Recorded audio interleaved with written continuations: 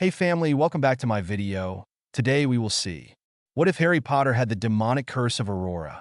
Before we start, here is my official Patreon. Please join it because there are many stuffs that I can't share here because of community guidelines.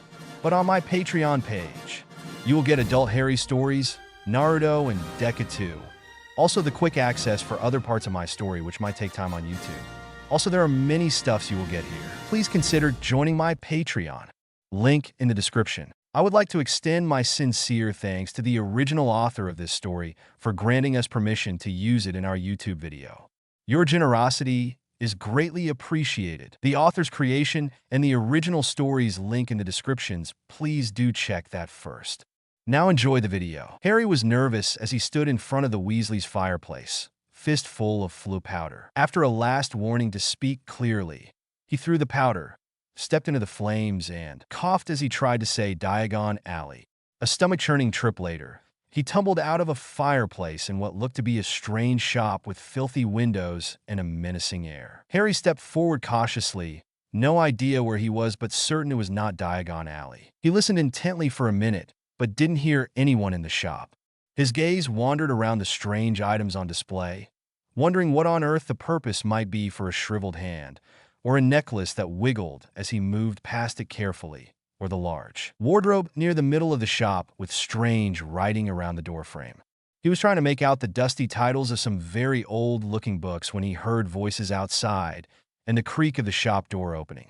He dove for the cupboard, quickly pulling the door mostly shut. He watched suspiciously as Draco Malfoy and his father entered, Mr. Malfoy speaking in some sort of code with the shopkeeper, while Draco wandered. Harry was becoming quite anxious that Draco might find him hiding in this cupboard as he moved closer, but a sharp word from his father had him moving away again, and they both left the shop. Harry breathed a quiet sigh of relief, waiting a long few minutes for the coast to clear before climbing out of the wardrobe. As much as he was eager to get out of the shop, he couldn't help but look at some of the items as he headed for the door. Tucked partly behind a precarious stack of crockery covered in cobwebs, Harry spied what looked like a spinning wheel, like from a fairy tale. It felt like it was calling to him, and he reached out a hand to touch it. As he leaned, his balance wavered, and he tipped forward, scraping his finger against a sharp piece on the spinning wheel. He straightened himself, looking around nervously in case anyone had been watching, before sticking his sluggishly bleeding finger in his mouth and ducking out of the shop. Out in the strange alley he found himself in, Harry tried to keep a low profile. This seemed like a dangerous place, and he could feel eyes on his back as he tried to walk calmly. He nearly sobbed in relief when he heard Hagrid calling his name. He bore Hagrid's lecture quietly as he was escorted back to Diagon Alley, where the Weasleys were looking all over for him. Mrs. Weasley grabbed him by the collar and pulled him close when Hagrid called her over. "Foolish boy, we were so worried about you. What on earth were you doing in a place like Nocturne Alley? Certainly not a place for a boy like you. Hurry along. We're running late now. I've sent the other children along to the bookshop to wait in line. Gilderoy Lockhart is here today." Mrs. Weasley spoke so quickly Harry didn't have a chance to explain that it was an accident, as he was dragged along in her wake. Inside the crowded bookshop, Harry was quickly called forward by Lockhart, who manhandled him into a photo for the newspaper and shoved a stack of books at him. Harry felt a little dazed, trying to shuffle away quietly as Lockhart waffled on.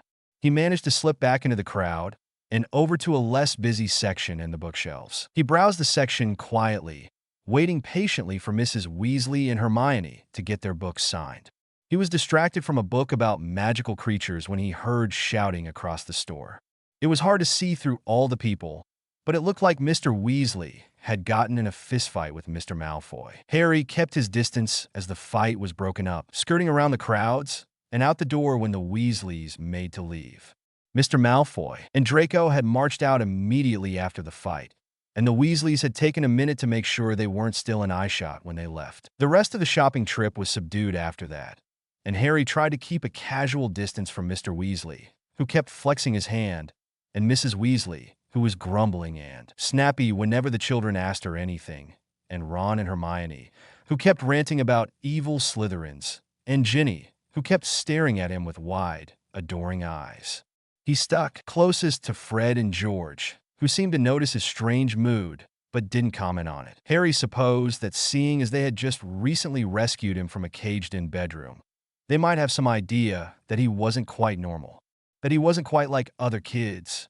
The twins let Harry tag along close to them, diverting attention with jokes and distractions, giving Harry space from the angrier members of the family. As they lined up for the Floo leaving Diagon Alley, Ron grabbed Harry's arm. "What's going on, mate? You've been all weird and quiet today. What happened in Knockturn Alley? Was it all evil and dark down there?" Ron's eyes glittered in excitement, but Harry just shrugged. "Not really. I mean, it was kind of weird, but also just kind of quiet. There weren't that many people around." Ron looked disappointed at that. "Well, then why have you been acting weird? We've been talking about Malfoy, and you haven't even said anything. I know you hate him too. He's a stupid Slytherin." Harry shrugged again. He privately thought the house rivalry thing was kind of silly, but everyone else seemed to think it was a big deal. And Draco, he didn't really have any reason to like the boy. He was a spoiled brat. But seeing him in that shop with his father, Harry thought he saw a hint of fear when his father called him back. And Harry noticed that Draco stayed just a little bit away from Mr. Malfoy, kept a little bit of space between them. And then in the bookshop, during the fight, Harry could see from across the shop to where Draco was standing on the stairs behind his father.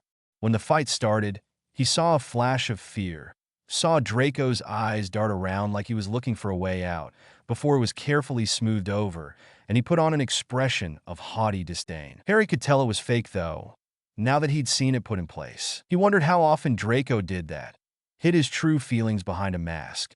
Harry did it too, recognized like he supposed. He wasn't quite so eager to badmouth Draco when he wasn't convinced that they had really ever seen him. Of course, he might still be a prat, and that look of fear might have been for his father, not of his father. Harry supposed Draco would bear watching when school returned. The rest of the summer passed quickly. Harry played plenty of Quidditch with the Weasleys and did homework with Hermione and helped Mrs. Weasley in the kitchen sometimes. As the days flew by, though, Harry felt exhausted by bedtime each night. And each morning, Ron had to practically drag him out of bed. He tried to perk himself up during the day, even tried to sneak a cup of coffee one morning. He ignored the gross taste as he chugged it down, but he was still weary all day. He didn't bother trying coffee the next day. When it came time to board the train, Harry and Ron ran through the wall first at Ron's insistence, followed by the rest of the Weasleys and Hermione. They settled themselves into an empty compartment, and Ron pulled out some cards. Not long after the train left, Harry begged off another round of exploding snap to take a nap. He ended up sleeping the rest of the trip, to Ron and Hermione's annoyance. Once the train had stopped, and Ron had shaken Harry awake, Harry noticed that Neville had joined them and was looking at him strangely. "You don't look too good, Harry.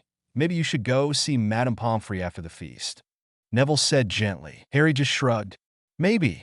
Think I'm just tired." He tried to stop himself from dozing off on the carriage ride to the castle and forced his eyes to stay open throughout the sorting and Dumbledore's speech, and even nibbled at some food when it appeared on the tables. He felt like he was in a daze, jerking more aware when Ron or Hermione elbowed him and pointed at whoever was trying to chat with him. They quickly gave up when they saw Harry's exhausted expression, looking sympathetic and advising him to get some sleep or to go see Madame Pomfrey. Harry finally decided that enough was enough, and he should just go to bed after all. The feast was nearly over. The important parts were already done. Surely he could sneak out and go to bed early? He slipped from his seat, mumbling something about an early night to his friends, then slunk down the side of the table and out into the entrance hall. Fortunately, with all the excited chatter and students darting between tables to say hello after a long break, his exit was mostly ignored. Two sharp sets of eyes followed him, though. Draco Malfoy slipped from his own seat, giving a mischievous glance to his friends as he too left the hall after Potter. Up at the staff table, Severus Snape was already heading out a side door that led to the entrance hall.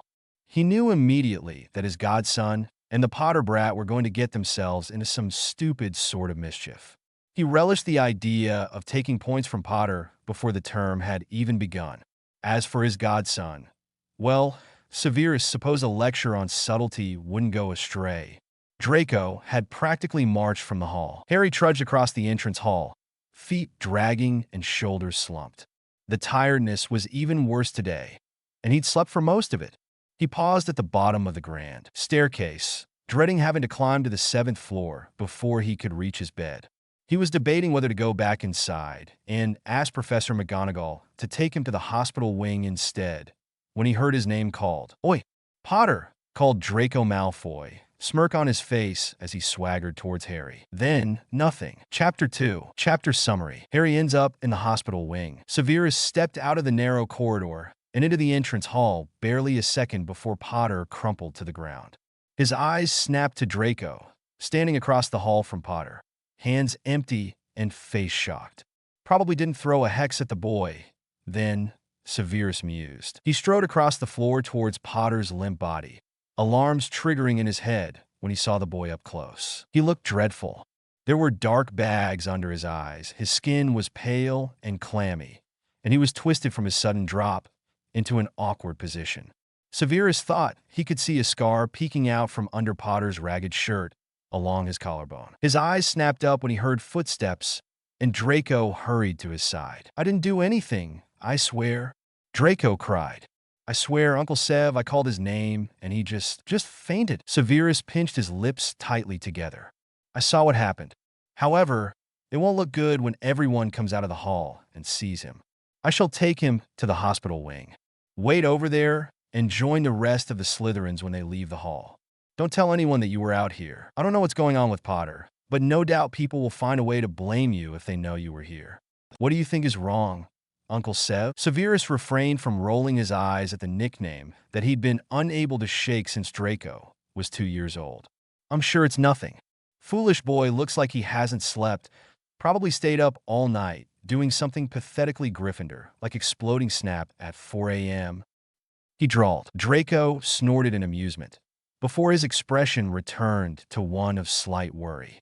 Yeah, you're probably right." Severus levitated Potter's limp body through the halls to the hospital wing, laying him carefully on a bed. He might think the boy was a fool and the hellspawn of his arch-rival, James Potter, but even he wasn't so cruel as to allow a sleeping child to be hurt. He spelled back the blankets and laid the boy down, tugging off his filthy, worn-out shoes and loosening his poorly tied tie. He rolled his eyes internally at the shabby picture the boy made, then paused and reassessed. Holes in his socks, tape on his shoes, dark rings under his eyes, worn-out t-shirt. Severus frowned, not liking the picture that was forming, but not able to reconcile it with Albus' insistence that Potter was a spoiled prince kept out of the public eye as a child. He hesitantly lifted a finger and pulled the collar of Potter's shirt down. There was a long scar across his chest, old and silvery white. It looked very straight, concerningly so, like it had been made by... Madame Pomfrey bustled into the infirmary then, calling out when she saw Severus. "I felt my alarm wards going off. Thought I'd better get up here quickly. The feast has just ended. Everyone is on their way back to their dorms now. What on earth could Mr. Potter have gotten up to already that he needs the hospital wing before he's even set foot in his dorm room?" Severus snorted in amusement. He had rather a soft spot for Madame Pomfrey, who would patch him up back when he was a student, and who nowadays helped him identify which of his students were living in less than ideal home conditions. He gestured to Potter, still fast asleep in the bed. "Mr. Potter here appears to have fainted after leaving the feast early. Looks as if he hasn't. Slept, no doubt up late playing games with his foolish little friends." He sneered the last part, irritated that the brat was wasting his time bringing him up here when he should be down, welcoming his new snakes. "I'm sure a good night's sleep will sort him out. I shall see you tomorrow afternoon.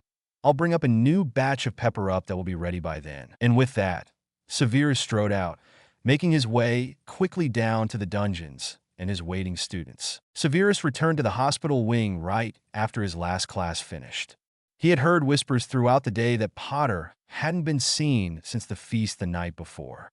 He wondered if perhaps the boy actually was unwell.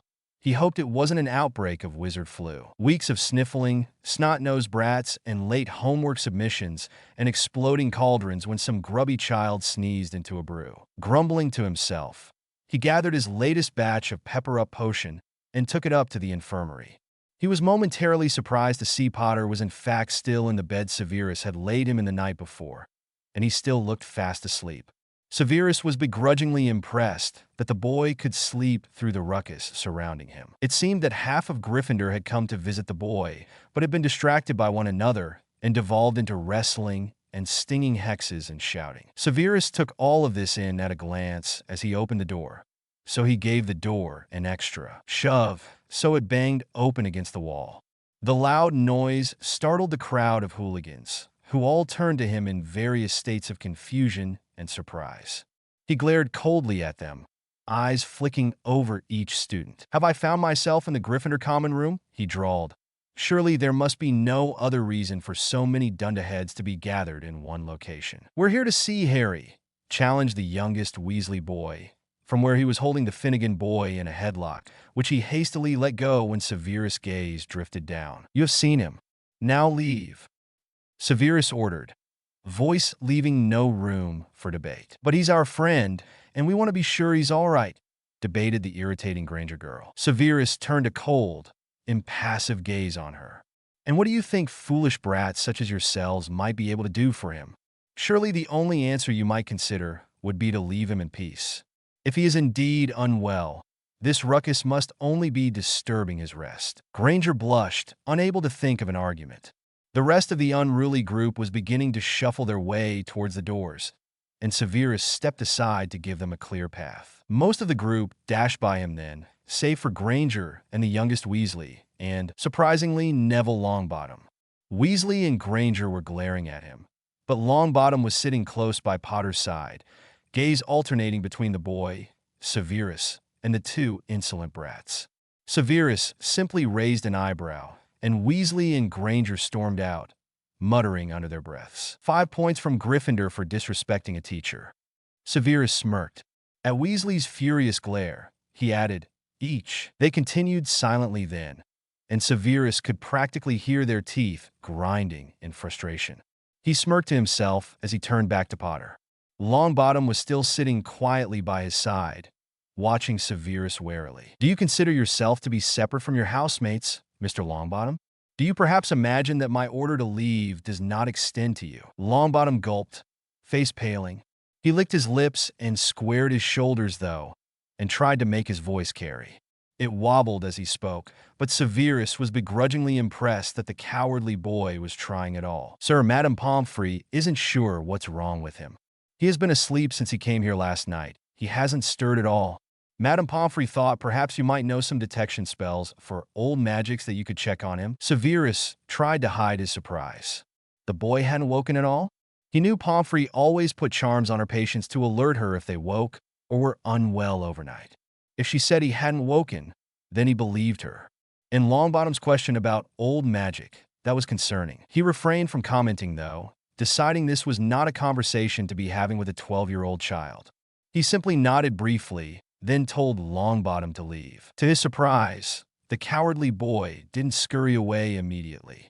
He turned to Potter, laying still and pale on the bed, and leaned down to mumble in his ear. Straightening, he gave Severus a hesitant nod before hurrying out of the infirmary. Severus eyed Potter again, before turning away and heading for Pomfrey's office. He felt the pulse of a silencing ward over the door as he knocked, which answered his question about why she hadn't kicked the unruly brats out before Severus arrived. The door opened, and he saw Albus sitting by the desk and Madame Pomfrey writing notes on a sheet of parchment. "Severus, come in, my boy," said Albus, voice serious. "We have rather a concerning matter on our hands, I'm afraid. Our young Mr. Potter seems to have run afoul of some sort of strange magic and has not woken since you brought him here yesterday." "Yes, I heard from Mr. Longbottom that there was a concern about old magic," Severus drawled. Madame Pomfrey blinked. "I wasn't aware that the boy had heard us. Although we weren't concerned about old magic. It's dark magic that has us worried. I've not seen something like this before. All the scans I've run, nothing shows up. He's just asleep." Severus rolled his eyes. Perhaps he is indeed just asleep then? He still looks exhausted even now. Perhaps it's some muggle illness that is wearing on him. I'll do a few detection spells and see if anything comes up. "Most appreciated, Severus, my boy. Now tell me, how did your new house members fare on their first night away from home?" Albus smiled. Severus finally dragged himself out of the office 20 minutes later, having endured more than enough idle chit-chat to last him until next year. He strode over to Potter's bed and sneered down at the sleeping boy. Pomfrey had changed him into a hospital gown, and he looked even smaller and more pale. Severus' sneer faded as he caught sight of the edge of that scar again. He mentally shrugged, deciding it must be from some foolish stunt as a child. He started waving his wand over the boy, casting various detection spells. He started with the usuals that he knew Pomfrey would have already used, but didn't hurt to try again. When nothing showed up, he moved to some of the more common dark spells. When those came up empty, he moved to more obscure and precise spells. He paused for a while, mind whirling. He had exhausted most of his repertoire, and nothing showed on the boy. Eyes narrowing, he leaned down close and barked in the boy's ear. "Potter, wake up! Cease this nonsense at once. If you don't open your eyes immediately, you will be scrubbing cauldrons for the rest of your Hogwarts career. I know you are faking, boy. Look at me while I'm speaking to you." He practically shouted the last part, but still there wasn't so much as a twitch from the brat. He straightened, staring down at the boy. This was perplexing. Severus spent much of the next week researching whenever he had a chance, between classes and homework grading and lesson plans and acquiring ingredients and dealing with homesick brats and inter-house politics and Albus endless staff meetings. Which is to say, he didn't research much at all. He still thought the brat would probably just wake up and be fine, having had some strange illness and gotten over it. Albus hadn't really been pestering him for an answer anyway, so he supposed it wasn't too urgent. News of Harry's continuing stay in the hospital wing spread through the school like wildfire. Half the school had rushed up the stairs to see the boy sleeping.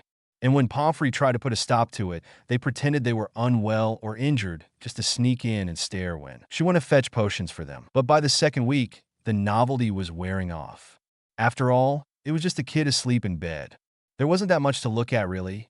Strange that he was still asleep and hadn't woken, but not worth going to see for yourself. Visitors to the hospital wing dwindled back to the usual, legitimate concerns: headaches and sprained wrists and homesickness. The other students would glance over when they came in, but nothing ever changed. Harry Potter was always fast asleep. Chapter 3. Chapter Summary. Harry sleeps on. It was a beautiful sunny day, and most of the students had made their way outside to enjoy it before the cold started to set in. Draco was sitting on a low stone wall on the edge of an outer courtyard when he overheard a conversation. "Anyone coming with me today? Ron, Hermione?" Neville Longbottom asked to a group of Gryffindors. Draco craned his neck to see them, catching quite a few shaking heads. "Nah, I think I'll stay and enjoy the sunshine. I mean, it's not like he knows we're there, right?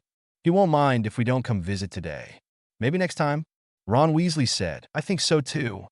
I mean, we ought to enjoy this weather while it's still here, right? Maybe we'll go visit Harry on a colder day," added Hermione Granger. Draco's eyes widened. They were talking about visiting Potter. Wasn't he supposed to be their best friend? They had been inseparable last year, but now they didn't want to visit him? Draco shook his head slightly. No, they were only saying it was because of the weather. That was reasonable. It was lovely today. Who'd want to be stuck in the hospital wing on a day like this? He watched as Neville stood and made his way back inside alone. Draco felt a strange pain in his chest, and he rubbed it absently. His thoughts quickly moved on when he saw a few of his housemates coming towards him, one of them carrying playing cards. He was keen for a game and to clean out some of his friends' pockets. Neville made his way up to the hospital wing alone. There were hardly any students around, all outside in the sunshine. He headed straight for Harry's bed when he arrived, calling a polite hello to Madame Pomfrey, who was organizing her potions cabinet. She greeted him in return and turned back to her task. Neville took the seat beside Harry's bed and took Harry's hand in his. He chatted about school and classwork and friends, catching Harry up on the latest gossip and news. When he'd run out of things to say, he just sat quietly, hand resting over Harry's on the bed. Madame Pomfrey came over after a while, and she and Neville shared a polite conversation about his classes. She gently ushered him off to dinner when the sound of hundreds of students coming inside began to echo through the castle. Neville smiled at Harry, patted his hand, and said, "See you in a couple of days, Harry." He made his way back downstairs, sat at the Gryffindor table, and occasionally joined in the conversations swirling around him. He always felt a little disconnected after visiting Harry. He supposed it was because it reminded him of visiting his parents. They didn't really respond much either, although it was different. His mom would hand him sweet wrappers, and his dad would smile at his mom. Sometimes that smile would land on Neville, and he liked to imagine that his parents were proud of him.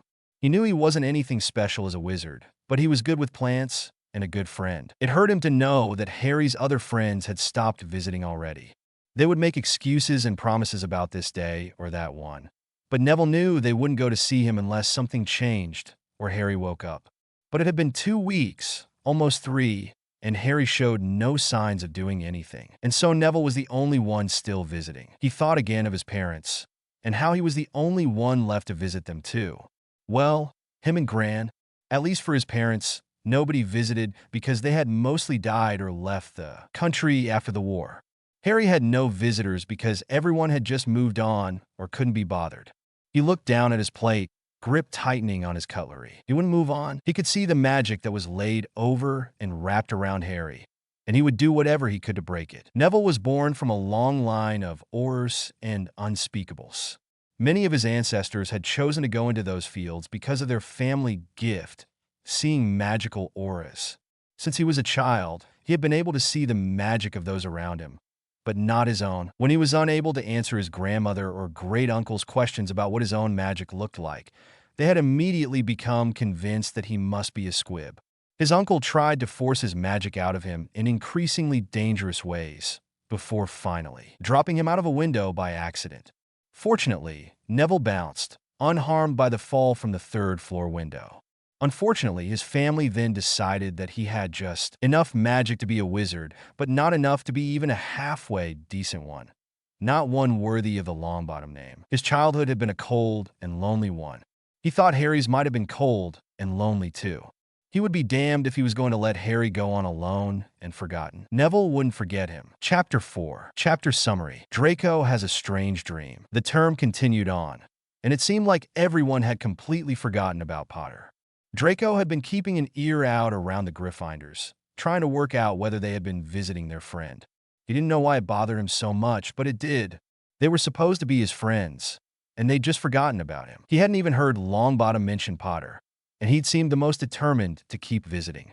He had no idea what to do about his outrage on Potter's behalf, but it just kept simmering quietly in his chest.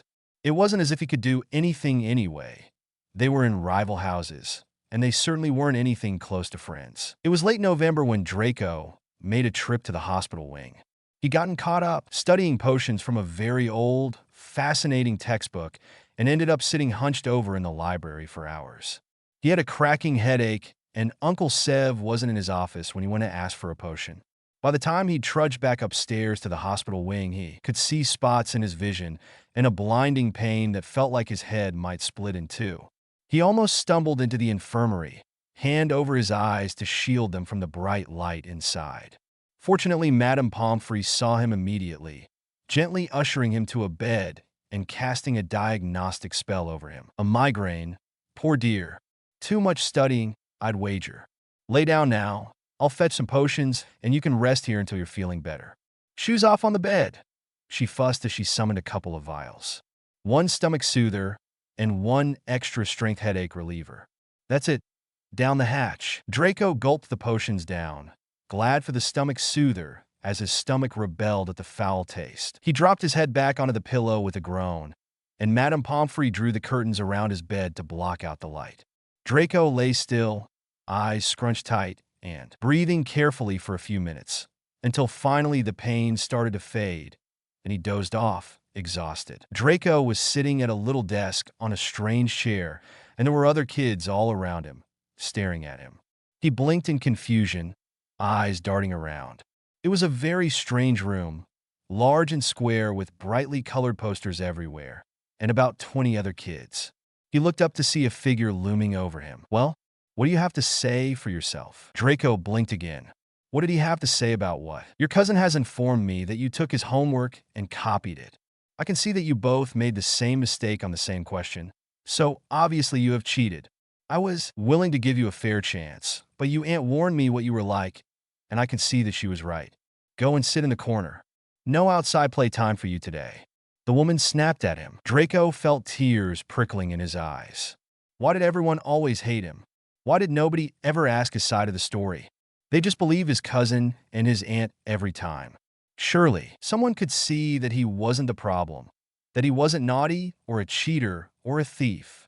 He tried to surreptitiously wipe his eyes as he stood from his seat and went to sit on the floor in the naughty corner, eyes fixed on his ratty sneakers.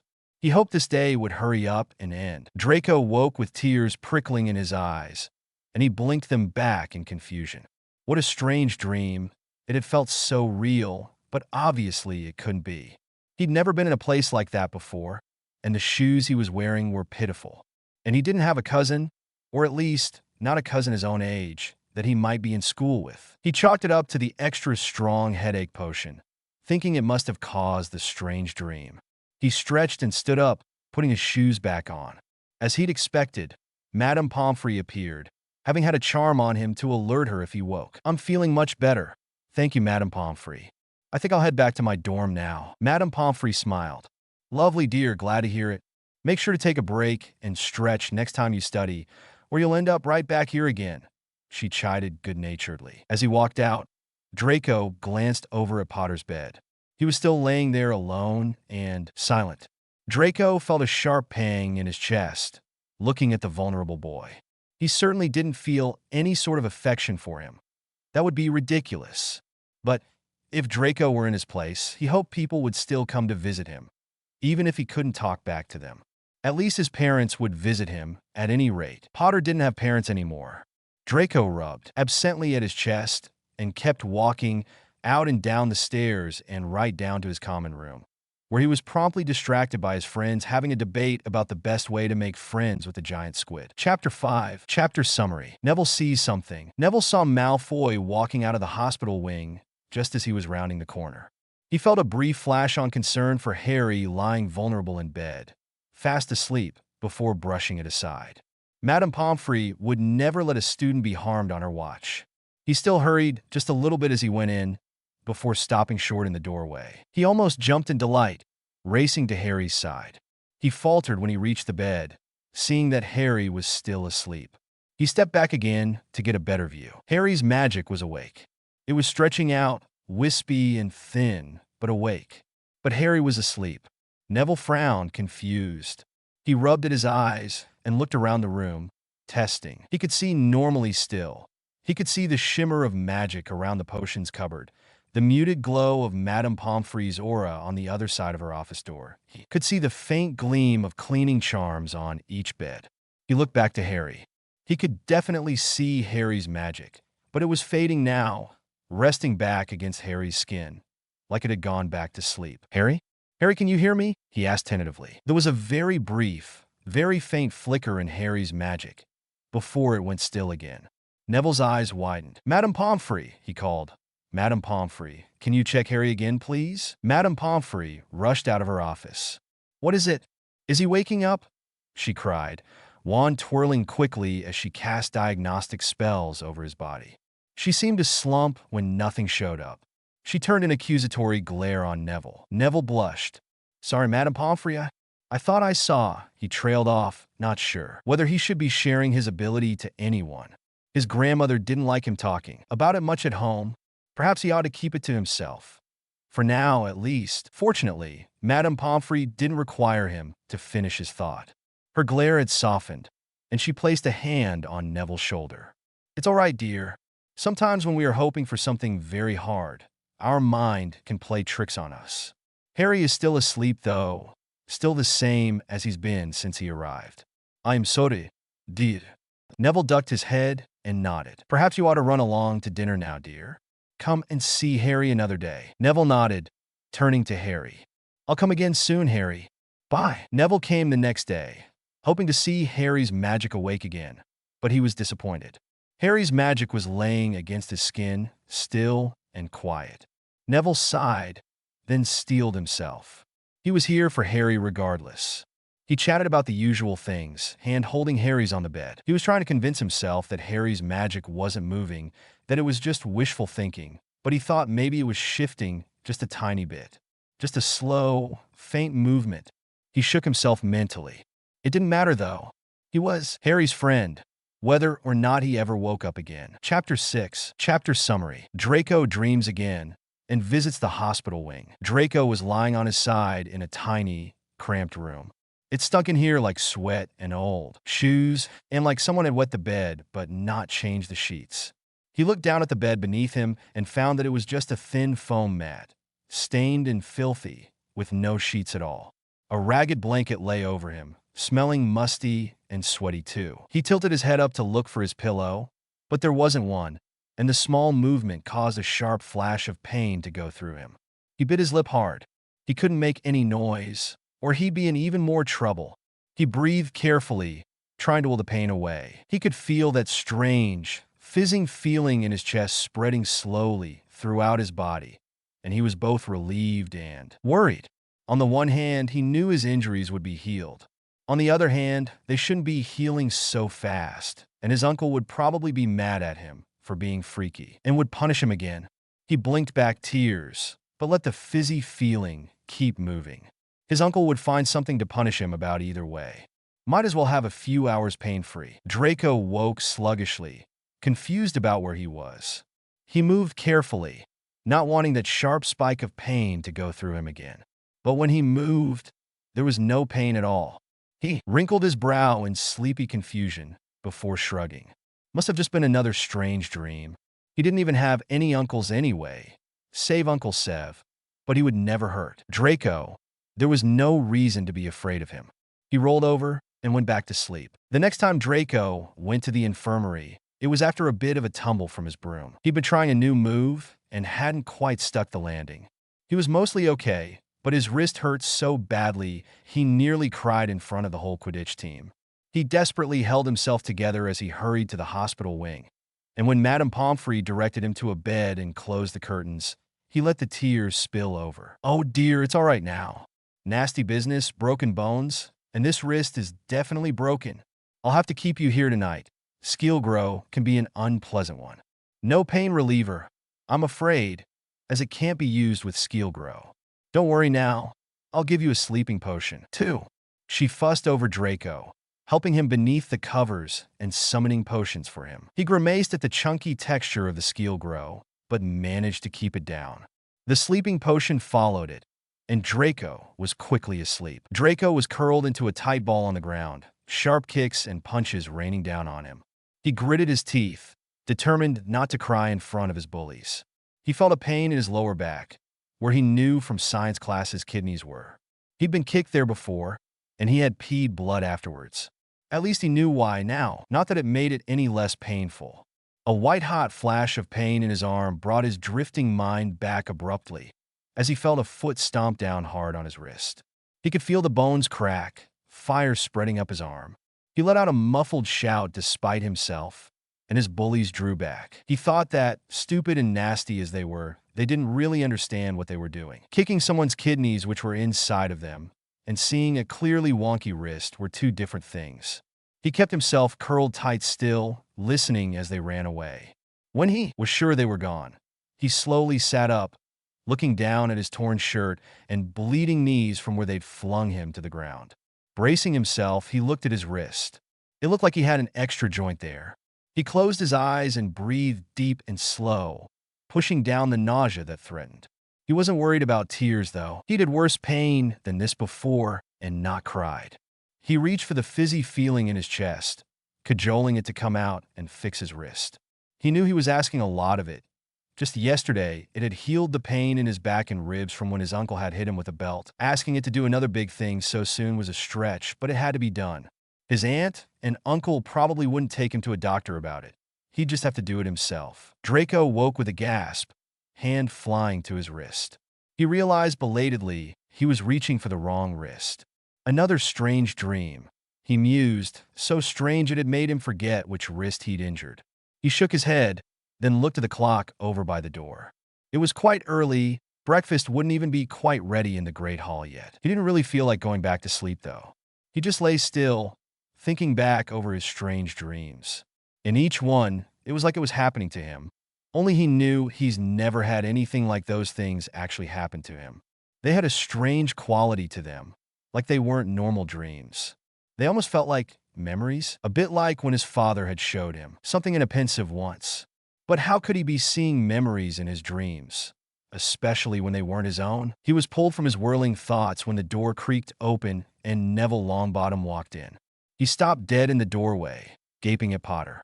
His eyes flicked straight to Draco's bed, where Draco lay completely still, hoping Longbottom couldn't see from there that he was awake. Longbottom's wide eyes seemed to be looking at the far wall for a minute before looking to Potter again. Draco watched in confusion as Longbottom scurried to Potter's bedside. "Harry," he whisper-shouted. "Harry, can you hear me?" He grinned and sat back, and Draco saw him wiping his eyes on his sleeve. "Harry, mate, I'm so glad you can hear me. I mean, I don't know if you can hear me exactly, but I can see your magic hears me." Draco's brow creased in consternation. What on earth did that mean? I don't know what to do next, though, Harry.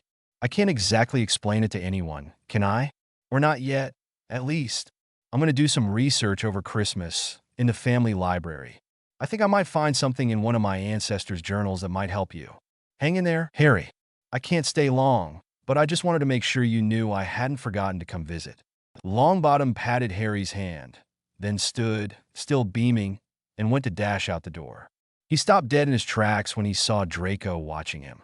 His face went bright red, and he glanced back at Potter again, then at Draco, then back at Potter. WH what? Really, Harry? His eyes kept flicking from one side of the room to the other, before settling on Draco, giving him a long, searching look. Draco bit back a rude comment, just staring at Longbottom as he stared right back. Finally, Longbottom blinked, sighed, and nodded once at Draco, then walked out. Draco's eyes followed him, at a loss after that strange interaction. He sat up and looked across the room at Potter, still asleep. What did Longbottom mean? His magic could hear him? That didn't make any sense. Draco pushed the blankets aside and crept across the room, stopping at the foot of Potter's bed. Potter looked pale and small, lying there, and so still. Draco could see him breathing, of course, but otherwise there wasn't so much as a twitch. It was a bit unnerving. Madame Pomfrey bustled into the room, having been alerted to Draco being awake and out of bed. She eyed him a little suspiciously, standing by Potter's bed, and Draco fought down a blush, quickly returning to his bed. "How's your wrist feeling this morning, then?" she asked briskly. Draco almost went to grab the wrong wrist again, the one that was hurt in the dream, but stopped himself at the last second and held up the correct one. "Much better, thank you," he mumbled. "No more foolish stunts then, Mr. Malfoy. Save those for the holidays, when your parents are responsible for you. Merlin knows why we allow such a dangerous game to be played in this school." She muttered under her breath as she cast a diagnostic over his wrist. Draco's eyes wandered back to Potter again. "Does anyone come visit him?" he asked, abruptly, surprising himself and Madame Pomfrey. "Apart from Longbottom, do his friends come in?" Madame Pomfrey shot a sad look at Potter before pursing her lips. "No, just Neville," she said tightly before sighing. "Poor boy, I try to give him a little company sometimes if I have the time to spare. Muggles think that people who are in comas can still hear us talking to them, you know," she said, eyes fixed on Potter, and Draco thought maybe she didn't realize she'd said that last part aloud. He looked over thoughtfully, turning her words over in his head. "So nobody really visits him, and you think maybe he knows that?" Madame Pomfrey wiped briskly at her eyes. "Yes, I think so." Draco stared across the room, chest tight. Do you think it would be inappropriate if I visited him? I mean, maybe I could tutor him in potions or something, so when he comes back to class, he's less likely to kill us all in some sort of potions accident." He tried to emulate his father's casual drawl, but knew he'd missed the mark, and he blushed fiercely. Madame Pomfrey just smiled at him. "I think that is a lovely idea. I think he'd appreciate the company, even if he can't say that for himself." Draco nodded, trying to will his fair skin back to its normal shade. He hopped to his feet and tried to look casual as he strolled towards the door. "See you soon then, Potter," he said, aiming for airy and mostly hitting his mark this time. Chapter 7. Chapter Summary. Draco returns and bumps into Neville. Draco returned 3 days later. He wouldn't admit that it had taken him that long to work up the courage to come back, but he was nervous. What if someone came in and saw him there, hanging out with unconscious Harry Potter? It would not look good. Maybe he could pass it off as some sort of weird detention punishment or something. He tried not to let his trepidation show as he made his way through the halls. He paused at the infirmary doors, trying to hear if anyone else was inside. It sounded quiet, so he carefully opened the door, peeking around the edge. The room was empty, save for Potter. Madame Pomfrey ducked her head out of her office and beamed when she saw Draco, then ducked back into her office. Draco took a deep breath and went to sit by Potter's bed. He pulled a potions textbook from his bag and opened it to the chapter they had been working through. "All right, Potter?" he asked awkwardly. Madame Pomfrey thought it would be a good idea if I tutored you in potions so you don't accidentally blow up the classroom when you come back." He half lied, eyes on his lap. He glanced up at Potter's expressionless face, then turned his attention to the textbook. "Pay attention now, Potter. We've been learning about the importance of stirring direction and patterns on the outcome of a potion." Draco read aloud from the textbook, adding little comments as he went. He read about half the chapter before stopping, explaining that he thought Harry might need some time to digest the information before he kept going. Feeling a little silly talking to someone who didn't respond, Draco stood and bid Harry an awkward goodbye, telling him he'd be back soon to read the rest of the chapter, before sneaking out the door, making sure nobody was around to see him. It wouldn't do for people to know he was making nice with Potter, after all. Draco returned 2 days later, sat by Harry's bed, and picked up where he'd left off. He had considered staying away, but something felt like it was pulling him to go back. Besides, it would be rude to read half of something to someone, then just leave and not finish it, right? 2 days after that, he returned and started on the next chapter, reading halfway through and stopping to give Potter time to absorb the information. He returned only a day later, intending to finish the chapter, but was interrupted by Longbottom sitting by Potter's bed. Draco stumbled for a step, then marched right past Potter's bed to Pomfrey's office door and held his hand up to knock. "Don't bother to fake anything on my behalf, Draco," snorted Longbottom. "I know you've been visiting him. I won't tell anyone if you don't want."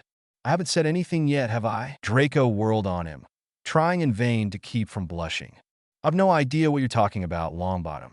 And I don't recall giving you permission to call me by my first name, either," he snapped. Longbottom looked a little abashed. Yes, sorry. It's just, I've been visiting Harry, and we've been talking about you, and I just sort of started thinking of you as Draco, seeing as how Longbottom trailed off, glancing at Potter. Draco stared. "What do you mean you've been talking?" "He's been awake," he asked, trying not to show any sort of emotion. He wasn't even sure how he felt about it, to be honest. "Oh no, he's still asleep. But just Longbottom stammered. Draco's eyes narrowed. "What's going on here?" he asked suspiciously. "You'll notice I very politely didn't ask you that same question, Dra. Malfoy," Neville said, voice suddenly surprisingly cool and calm. "What Harry and I speak about is between us." Longbottom looked down at Harry then, raising his eyebrows. "Well, maybe for you, but it's not the same for me, is it?" he whispered to Potter. Draco's eyebrows raised. "Are you mad, Longbottom?" he blurted out, then winced when he remembered Longbottom's parents, and how it was his own aunt that made them mad. He held his breath, waiting for Longbottom to hex him. Longbottom just glared coldly at him. "I'm leaving. This is on you, Harry. I'm not going to hang around with him, though. I'll see you in a couple of days. I've got a lot of homework to be getting on with." He directed most of his speech to Potter, lying fast asleep still. Draco tried to school his face, still wondering if Longbottom was crazy, but not insensitive enough to have another dig at him. He kept his eyes down as Longbottom left, then slowly moved to sit by Potter's bed. He cleared his throat. "No idea what that was all about," he joked half-heartedly, looking at the closed door. "Shall I just keep reading?" We were halfway through lunar cycles and their influence on potions ingredients. Chapter 8. Chapter Summary. Neville apologizes. Neville slunk into the infirmary a few days later, guilt eating at him. He was frustrated at Harry, even though he knew it wasn't really fair. Draco Malfoy, though, he was such a prat. But Neville knew he'd been sneaking in to read to Harry, and well, that was pretty nice, he supposed. Nice for Harry to have company, and nice for Draco to even think about someone else. Neville thought Draco had probably grown up sheltered and cherished, and never having to feel lonely or unloved. For him to do something kind for Harry, even though it could hurt his reputation, and even though Harry didn't respond to him like he did to Neville, it was a pretty decent thing to do. Neville had seen it a few times now. The way Harry's magic responded to Dra. Malfoy. There was no mistaking the reaction. Harry's magic practically surged forth, reaching and twisting and growing brighter, stretching out towards Malfoy. Even after he'd left, Harry's magic reached after him, lingering in the air until it finally withdrew. Neville knew soul magic when he saw it. He didn't know much about the details, but he just knew, as soon as he saw it, that that's what he was seeing. He had planned to do some research when he went home over Christmas, but he hadn't known what to look for until he'd seen Harry in the same room as Draco. He sighed as he sat at Harry's bedside. He looked down at his hands, fingers twisting together, before sighing again and looking up at Harry. "I'm sorry, Harry. I've not been a good friend. I shouldn't have walked out angry like that, and I shouldn't have ignored you for days. I mean, I do have homework to do, but I should have come back anyway to apologize at least, to let you know that I won't stop visiting you. I'm really sorry." And as for Draco, he paused as a little spark flickered in Harry's magic in the center of his chest. Neville huffed. Yeah, dear old Draco, he teased. "I don't know him like you do, apparently. And I know soul magic has a mind of its own, so maybe you don't even know him that well either. But well, I'll support you either way, Harry, even if he is a bit of a prat." Chapter 9. Chapter Summary. Draco dreams again. Draco was locked in his cupboard again. He wasn't sure why he knew that this cupboard was his, he just did. There was furious banging coming from outside the door, accompanied by his uncle muttering angrily under his breath about freaks and nonsense, and putting a stop to it. Draco tucked his knees close to his chest and tried to stay calm. He knew he'd cop a beating for this, even though he had no idea what was going on. Time seemed to warp, and suddenly Draco was standing before Hagrid. "You a wizard, Harry," Hagrid said, and Draco stood staring stupidly up at him. Harry? Time warped again, and he was following Hagrid into a dirty pub where a whole lot of strangers surged all around him, grabbing at him, pulling and squeezing and kissing and trying to touch him. He felt panic surging in his chest as he tried to escape, finally managing to duck and dodge his way out into a tiny courtyard. He stared in amazement as Hagrid tapped on the wall, and it opened like magic, revealing a secret hidden world. Time warped again, and Draco was staring at himself, only a year younger. He wanted to cringe at his behavior, his haughty tone as he looked Draco up and down, barely hiding a sneer.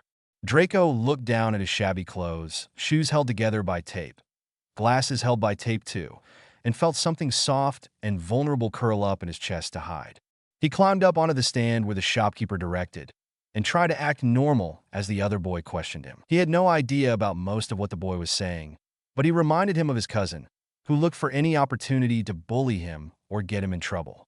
When the shopkeeper was done, Draco practically ran from the store, crashing into Hagrid, who was holding the most beautiful owl he'd ever seen. When Hagrid told him it was a birthday present for him, Draco wanted to cry. He'd never had a proper present before. The owl flapped its way onto his shoulder and started trying to groom his messy hair. He felt love surging in his chest, thinking that perhaps this owl would be not just his first present, but his first friend too. He was terrified at the idea of taking her home to his cupboard, knowing that his cousin would definitely try to hurt her, even if it was an accident. He knew birds had hollow bones to help them fly, and he knew his heavy-handed cousin would break her. He'd have to find a place to keep her safe. Maybe she could live outside in the garden, so she could just fly away if his cousin came near her. It might mean she'd fly away entirely and leave him, but he couldn't risk her being hurt. Time warped again, and Draco was standing before a bland-looking muggle house, watching as Hagrid disappeared, then slowly walking down a wide path and letting himself through a side gate. He went to sit by the back step. His aunt and uncle and cousin had taken him a long way away to avoid the strange letters attacking the house, and he knew they wouldn't be back anytime soon. It was lucky the weather was mild. He'd probably end up out here all night. Draco awoke with a start, sitting bolt upright in bed. He'd been right. These weren't dreams, they were memories. Harry Potter's memories. He'd seen glimpses of Harry in shop windows, and Hagrid called him Harry, and he recognized Potter's snowy white owl. He was dreaming Harry Potter's memories. He needed Uncle Sev. Chapter 10. Chapter Summary. Draco goes to Severus. Uncle Sev was not impressed to be woken up at such an early hour, but his godson's panicked expression made him hold his tongue. Did something happen? A bad dream, perhaps? I have dreamless sleep if you require a dose, Severus asked calmly. He was not happy about the hour, but his godson wasn't the sort of fool to wake him over nothing. Whatever it was had rattled him, That was certain. Draco twisted his fingers till they turned white. I've been having dreams, Uncle Sev. They're not really nightmares, although they're unpleasant. Draco paused. He looked up, eyes wide and fixed on Severus' face. I've been dreaming someone else's memories. Severus stared. Explain, he said drily. Draco took a deep breath. It's been happening for a while now. Not every night, just sometimes. I'll have a dream, but it feels really weird, like it's not just a dream. It feels like what a pensive feels like, sort of. Anyway, I didn't think all that much of them until last night.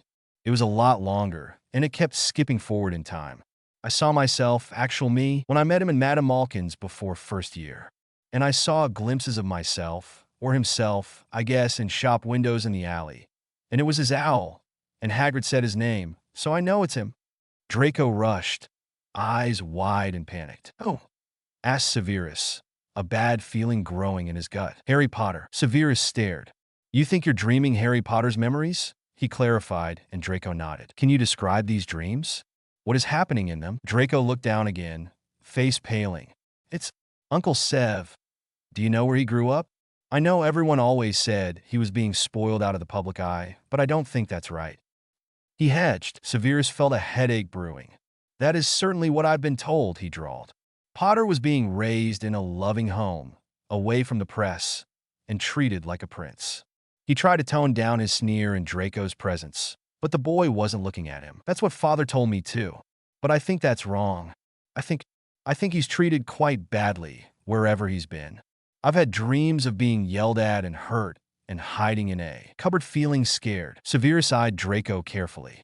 Those are rather vague, Draco. Are you sure that you haven't just been having bad dreams? Draco shook his head adamantly. I could show you. You could look at my memories. I can remember the dreams pretty clearly. Shaking his head, Severus said, No, Draco. I cannot legitimize a minor without consent. I give my consent. Parental consent, boy. You are a minor. You cannot consent. Draco scowled. Then teach me to take a memory out for a pensive. Sighing, Severus summoned a vial. This is bordering on illegal too, Brad. Think hard of the dreams, one at a time. Bring them to the front of your mind. This might feel strange, but don't fight it. Severus pulled a long, silvery strand from Draco's temple and directed it into the vial. I shall have to collect a pensive from my house over the weekend. Draco's face flickered through a series of emotions before his eyes lit up. Dobby, he called, and a house elf popped into existence by Draco's elbow. Go to Professor Snape's house and fetch his pensive and bring it here immediately. He ordered, and the elf popped away, then back again less than a minute later. Severus glared at Draco, then at the elf. Do not ever send anyone, human or creature, into my home without my permission again. He growled, and Draco's ears burned even as his face paled. Right, sorry, Uncle Severus, he said meekly. Severus directed the elf to place the pensive on the coffee table before it disappeared back to Malfoy Manor. He unstoppered the vial, tipping the memories in. He looked at Draco. Will you be joining me? Draco hesitated, then nodded firmly, and they both dipped their faces into the bowl. Being in a pensive was a strange experience. Even stranger was seeing Harry Potter at about 6 years old, hunched on a chair in a bright muggle classroom, eyes fixed on his desk. Severus watched as the brat's teacher shouted at him, waving a piece of paper in his face and accusing him of cheating. His lip curled as he watched, thinking that that sort of behavior didn't surprise him from the boy. He watched as Potter stood from his spot and went to sit in an empty corner. As it was his pensive, Severus was able to control the memory. He directed the scene to play out again, taking some time to look around the room. He was surprised to see that most of the other kids looked more like 7 or 8 years old. Looking back at Potter, he noticed how tiny the boy was beside his peers. He also noticed that he kept his head down and didn't argue back with the teacher. Perhaps he had cheated and had the sense not to argue back. Uncle Sev, when I was dreaming this, I was Harry, right? And I could feel what he felt and think what he thought. He was thinking about why nobody ever believed him or asked for his side of things. He was wondering why everyone always hated him. Draco's voice was uncharacteristically small, hesitant. Severus turned to face him and saw Draco watching young Potter, sitting in the corner staring at his shoes, an odd, sad expression on his face. After a moment, he said, Shall we move to the next dream? Draco was still watching Potter, but he nodded in reply. It was hard to make out at first. It was dark and cramped, and the smell was most unpleasant. Severus' nose wrinkled in disgust as he looked around. Potter was curled on his side on a thin mattress, knees pulled up to his chest, eyes wide and scared as tears trickled down his cheeks. He moved a little, then winced, holding his breath. Draco's hand on his elbow directed him to look at a piece of paper on the wall. In the dim light, he leaned closer to read Harry's room in childish, wonky letters. His eyes widened, and he looked at Draco. "Do you remember what you were thinking or feeling in this dream?" he asked. Draco hesitated. He was healing himself with magic, but I don't think he knew that's what it was. He thought of it as a fizzy feeling in his chest. He was worried his uncle would be mad that he was being freaky and had been healed, but then he thought he might as well heal himself anyway, because his uncle would find something to punish him for regardless. Draco paused. I don't know what he was healing exactly, but there was a lot of pain everywhere. It hurt a lot when he moved even a tiny bit. Draco's voice wavered a little. Severus laid a hand on his shoulder. Of course, his godson would have no idea the kind of suffering children could be subjected to in the Muggle world. Wixen children were precious, and this sort of abuse was practically unheard of. The next scene was far less ambiguous. Potter was curled on the ground while 5 larger boys kicked and punched him. His eyes flicked to Draco, who was stock still and staring. I could feel what he felt, but he didn't seem in all that much pain. I didn't realize how violent it was. Draco flinched hard as Severus saw one boy stomp down hard on Potter's wrist, snapping it easily. He felt his stomach turn at the sight. Young Potter stayed curled up tight as the bullies ran off, before sitting up slowly and looking down at himself, concentrating. Draco told him that Potter was asking his magic to heal him. Severus was concerned at the lack of reaction to such a painful injury. The fact that Potter knew how to deliberately heal himself with magic at such a young age was also a matter to worry over later. Steeling himself, he looked to Draco, silently asking if he was ready for the next memory. Draco looked pale and anxious, but he nodded, gritting his teeth. There's just one more, but it's much longer than the others. Severus and Draco watched on as Harry's memories swirled and formed and warped around them. The picture being painted was disturbing. Did the boy not know he was a wizard? Not know he was famous? And when Draco described the boy's thoughts on the owl? And finally, the boy sitting quietly on the back step of a locked house, sure that he'd be spending the night there and apparently not concerned, even looking a little relieved. Like it was easier to spend a night on a concrete patio than inside the house. When they were pulled back from the memories and deposited into Severus' private quarters, they both sat still and staring at the surface of the pensive. "Tea," Severus declared after a long moment. He busied himself preparing a pot and some biscuits while his mind whirled. He had no idea where to go from here. When he sat back down, Draco was looking at him with wide, concerned eyes. "You agree, right? Something isn't right?" It was like it was awful for him, but he also thought he deserved it all. But they... Draco sputtered, completely at a loss about how to characterize what he'd seen. He had no frame of reference for the sort of abuse and suffering he'd witnessed. Severus laid a steadying hand on his shoulder. "Drink your tea, Draco," he said, firm but gentle. "I know that what we have seen is unsavory, but Potter is at least safe in the school. If Severus cleared his throat. When he wakes, I shall ask him about his home life, and we, the adults, shall deal with the situation. Do not fret, Draco." Draco nodded in relief. Uncle Sev wouldn't let a child suffer like that, no matter what anyone said.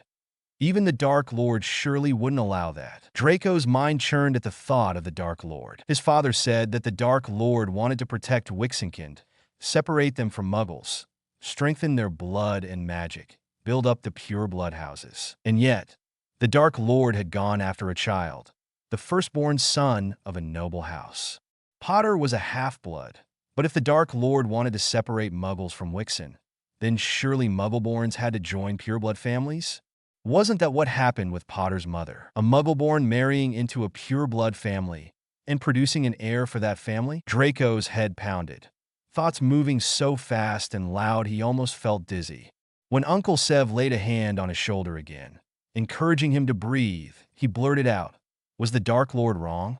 Why did he attack the Potters? Uncle Sev's eyes widened. Wrong in what manner? Explain, he said insistently, sharp eyes fixed on Draco's face.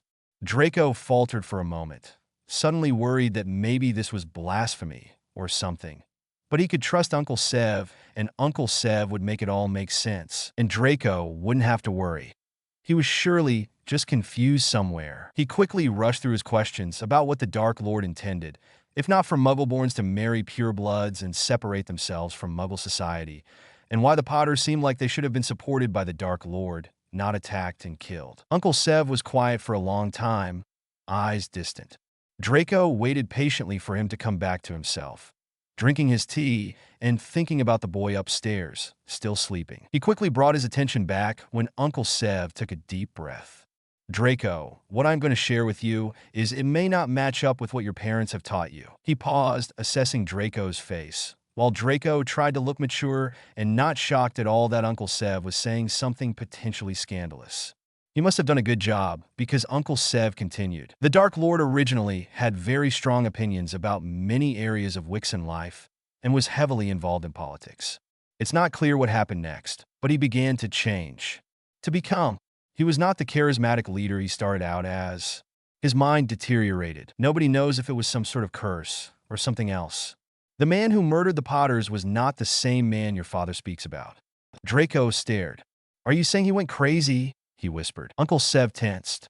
I am saying something changed in him, and towards the end, I believe he was not in his right mind. The Dark Lord was crazy, breathed Draco. Do not repeat that outside of this room, Draco. Uncle Sev said sharply. We are treading on dangerous ground here.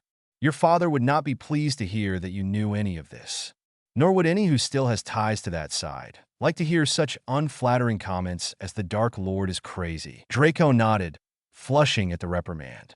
But he trusted Uncle Sev. He would not repeat a word of this to anyone. Why are you telling me this then? If it's so dangerous? Uncle Sev sighed. I do not know what is going on with you and Potter, this dream-sharing business. But it is undoubtedly complex, and you ought to be prepared for whatever may. Come. Chapter 11. Chapter Summary. Students are being attacked. Draco's worldview is wobbling. After his revelation about the Dark Lord, Draco thought that life should have changed in some way. Such shocking, scandalous information must surely have rocked the world on its foundations. But it seemed only Draco was rocked. Classes continued as usual, and his friends still played Exploding Snap and theorized on how to ally themselves with various powerful magical creatures, like the giant squid or a unicorn.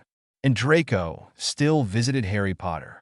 It was like they were two magnets, like Draco felt himself being drawn to sit by Potter's bed. If he tried to resist, tried to hold out, and visit less often, there was a strange, heavy feeling in his chest, and a lingering sadness in the back of his head that he just couldn't shake. He had not long finished a chapter of their charms book that Draco had progressed to. After finishing the potions textbook, when Draco stood and bid Potter farewell, gathering up his things and heading back towards his common room. A ruckus in the next hallway caught his attention, and he raced over to see what was happening. Mrs. Norris, Filth's cat, was stiff as a board and being carried carefully by her teary owner towards the hospital wing. Draco could hear various teachers ordering students to return to their common rooms further down the hallway, when a voice shouted, "You'll be next, mudbloods." Draco gaped at whoever was stupid enough to say something like that in front of teachers, and he craned to see over the crowds who it was. A minute later, Bletchley was being frog-marched by Professor Sinistra towards the headmaster's office. Draco rolled his eyes. Of course it was Bletchley. That boy had taken one too many bludgers to the head, Draco was sure. He followed the crowd of Slytherins back to the common room, asking questions on the way about what had happened. He was shocked to hear that Filth's cat had been left hanging from the wall, but apparently wasn't actually dead, and that a message had been written in blood about the Chamber of Secrets, which everyone knew was just an old myth. Draco felt a bit sorry for the cat. She was a menace, sure, but she just did as her owner wanted, and it was against the rules when she caught students out after curfew. She didn't deserve to be hung by her tail. That was just nasty. He kept his thoughts to himself, though, listening as his friends theorized about the Chamber of Secrets, whether it was actually real, and how one might go about finding and entering it. It wasn't long after the cat incident that Draco was again just leaving the hospital wing when a small crowd bustled in. Professor Sprout was levitating a Gryffindor, who was in a stiff, unnatural position, clutching a camera. Draco had seen the boy before taking pictures, but didn't know his name. He seemed a rather irritating sort, always fawning after Potter. Especially, a prime example of why Muggleborn's Draco stopped that thought short considering. A prime example of why Muggleborns ought to be better educated about how to fit in and behave properly. That seemed fairer, at least, than thinking they all ought to be kicked out of Hogwarts. How would the pureblood houses continue if there was no new blood coming in? Draco shuddered at the thought of all the inbreeding that had gone on in the past. He knew, although it was only ever mentioned in whispers, like a superstition, that too much inbreeding lead to squibs. As distasteful as Muggleborns might be at times, they were necessary. He wandered back to his common room, deep in thought, and was only dragged back to awareness when someone grabbed his arm. "Wrong way, little Malfoy," said Gemma Folly, a fifth-year prefect. She tugged him over to join the flow of people heading to the Great Hall. "We've been called up to dinner early, probably for an announcement about the latest attack." Draco looked up at her in alarm. A little Gryffindor was petrified, not half an hour ago. "Don't know what old Dumbledore has to say, but I'll bet we won't be allowed to wander the halls alone anymore." Draco's thoughts immediately went to Potter, sleeping in the hospital wing. Surely he would be safe there, but how could Draco visit him if he couldn't go anywhere alone? Chapter 12. Chapter Summary. Draco dreams of last year. It had been just over a week since Draco had seen Potter. The heavy feeling in his chest and the sadness in the back of his mind was growing stronger every day. He'd actually cried last night in bed, the sad, lonely feeling overwhelming him. He dreamed again that night. He was staring into the face of a three-headed dog. Beside him, Ron whimpered in fear, while Hermione whispered furiously, "We need to sing. Music will soothe it." Draco felt frozen with fear, but he had to sing anyway, had to protect his friends. He hummed a tune that he heard sometimes right before he fell asleep. It felt gentle, almost mournful, but also peaceful. He hummed to the three-headed dog, watching as its eyes drooped shut and it slumped to the floor. He kept humming, eyes drifting shut as the warm, peaceful feeling of the song washed gently over him.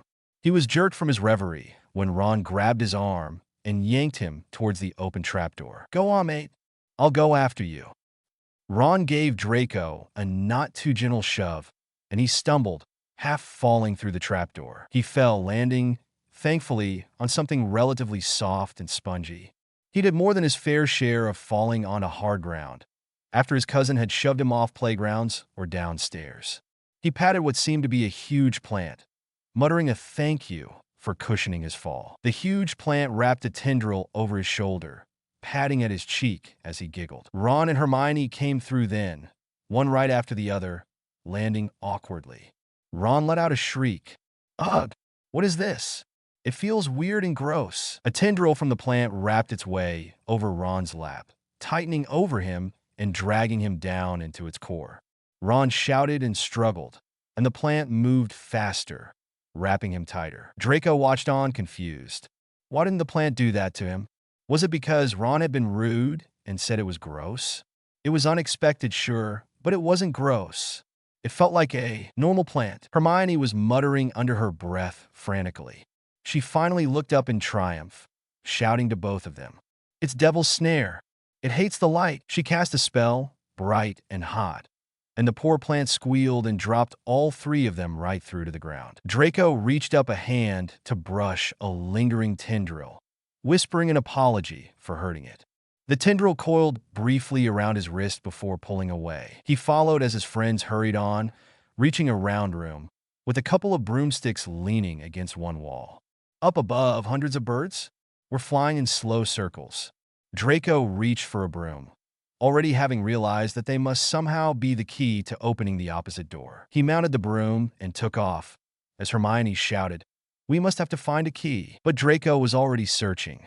As he had gotten closer, he could see that the birds were actually winged keys, and while they had flown slowly when he was on the ground, they became frantic when he took to the air. He moved towards one wall, noticing how the keys all moved opposite him, trying to keep their distance.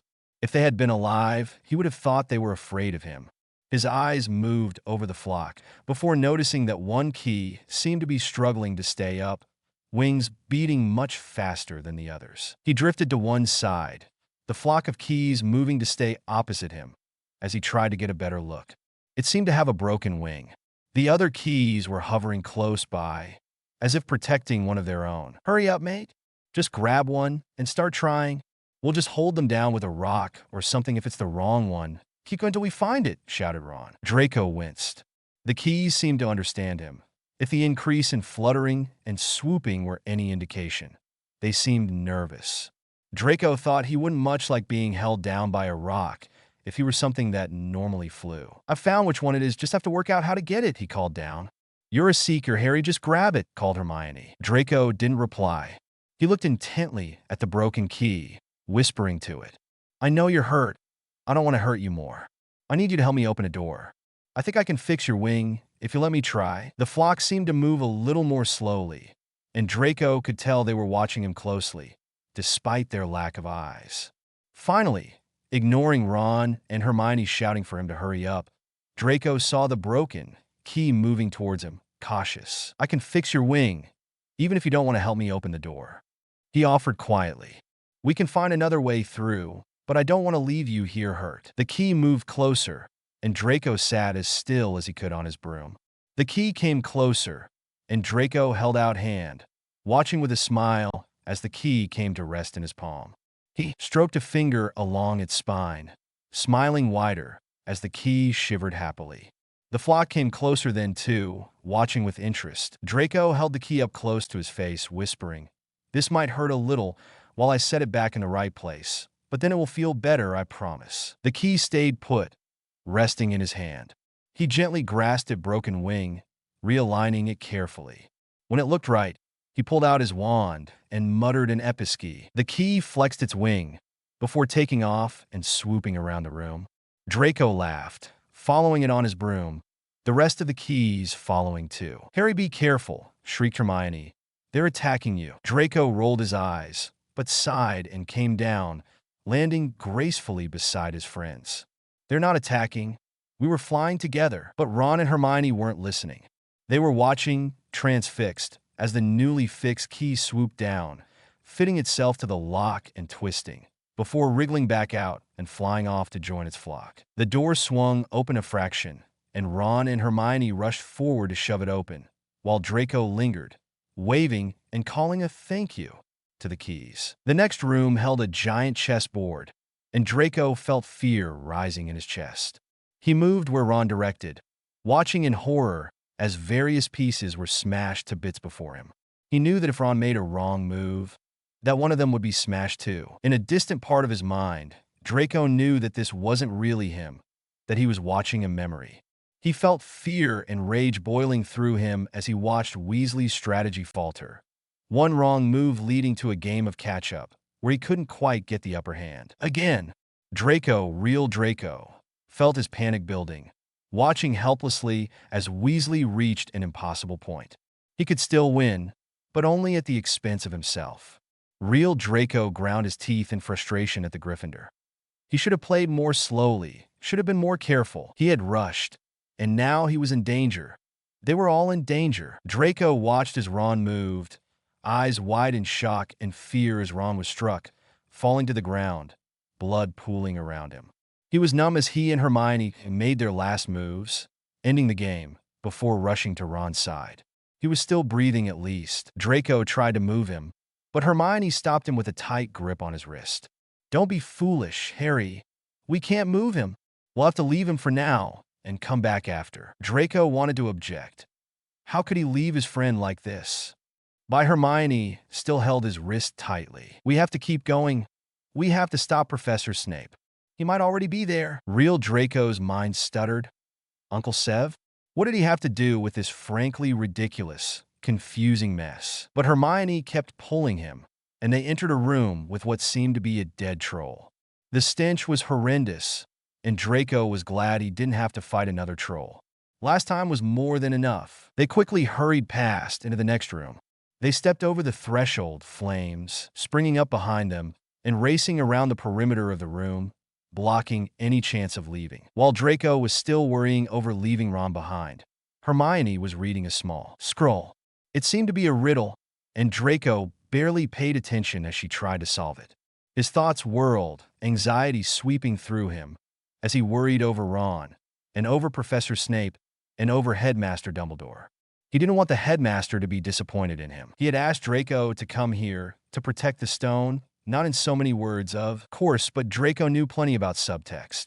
His aunt often gave him his chores indirectly, scoffed remarks about unpolished silverware, or how she could barely see the neighbors through the filthy windows. Draco knew that the headmaster wanted him to come here, knew that the headmaster considered it to be Draco's responsibility to protect the stone. The headmaster had so many other things he was responsible for. Draco was happy to help, even if he was terrified for his friends. This whole thing seemed very dangerous. He hoped again that Ron was still alive back there, even as Hermione thrust a vial into his hand. "There's only enough for one dose, Harry. You go ahead. I'll go back and help Ron." Draco nodded, downing the vial, even as he wondered whether he was the best choice for this. Hermione was far more skilled and clever than him. Surely she'd stand a better chance of protecting the stone, but she was already drinking down her own vial and stepping back through the flames towards Ron's body. Draco took a deep breath before stepping through the flames. The headmaster needed him to help. The room on the other side was large, like an old auditorium, but dusty like it hadn't been used in a long time. And standing at the front of the room, staring into an old mirror that Draco recognized, was Professor Quirrell. Draco stared in shock for a moment. He'd been expecting Professor Snape. Quirrell turned to face him, voice steady with no trace of a stutter. He taunted Draco, who stood still and quiet. Quirrell seemed angry at his lack of response, but Draco was at a loss. He didn't know where the stone was, or how to defend it, or why Quirrell was down here. A sharp, burning pain in his scar flared to life, and he gasped, hand pressing against his head.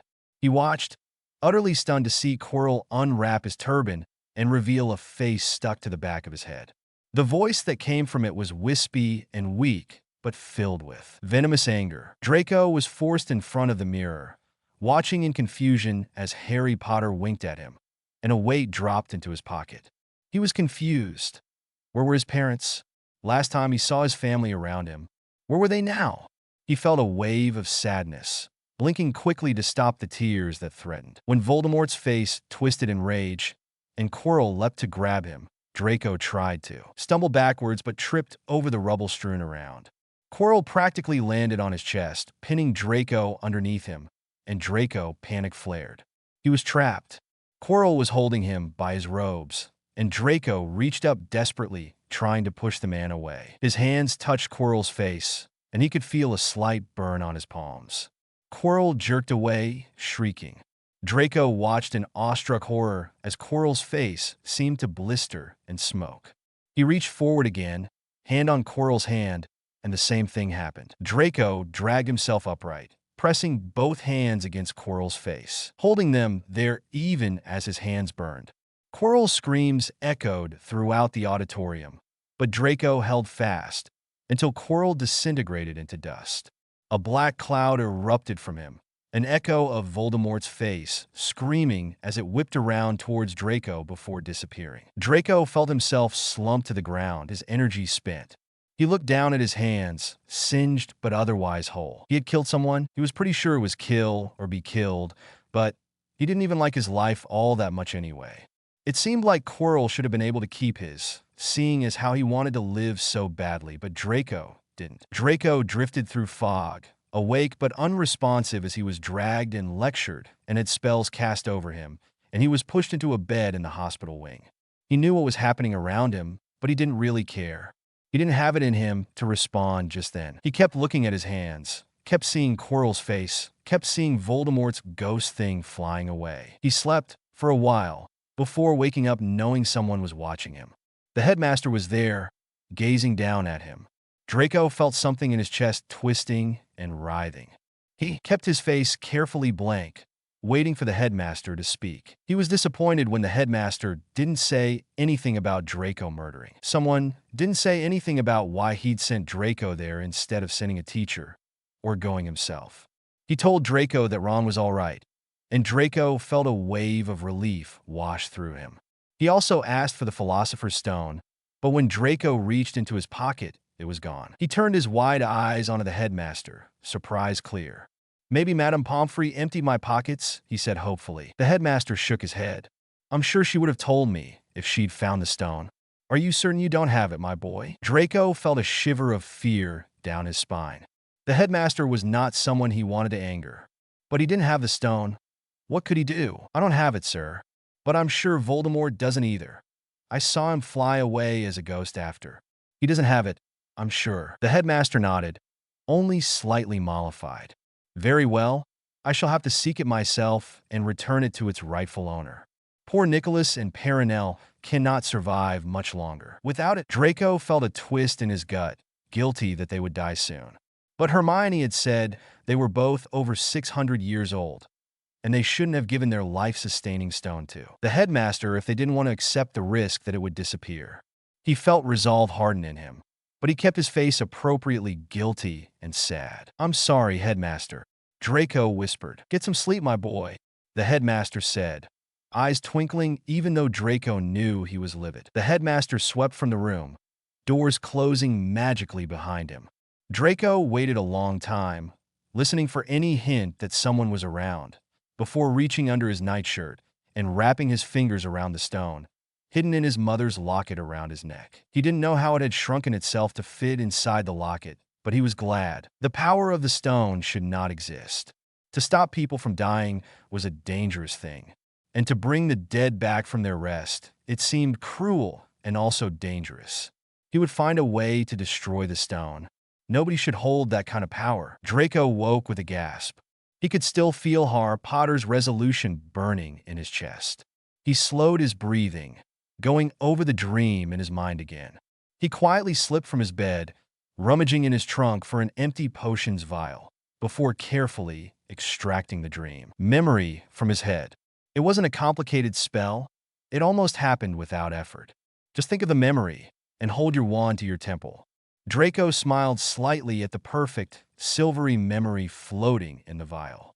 He'd show Uncle Sev in the morning. Chapter 13. Chapter Summary. Draco and Severus go to see Harry and find Neville. Severus Snape was not often lost for words. Straightening up from the pensive, having watched Draco's dream 3 times through, he didn't know what to say. He stared into the distance, ignoring Draco as he stood and helped himself to the kitchenette, preparing a pot of tea. Severus' mind whirled. Albus certainly hadn't told the teachers what had happened last year with Potter and his little friends. Severus was horrified at what the trio of 11-year-olds had faced. He was even more shocked at Draco's narration of Potter's thoughts. There seemed to be far more than met the eye with the boy. The shade of the Dark Lord inside the school, possessing a teacher, and apparently not unknown by Albus, was perhaps the most disturbing thing. How could the man let such a thing happen? Severus grit his teeth, growling under his breath at the machinations of Albus Dumbledore. The man was a law unto himself, uncaring of the risks or collateral damage his plots might cause. Not for the first time, Severus considered that he had bound himself to not one, but 2 madmen. "Uncle Sev," Severus hummed, still lost in thought. Can I? There's something I need to tell you." Severus looked to his godson. The boy was blushing, ears bright red, and avoiding his gaze. Severus felt a spike of concern, wondering what would cause Draco to act like this. The boy must have done something foolish. I've been visiting Potter. It's like my magic wants me to go and see him, like I can feel it pulling me there. But I can't go see him anymore, what with the whole stay in pairs thing and the attacks. And I haven't seen him in ages, and it's like my magic is going crazy. But I can't take anyone with me. I can't tell them I've been hanging out with Harry Potter. But I also can't stay away. It's like, it hurts, Uncle Sev. Draco blurted out, hand rubbing at his chest, anguish clear on his face. Severus gaped at him, or at least, as much as he'd allow himself to show such an expression. He studied the boy carefully. He did seem a little more pale than usual, a little tired. He'd been quieter in classes, not stirring and baiting other students, keeping his head down. Was this why his magic was pining for Potter? Severus bit down several responses to that thought, each one too harsh for his godson. Finally, he settled on, I have some potions to take up from Madame Pomfrey. Perhaps you could accompany me? Draco sagged in relief, nodding his thanks. Now, Severus stifled a sigh. Very well, let me gather my things. The two made their way up several flights of stairs, Draco trying valiantly to walk like a normal person, while Severus tried valiantly not to scoff or roll his eyes at the poorly hidden eagerness. When they arrived, Draco went to rush for Potter's bed, but was stopped short by the Longbottom boy. Longbottom's head whipped up so fast when they entered, Severus thought he might have injured something. He sneered at the boy, but his eyes were fixed on Draco. Oh, thank Merlin, he sighed. It's been ages, Malfoy. Why haven't you visited him? Been a bit difficult with the whole buddy system, if you haven't noticed, snapped Draco, sneering in an almost eerie replica of Severus' own face. Speaking of which, where's your buddy? Didn't break the rules and come alone? Did you Longbottom? Draco's words were barbed, but Severus could tell his heart wasn't in it. Was he also concerned for the Longbottom boy? Circe save him. What was his foolish godson caught up in? Longbottom looked down. Ron and Hermione came with me, but they left almost straight away.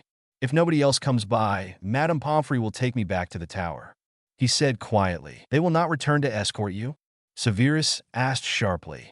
Longbottom shook his head, a flicker of anger on his face. Who else might be stopping by? Longbottom shook his head again, eyes hard as he looked up. Most likely nobody, Professor. I'm the only one who visits him. Well, me and Malfoy, but he hasn't been here in over a week. What the hell, Dr. Malfoy? Longbottom snapped the last part at Draco. Draco looked guilty, even as he tried to hide it behind haughty indifference. Severus' gaze flicked between both boys, trying to work out what on earth was going on. It seems strange, Longbottom, that you would be so eager for a Slytherin to visit your little Gryffindor friend while he is so vulnerable. He probed, voice silky. Longbottom looked to Potter, lying still and silent, sleeping. He seemed to be warring with himself, eyes flicking side to side, fingers twisting, shoulders hunched. Then he looked to Draco, eyes flickering over him, nodding slightly to himself. Turning to Severus, his eyes roamed more slowly. He stared at Severus' hands, then his chest, then his face. No, not his face. The boy's eyes were looking just to the side of his head. Severus resisted twitching to look at what was beside him. Longbottom stared intently for a long time, before breathing deeply. I can see magic, Longbottom said, voice quiet but decisive. Severus stared. What? He asked, too stunned at the strange statement for his usual eloquence. I can see magic. It's a Longbottom family magic, one I've had since I was born. I can see the magic in the world around me. Longbottom stopped, waiting. Didn't your family think you were a squib? Blurted Draco. Surely they know that you have this ability? Longbottom smirked wryly. They know. I can't see my own magic, though, so when they asked me to describe it and I couldn't, they assumed I must not have any. But you couldn't be a squib if you have a family magic. That's ridiculous. Congratulations, Malfoy, on being more logical at 12 years old than any of the adults in my family. My great-uncle Algie dropped me out a third-floor window once, trying to force my magic. Longbottom said it like it was a joke, a funny family anecdote, but alarm bells rang in Severus' head. Dropped you out a window? Severus repeated, voice tight. Longbottom flushed, looking away. Well, obviously I'm okay. He muttered, ears burning. Despite the fact that you are currently physically intact, Mr. Longbottom, dropping a child out of a window to force their magic is unacceptable. Is anyone else aware that this happened? Longbottom shrugged, and Severus bit down a reprimand at the uncouth action. Don't really know. That's not the important thing right now anyway. We're here for Harry. Severus wanted to retort that it very much was important, but he let it slide for now. He would be following this up with Minerva as soon as possible, and she could deal with her. Lion, I can see magic, and I can see the curse that's on Harry. It's old magic and old magic. Severus cut him off. I was told to look for dark magic. Longbottom looked at him shrewdly. I told you old magic the first time you came to see him, sir. Severus stared at the boy's bold tone. Dumbledore thinks everything he doesn't know or like is dark. It's not dark magic on Harry, it's old. Very old. Severus' eyebrows just about shot up off his head as he gaped at Longbottom. Never in a million years would he have expected the heir to such a notoriously light family to cast any sort of aspersion or disgruntlement over Albus Dumbledore. And here was this boy, so timid, so cowardly, bad-mouthing the headmaster of the school, while within its walls. Still reeling, Severus noticed Draco suddenly straightened beside him. Longbottom, do you see magic like a real thing? Like it's not just in your head? Can you see it when you remember stuff? He asked excitedly. Longbottom looked at him confused and shrugged again. Heir? I guess so. Draco spun to Severus, eyes wide and pleading. Do you think we could use the pensive? Maybe if you can see what Longbottom sees, you'll be able to help. Longbottom turned his own wide eyes on Severus. You have a pensive? Grant says they're really rare. I don't know if I'm allowed to consent, but I do. I give my consent. Severus took a deep breath, closing his eyes. Merlin's teeth. These children were determined to send him to an early grave. Or St. Mungo's. He mentally winced as he thought of Longbottom's parents. Decision made, he turned to Draco. A minor cannot consent to having their memories extracted by an adult. I am taking these potions into Madame Pomfrey's office. He gave Draco a pointed stare, then spun on his heel and strode into the office. Longbottom slumped. Draco, however, was bouncing on his toes. He said no. Longbottom snapped at Draco. No, he didn't, said Draco gleefully. He said an adult can't take memories from a minor. He didn't say another minor couldn't take them, or that we couldn't use his pensive. Longbottom stared. Then his face slid into a devious expression. Sneaky Slytherins. He grinned. All right. What do I do? Draco coached him through the process, directing him to bring the memory to the front of his mind and let it be pulled out. Draco's wand wavered as he pulled, the process a little more difficult on someone else than it was on himself, but he tugged it carefully free and directed it into a vial he had stashed in his bag. When Severus swept out a few minutes later, he glanced between the two boys, grinning at him. He stopped himself from rolling his eyes, directing a curt "I'll be in my office all evening" to Draco, before striding out of the hospital wing. Draco spun to Longbottom, eyes glittering in excitement. But Longbottom was looking down at Potter. With all the revelations of their conversation, Draco had almost forgotten he was there. The nagging, gnawing feeling in his chest had settled, the lonely, empty feeling in his mind calm. He almost felt guilty at forgetting Potter was there, except that he felt so at peace already. Like his proximity was enough for now. He tentatively stepped closer, watching Longbottom from the corner of his eye. Longbottom politely turned aside, looking out a nearby window. Draco wasn't really sure what to do, but he brushed his fingers over Potter's head, whipping up when Longbottom gasped, eyes darting to where Draco's fingers were touching Harry's skin. Longbottom's wide eyes caught Draco's before he blinked and turned away. Again, mumbling an apology, Draco was frozen for a minute before turning back to Potter and whispering, "I'll come and see you soon, Pot Harry." Then he straightened, trying to will away his blush, and addressed Longbottom. "I don't know how to get you down to Uncle Seth's office without drawing attention," he confessed. Longbottom smirked that devious smirk again. "Don't worry about that," he said, pulling a mottled gray cloak from the bag by his feet. Draco eyed it in distaste. It looked old and poorly dyed, patchy in its coloring. But when Longbottom swung it over his shoulders, Draco gasped. "What in Merlin's name? It's Harry's." "I'd normally ask permission, but he knows I have it and his magic hasn't reacted, so I don't think he minds." Draco stared at the spot where Longbottom had been standing, trying to will his eyes to see past the invisibility cloak that Longbottom was wearing, that Potter inexplicably owned. He shrieked in fright when a hand grabbed his elbow and a voice right by his ears said, "Boo!"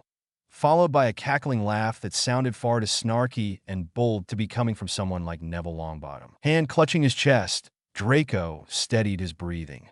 "You're a little shit, Longbottom," he snapped. "You ought not be rude to someone who is invisible," whispered a voice in his other ear, and Draco shuddered with dread. "Fine, my humblest apologies," he snapped again, eyes darting around anxiously, trying to catch a glimpse of Longbottom. "Stop messing around, let's go." Longbottom fucking giggled, and Draco tried not to let it freak him out too badly. He marched for the door, stumbling as it flung open before he could touch the handle. "Stop it," he hissed to Longbottom, giggling again. "How many flights of stairs till we reach Snape's office, Draco?" Longbottom's sing-song voice came. Draco grit his teeth. "Don't call me by my first name," he snapped, striding faster. Longbottom was quiet for a while, but Draco could practically feel him plotting something as they walked. Sure enough, when Draco turned a corner and was walking behind some Hufflepuff seventh years, a very shrill, very high-pitched, feminine sneeze rang out in the hallway. The Hufflepuff spun around in surprise, before grinning at Draco, the only visible person behind them. Draco scowled, ears burning, as the Hufflepuff snickered and kept walking. "I'm going to get you back for that, Longbottom," he snarled under his breath. Around another corner, halfway down another hallway, and Longbottom, hidden under the cloak, started to ruffle Draco's hair. Draco's arms flailed around, trying to whack at the hands touching his hair, only for one hand to begin tickling at his ribs. He squirmed and snarled and danced out of reach, only to whip around when he heard a noise behind him. A group of fifth-year Ravenclaws were staring at him. Draco blushed darkly, muttering something about Peeves as he scurried past. He was relieved to see the group looking around suspiciously for a trap Peeves must have set up. At least he didn't look quite as insane now. "Clever," murmured a voice near his ear, and he flinched away, glaring at nothing. He hurried along the last part of the trip, trying not to give Longbottom any more chances to embarrass him. He almost sighed in relief when they reached Uncle Sev's door. He sent a dirty glare at Longbottom as he pulled the cloak off and tucked it back into his bag, grinning unrepentantly. Before he could think of a suitable threat, the door opened and Draco stepped through. He was darkly pleased to note that Longbottom was more hesitant as he followed. The two boys' eyes were drawn to the pensive immediately, sitting in the center of the coffee table. Longbottom looked awed to see it. He reached a hand out, fingers hovering over it, as he whispered something to himself, so quietly Draco couldn't quite pick it up. Glancing at Uncle Sev, he could tell he hadn't heard it either. He shuffled impatiently, pulling the vial from his pocket and thrusting it at Uncle Sev, who took it, twirling the vial in his fingers as if to assess the quality of the memory inside. Severus was practically itching to see the memory. He could scarcely believe that Neville Longbottom, of all the Wixen in Britain, held a skill as rare and incredible as Mage Sight. And he was equally amazed that he would have an opportunity to see it for himself. He wasn't even sure it was possible to take a memory and use it to view the world with. Someone else's skill, but he was cautiously hopeful. He glanced at each boy, checking that they were ready. Draco was practically bouncing, clearly excited. Longbottom looked unsure, eyes still fixed on the pensive. "It can feel a little strange, Longbottom, but it is not harmful. We will add your memory, and then we will enter the pensive to view it. It is entirely up to you whether you choose to join us or remain here and wait." Severus' voice was patient, trying to ensure Longbottom did not feel pressured either way. If he truly had Mage Sight, the experience might be overwhelming for him, or it might be entirely normal. Severus had no clue. Very little was known about Mage Sight. Longbottom swallowed, eyes still fixed on the swirling mist, and nodded. Severus tipped the vial into the mist, giving it a moment to settle. He directed both boys to dip their faces in, following them immediately after. Chapter 14. Chapter Summary. Neville shares a memory, and a little more of his true self. Draco needs a little clarity. Inside the memory, Draco and Severus gaped openly. They both spun in slow circles, eyes roaming all over the hospital wing. It glittered and shone and glowed, various items and areas more brightly glowing, or glittering in different colors, but all of it incredible. The memory drifted into clarity, the ceiling and walls first, then beds and cupboards and benches forming from the mist, and finally, the people. Severus' gaze drifted around to each new thing as it solidified, amazed. Was this what Longbottom saw all the time? He looked over to the boy, seeing him watching Draco and Severus with an amused tilt to his lips. At Severus' raised eyebrow, he shrugged. "Don't think I've ever seen such open expressions from either of you." He smirked. Refreshing. Severus glared at the insolent brat, but he seemed undeterred. Severus' expression faltered as the people came into focus. He stared at Draco, at Longbottom, and at himself. Draco was haloed in a silvery glow, little flickers of pale blue sparking out randomly. His magic was bright and active, never seeming to slow down or dwell. There was strange currents flowing through him that Severus wasn't sure how to characterize, only that they were definitely there. He turned to Longbottom's memory form, blinking in surprise when it looked completely normal, or at least it looked like what Severus saw, but they were in Longbottom's memory, so it should have looked magical.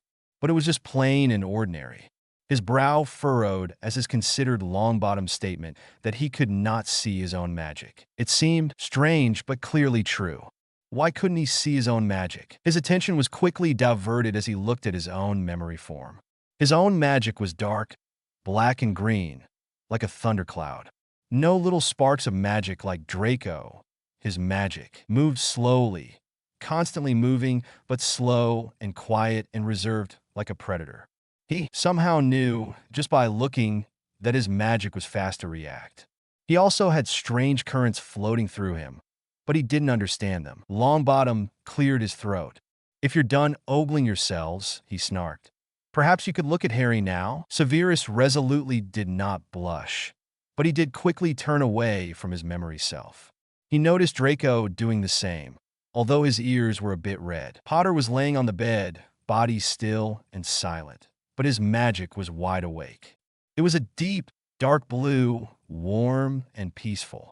Little pinpricks of white light danced randomly through Potter's magic, flickering like fireflies.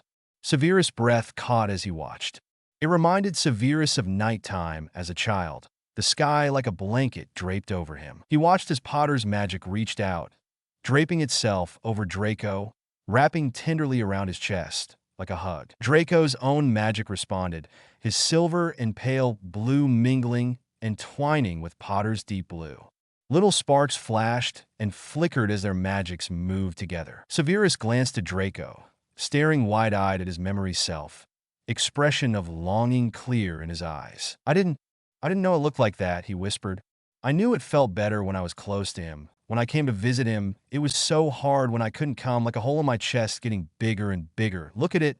We look like our magics belong together." Severus wasn't sure Draco even knew he was speaking aloud. He didn't think his godson would be so open otherwise. Longbottom was watching Draco carefully. His face softened when Draco made his confession, nodding slightly as if he agreed. Severus wondered if Longbottom could see if couples weren't meant for each other, if their magics didn't meld together like this. Severus was no fool. He knew that there was no denying what he could see before him. He might be using someone else's eyes, but it was still clear. His godson's soul was tied to Potter's. "Do you see it?" asked Longbottom. He stood right by Potter's shoulder, tracing his finger along a section of Potter's magic that, now that Severus was looking closely, didn't look quite right. "What is it?" asked Draco, leaning closer. "Old magic," said Longbottom. "I don't know how I know, but that's definitely what it is. Very old, very powerful magic, and very specific. I don't know what it wants, but it wants something." Severus felt a frisson of fear run down his spine. "Do you know what it might be?" he asked, fear making his words soft and tentative. Longbottom's gaze broke away from the wrong part of Potter's magic, and he looked at Severus, eyes knowing.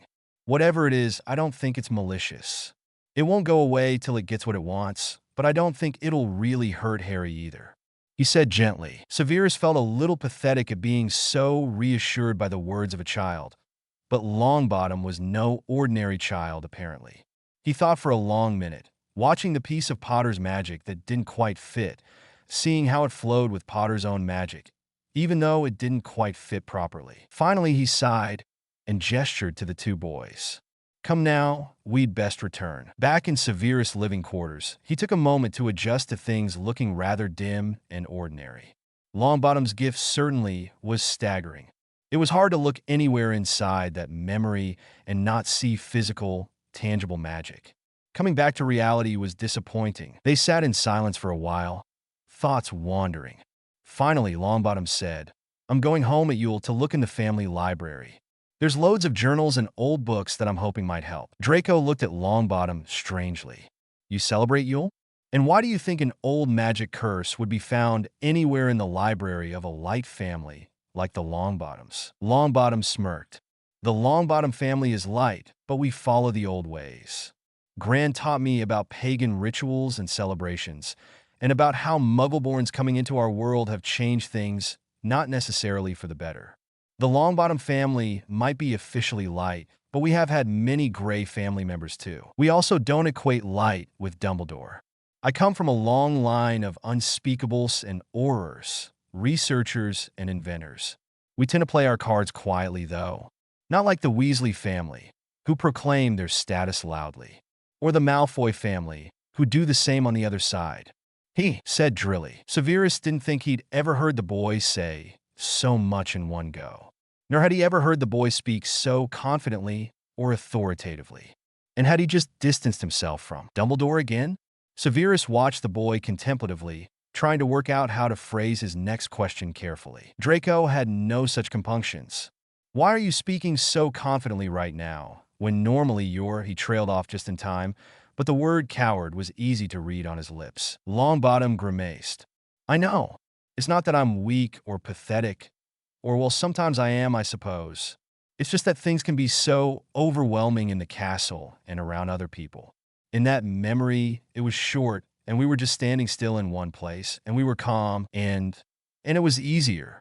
When there's lots of people nearby, or we're walking around the castle, or people's emotions are stronger, or they're casting spells, it's a lot to deal with. Sensory overload, muttered Severus, understanding dawning quickly. He considered Longbottom's behavior in classes and recalled how the boys seemed jumpy and easily distracted. He seemed to stare off randomly, or be staring at cauldrons seconds before they blew up. Why have you been hit by exploding cauldrons so many times? If you can see the magic inside turning bad before they erupt, he asked sharply. Longbottom's cheeks flushed. Sometimes I only see it a moment beforehand, because there's so much going on, but I try to shield people when I can. I'm not very fast at shield spells, though, so often I just use my body.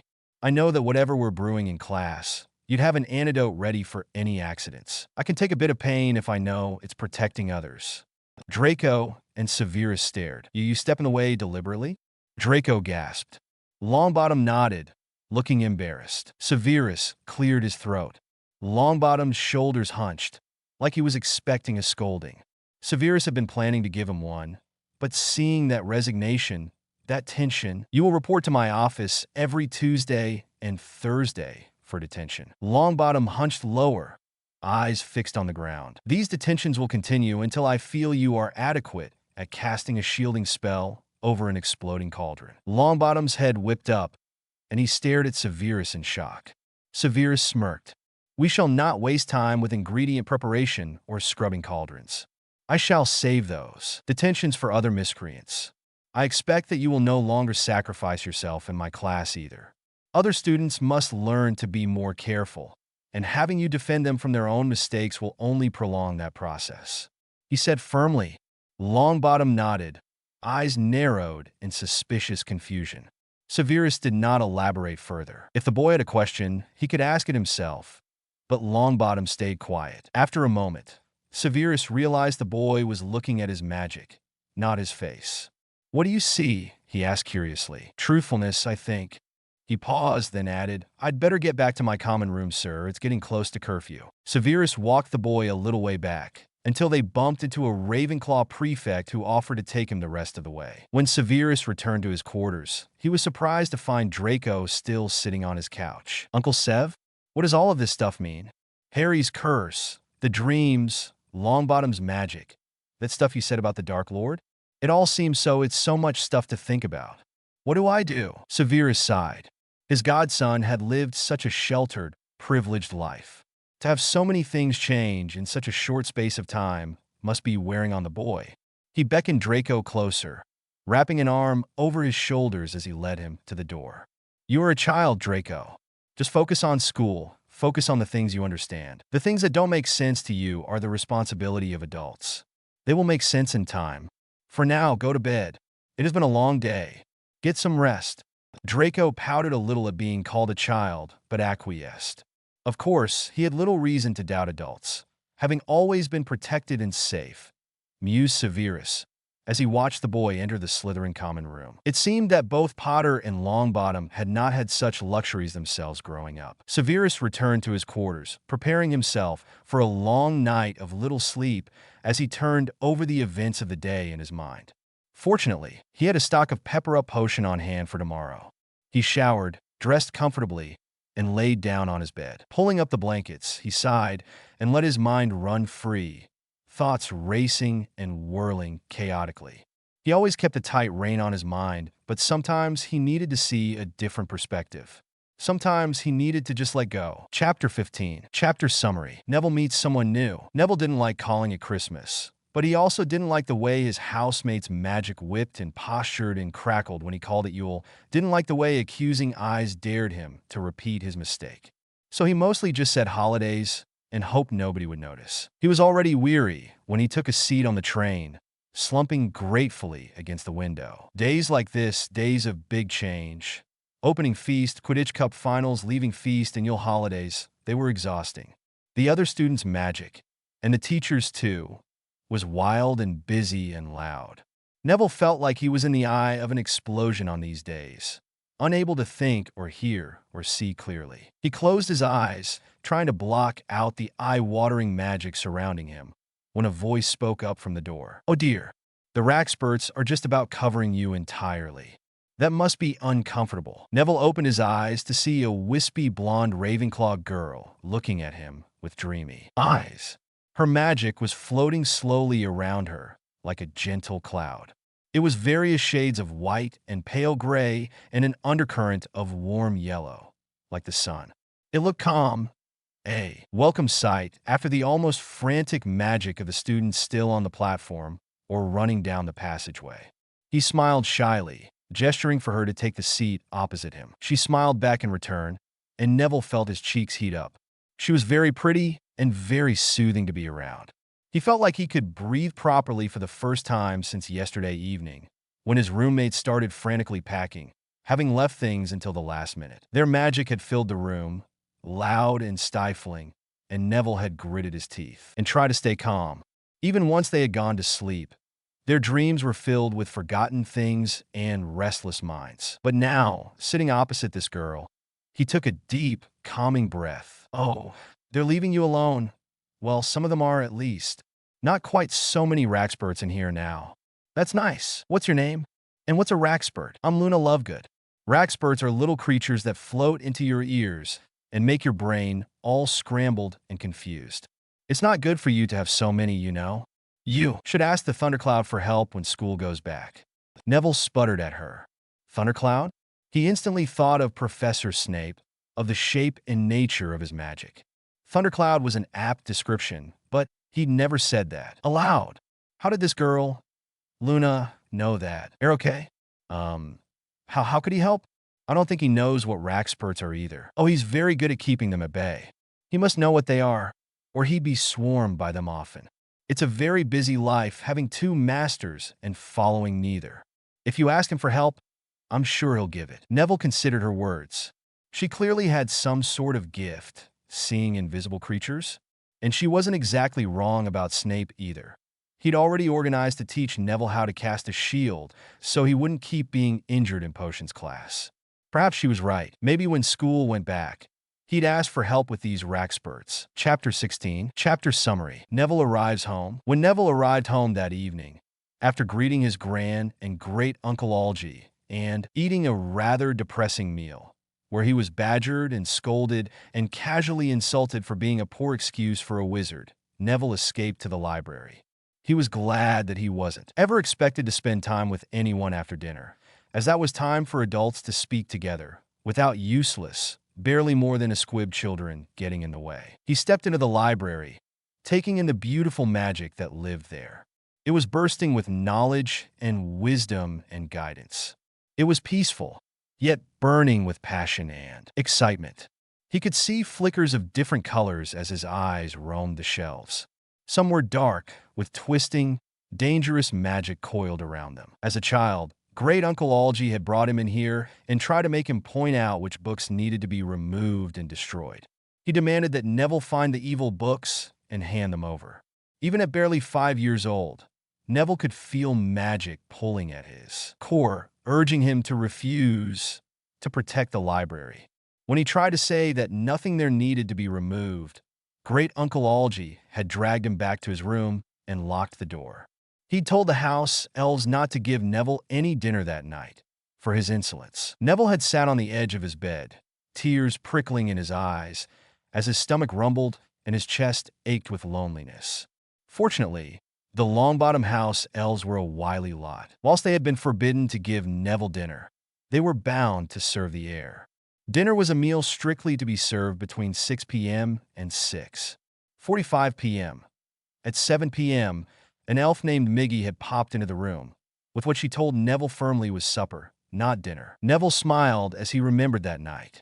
It was the first time he felt like someone had been on his side, looking out for him. He had grown close with the Longbottom elves, their magic soothing and calm, completely unlike Wixen magic, but powerful beyond what most believed possible. "Miggy," he called softly, and she popped into existence right at his elbow. "Little Master Neville is home," she cried. "Miggy has missed him dearly. Little Master Neville is getting too thin and sparky in that school. Miggy will feed him up and calm his magic while he's here. Does Little Master need something from Miggy?" Neville grinned at her chiding. He wasn't really sure how it worked, but he knew that elves fed off their master's magic, so he assumed that somehow Miggy and the other elves had developed his skill of seeing magic. Or maybe it was just regular house elf magic. It was hard to know. Miggy's complaint that Neville was sparky meant that she could see his magic sparking out and flickering around wildly, which seemed to happen after stressful situations. He sighed as Miggy tugged him over to his favorite armchair and started combing her fingers through his hair. "Little Master's hair is a nest for bowtruckles," she scolded. Miggy tidies it while Little Master tells her what he needs. "Does he want something in particular from the library?" Neville explained his dramatic term at school about Harry and the curse and his completely unprecedented interactions with Draco Malfoy and Severus Snape. Miggy listened quietly, fingers continuing to move slowly through Neville's hair. He could feel himself calming down, relaxing deeper into the armchair, eyelids starting to droop. Little Master goes to bed now. Miggy be fetching Audie and they be looking for what Little Master needs. But he be reading tomorrow. Tonight he be sleeping. Little Master's magic needs some time to be quiet and rest too. Come now, Miggy takes you to bed. Neville didn't resist as Miggy grabbed his hand and transported him to his room. She shoved him towards the bed, clicking her fingers to transfigure his pajamas, and clicking again to turn down the covers. He slid into bed, and Miggy pulled the covers up and tucked him in tightly. "Thanks, Miggy. Don't stay up all night looking. Make sure you rest too. There's plenty of time to find things. I don't even know what I need, so don't wear yourself out," Neville said sleepily. "Little Master be sleeping now," said Miggy quietly. "He doesn't be ordering the elves around like he knows what they is capable of. Miggy be going to the library now. Little Master closes his eyes and closes his mouth." Neville snorted at the sassy elf, knowing any argument he tried would be shot down immediately. He snuggled himself down further and let himself fall asleep. Chapter 17. Chapter Summary. Neville spends time in the family library. When he woke in the morning, he dressed himself slowly and dragged himself down to breakfast. After another round of insults and jibes and scoffing and scolding, he excused himself to the library again. When Great Uncle Algy tried to protest, Neville put on a downtrodden, embarrassed expression. "It's just that it's hard to keep up at school. I don't want to fall behind the other kids," he said, making sure to look meek and pathetic. Great Uncle Algy was an idiot and gullible. Neville had been using the poor, stupid boy routine for years to get himself into or out of just about anything.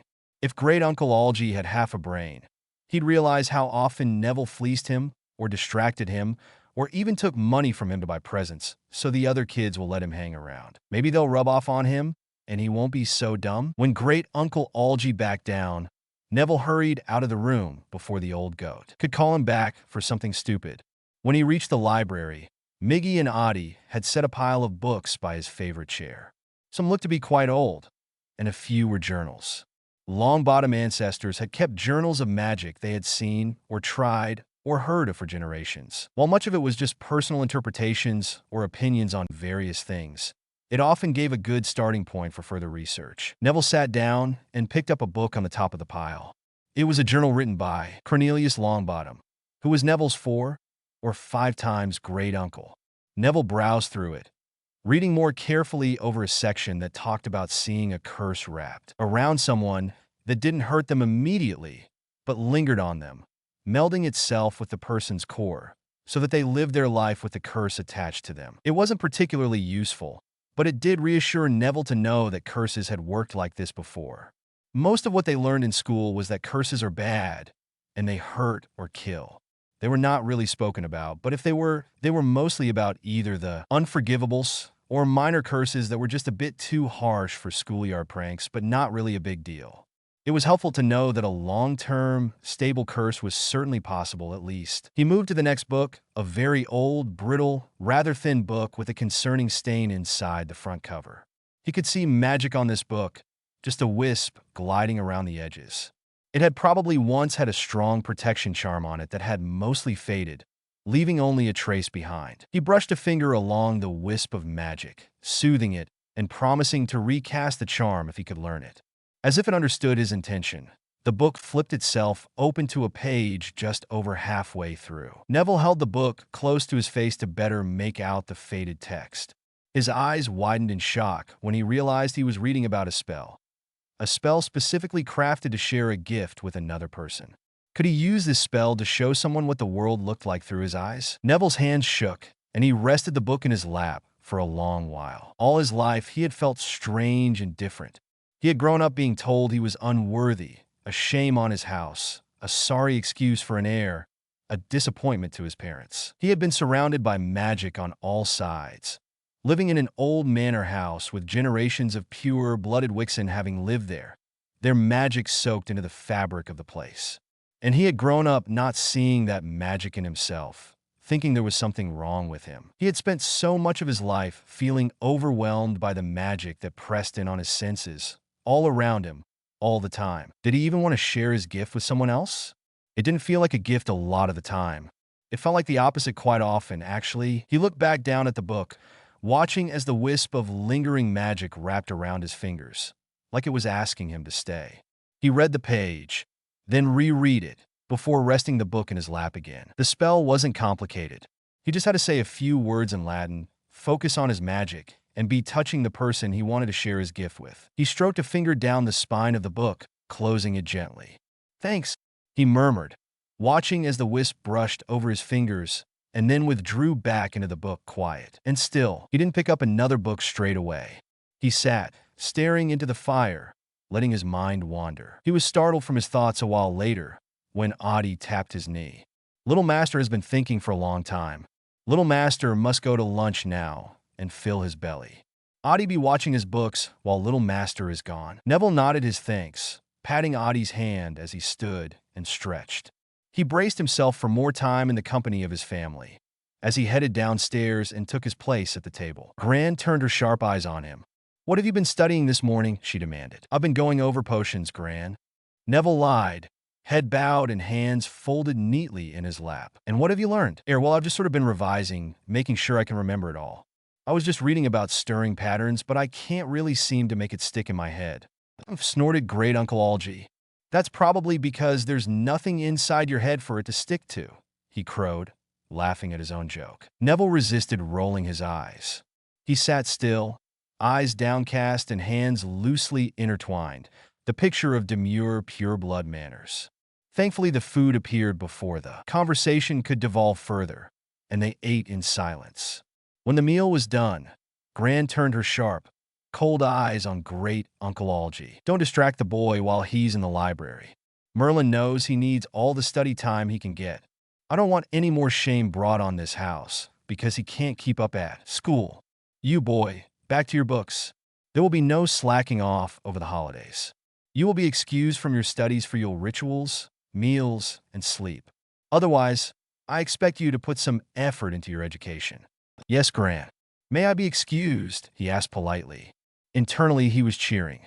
Free access to the library while Great Uncle Algie was banned from disturbing him? He couldn't have asked for a more perfect Yule gift. He stood and walked to the door, then paused. "Kegana? What about visiting Mum and Dad? He asked softly, sudden fear flooding through him at the thought he might not get to see them. Gran's expression softened just a fraction. That would be considered a Yule ritual. We will visit them on Sunday.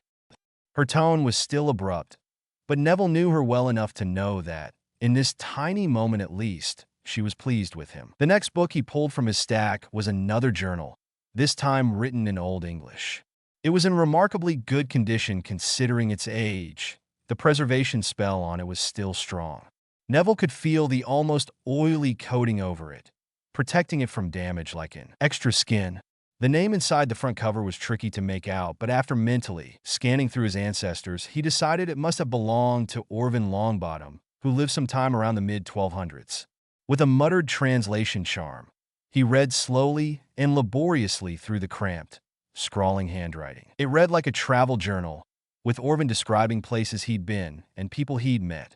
It became clear very quickly that however many times great-grandfather Orvin had shared Neville's gift, he wrote about different ways magic moved or glowed, how it stuck close to some objects, how it drifted out, reaching from others. He described visiting the Great Pyramids, and how he could see their powerful magic drifting into the sky like thick golden smoke, long before he could see the actual pyramids. Neville found himself getting lost in the journal, reading eagerly as Orvin detailed his exciting and adventurous life. When Orvin started to mention a name over and over, Neville smiled to himself. Orvin might be advancing his intentions slowly, as to not frighten his chosen, but Neville could almost feel the way Orvin's magic still clung to the name of his love. Near the end of the journal, Neville suddenly straightened in surprise. He reread the same page twice, 3 times. Neville's eyes drifted to the book he'd already read, the book that told him how to share his gift. Orvin had created the spell. Turning back to the journal, Neville kept reading. How could I know that he is the one my soul has chosen, if he does not fully understand me? How can I know it is more than a passing infatuation? I feel a warmth in my chest when he is near, like all the noise and light of the world is dimmed when he is beside me. I wish desperately for him to see himself as I do. His magic is so beautiful, so light and warm and comforting. I have studied for many years, but now I am nearing desperation. I had thought the spell must be complicated, but I think I have finally figured it out. It is not complicated. It is very simple. I must only ask Lady Magic and hold my love's hand, and he will see himself as I do. He will know how much I value him, cherish him. I can finally gather the courage to ask for his hand. My heart races at the mere thought. Neville grinned. Many times great-grandfather Orvin reminded Neville quite a bit of himself, if he thought about it. He read on, his smile falling as he read the next section. I am both devastated and elated to find that my spell worked, but not as I intended. Eska could see magic as I can see it, but he could not see himself, his own magic. It is strange that I cannot see my magic, and he cannot see his own. I thought the spell would just be an echo of what I see, but it seems to give the recipient their own vision. Eska saw things slightly differently to how I saw. The colors, the movements, largely the same, but definitely his own vision. Eska described my magic to me. I could not help but cry when he spoke. I have never seen my own magic. As a child, I feared that I had none, that something was wrong with me. But Eska could see it. Even now, the thought brings tears to my eyes. My only disappointment is that the spell only lasts as long as I am holding his hand. He says he does not mind. He says he loves to look at my magic, but he has lived his life without seeing magic in the world. And so he does not find it concerns him not to see like that all the time. He is content to share my gift when we are alone together. I blush to think myself so bold as to write such a thing, but my heart bursts with love for Eska. He has accepted my hand, and we will be wed within the year. Neville felt a lump in his throat as he blinked back tears. Orvin was lucky to find someone to love, to share his life and his gift with.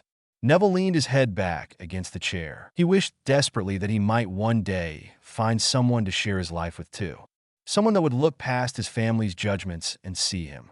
And if they could also see his magic, tell him what it looked like, well, he wouldn't complain. Chapter 18. Chapter Summary. Neville visits his parents. Neville resented the fact that he had been given homework to complete over the Yule break, but he knew there was no sense in putting it off. Merlin knew Ron Weasley and Seamus Finnegan drove him crazy scrambling to finish their work on the train every time, their panicking magic flailing out so wildly Neville had to hold himself from flinching away. He eyed his stack of research books sorrowfully as he hunched over a sheet of parchment, trying to concentrate on his charms homework. His heart thudded in relief and anxiety when the library doors opened, and Gran came marching in. Had she come only a few minutes earlier, Neville would have been sitting by the fire in his armchair, reading something definitely not school-related. Gran marched up beside him, craning over his shoulder. "Charms?" she asked imperiously, and Neville nodded silently. "It pleases me to see you working diligently, boy. Continue as you are. After lunch, we shall go to visit your parents. I had intended to go closer to Yule. However, St. Mungo's informs me that they will be restricting visitor numbers after the debacle last year." Neville winced at the memory. Hundreds of Wixen clamoring at the doors to be let in to see friends and relatives on Christmas Day. Neville and Gran had been allowed entry, as they were well known by staff, but the utter chaos assaulting Neville's senses had caused him to vomit when they got inside. While it took less than a second for a Mediwitch to vanish the puddle at his feet, Gran's anger took much longer to dissipate. Standing in front of the mirror after lunch, Neville straightened his best robes, making sure he looked neat and tidy enough to almost satisfy Gran. She would never be fully satisfied, he knew, but if he could limit the number of things for her to complain about, well, that would be nice. He must have done a decent job, because her main criticism of his appearance was that he was having a growth spurt and his robes were almost too short. She muttered and grumbled about having to take him shopping before school went back, but Neville just played his quiet, submissive grandson role and let his mind wander as they walked through the hospital. His feet led him on autopilot to the Janus Thicky ward and right down towards the large windows overlooking a garden where his parents liked to sit. He kissed his mum on the cheek, then his dad, saying quiet hellos to both. He held his mum's hand as he sat and chatted about school and friends and plants in the greenhouse. Gran was waiting down the far end of the ward by the nurse's station. Neville was always glad that she gave him space when he visited. He would do the same for her once he had spent some time with his parents. He tried not to look too closely at his parents' magic when he visited. It was pale and fractured, with chunks missing where the curses had broken their cores, splintering and cracking and tearing. He tried to focus on their faces, but their empty eyes hurt to look at too. It always both warmed his heart and made him want to cry when he saw their magics drifting together, trying weakly to wrap together. Even broken and lost in their minds, their magic sought each other. He always shifted their wheelchairs a little closer together, and sometimes he helped his dad to lift his hand and wrap it around his mum's, resting on the arm of the chair. Their magic always glowed just a little brighter when he did that. After a while, he stood, kissed both his parents' cheeks, told them he loved them and that he'd visit again soon, then went to stand by the nurse's station while Gran went to sit with her son and daughter-in-law. He watched her fuss over their blankets and smooth their gowns. She summoned a hairbrush from somewhere to brush Frank's hair flat, then ran it carefully through Alice's to remove the slight tangles. She didn't say very much, not that Neville could hear what she said, only that her lips moved as she fussed. But Neville could see the way her magic changed when she visited. He didn't really know how he knew, but it looked sad, older than usual, duller and softer. It was hard to watch, so he often looked away, out the window into the garden, waiting patiently till Gran was ready. They were always silent as they returned home. Gran never said anything as they walked through the door, but she always patted Neville's shoulder before turning towards the stairs and climbing slowly, heading for her room. She wouldn't be out till the next morning. Neville usually ate in his room too, not wanting to sit at the table with only great Uncle Algie for company. Nobody ever made comment about it. Eating alone in one's room was not allowed, but after visiting Frank and Alice, sometimes the rules could be ignored just for a night. Chapter 19. Chapter Summary. Neville asks the elves for some help. Draco tries a little research. Neville spends a little more time with Luna. The rest of the break passed quickly, and Neville was frustrated to have to spend so much time on homework rather than researching in the family library. Audie, he called one afternoon, the day before he had to leave again for school. The little elf popped up beside him. "Audie is here, little master. What can he be doing?" "Audie, I know some books can't leave the library, But is there some way to make a portable library extension? Neville asked slowly. Audie tilted his head. Little Master is a clever one. If it is part of the library, the books isn't really leaving, but Little Master can travel with it in his pocket. Neville grinned at the elf's quick understanding. Audie be finding out, Little Master. Audie must speak with Jaddy. He be a sneaky one. Jaddy might knows how to make such a thing. Neville laughed at that comment. Jaddy was indeed a sneaky elf. He was the youngest of the family elves and had spent a lot of time with Neville as a small child. Neville thought perhaps his own sneaky tendencies might have rubbed off on the still-growing elf while they were young and helped mold him into the troublemaker he was now. Audie doesn't think it can be done before Little Master goes back to Hogwarts. Can Audie owl it to Master at school? When it be ready? That's great, Audie. I only just thought of it today. I don't expect you to be able to do it immediately. Can house elf magic even do that sort of thing? He asked curiously. Audie gave him a look that was equal parts scorn and mischief. House elves be powerful creatures, Little Master. He can see our magic. Why does he doubt us? No offense, man, Audie. Your magic looks a lot different to Wixen magic. I know you're powerful, but it's harder for me to understand your magic. Audie's head tilted again, considering. Little Master could perhaps write his own journal one day like his ancestors. Study house elf magic. Neville grinned. That would be very interesting indeed, Audie. Once I've finished school, I intend to explore the world like my many times great-grandfather Orvin. The words just sort of slipped out. Neville hadn't really thought of it before, but now that he'd said it, he realized how excited he was to imagine such a future. Draco Malfoy sat in his own family library, reading a book about soul magic. Unfortunately, the book was rather dark and unpleasant. It detailed various potions or spells that could manipulate someone's soul, bind it or corrupt it or break it. Draco shuddered at one part, which detailed how it was possible to tear apart your own soul and hide pieces in objects, so you could never truly die.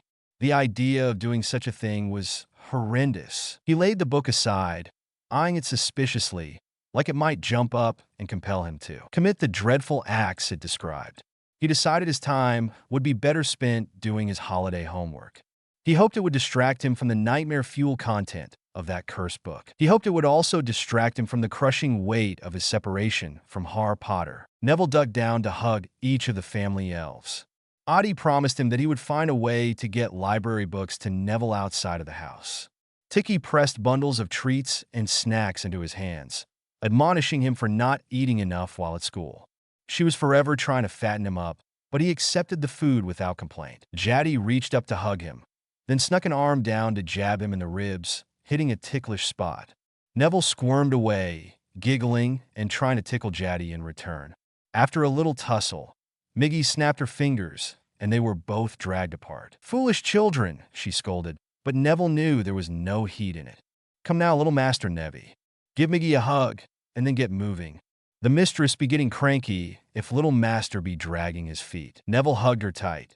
Then with a sigh he straightened, smoothing his school robes and pulling his trunk behind him.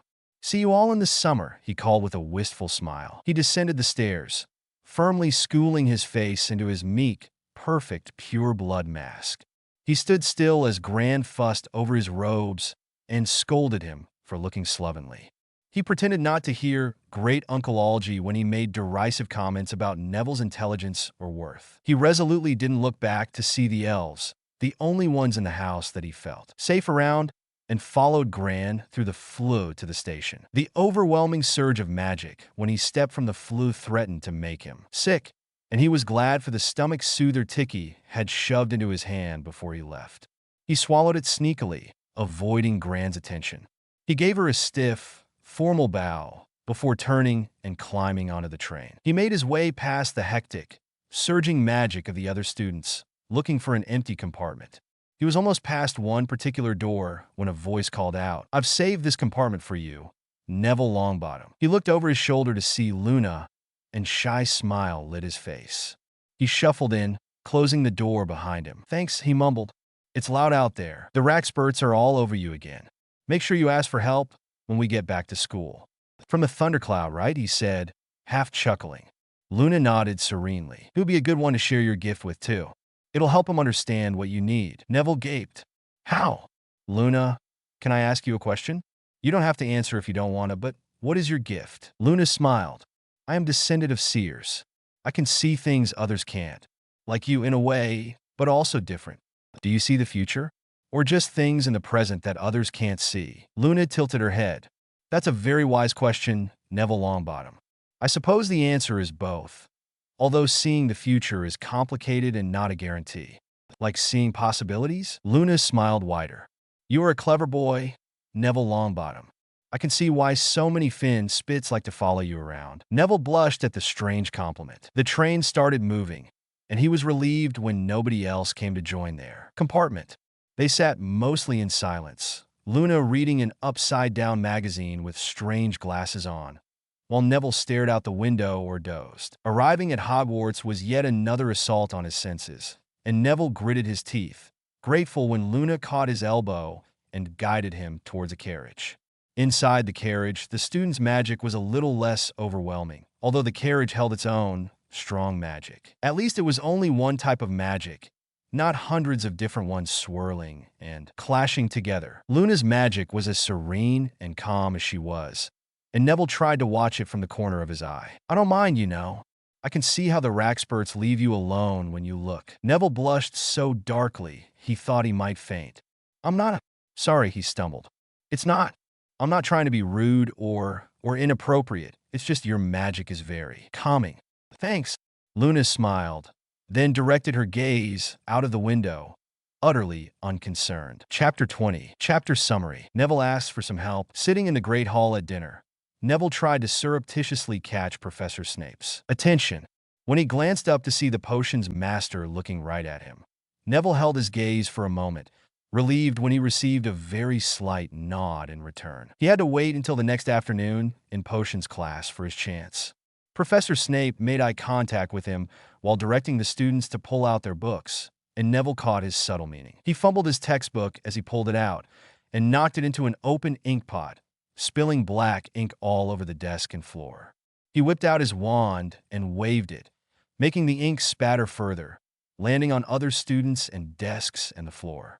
He turned wide, shocked eyes to the professor, catching the tiniest hint of a lip twitch before he growled, "Detention after class, Mr. Longbottom." Neville put on a good show of sinking down into his seat, hunching his shoulders as the Slytherins chuckled and the Gryffindors rolled their eyes at clumsy Neville, messing up again. The class passed slowly, just taking notes on the professor's lecture, and Neville was practically itching for it to be over so he could talk to the potions master. When the professor finally dismissed the class, he called for Draco to stay behind. At the raised eyebrows of many students, the professor called a halt to the hastily leaving group. There is a new policy in the school. A teacher shall not be in a room alone with a student. If any professor asks you to stay behind, you must have a fellow student stay with you. Nervous eyes darted around, confused, before slowly drifting out into the hallway. When the last student left, Professor Snape flicked his wand and shut the classroom door. "What's the new policy for?" blurted Draco. The professor pinched the bridge of his nose, sighing. Professor Lockhart is both an incompetent fool and a pathetic dunderhead. He has apparently made inappropriate comments to some older female students, hinting at meeting up once they have finished school. Draco and Neville both wrinkled their noses. Ugh, who want to meet up with him if they had a choice? Professor Snape smirked. My sentiments exactly. Now, what is it you wish to speak with me about, Mr. Longbottom? Neville blushed. It was all well and good to chat with Luna about how the professor could help him, but actually asking for that help. Professor Snape waited much more patiently than Neville would have expected. When he finally asked the question, Neville was almost relieved that the silence was broken. What is it you need, Mr. Longbottom? Did something happen over the break? When Neville glanced up, the professor's dark eyes were intently watching him. His magic was focused and coiled too, but it looked protective, concerned. No, nothing bad. I mean, my family is, but nothing happened. I was reading some things though, and I thought maybe it might be helpful. The professor nodded, his magic easing the pressure in the room. Draco's magic was stirred though, as he leaned forward to listen. Well, it might not actually be that helpful. I mean, I didn't find anything directly helpful, but I read about other curses that lived with a person for a long time, became part of their magic. Not all curses lead to death or short-term pain. Professor Snape and Draco Both nodded thoughtfully. I also read about something else, Professor, something he trailed off, glancing at Draco. He wasn't keen on sharing his gift with anyone, but Luna seemed sure that Professor Snape could help him. He didn't want to dangle it like a carrot he could never have in front of Draco, though. That would just be rude. Shall I make this conversation just between us? Professor Snape asked, voice surprisingly gentle. Neville nodded as Draco grumbled and slumped back in his chair. Professor Snape cast a spell that wrapped around the two of them, and Neville examined it, checking for holes or faults. When he was satisfied, he looked back to see the professor smirking at him. Satisfactory, he drawled. Thanks. So, I read about a spell, one my ancestor created. Actually, it allows the caster to share their gift with someone. Professor Snape's eyes went wide in shock. Outside of a memory? In real time, he asked, poorly restrained eagerness in his tone. Neville bit back a smile at the almost childlike excitement from his usually dour potions teacher.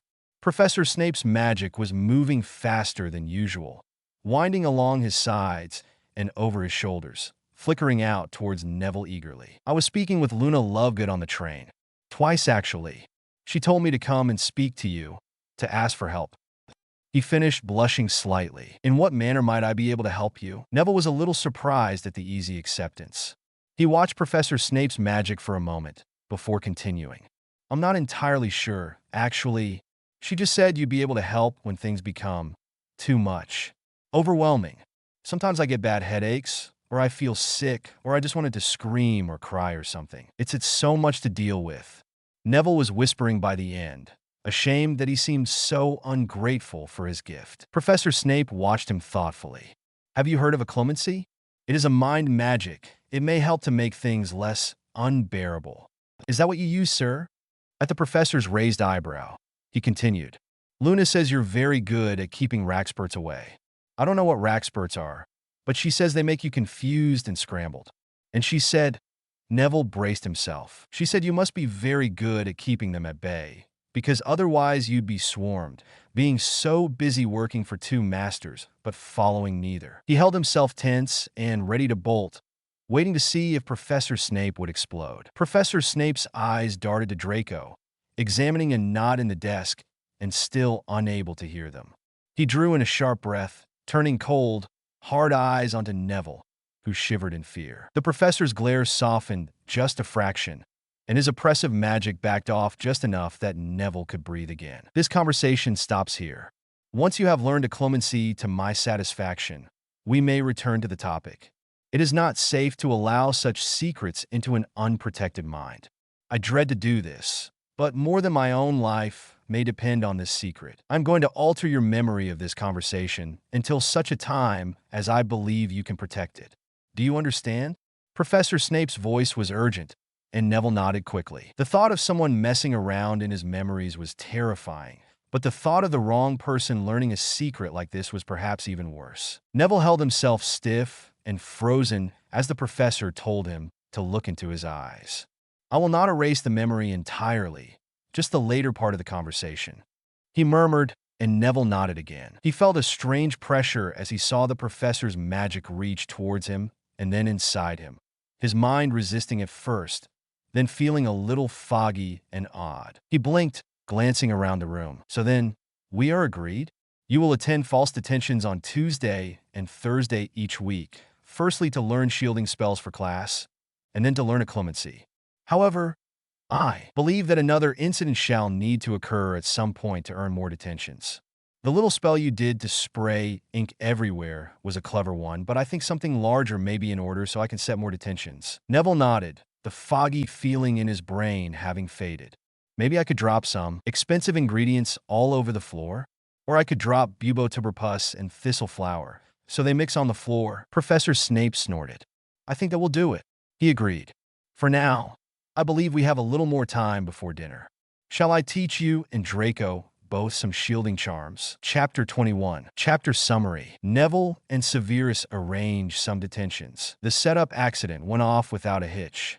Neville gathered a vial of bubotuberpus and a handful of thistle flower, and was carrying them back to his desk when he tripped over his own feet and the ingredients hit the floor, mixing together. Professor Snape was upon him in a flash, snarling about incompetent dunderheads that couldn't even gather the correct ingredients, nor could they just waste resources. Oh no, had to go and he mixed them together too, and create the unholy stench assaulting the nostrils of everyone within 2 floors of the disaster. As the class was ushered into the hallway and up towards the entrance hall for some fresh air, Professor Snape snapped out, "Detention until March for this utter incompetence. Longbottom. Miss Patil, do not vomit on the suits of armor. Merlin's beard. Has nobody taught you, incompetent fools, how to vanish your messes? Mr. Goyle, watch where you are walking. Good grief, now there's a trail. Oh, pull yourself together, Miss Brown. Surely this is not the first time you have seen someone vomiting." Neville fought hard to keep his pathetic, miserable expression as he listened to Professor Snape griping and complaining as the pitiful group moved through the halls. The stench was following them as they walked, making them hurry faster, desperate for fresh air. Behind them, Neville could hear other classes spilling out into the hallways, exclaiming dramatically over the horrible smell wafting up from the dungeons, following them up and outside. Half the castle had emptied onto the grounds by lunchtime, and classes were canceled for the rest of the day. Slytherin and Hufflepuff had been temporarily relocated to alternate accommodations while the lower levels were aired out. Professor Snape grabbed Neville by the collar in the midst of all the fuss on the Great Lawn, dragging him aside with a snarled, "Make that detention for the rest of the year." Neville let himself be pulled, adding a whimper for good effect. His yearmates barely even looked sorry for him as they watched him go, already feeling sorry enough for themselves. Once they were a decent distance away, Professor Snape cast a subtle privacy charm, just strong enough to make it hard to eavesdrop, and Neville nodded his approval, keeping his hunched and miserable posture for appearance's sake. Professor Snape towered over him, the picture of barely restrained rage, but his voice was amused as he said, "Very well done, Mr. Longbottom. What did you add to make the effects so strong?" Hiding his grin, Neville hunched further. "I mixed some licorice root with the thistle flower and a few drops of centaur blood to the bubotuberpus." The professor raised an eyebrow, then snorted softly. "Clever. I shall be interested to see how you do in my class once you are no longer sacrificing yourself and actually attempting to do your work." Neville nodded, head bowed and hands wringing together, ever mindful that people were watching, even if they couldn't hear. Professor Snape's magic had a strange curl to it that Neville tried not to stare at. It was sort of not quite wiggling, but definitely moving differently than before. He looked away, glancing over at his yearmates. "Should I go back, Professor?" The professor waved his arm angrily at Neville to shoo him back, but Neville realized that just a moment too late. He flinched, eyes scrunching shut and shoulders flying up to protect his neck. Fortunately, his hands didn't come up to protect his face. He tried to pass it off as a wince, like he was scared of his angry teacher, but not afraid of being hit. But he wasn't sure he'd pulled it off. As he glanced around, it seemed like nobody had seen.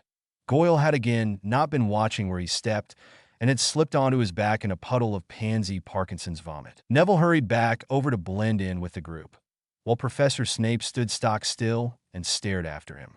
He shook himself quickly, glad nobody had noticed his momentary lapse. Why had the boy reacted like that? He looked like he thought he'd be hit. A small pit of something heavy wormed its way into his gut, but he ignored it outwardly in favor of throwing a Scourgify at Goyle and vanishing several puddles of vomit nearby. Chapter 22. Chapter Summary. Draco sees Harry again and dreams again. Draco thought he'd been remarkably well restrained since arriving back at the castle. It had been almost 24 hours, and he felt like he'd burst if he didn't get up to the hospital wing soon.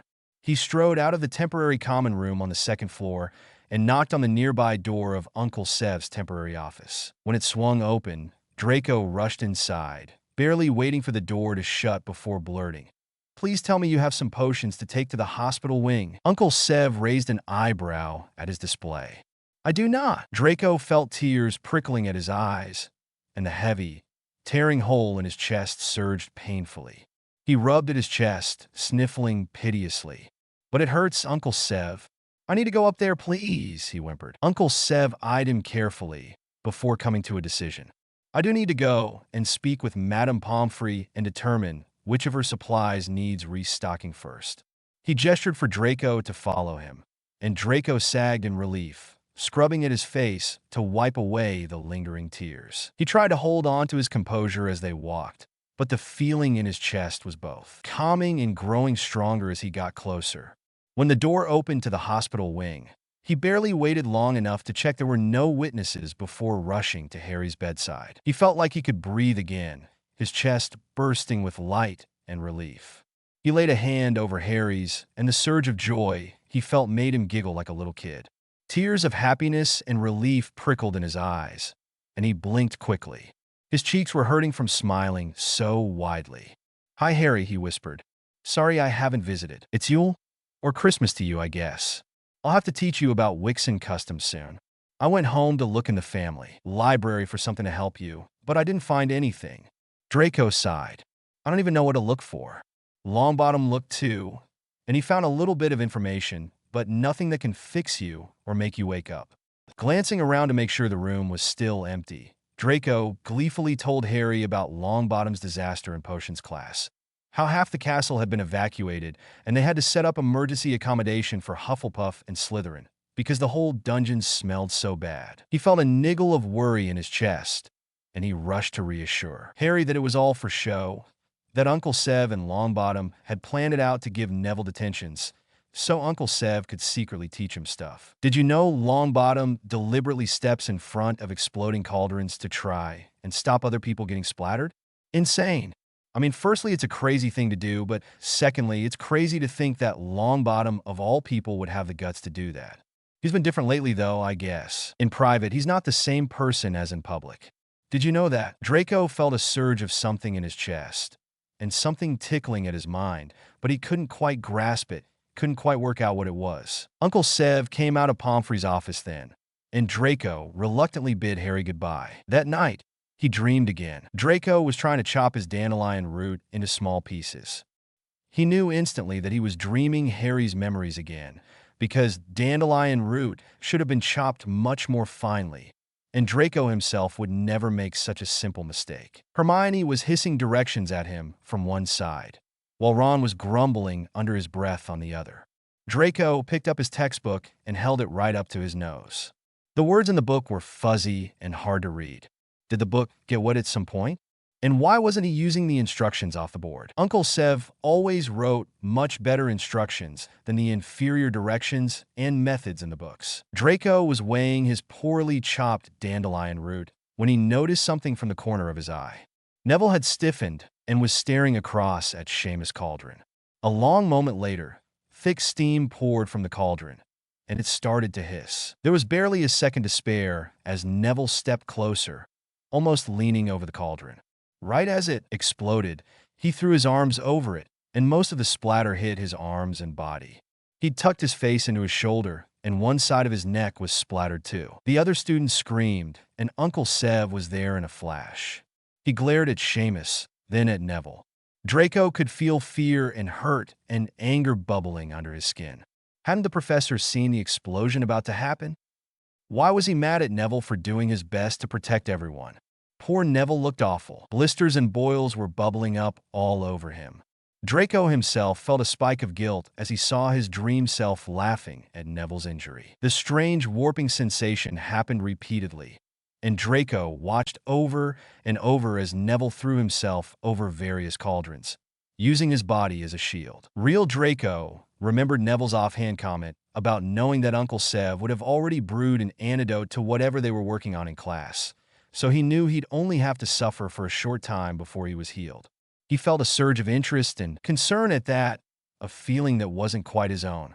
The dream faded to black, but Draco knew he was still dreaming.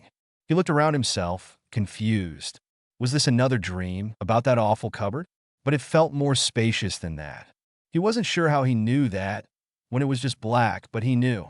A faint glow in the distance caught his attention, and he tried to walk towards it, squinting to see more clearly, when suddenly he felt himself being yanked backwards. Draco woke with a gasp to Blaze's face hovering over him.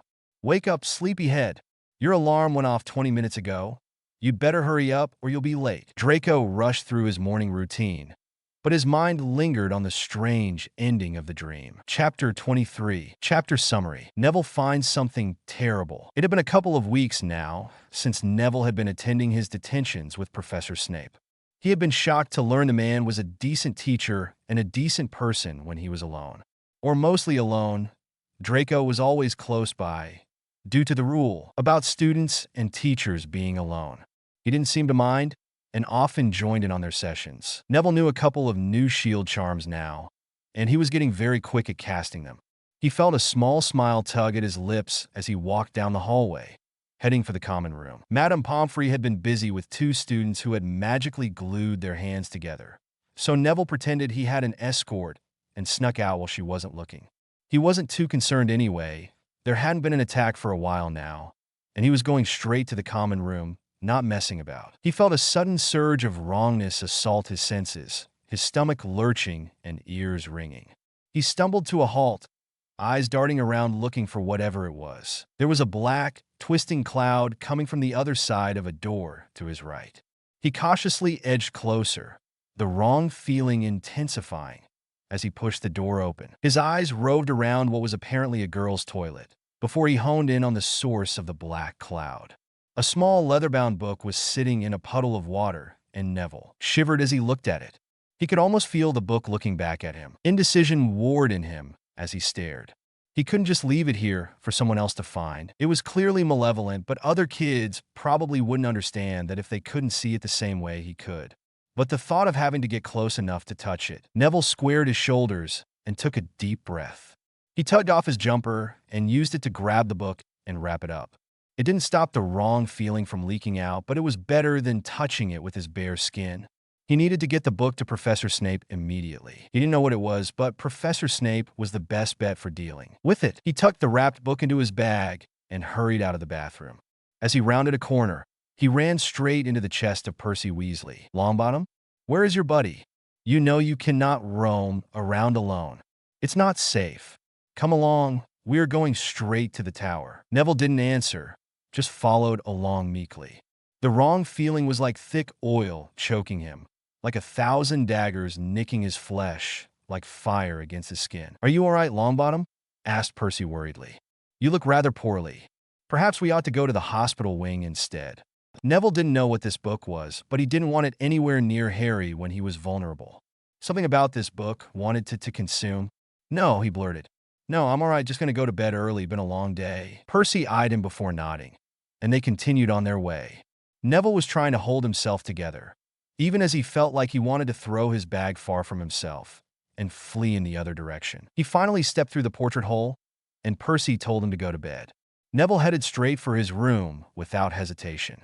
Up in his room, he grabbed Harry's invisibility cloak and threw it over himself, took a minute to breathe deeply like Professor Snape had been teaching him, and went back downstairs. When a couple of sixth years came through the portrait hole, Neville darted out and made his way as quickly and quietly as he could, right down to Professor Snape's office and knocked hard on the door. It swung open, and Professor Snape stood there with a slight sneer on his face that faltered when he couldn't see anyone in the hallway. "It's me," whispered Neville, and the professor stepped back just enough to allow Neville to slip past, before shutting the door muttering about stupid pranks, just in case anyone was in earshot. Once the door was closed and warded, Neville pulled off the cloak and threw this bag into the far corner of the room, gasping for breath. The wrong feeling backed off just a bit when the book was further away, but he could still feel it filling the room, its heavy, vicious magic swirling around. "What on earth?" muttered the professor. "Mr. Longbottom. Neville, what is going on?" Professor Snape had been trying to encourage Neville to use his first name, and he'd been using Neville's too. It felt weird, not just to speak so informally to an adult, but for that adult to be Professor Snape. Neville swallowed. "I could feel it in a girl's bathroom. I don't know what it is, but it's bad. Really bad. I didn't know what to do other than to bring it to you." Severus looked Neville over carefully. He didn't seem injured, but he was certainly not. All right. Whatever it was, it must have been quite something to elicit such a reaction. The boy looked to have run all the way down to Severus' office, after curfew and under Potter's invisibility cloak. While he had no idea what was going on, He felt a spark of pride that the boy felt he could trust Severus with something that had upset him so badly. He'd been working hard to gain some trust from the Longbottom heir. Something was sorely amiss in that boy's life, and Severus intended to get to the bottom of it. Right now, though, he needed to deal with the matter at hand. Do you know what it is? Did you touch it? Neville shook his head. It's a book, but something is wrong with it, some sort of magic on it. Very dark. The darkest I've ever seen, or even heard of. Something evil. I didn't touch it, I wrapped it in my jumper, but I could still feel it trying to hurt me. It wants to consume P.R. Severus. Be careful, he warned, as Severus moved closer to Neville's bag. Severus paused. He'd intended to use a charm to levitate the book out of the bag to examine it. But Neville's fear was almost palpable. Perhaps he ought to wait until the boy left rather than exposing him again? Neville took a step towards him and tentatively reached out his hand. Severus just blinked at it. Take my hand, Sir Severus, he said quietly. Confused, Severus reached out and held his hand close, letting Neville actually make contact when he was ready. Neville muttered something under his breath in what Severus thought might be Latin, but he couldn't quite make out the words. He gasped when a sudden surge, like an electric shock, ran through his arm and up into his chest, and suddenly his vision changed. Neville Longbottom was sharing his gift. Severus could see magic all around him. His mouth was wide in shock. He'd seen it before, in Neville's memory, but seeing it in real time, for himself, it was staggering. His eyes were cataloging his living room, eagerly drinking in the way magic moved and clung and swirled over his possessions. But Neville gave his hand a sharp squeeze and nodded his head towards the corner where his bag lay. The feeling of dark, evil magic was overwhelming, and Severus wanted to be sick. He held his dinner down with an iron will, breathing carefully through his nose. Neville's grip was tight, like an anchor for Severus' churning stomach and mind. What on earth was that? And how did this boy manage to get close enough to pick it up and carry it here? He stared at the bag for a long minute, before pulling himself and Neville back a step. Slowly, he loosened his grip on Neville's hand, and the boy let him go almost reluctantly. The oppressive, awful feeling of the magic stopped instantly as their hands disconnected, and Severus breathed a sigh of relief. Then he felt a flash of guilt as he realized that Neville could still feel it, didn't have the option for reprieve like Severus did. He laid a careful hand on Neville's shoulder, squeezing gently. You have done well to bring it here, Neville. I can imagine that it was very difficult to be so close and to carry it such a distance.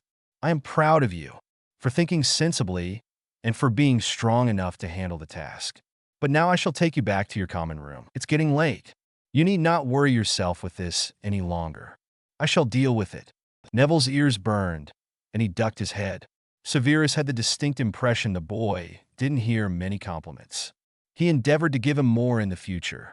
Merlin knew the boy needed someone in his corner, someone to treat him well. Severus kept his hand on Neville's shoulder as they exited his rooms and started the climb up to the tower.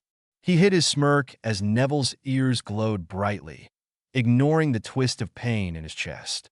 He wondered what it felt like to the boy when he could see magic and apparently feel its intent when Severus gripped his shoulder. He wondered if the boy would ever share his gift again, with him or anyone else. He was sure this was an extenuating circumstance, seeing as the boy was so panicked about the book. And understandably too, when Severus was able to see and feel it for himself. He was grateful that they didn't see anyone else on their way back to Gryffindor Tower, allowing Severus to keep his grip on Neville's shoulder the whole way. When they reached the portrait hole, he felt Neville hesitate, swaying a little closer to him. He squeezed the boy's shoulder again, and knew he guessed correctly when Neville tried to shuffle a little closer. Again, his face and neck red, gaze avoiding Severus, but apparently unwilling to move away first. Regrettably, Severus knew they could not risk being spotted. He squeezed again, then gave the boy a gentle nudge towards the portrait. Go to bed, Neville. Sleep well. He watched the boy shuffle through, glancing back at him with an unreadable expression before the portrait swung shut again. Severus' mind whirled as he headed back to his rooms. There was so much to do, both ordinary and extraordinary tasks. But But first and foremost now was understanding that curse book. Chapter 24. Chapter Summary. More dreaming for Draco. Draco was lying on his back on a lumpy bed. He supposed it beat his cupboard, but not by all that much. The days seemed to drag on forever here, with no books, no homework, no letters, nothing to occupy his time. He watched dust motes floating lazily in a beam of sunlight, his mind drifting. His stomach hurt. It gurgled and grumbled, and he felt mildly sick. He mentally scolded himself for having gotten used to regular meals while at Hogwarts. He hadn't thought ahead, and now he was paying the price. He'd have to remember next year, make sure to skip, sometimes to eat things that were less palatable, maybe try to find out where the food scraps went and see if he could sneak food from there. He thought that might be partly why he felt a little sick now. He was back to his normal Dursley food schedule. One meal a day, and every other day, it was out-of-date leftovers or raw peelings or the like. Meals felt a little generous. Actually, feedings? Too zoo animal. He was fed daily. Got given food once a day. He sighed. There was nothing to entertain him, but this line of thought still bored him. Another thing he'd forgotten to think about. Although he supposed there wasn't much he could do about it, when school was busy and he didn't have time to practice doing nothing, so he wouldn't go crazy in the holidays. He'd hoped Ron and Hermione would have written to him. He'd hoped Headmaster Dumbledore would have spoken to him more. He tried to tell him about how awful it was at the Dursleys, asked if he could stay and work at the castle over the summer. He was good at all sorts of household and garden chores. He could easily earn his keep over summer.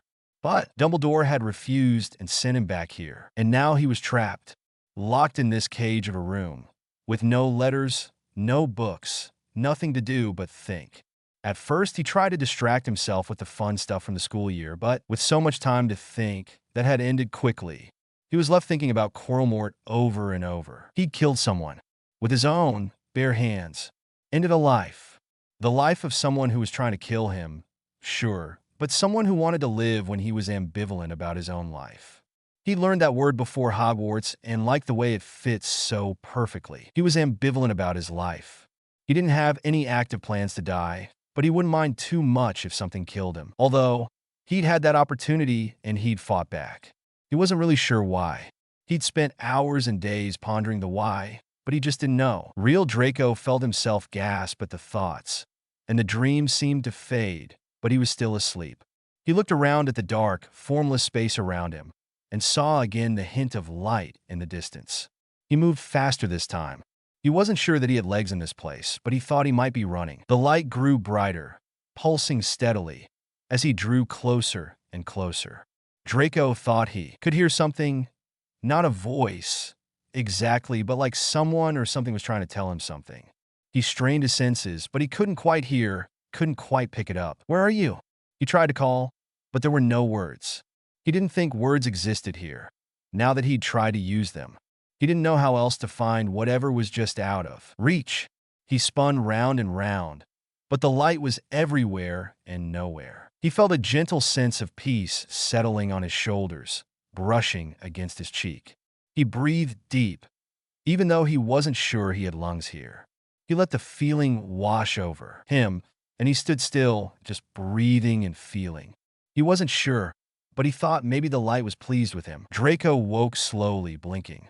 He could feel that peaceful feeling still lingering, could swear he'd felt someone brush his cheek, not just in the dream, but he was alone, or at least, alone in his bed with the curtains closed. He could hear the other boys in his dorm breathing, steadily as they slept. He stared at the canopy over his bed for a few minutes, before reaching for his wand and summoning a vial. He pulled the dream carefully from his mind and deposited it in the jar, then laid back down to sleep a little longer. He'd show Uncle Sev in the morning. Chapter 25. Chapter Summary. Severus investigates the journal and watches another memory. Severus stared at the book sitting on the desk in his living room. Without Neville's mage sight, he wouldn't have known there was something so dark lingering in this book. He couldn't see or feel anything strange right now, but the memory of the feeling hovered in the background of his mind. Steeling himself, he reached out and flipped open the cover. Nothing happened. He leaned closer and could just make out faded letters in the corner. Tom Marvolo Riddle. It was a journal? Or a diary? The name seemed vaguely familiar, but he couldn't place it. He flicked through the other pages, but they were all empty. He stared a while longer before reaching for a quill. He hovered over the page, considering whether he was really foolish enough to try to interact with an unknown dark object. A drop of ink landed on the page, and Severus watched in morbid fascination as it was absorbed into the page, and then writing emerged, like it was soaking back up through the paper. "Hello. Who are you?" A knock at his door dragged him back sharply, and he realized that his focus had been very deep, like the journal had been pulling at him. He swallowed down his spike of fear at his unknowing vulnerability as he shut the book and went to open the door. Draco stood there, a vial in his hand, and Severus gestured him inside. Wordlessly, they set themselves in front of the pensive and entered the dream memory. There wasn't much to see at first. Harry Potter laying on a bed, gazing at dust as one foot swung lazily off the side, arms tucked under his head. Severus looked around the room, though, and his concern grew. It was nearly bare. There were a few items strewn about, mostly broken Muggle things, a couple of ratty shirts and trousers, and an empty plate and glass by the door. Severus stepped closer to the door, looking in confusion at the strange section on the bottom. He thought it might have been a cat flap, but why there was a cat flap on an interior door was a mystery. He turned to look at the rest of the room, eyes catching on the thick bars over the window. He knew it was common to have security measure for break-ins, but these bars seemed too much. Thick and heavy, gaps too narrow for an owl to fit through. He glanced around for signs of the boy's distinctive snowy owl, but saw none. He remembered a previous dream where Draco had described Harry's fear over his cousin hurting his owl. Perhaps he had left her at Hogwarts, or she was out in the garden, or staying with the Weasleys. He had seen the owl since school had returned, so he knew it was still alive at least. Finally, he turned to look at Draco, who had also been looking around while waiting for Severus to finish his inspection. He was a little aggrieved to realize they had seen so many of Potter's disturbing memories that they had developed a routine.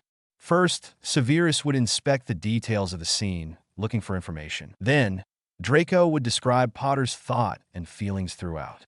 Finally, they would withdraw from the memory and discuss what they'd seen. He listened with growing dread as Draco explained Potter's ambivalence about his own life. Draco seemed almost close to tears as he spoke, and Severus reached a hand out to squeeze his shoulder. It was an awful thing for an adult to contemplate, let alone a child knowing it about another child. Merlin's teeth. Severus might need a stiff drink after this. They withdrew, and the silence in Severus' living space was heavy. Was Harry Potter suicidal? Did he really not want to live? Or was he just struggling to cope with the things that had happened to him and the lack of support he'd been offered? Was there even a difference? If the end result was a boy who thought he was a murderer, left alone and isolated, who didn't want to keep going, did it matter the root cause? If the end result was the boy wanting to die? When Draco returned to his common room after composing himself, Severus slumped in his armchair, something he never did around company. When did his life become so full, chaotic, confusing? He sighed, deciding to rest his eyes for just a minute before getting back to work. Chapter 26. Chapter Summary. Draco, Neville, and Severus discuss something dreadful. When Neville made eye contact with Severus in the Great Hall over lunch one day, Severus fought the urge to sigh. Whatever the boy wanted to speak about, it would undoubtedly cause Severus a headache. He tilted his head very slightly before returning his half-hearted attention to whatever Professor Grubbly-Plank was nattering about. At the end of his class with the second-year Slytherin Gryffindors, Severus barked, "Longbottom, stay behind." Several students looked at the boy, who was doing an excellent job of cowering and wringing his hands, nodding frantically. When the room had cleared, save Draco, Severus waved his wand at the door toward it. "Sir Severus, I don't know if you've made any progress with." Neville cut himself off quickly and glanced at Draco, who was watching curiously. "Not yet," Severus said smoothly, and Draco wisely stayed quiet, for now at least. "Ginny Weasley had it before I found it. She broke into my dorm sometime today, ransacked all of our stuff. She was looking for it." Severus' eyes widened. Draco's too. "How do you know that?" "I could see it in her magic, that she'd had it. And her magic was hanging around in our room long after she'd gone." "What are you talking about?" asked Draco, looking between them. "Nothing," said Severus. Neville answered anyway, ignoring Severus. A very dark object. Something wrong. We don't know what it is, but it's the darkest thing I've ever seen, ever even heard of. Severus bit back harsh words. He worked hard to build trust with the boy. He wasn't about to throw it away in a moment of anger. You could see it? Like with your magic? What did it look like? Draco asked, morbid curiosity bright in his eyes. Like a black cloud, angry and dangerous. But it wasn't so much the look of it. It was the feeling, like it was choking or burning you, like it wanted to consume you. Draco paled dramatically. Consume you, he whispered. Neville nodded. Draco's eyes turned to Severus, fear obvious on his almost ghostly white face. Are you all right, Draco? Severus asked rather sharply, concerned at just how pale his godson was. The darkest thing you've ever seen? He whispered to Neville, who nodded again. Horcrux, he said so quietly Severus almost missed it. Uncle Sev, I think it might be a Horcrux. Where on earth did you hear of such a thing? Demanded Severus, his own face paling at the thought. A Horcrux. Draco's voice shook as he described his research attempts over the holidays. How he'd stumbled across the book, filled with terrible magics that had nearly given him nightmares. The book said they can suck the magic out of someone, use it to fuel itself to return to life. They consume Wixen and use their magic to resurrect themselves. Neville practically dropped to the couch, legs buckling underneath him. No wonder it felt so awful. He mumbled with a shiver. Uncle Sev? Draco asked, voice hesitant. Severus looked at him, noting his pallor, his fear. You said the Dark Lord was not in his right mind near the end. That he changed, do you think maybe Draco trailed off? Neville gasped. You think Voldemort made a Horcrux? Severus flinched, a sharp flare of pain in his forearm. Neville whipped his head to watch him warily. What was that? Severus grit his teeth, knowing the boy could tell if he was dishonest. As effective as a Legilimens at detecting the truth, he mused. The Dark Lord's name causes pain in, he paused. I know you have a dark mark, said Neville matter-of-factly. It's pretty obvious. I didn't know it hurt, though. He paused, thinking, I don't like any of the other names for him, though. Calling him you-know-who is just dumb. But he's not a true lord, so I won't call him that either. Does Voldy hurt? Severus held back his surprised snort, shaking his head. Merlin's beard. This boy was nothing like he'd thought a few short months ago. Neville nodded decisively, as if calling the most feared Dark Lord on British soil in 400 years Voldy was perfectly ordinary and reasonable. Right, back to the matter at hand then. How does one destroy a Horcrux? Severus blinked, again thrown by the boy's behavior. He gave his question some thought, though. How did one destroy something like a Horcrux? Surely it wouldn't be easy. If it tethered a soul to the mortal plane, it must be strong and stubborn. I shall give it some thought. Neither of you must bring it up or attempt to research it while at Hogwarts, though.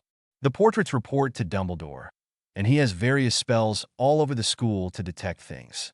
Even using the word outside of a space I have warded thoroughly is dangerous.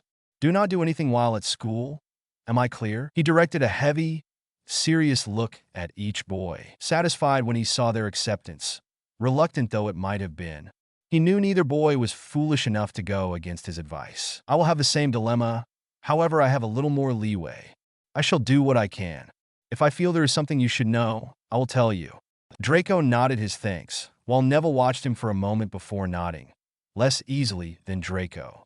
Severus supposed he'd been observing his magic, and could tell that. Severus only intended to tell them the bare minimum. This was not the concern of children, though. This was something for adults to deal with. He held Neville's gaze, knowing the boy would sense his resolve in the matter. There is nothing more to be done for now.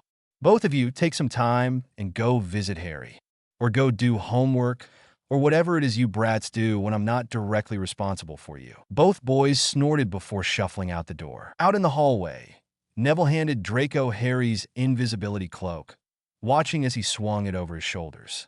Right before he flipped up the hood, Draco directed a wicked smirk at Neville. Looks like it's my turn to make you look like a fool, he chuckled darkly. You forget, I can still see your magic.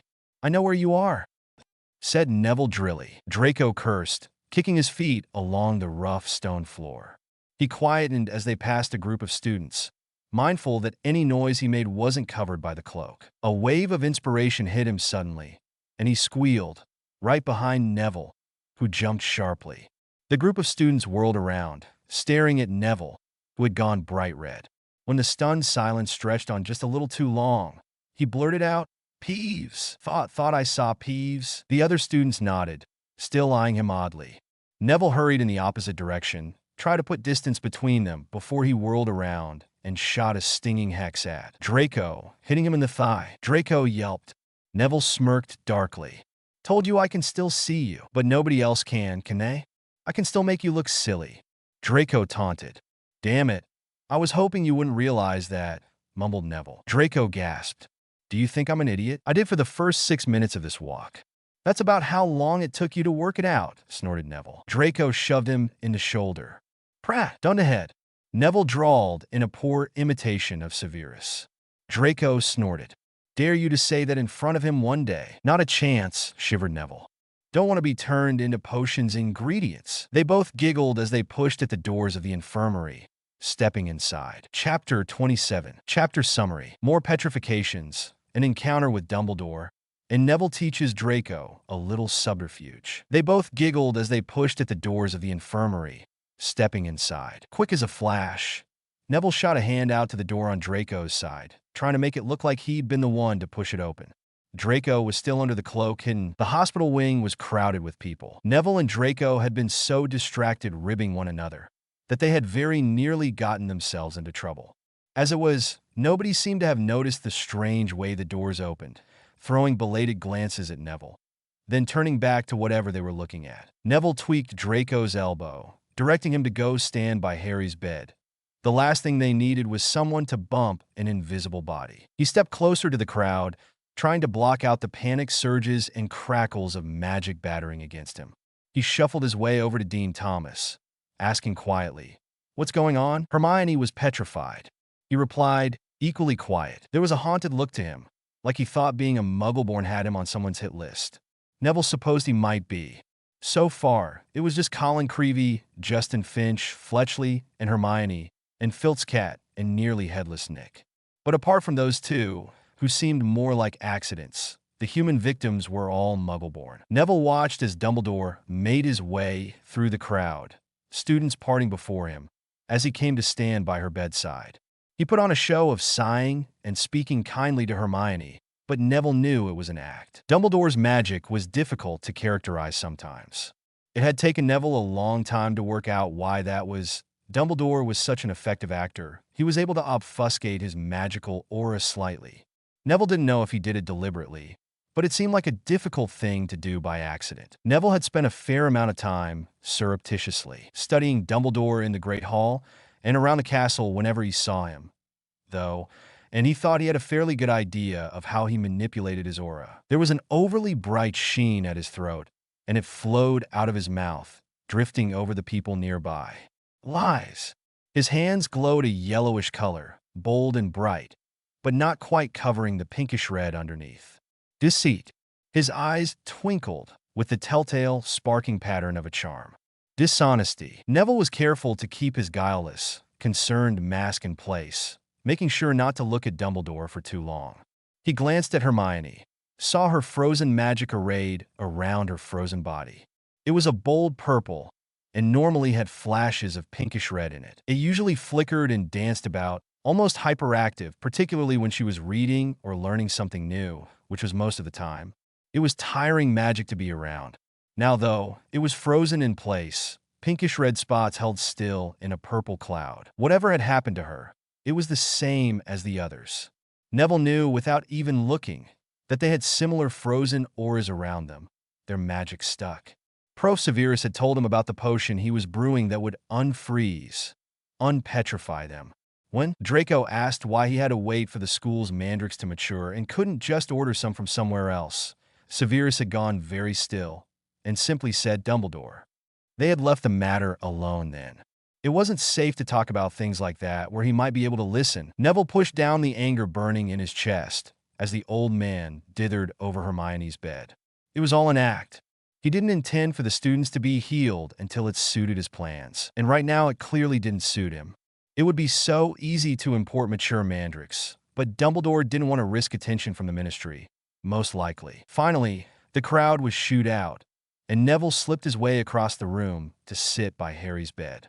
He tried to look away from Harry's magic, not prepared to deal with what he could see from the corner of his eye, while there were still others present. When the room had emptied, leaving just Neville, Madame Pomfrey, Dumbledore, Draco still hidden under the cloak, and the students in beds, Neville looked across at Hermione again.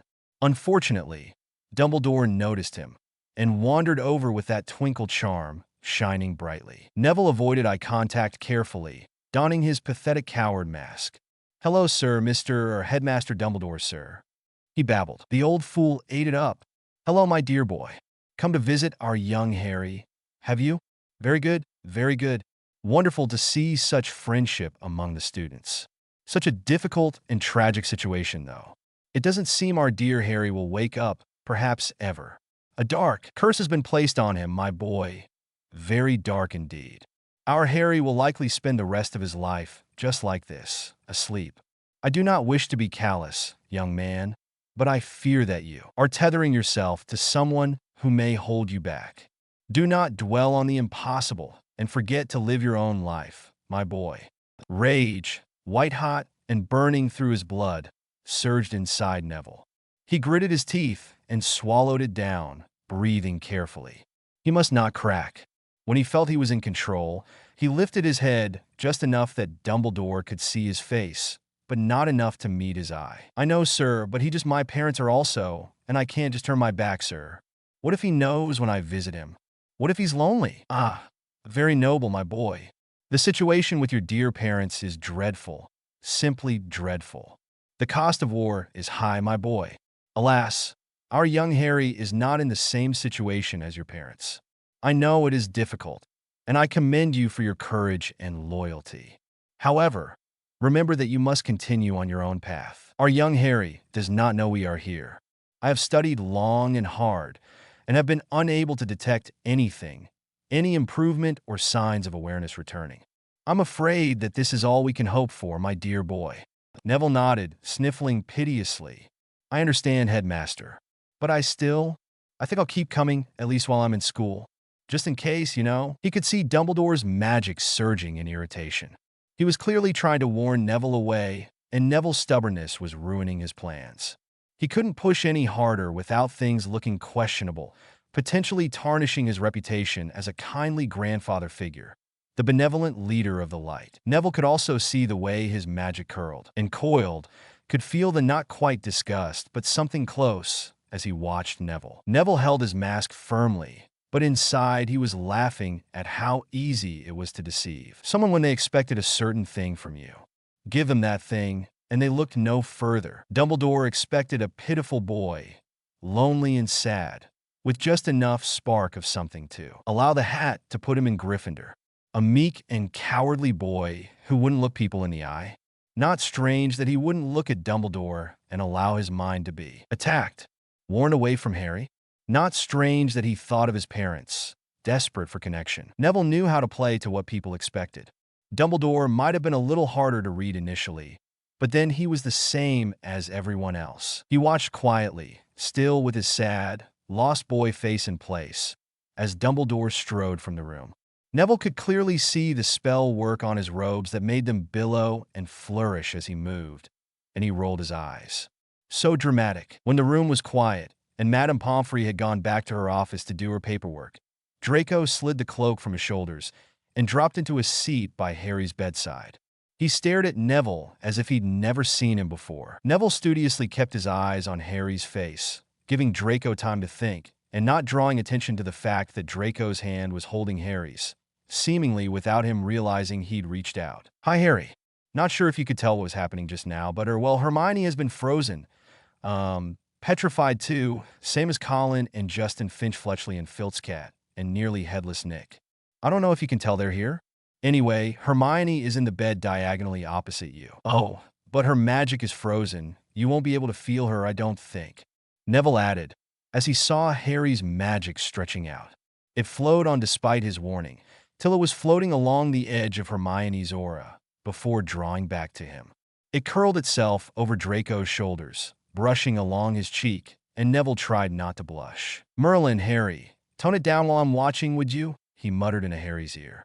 He snorted when a tendril of magic flicked out towards him, but then it settled over Draco's shoulders, no longer stroking at him. Small mercies, he thought wryly. Draco was still staring at Neville. When they had marched into the hospital wing, laughing and joking, the crowded room had made Draco freeze with panic for a long second. Fortunately, Neville had been exceedingly quick-thinking, even as far as pretending to open the door that Draco had pushed. He'd been quick to direct Draco out of the way of stray onlookers who might bump him, and had slipped through the crowd easily until he reached someone he could ask for information. Draco watched him with open surprise. The cloak prevented anyone noticing his mask slipping, thankfully, because he was frankly awed that timid little Neville Longbottom could handle himself so well in an unexpected situation. Then he'd stood up to Dumbledore. Granted, it was subtle, and if he didn't know better, hadn't seen Neville joking and teasing and confident one-on-one, he would have also bought his sad little orphan routine easily. He seemed to play Dumbledore like a fiddle, seemed to know exactly what to say and how to say it, and how to counter Dumbledore's almost demand that he leave Harry alone.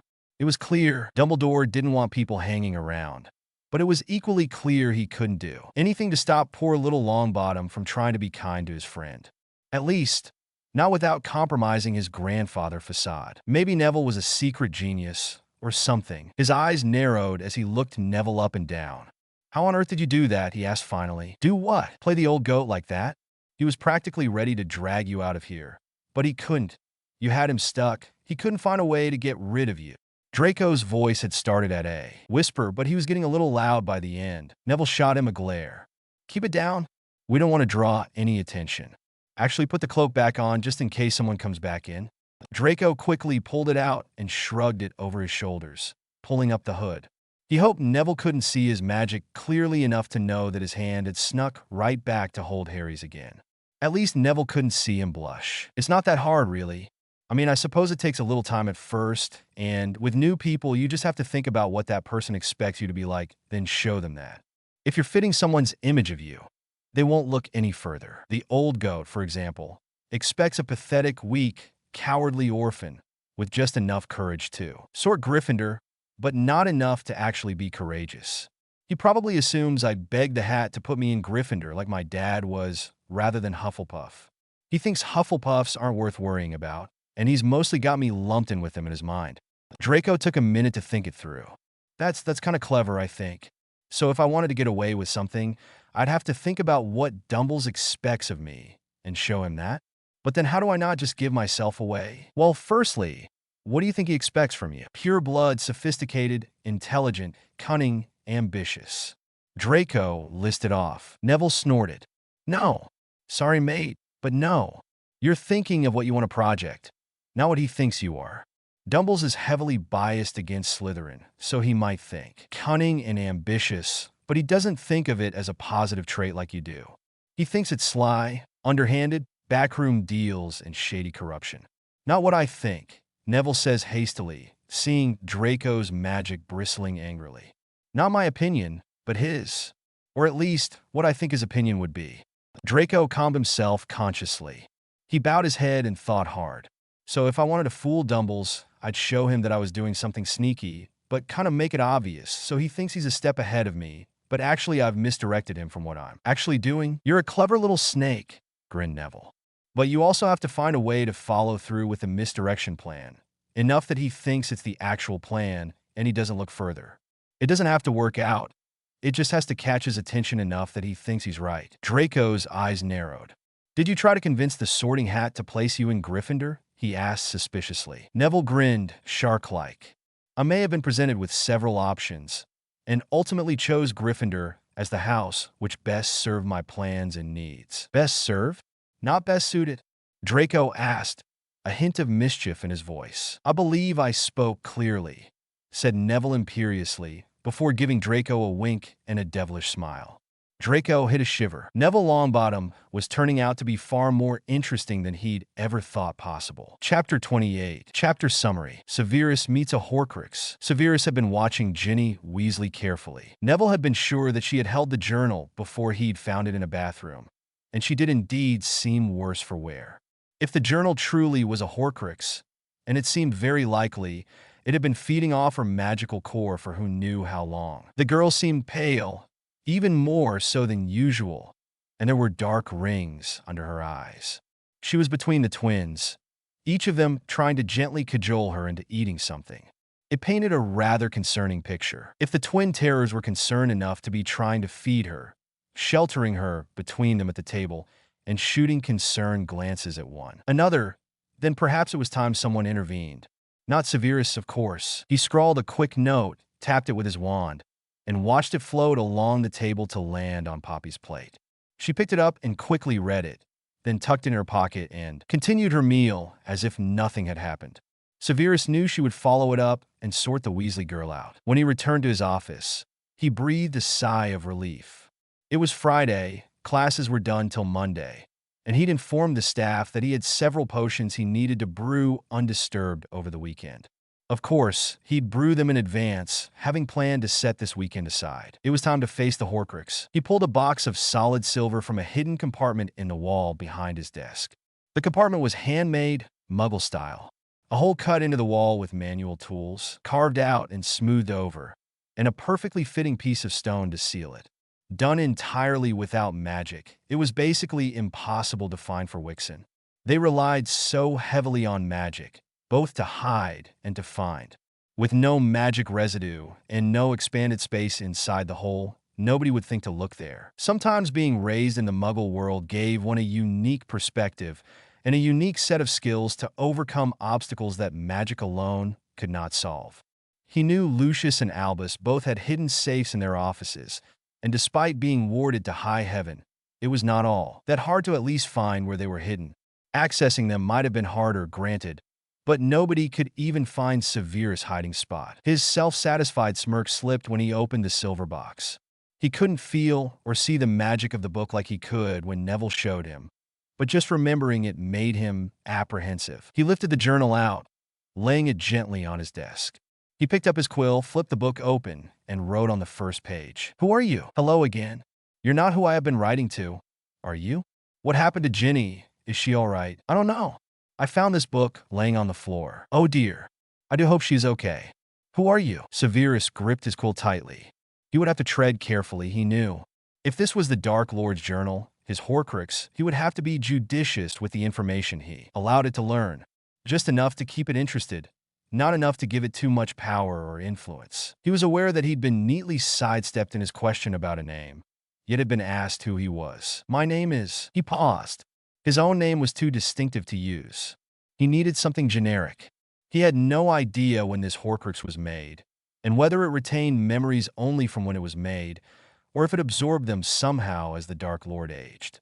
Did it already know everything up until the Dark Lord's death? "You can call me Harry." "Hello, Harry. Your last name isn't Potter by chance?" "What the fuck? This looked bad." "No, it's Jones." "Do you know Harry Potter?" "Not personally. Ginny told me about him. Said he was famous. I must admit, I was a little excited to think you might be him. Even so, I'm glad to be talking to you. It gets rather lonely where I am." "Where are you?" "Inside. I live in this journal." "How do you live in a journal? Are you a real person?" "What is your name?" "I am a real person." "Well, I was inside this journal. I'm just a memory.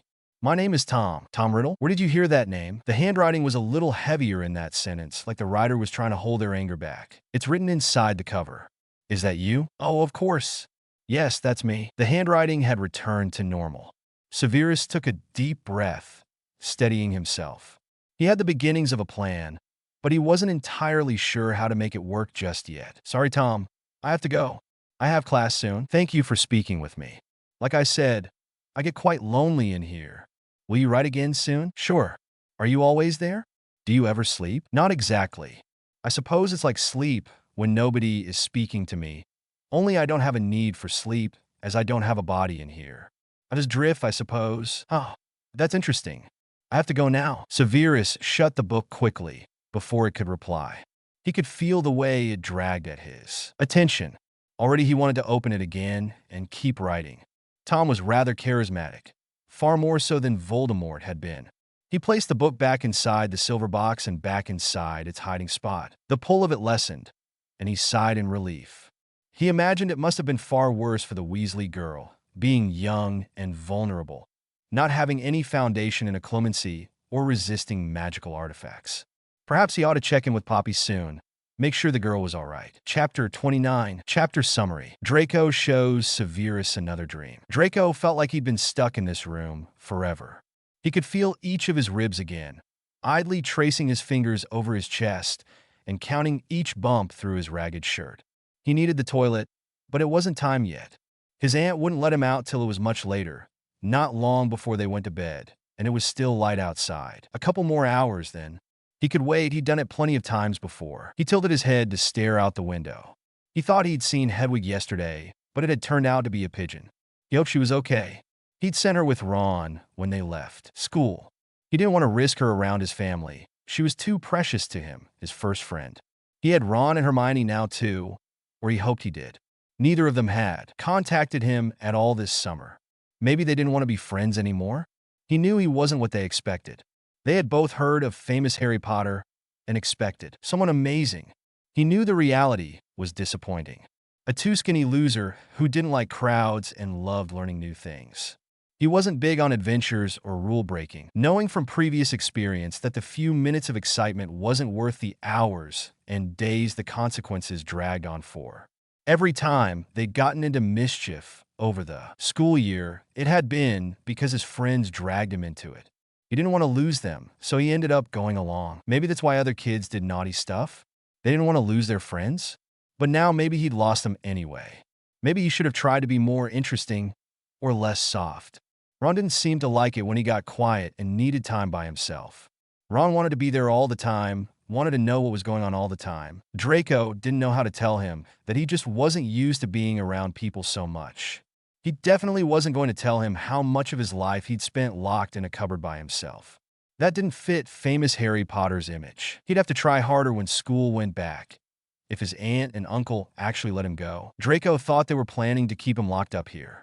He knew how much they hated anything freaky or weird, and Draco fit both of those bills. And without Hedwig here to send a message, he had no way to ask for help. He hoped when school started back and he wasn't there, they might send a teacher to look for him. He'd take anyone, even Professor Snape, who hated him. He would at least want Draco around to be his scapegoat in class. Draco didn't mind. He played that role for every teacher he'd had in Muggle primary school. He knew how to hold his tongue and accept unfair punishments. It was still preferable to staying here, in this caged room. Even the time he'd scrubbed so many cauldrons with his bare hands that his fingers had bled, because Professor Snape hadn't left gloves out for him. He knew that was just part of the punishment, no sense complaining about it. His aunt had done similar things before, like made him scrub the bathroom top to bottom with bleach, without gloves, so his hands cracked and bled and burned. He'd ended up in the cupboard for 4 days after that for getting drops of blood on the tiles. Didn't matter that he'd cleaned it immediately. His aunt had been furious that his dirty blood had touched the floor she stood on each morning. Professor Snape's punishments were a breeze in comparison. He never ended up locked in a cupboard without food for days afterwards. He just scrubbed cauldrons till his fingers bled, then went for dinner and let his magic heal his hands. Real Draco was aware that he was dreaming Harry's dreams again, and he felt a sense of horror at the casual thoughts flowing through his mind. When he felt like he wanted to cry, the dream warped, and suddenly he was in the dark, blank space again. He found the light almost immediately and ran towards it, even though he didn't have legs here. The light reached towards him as he got closer, wrapping around him like a blanket. He could feel something pressing gently at his ears, even though he didn't really have ears here. It was like a gentle shushing, like it was trying to soothe him. The warm light brushed over his cheek, wiping away the tears he didn't realize had spilled. He wasn't sure how to reach out since he didn't have arms here, but he tried anyway. He wanted to wrap the warm light in his arms, hug it tight, tell it that it didn't deserve to be treated like that, it didn't deserve to be hurt. He didn't know how he knew the warm light had suffered like in his dreams, but he knew. He held it close, feeling his own heart beating in time with the gentle pulse of the light. When he awoke, Draco could feel the lingering warmth wrapping around him still. He blinked quickly to keep the tears at bay, not wanting to risk his roommates seeing him crying in his sleep. He dragged himself out of bed and into a hot shower, where he let the tears fall.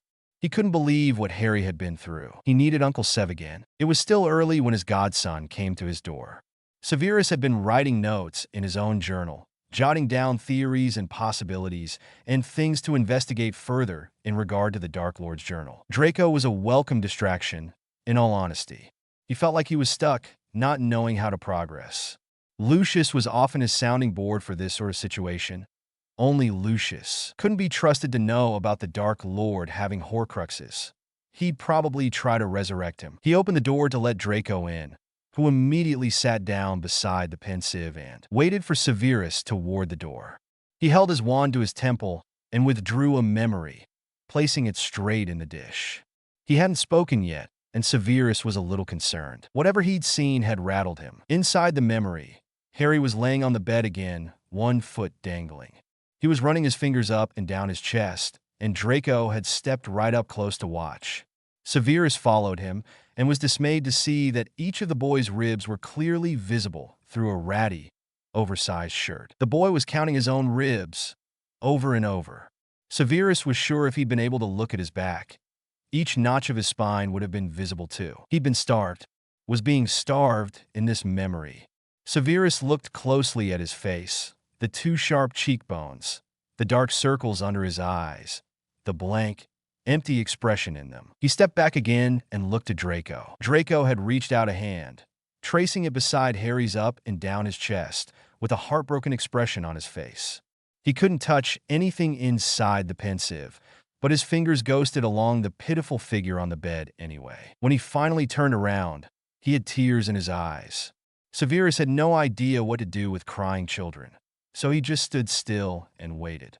As Draco described the disturbing content of Harry's thoughts, Severus was quietly horrified to know what had happened during his detentions. He'd had no idea the boy didn't have gloves. He'd set the boy to work then, withdrew to mark assignments at the far end of the room. He'd never have let that slide if he'd known. The chemicals used to clean the cauldrons were very harsh, not to be touched with bare skin. And for the boy to think that was an expected part of his punishment, to have his flesh eaten away as he worked. Severus thought he might be sick. Back in his living room, Severus stood quickly and reached for his potions cupboard, grabbing himself a stomach soother. He offered one to Draco too, and the boy shook his head. "And maybe a calming draft, Uncle Sev?" he asked in a small, soft voice. Severus nearly grabbed one for himself too, but pushed everything behind his occlumency shields instead. He handed the vial to Draco, watching as he drank it down, then slumped against the back of the couch. "It's so awful, Uncle Sev. How could anyone do that sort of thing to a child? He's Harry Potter. Everyone thinks he's been spoiled and treated like a prince, but they're so wrong. Why does he think it's normal to be punished like that?" Draco's voice was wobbling with tears, and he sniffed hard. Severus sighed. This was far outside his usual skill set, but it seemed to have fallen squarely in his lap. "Draco, this is not something you will have seen or heard of, most likely. In the Wixen world, children are precious and few. In the Muggle world, children are far more easily born, and so they're considered to have less value." Draco's face scrunched up in confusion. So his relatives think that it doesn't matter that they hurt him, because they have another child they treat well? In a way, perhaps. Perhaps it is because of his fame that they are resentful, or perhaps because he is not their own child, but their nephew. I am unsure. But it seems from your previous memories that he has faced this sort of treatment all his life. For him, this is normal. Draco's tears spilled over then, and he hunched over and buried his face in his hands. Severus patted his back awkwardly, conjuring a handkerchief to wipe his face. When the tears dried up, Severus could see Draco's shoulders set with resolve. "We have to find a way to stop him going back there. He can't go back, Uncle Sev. I won't let him." While Draco was often a spoiled brat, and a selfish one too, there was no denying that when he'd set his mind to something, he didn't let it go. Severus remembered the saga of the broom, in which Draco had worn down his parents over the course of an entire year, until they bought him a new, adult-sized broom, even though he was 9 years old. Lucius and Narcissa were not weak or easily led. Draco was just a fiercely determined child. Perhaps with Draco in his corner, Harry Potter might have a chance. Severus blinked at the strange thought. At the start of the school year, he'd have committed anyone who said such a thing to the Janus Thicky ward at St. Mungo's. Yet here he was in his living room with Draco Malfoy, crying over Harry Potter and setting himself to the task of saving him from his abusive relatives. Severus needed a headache reliever. Chapter 30. Chapter Summary. Someone finally sees Neville. Neville made his way down to the dungeons for his usual Tuesday detention, with Percy Weasley escorting him. The latest attack on Hermione had prompted a resurgence in vigilance, and anyone found walking alone was issued a month of detention. Nobody was foolish enough to risk it. Not even the purebloods, who thought they were safe from attack, were willing to risk a full month of detention. Percy marched him to Professor Snape's classroom, and Neville assured him that he'd find someone to take him back to the tower afterwards. He knocked on the door, with his cowardly mask firmly in place, and waited. Severus had a sneer fixed on his face when he opened the door, but Percy was undeterred. "Would you like me to stay, Professor Snape, if you need a third person in the room?" "Thank you, Mr. Weasley, but no. Mr. Malfoy will be here momentarily. Come in, Longbottom," he said, voice cold. Neville slunk into the room, cringing as he passed the professor. He could hear Draco's voice from the hallway, speaking loudly. "Honestly, Longbottom's incompetence has actually helped me this year. I've been having private tutoring while he scrubs cauldrons and collects bubotuberpus." He laughed, cold and haughty, and Neville could hear an echoing laugh of whichever students had accompanied him to the classroom. Once the escorts had gone, and the door was closed and discreetly warded, Neville turned to Draco. "You're getting quite good at that, Draco," he grinned. Draco preened at the praise. "Thank you," he said haughtily, then rolled his eyes when Neville snorted. "And what might that be, boys?" asked Severus silkily. "Playing a role? Uncle Sev, like Neville explained to me. Working out what people expect from you, then showing them that so they don't look any further at what you're really doing." Neville kept his eyes down as Severus looked at him oddly. "Indeed," he drawled. "Yeah, Neville's really good at it. He even outsmarted Dumbles the other week in the hospital wing. It was very impressive." Neville shot a glare at Draco, willing him to shut up. Draco seemed confused for a moment, then understanding lit his face. "Oh, sorry, Neville. I suppose it's less effective if everyone knows you're doing it, right?" Neville didn't reply, just shrugged his shoulders. That wasn't the issue, he thought irritably. He could see Severus' magic stretching out, winding and coiling, and trying to get a better look. Neville shot a glare at Severus' chin, then asked calmly, "What is the plan for today, sir?" He tried not to wince as he saw Severus' magic moving faster. Shouldn't have done that, he scolded himself. "Draco, perhaps you ought to take some time to practice working on your mindscape. I'll work with Neville for a while, then you can switch places." Draco nodded, settling himself at a desk and breathing steadily, eyes closed and shoulders relaxed. Severus and Neville watched him for a minute, before Severus turned to face Neville again. He gestured for Neville to sit at another desk, then slowly pulled out his wand, projecting his movements as he cast a silencing ward around them both. Neville dropped his head down onto the desk. "Here we go," he thought. "Neville, if you truly do not wish to have this conversation, we can move on. But I find myself very interested to learn where exactly you learned such effective methods of manipulation and subterfuge." Neville rolled his head to the side, peeking at Severus. "What's subterfuge?" "Using deceit or dishonesty to achieve your goals." Neville rolled his head back down, sighing heavily. "I think you already know, sir. I am aware you call me sir when you want to distance yourself. I also have my suspicions about where you learned these skills, but unless you tell me directly, I am unable to do anything to help you, Neville." The use of his name, soft and gentle, had Neville rolling his head again to peek at Severus the one eye. He looked honest, Neville thought. "What could you do to help? It's not like you can take me away from my family." He huffed, but he kept his eyes fixed on Severus' magic. "It is not outside the realm of possibility," Severus said slowly. Neville's head shot up. "What?" Severus held up a hand. "I do not wish to give you false hope, Neville. I said it's not outside the realm of possibility. However, it would be a very difficult and delicate process. It would be easier to find a way around, rather than through." "What does that mean?" "Obtaining guardianship is a very difficult process, one which would draw much attention and backlash. However, offering a student summer tutoring or arranging to stay with friends for much of the holidays would be a much easier prospect." Neville blinked, turning to stare at the far wall. His thoughts raced, but then they started to catch over and over on one thing. "Obtaining guardianship? I know it's not the option you're suggesting, but there isn't anyone who would take me. And I don't have any friends to stay with. I mean, Gran wouldn't let me stay with any Muggleborns because they wouldn't have security wards. And the Weasleys. I'd rather not. And it's not as if I could pop around to. Draco's for a sleepover, he snorted. I think it would just be easier to stay at the manor. I have a system for dealing with things anyway. It's fine. I would offer myself as an option if you were amenable. However, as we both agree, guardianship is not the easiest option. I would, however, be willing to speak to your grandmother and offer for you to stay with me over summer for private potions tutoring. We could use these detentions as an excuse for me to have discovered you are adept at potions when other students do not distract you in class. It wouldn't be a lie, really, given that you are rather bright, and you do in fact have an aptitude for my subject. Neville stared at him in shock. You would want me? You'd let me stay at your house, he breathed. Severus nodded stiffly. Yes. His magic was coiling tightly, flickers and flashes of green and black, winding close over his chest and at his throat. Nervous.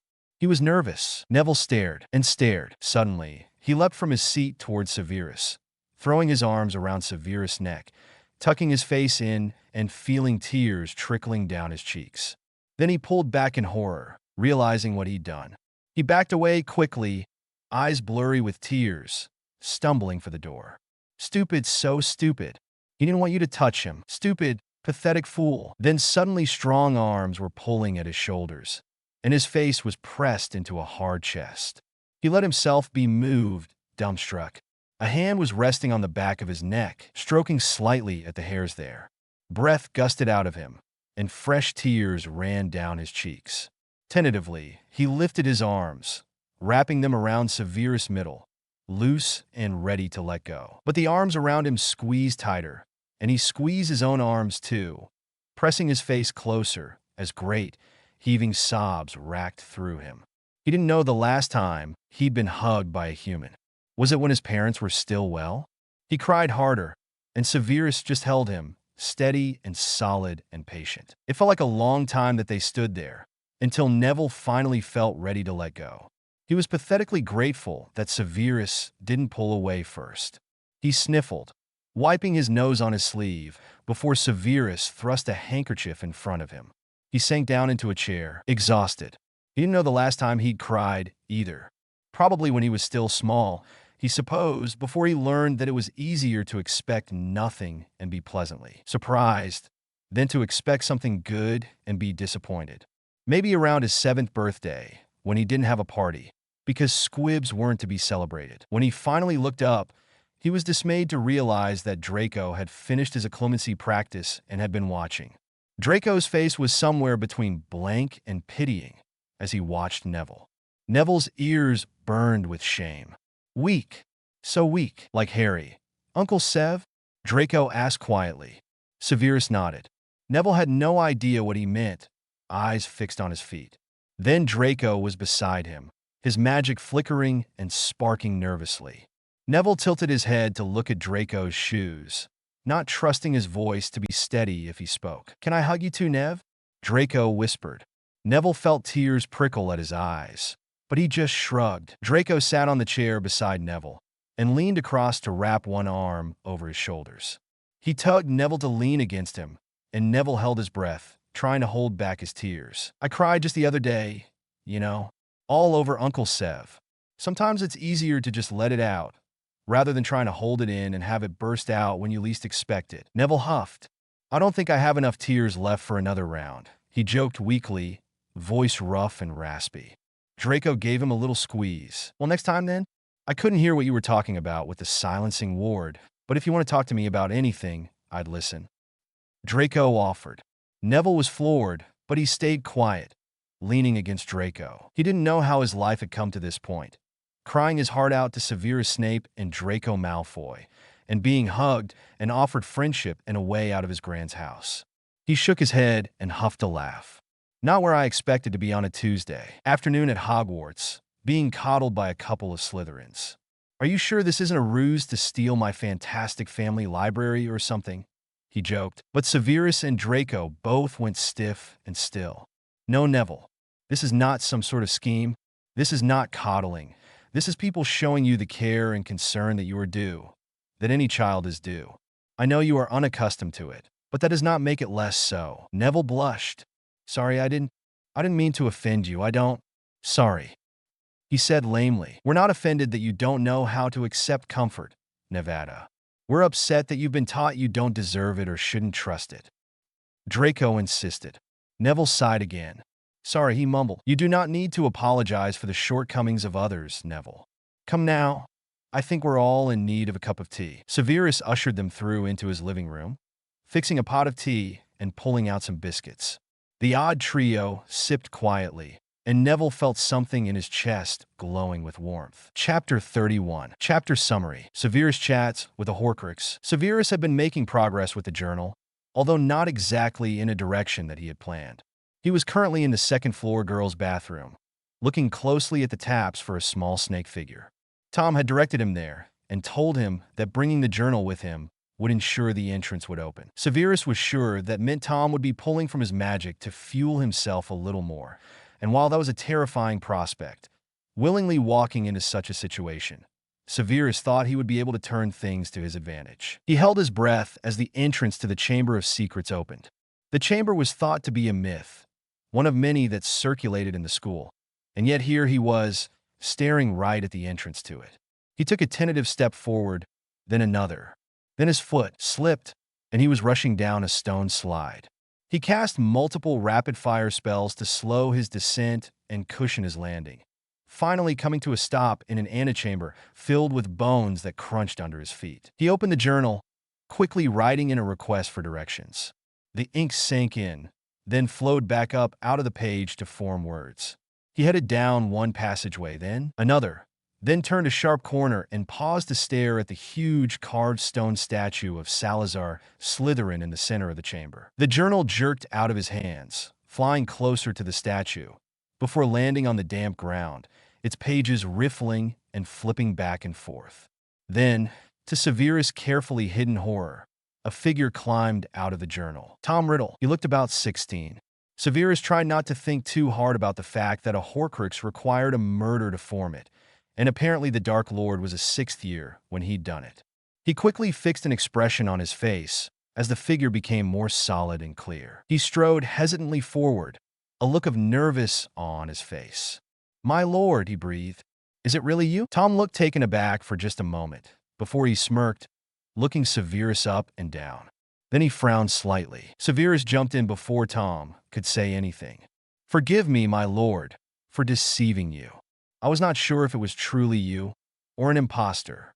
I gave a false name, just in case. But my true name is Severus, and I am your most devoted follower."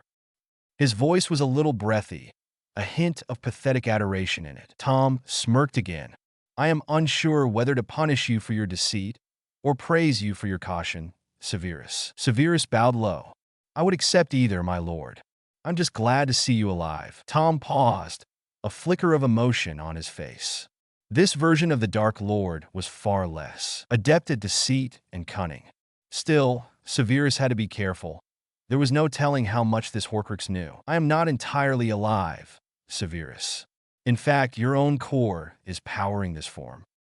He smirked coldly. "While I'd hate to waste a devoted follower, needs must," he drawled. Severus saw the hint of uncertainty in Tom's face.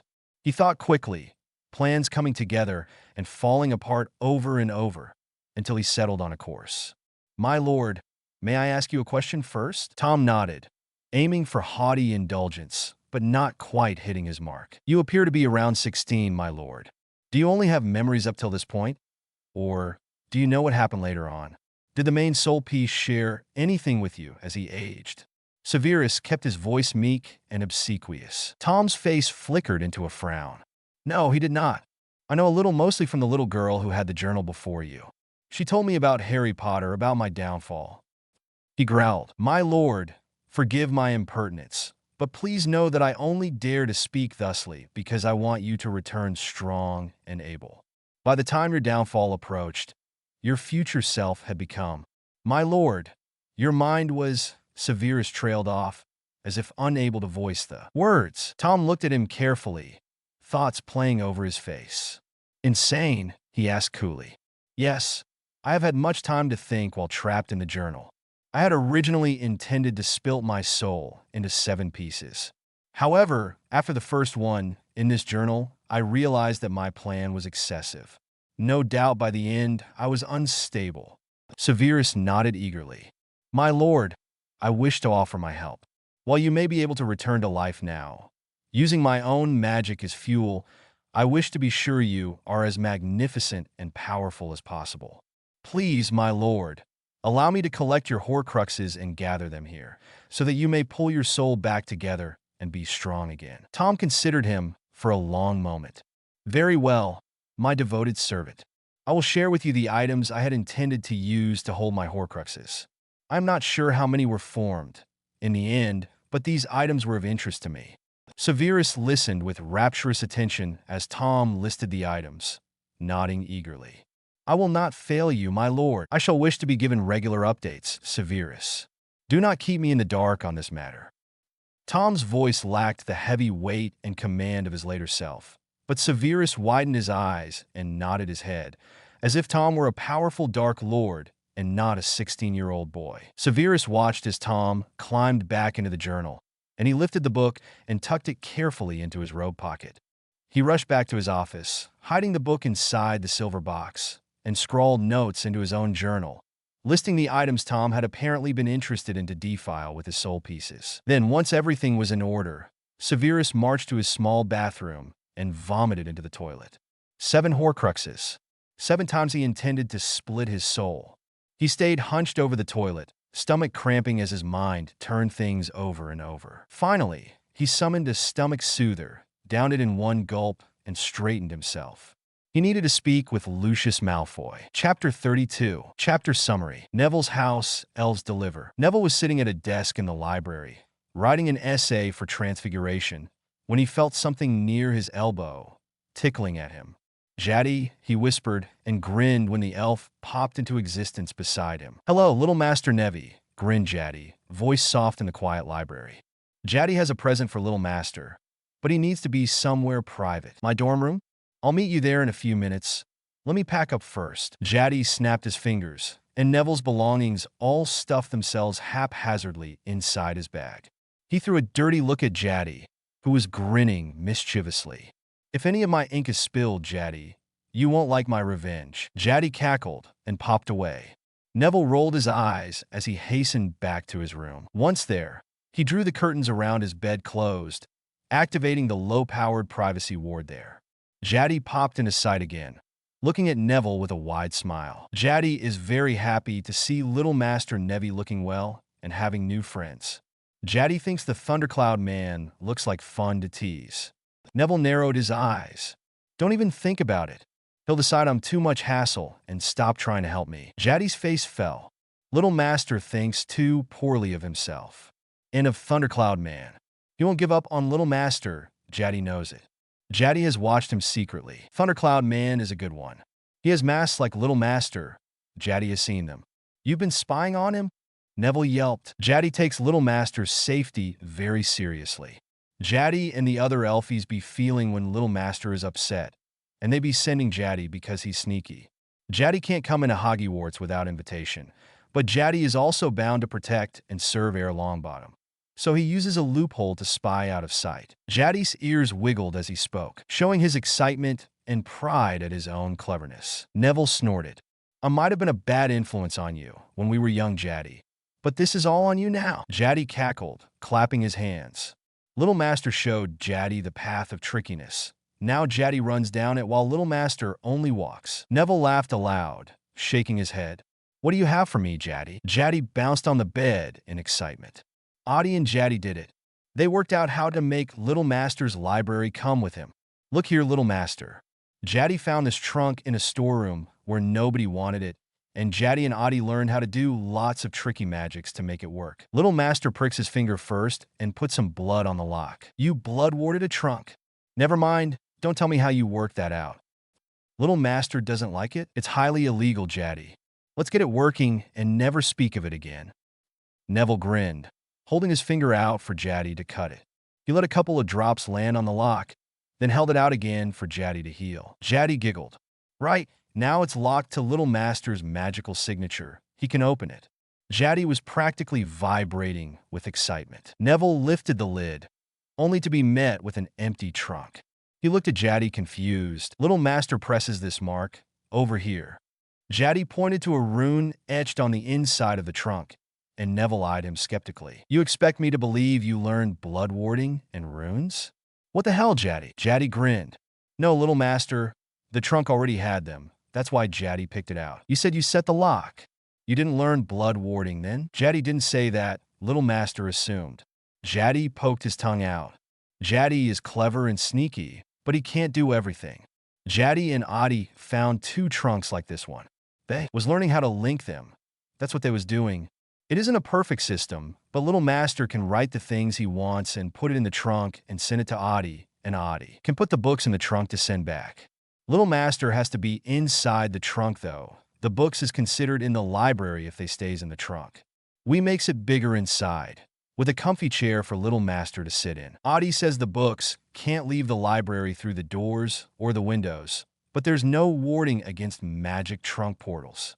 Jaddy cackled. Neville grinned, then pounced on Jaddy, tickling his ribs and wrestling him down as Jaddy squirmed and tickled back, and then cheated by popping away from Neville's excellent headlock and reappearing on his back, where he stuck a long, wet finger into Neville's ear. Neville shrieked and threw him off, and they both flopped back onto the bed, giggling and puffing. You're a dirty cheat, Jaddy, and you're a clever, kind, good boy, Little Master. Jaddy has to go now. Little Master can call Jaddy if he needs help, but Jaddy thinks he'll be okay with the Thundercloud Man looking out for him now. Before Neville could reply, Jaddy was gone. He looked over at the trunk, smiling. He could finally do some more research and look for a way to help Harry. Chapter 33. Chapter Summary. Severus visits the Malfoys. Severus stood at the edge of the Malfoy wards, waiting patiently for Lucius to let him in. Fortunately, he didn't have to wait long. He strode up the wide, perfectly manicured path towards the house, where he was greeted by a house elf who directed him to Lucius' study. He did not dare hesitate, knowing that Lucius could tell at all times exactly where people were within the wards. If Severus stopped anywhere, it would make Lucius suspicious, and things would be a lot harder. When he reached the study door, he rapped smartly, then stepped inside as the door swung open. Lucius was sitting behind his desk, parchment spread all over the place, stacks of books piled randomly on chairs and side tables. Lucius himself looked immaculate as ever, but the disarray around him made Severus even more sure of his suspicion. He greeted Lucius politely, sitting in an empty chair across the desk, waiting for his moment. Lucius turned his head to one side to order tea service from an elf, and Severus seized the chance. Stupefied, he muttered, watching in satisfaction as Lucius slumped in his seat. The elf squeaked in fright and popped away before Severus could stop it. Damn it, he thought wryly. Narcissa will not be pleased when she arrives. He moved quickly, casting the complex diagnostic charm he had studied over the past couple of days. He breathed a sigh of relief when the charm worked, twisting lines and runes forming over Lucius' body. Severus watched intently, only stopping for a moment when Narcissa burst through the door, wand pointed right at his heart. She barely paused to take in the scene before speaking in a quiet, dangerous tone that made a shiver run down Severus' spine. What is the meaning of this? Do not cast anything. It will interfere with the charm. Severus ordered, equally quietly. I have had suspicions for some time, but I didn't like my chances of confirming them while he was conscious. He jolted suddenly and pointed at a strange, cloudy patch of darker color in the hazy magic floating over Lucius' body. There it is, he breathed. Narcissa's wand faltered, and she leaned closer to look. What is it? I believe it is a compulsion charm, cast on him by the Dark Lord. Have you dash? Compulsion charms fall when the caster dies. Severus. Narcissa interrupted sharply. But if the caster is not dead, then it continues. Severus stated calmly. Narcissa stared at him. Are you implying that the Dark Lord still lives? She asked, voice and face unreadable. Severus paused. Let us remove this charm, and all speak together. It is a long and complicated story. Narcissa nodded sharply, then pointed her wand at her husband and incanted under her breath. Severus saw the glow of his charm distorting and warping at the new magic in the room, but when Narcissa lowered her wand, they could both see the cloudy patch was gone. "Innervate," she muttered, watching as Lucius jerked upright, flicking his wand out and pointing it first at Severus, then Narcissa, then lowering it in confusion. "What's going on?" he gasped, eyes wild and confused. "Come and sit down for tea, darling. Severus has much explaining to do." Severus kept a careful eye on Narcissa as they made their way to the parlor, not entirely sure she wouldn't hex him or something for his blatant disrespect, marching into their home, casting spells at the lord of the manor without cause. Well, Severus felt there was cause, but he hadn't had a chance to explain that yet. He sat down at the small table, nodding politely as Narcissa poured their tea, wondering whether it would be too rude to cast a poison detection spell over his cup when she passed it over. "I have not poisoned it, Severus. I will give you a chance to explain yourself first. If I find your explanation unsatisfactory, well, let's not dwell on that until we must. Please, tell us what brought you into our home today and caused you to attack my husband." Severus tried not to gulp or faint. Narcissa Malfoy was a terrifying woman. Lucius whistled softly. "Goodness, my darling wife. Poor Severus might die of fright before he has a chance to explain himself." Narcissa looked at him oddly, blinking. Severus wasn't one to miss opportunities when they were presented on a silver platter. "When was the last time you heard your husband whistle, Narcissa?" Narcissa was still staring at Lucius, as if she hadn't seen him in years. "I cannot say that I remember," she said quietly. Lucius blinked. "I haven't been whistling? Why haven't I been whistling?" Severus cleared his throat, breathing slowly. "The Dark Lord is not dead. He created Horcruxes. He placed a compulsion charm on you, Lucius, that did not break when he fell, because he did not truly die.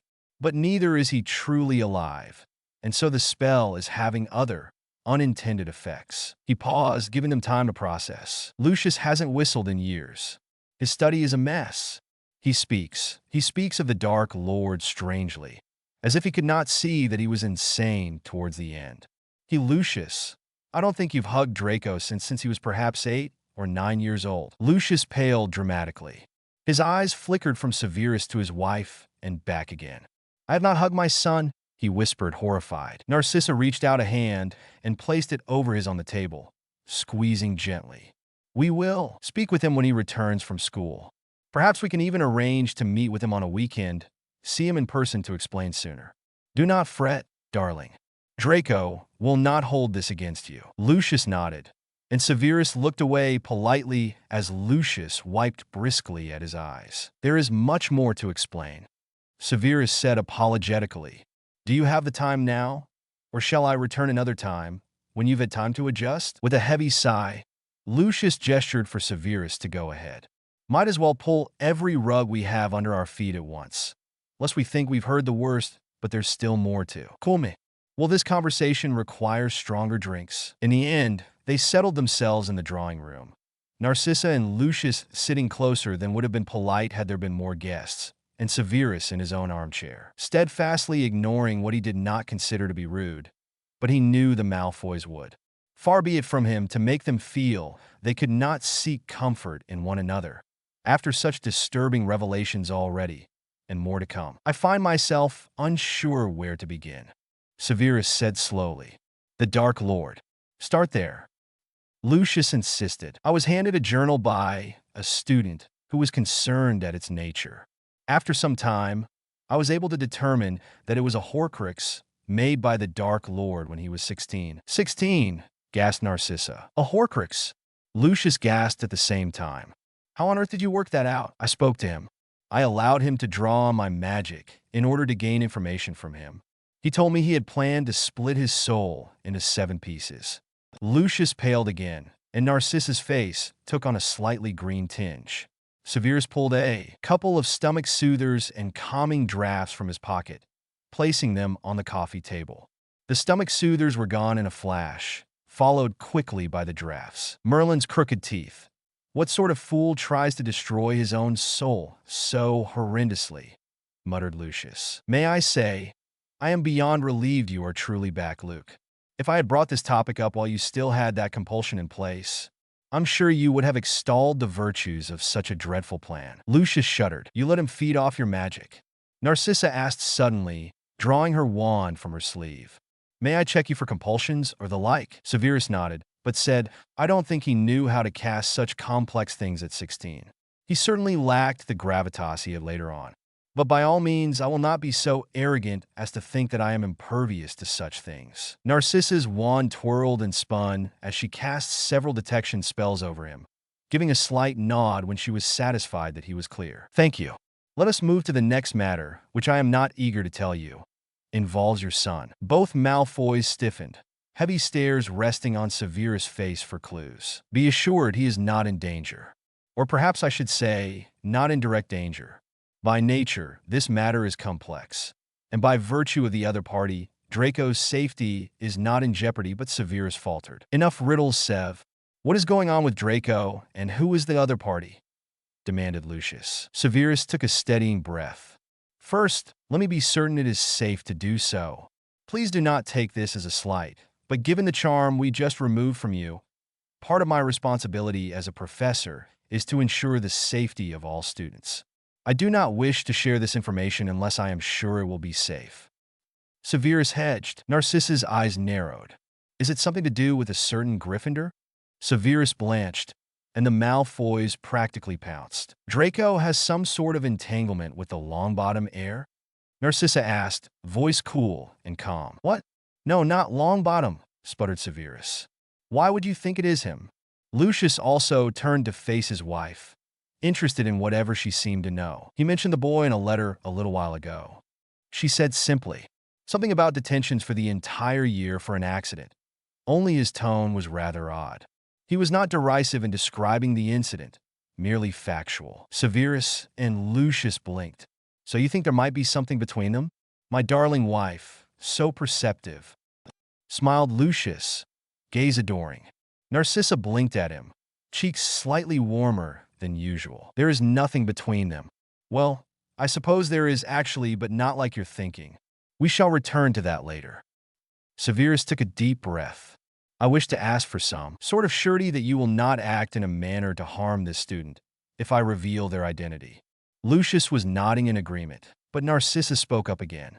Harry Potter, then? Lucius turned to her in surprise again, while Severus dropped his head into his hands. Harry Potter is a child, one who was tragically and cruelly caught up in a war of adults. Knowing that the Dark Lord has defiled himself so egregiously, I cannot bear the thought that this house would stand behind him in any manner. Narcissa said, looking intently at Lucius. Lucius turned his gaze out the window, thinking. For several long minutes, they sat in silence. I agree, my darling wife. The House of Malfoy can no longer stand behind a man who practices such corruption, who has compelled me, who attacks Wixen children regardless of their blood. There are too few of us to waste any precious Wixen blood. Magic is magic. He said, quiet but decisive. I have not heard you say that since before we were married, Luke. Narcissa said quietly. I sometimes wondered what had happened to that boy, who was so determined to protect Wixen children and remove them from unsafe homes. She flicked a quick glance to Severus, who felt his ears burning. He knew it was his own influence that had helped shape Lucius' political ambitions.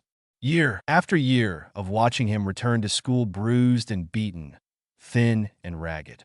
Lucius had been 2 years older, but Severus had been tall as a boy. Lucius had shared his clothes and books and supplies, insisting that when he had enough power and influence, he would make sure Severus was safe and that other children would not suffer similar fates. But after school, he had joined the ranks of the Dark Lord, pushed by his father, and he had changed. Colder, more manipulative, less concerned with ordinary people, more concerned with blood status. The compulsion charm must have been on him for a long time. Lucius looked at Severus, regret clear in his eyes. I am sorry I did not help you, Sev. You did, Luke. It is in the past, and I owe you for far more than just our school days. Let us not dwell on it any longer. But Lucius persisted. He stood up and reached a hand out to Severus. Expecting a handshake, he reached back, only for Lucius to pull him up and into a tight hug. He automatically wrapped his arms around Lucius' back. I'm sorry, Sev. I'll do better from now. I swear it to you. Lucius mumbled into Severus' shoulder. Severus just nodded, not quite trusting his voice right then. When Lucius pulled away, Severus blinked quickly, clearing his throat. Shall we continue then? There is still much to cover. Settling back down, Severus decided to get straight to the point.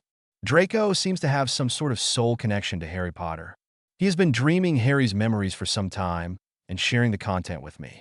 While the connection itself is a shock, the content of Harry Potter's memories is difficult to come to terms with. It seems the boy had a childhood rather more like my own than that of your son. The Malfoys stared blankly. Severus waited. You're saying that our son's soul is connected to Harry Potter's, and that Potter was abused? Lucius asked, voice carefully blank. Severus nodded. Well, fuck, Lucius said bluntly, ignoring his wife's sharp glance at his language. I don't. Suppose you have any particular plans in the works, Sev? Clearly young Potter will need to be, is rehomed the right word? He's not a corrupt puppy, darling. He needs new guardians. If he is indeed soul-bound to our son, surely there is precedent for us to take guardianship of the boy. Severus nodded slowly. I don't doubt it. However, I very much doubt things will be as easy as declaring his Muggle guardians unfit and stepping in. No doubt dash. Muggle guardians? Did I hear you correctly? Interrupted Lucius. Harry Potter, the boy who lived, was raised by Muggles. Muggles who abused him. Merlin's beard, Sev, when you said a childhood like your own. Lucius trailed off aghast. Narcissa's tightly pursed lips belied her own shock and disturbance. Lily's Muggle sister and her husband and son.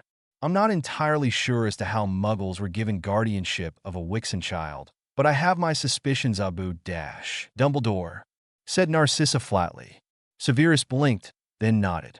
Lucius whistled appreciatively at his wife, making her cheeks darken a shade. My clever wife forever joining the dots. Such a quick mind. Lucius grinned, planting a kiss to her cheek. Sorry, Sev, I know I shouldn't be getting distracted during a conversation like this, but I feel like I haven't truly seen my wife for years. Severus hid his smile as Narcissa's blush deepened. I understand, Luke. There is more to discuss, but perhaps for now I should leave you be. Owl me when you are next available to talk further. Yes, leave. Lucius quickly agreed, eyes fixed on his wife. Severus rolled his eyes, but was rather hasty as he left the room. Even still, he heard a sharp, Lucius, wait till he's out the door, making him hurry faster. Chapter 34. Chapter Summary. Neville shares his gift. Longbottom. Stay behind. Neville hunched his shoulders, cringing as he slowed his packing.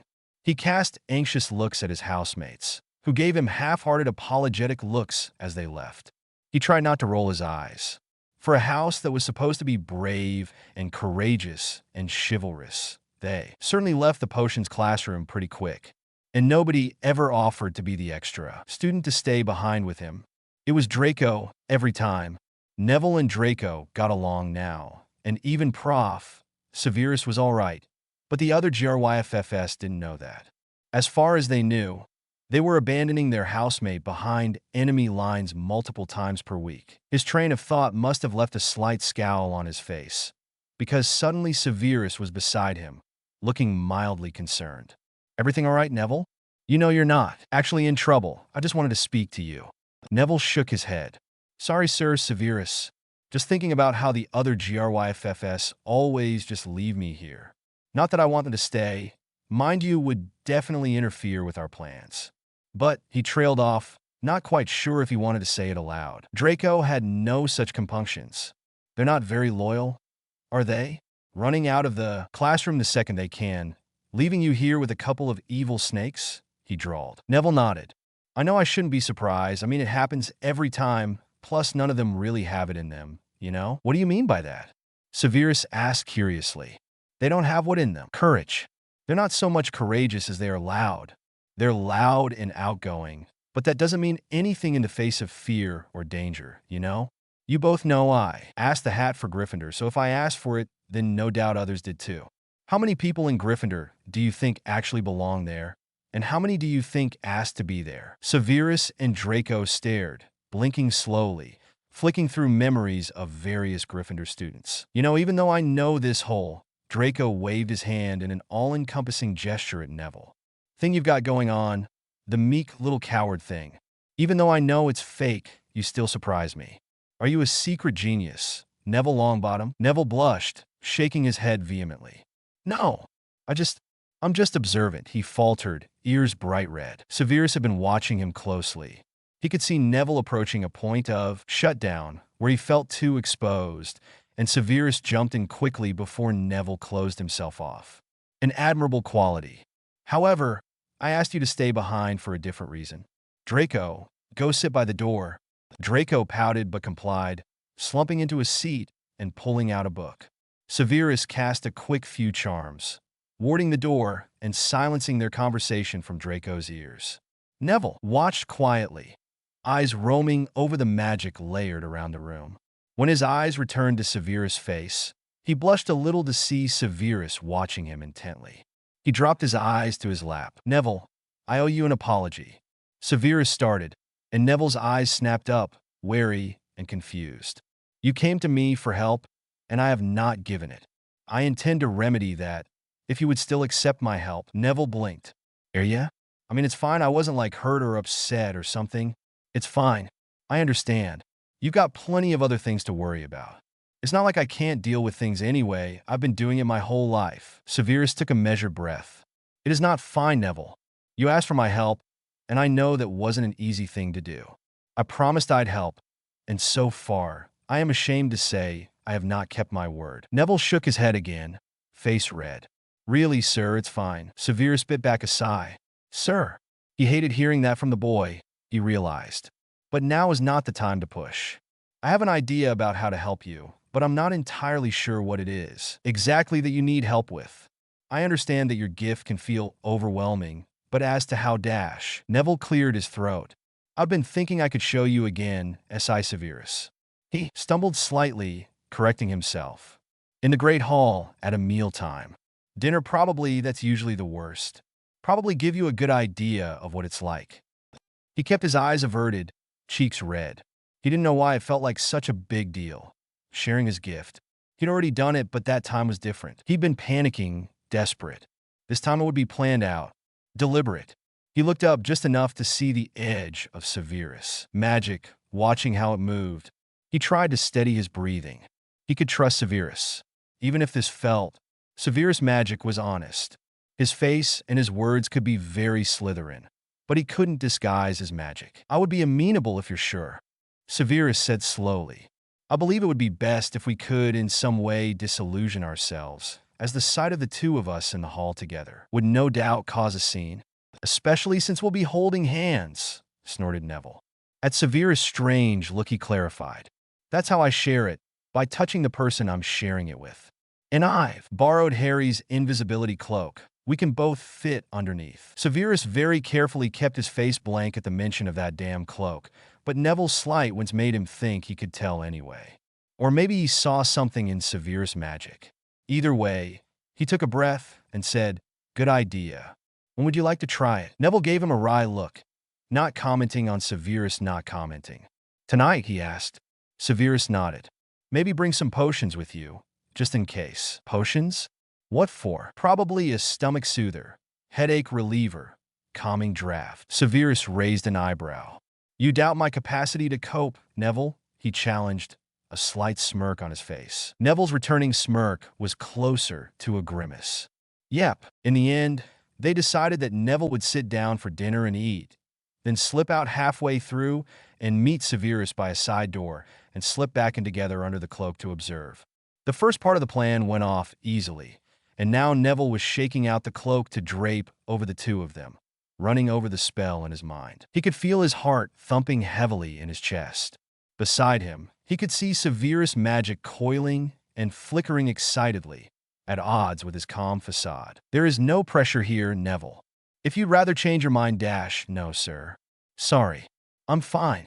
Are you ready? Have you got those potions? Severus nodded, trying not to tense his jaw at sir. Neville took a deep breath and held his hand out to Severus, who took it surprisingly gently.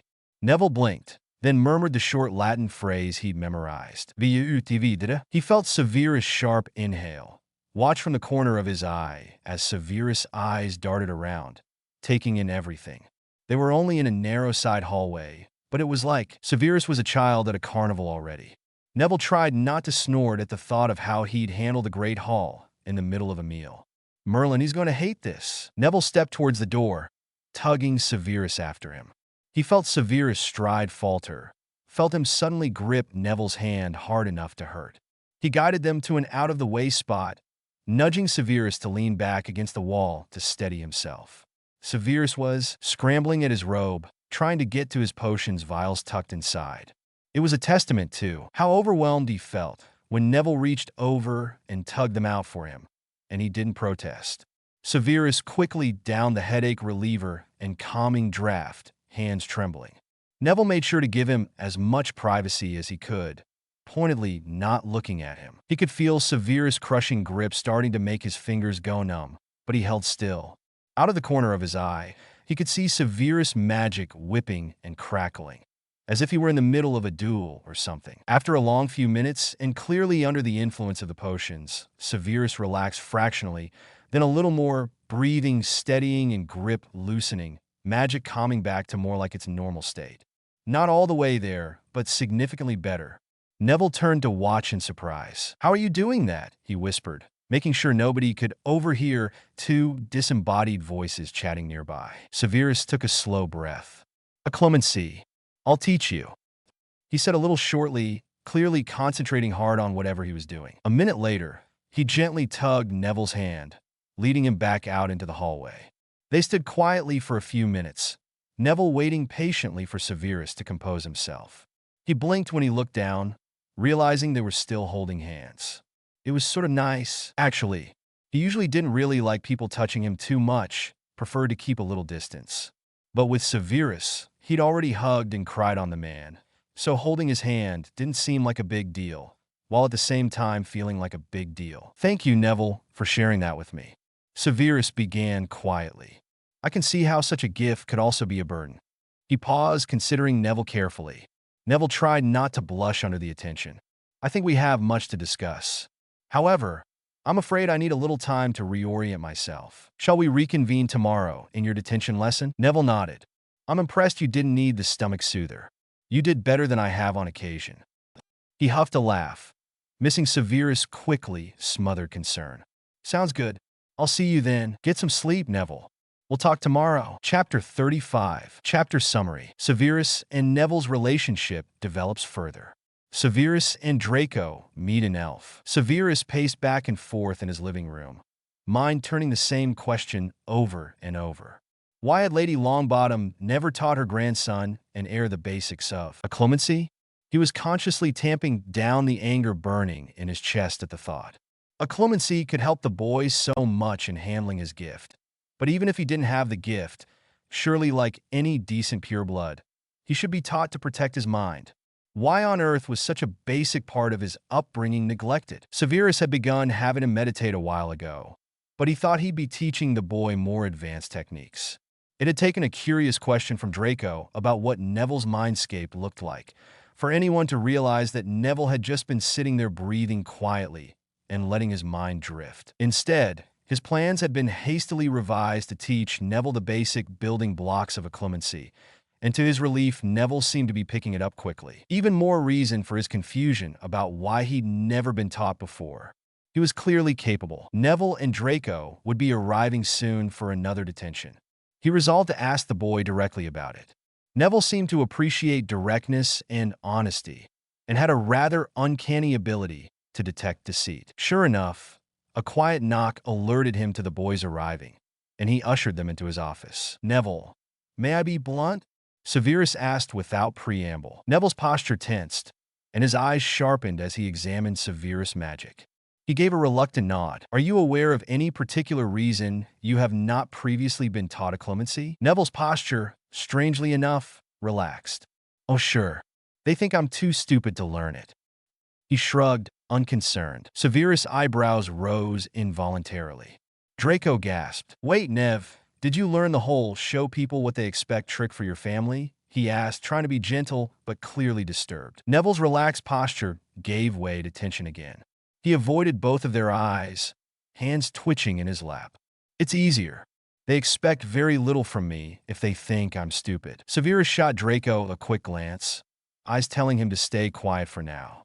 I'd imagine there is less attention on you that way, he said carefully. Neville nodded slightly.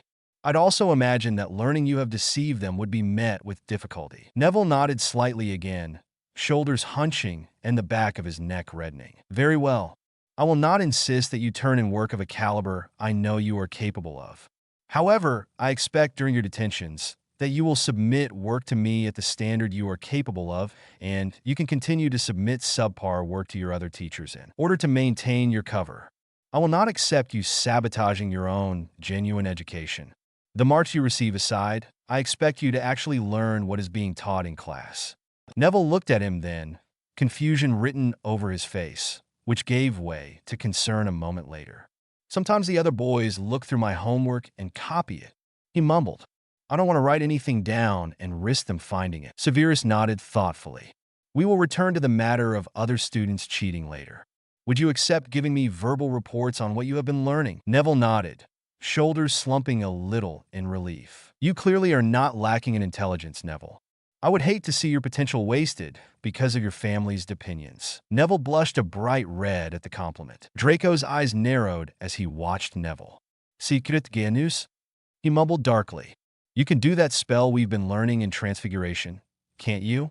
The one with the mouse. Neville's mouth twisted into a smug little smirk. I didn't actually try doing it in class, but I did it inside my bed curtains that night and got it first go. Inside your bed curtains? They've got a low-powered privacy ward on them. Neville explained. You can create wards? Draco gasped. No, one of the family elves did it when I started last year. He thought it might make it easier to sleep in a room with other people. I've always had a room to myself. The first night of school, listening to everyone moving around and snoring and stuff, just couldn't sleep. Ugh, same. Father sent an elf to do the same for me when I told him about it, said Draco. Severus was surprised. He'd struggled with the same thing when he'd been a student.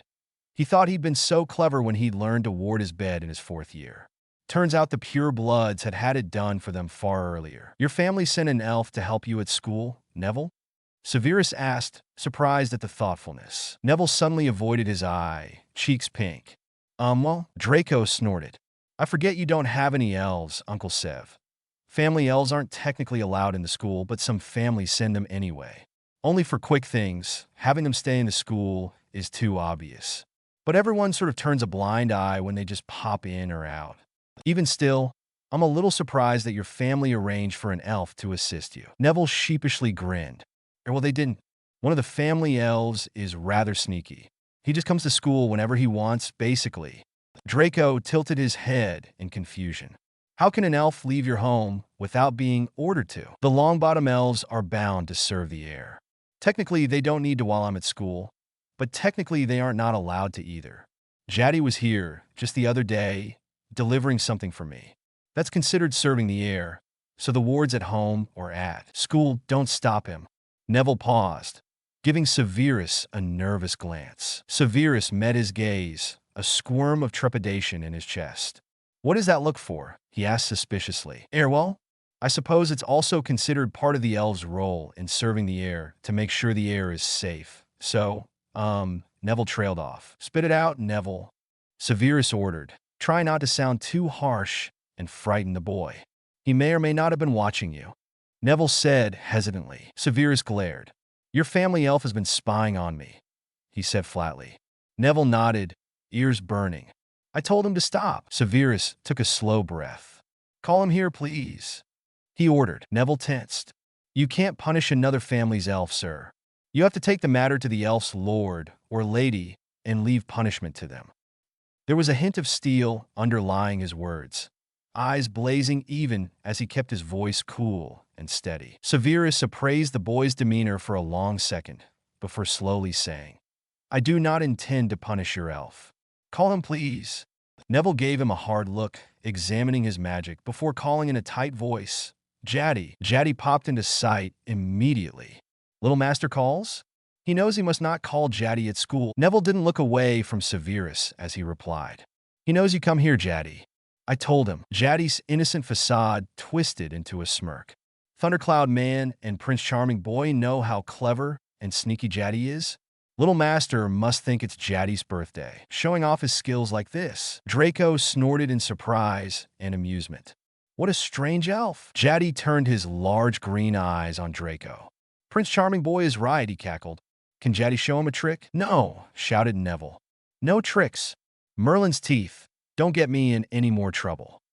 He grumbled. Severus was watching the byplay with a faint hint of amusement on his face. Jaddy, is it? Am I to understand you have been spying on me recently? Jaddy's cheeky smirk at Draco fell away, face serious as he turned to face Severus. Jaddy has been watching.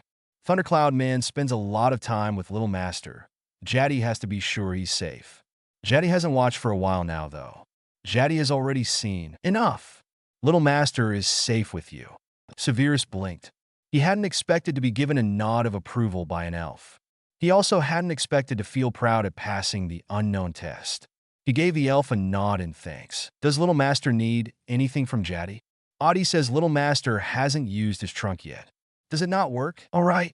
Sorry, I've been busy with schoolwork. I haven't had a chance to even think about what I need. Actually, sir, maybe you could help. Neville turned to Severus, who carefully hid his frustration at being relegated to Sir again. If you could get your hands on a book that might help us understand what's going on with Harry, what would you look for? Draco eyed him shrewdly. How do you propose to get books out of your family library? I assume that's what we're talking about, but I also assume there are protections in place to stop the books leaving. Can your elf just bring them here? Neville and Jaddy both had nearly identical smirks. The books are protected, but Jaddy and Audie, another family elf, have worked out a way to get books in and out without technically leaving the library. I have a warded, expanded trunk that I can sit in that is sort of technically part of the library. The other trunk, the linked one, is inside the library. I don't understand it exactly, but Jaddy and Audie set it up, and I know it works. Draco stared at the elf, then at Neville, then back at the elf. You created it? He asked, clearly shocked. Elves can do magic like that? Jaddy scoffed. Elfie magic is powerful. Wizzies always think Elfies is stupid and only good for cleaning and kicking. Jaddy gave Draco a hard glare, making the boy flinch back. But Elfie magic can do many things, especially when the Wizzies feed them good magic. Little Master shares his magic with the Elfies and makes them grow and change. Jaddy, Neville said slowly. He thought he would have to spend years researching this, but can you see magic? Is that a normal house elf thing? Or a me thing? Jaddy grinned in delight. Little Master thing. The Elfies can't see magic until Little Master shares his gift with us. Well, we see's different to how Wizzies see, but we don't see like Little Master sees until Little Master shares his magic. Little Master knows he's shared his sneakiness with Jaddy. Jaddy wondered if he also realized he shared other things. Tiki owes Jaddy now. They made a bet. Jaddy's wicked grin made Neville snort and shake his head. Draco looked absolutely gobsmacked. Are you saying, he began weakly, are you saying elves have their master's magic gifts? Only if their master chooses to share it. Elfies feed from the family magic, but some gifts is only shared by choice. Jaddy explained. Draco's brow wrinkled. So, elves could have their master's magic, but they don't always? They has the magic, they doesn't always have the gifts. Jaddy replied, slightly impatient. Prince Charming Boy could share his gift with his family Elfies, if he wanted. Draco blinked. What gift? Jaddy gave him a slightly scornful look. Prince Charming Boy's family has the gift of the allure. He could share it with the Elfies if he wanted, make them more powerful and able to serve better. Severus raised a brow. Allure? That explains a lot. He said simply. Jaddy nodded. Thundercloud Man knows. He has seen it, hasn't he? But does he use his own family gifts? Jaddy paused to look intently at Severus, who stilled under the attention. He doesn't use it properly, mumbled Jaddy, mostly to himself. Does he even know it's there? What? Severus asked blankly. I don't have family gifts. I'm a half-blood. Jaddy shook his head. Thundercloud Man comes from powerful Wizzies. He has their gifts. He uses the skills, but not the gift. He ought to do it properly. He'd be much more powerful. Jaddy chastised, much to Severus' confusion. Before he could ask more questions, such as what the hell are you talking about? Neville interrupted. As entertaining as this is, It's not long till curfew. Are there any books or types of books you think could help us? Severus forcibly pushed his whirling thoughts behind his occlumency barriers, glancing over at the elf when he scoffed slightly, mumbling, "Not doing it right." He began to list off a few books, compendiums of curses, old magics, or the like, as Neville scrawled notes on a scrap of parchment Jaddy procured with a snap of his long fingers. Draco added his 2 nuts, and Neville finished off the list with requests for any family journals that might help. Jaddy took the list, stuck a finger in his mouth, then into Neville's ear, and disappeared with a pop before Neville could retaliate. Neville yelped Jaddy, flailing an arm at where the elf had been standing a second prior. "What was that? What did he do to you?" Draco asked aghast. Neville pounced, pinning Draco's wrist and sucking a finger into his own mouth, then shoving it into Draco's ear, making him shriek. "Ugh! Merlin's balls, what the hell? Longbottom. That's disgusting. Oh yuck, I can't believe you did that. How foul." Draco was frantically scrubbing his ear against his shoulder, trying in vain to wipe away the sensation. Neville was laughing, so hard his eyes were watering. "I can see why Jaddy likes doing it. It's bloody hilarious," he gasped out, dissolving into another fit of laughter. Even Severus couldn't quite school his face at the two boys' display. Draco certainly could benefit from being treated like a kid sometimes, rather than a pure-blood heir. And Neville. Severus had never seen him laugh so hard, look so free. Draco noticed it too. After a minute, his pinched expression of disgust gave way to a rather goofy smile. Not that he'd even admit to such an expression. When Neville finally calmed down, gulping in deep breaths of air, Severus ushered them out the door and back to the common rooms, Neville hiding under the cloak. In truth, his detentions with Severus were widely known, and they could have walked openly back to Gryffindor Tower, but Neville would have had to wear his sad little coward mask, and he couldn't quite keep the grin off his face whenever he remembered Draco's reaction. Outside the common room door, when he removed the cloak, Severus reached out and gripped Neville's shoulder briefly. "Sleep well, Neville." Neville blushed and dipped his head. "Good night, sir." Severus. And he scurried inside, missing the complicated look on Severus' face. Chapter 36. Chapter Summary. Draco dreams again. Lucius sends a letter. Draco could hear a strange noise outside, growing louder and louder. He slipped off the bed, careful not to make a sound on the bare floorboards, and crept to the window. It took a minute for the source of the noise to come into view. It was a flying car. Real Draco had seen such a thing before, but thought it was called a carriage. A warm chuckle brushed over him at the thought, the dream hitching for a second, before continuing. The car drew closer and closer, until it was parked in midair, right beside his barred window. He scrambled for his glasses, shoving them on his face. They improved his sight marginally, but he still squinted to see who was in the car. Real Draco felt a hint of irritation, wondering why Muggle glasses were so poor, and why nobody had taken Harry for proper Wixen glasses, or why he hadn't had an eyesight potion to correct his vision entirely. The warm feeling from before brushed over him again, confused and slightly sad. Suddenly the dream warped, and he was looking up at a pinch-faced Muggle woman, who was scowling down at him. "Put these on," she snapped. "That's all that's in the discount bin today. They'll have to do. We're certainly not going to waste money on new ones. Not when you break them all the time." Draco looked down at his feet, blurry behind the poorly fitting and poorly focusing glasses. His last ones were a bit better, but his cousin had smashed them last week. He was pretty sure they were only here today because his teacher had asked why he wasn't wearing glasses, and his aunt had made up a story about ordering new ones and waiting for them to come in. The warm feeling brushed over his cheek, and real Draco had the sense that it was asking if he understood. He did, but also didn't. He understood why Harry couldn't see properly, but not why his aunt hadn't taken him to get proper glasses. The warm feeling felt hurt. Real Draco tried to reach out, but he wasn't sure he had hands. Even so, he tried to convey his sadness and indignation at what he saw.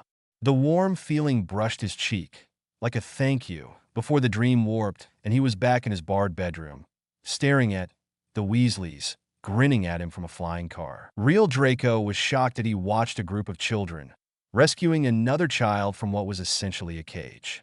Why weren't the adults in his life doing anything. The warm feeling returned, wrapping over his shoulder, a feeling of utter bafflement to it. Real Draco didn't know how to explain that adults were supposed to save kids, help them and protect them, not other kids. The warm feeling was still confused, but seemed to nudge him to just watch the dream. Draco directed the twins downstairs to break out his trunk and all his belongings from under the stairs, and then he tried to help shove the trunk out the busted window and into the car. He felt weak and a little faint as he shoved. Today had been a day of scraps, rather than actual food, and the weeks of poor eating was catching up to him. But this was his chance, so he had to push through.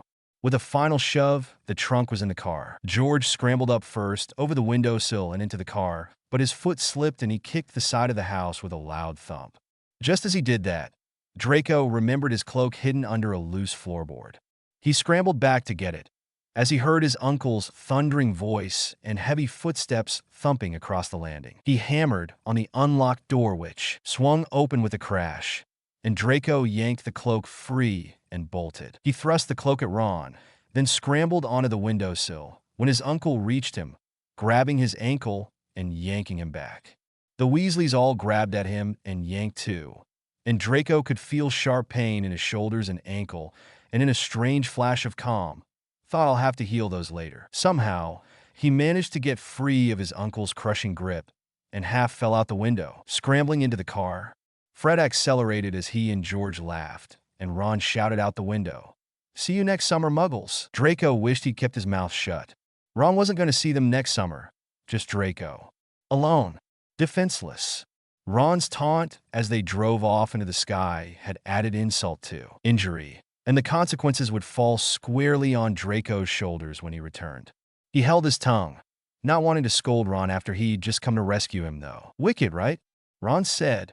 "The twins said they wanted to come rescue you, and I definitely wasn't going to miss a trip in a flying car.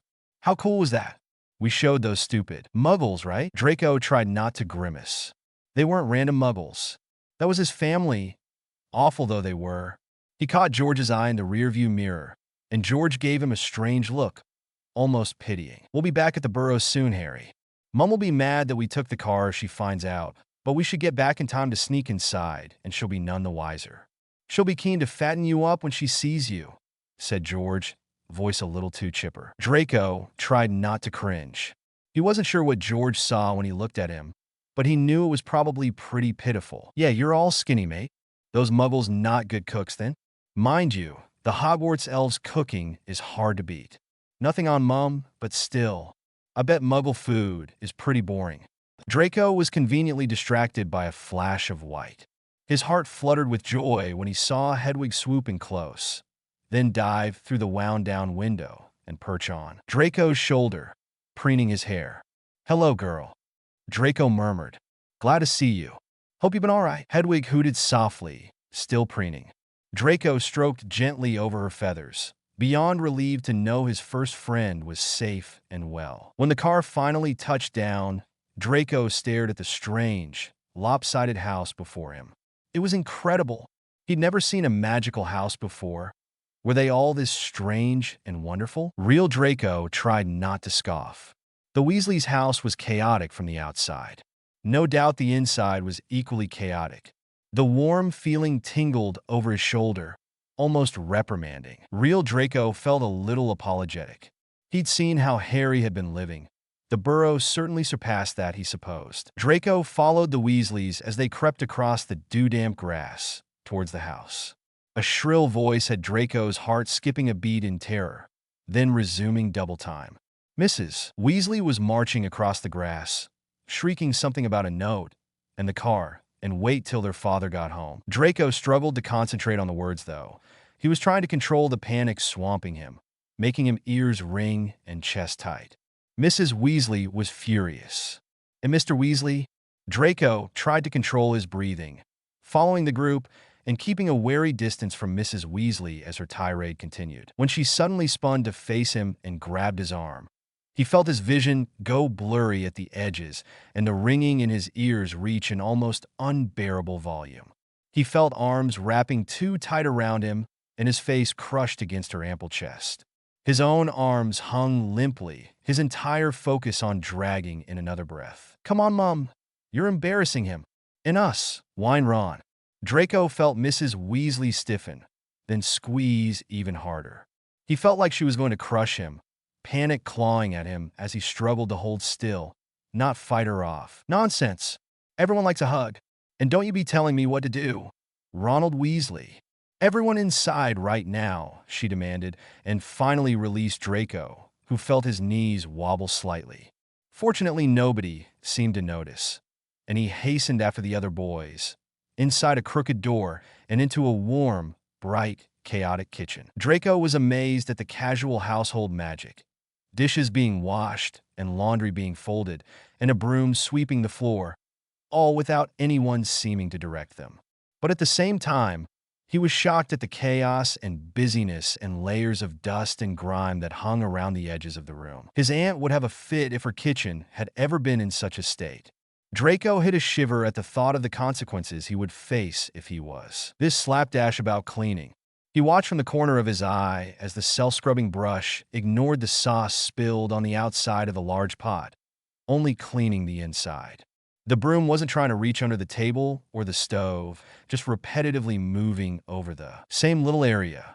The laundry folding itself was a bit too hasty too. Although Draco supposed Wixen could cast a charm to remove the wrinkles from their clothes after being folded so carelessly, he slid into a seat beside George, across from Ron, and tried not to gape at the mountain of bacon and eggs Mrs. Weasley heaped onto his plate. He hadn't eaten a proper meal for well over a month. There was no way he could get through even half of this. But it would be rude to refuse. Draco slowly began eating, trying not to watch the way the other boys shoveled their food down like it was going to be taken from them. He had a moment of hope, thinking he could share some of his plate, but Mrs. Weasley bustled over with another full pan of food and served it out. She tried to pile more on a Draco's plate, but he managed to avoid it when she noticed how full his plate still was. She frowned at him, making his heart thump. "Eat up, dear, there's plenty more. You need a bit more meat on your bones. Those muggles haven't been feeding you enough, but I'll fatten you up while you're here." Draco felt his ears burning. He knew he should be grateful that she cared, but she was so forceful. He kept his head down as he tried to force himself to eat his plate. His stomach was trying to rebel, and he breathed carefully through his nose. "Where's the bathroom?" he asked George quietly. George gave him a considering glance, but gestured down a short hallway, and Draco didn't stay to wonder what he was thinking. He kept his pace even as he walked, and shut the bathroom door quietly behind him, and twisted the lock. He knelt beside the toilet and threw up every bite he'd just eaten. His stomach turned itself inside out, trying to rid itself of the painful stretch that Draco knew came with overeating. It had happened his very first night at Hogwarts. He'd never had so much food available. He'd made himself sick that night, too. He knew better now, but even still he felt too guilty to refuse what he'd been given. He stood and splashed some cold water on his face, and willed the overbrightness in his eyes and flush in his cheeks to fade. When he rejoined the table, he was fairly sure nobody could tell that he'd just been sick. The other boys barely looked at him anyway, still shoveling food like they might miss out. He made himself some tea and slowly sipped it, pushing his plate far enough away to hopefully stop Mrs. Weasley from trying to force more food into him.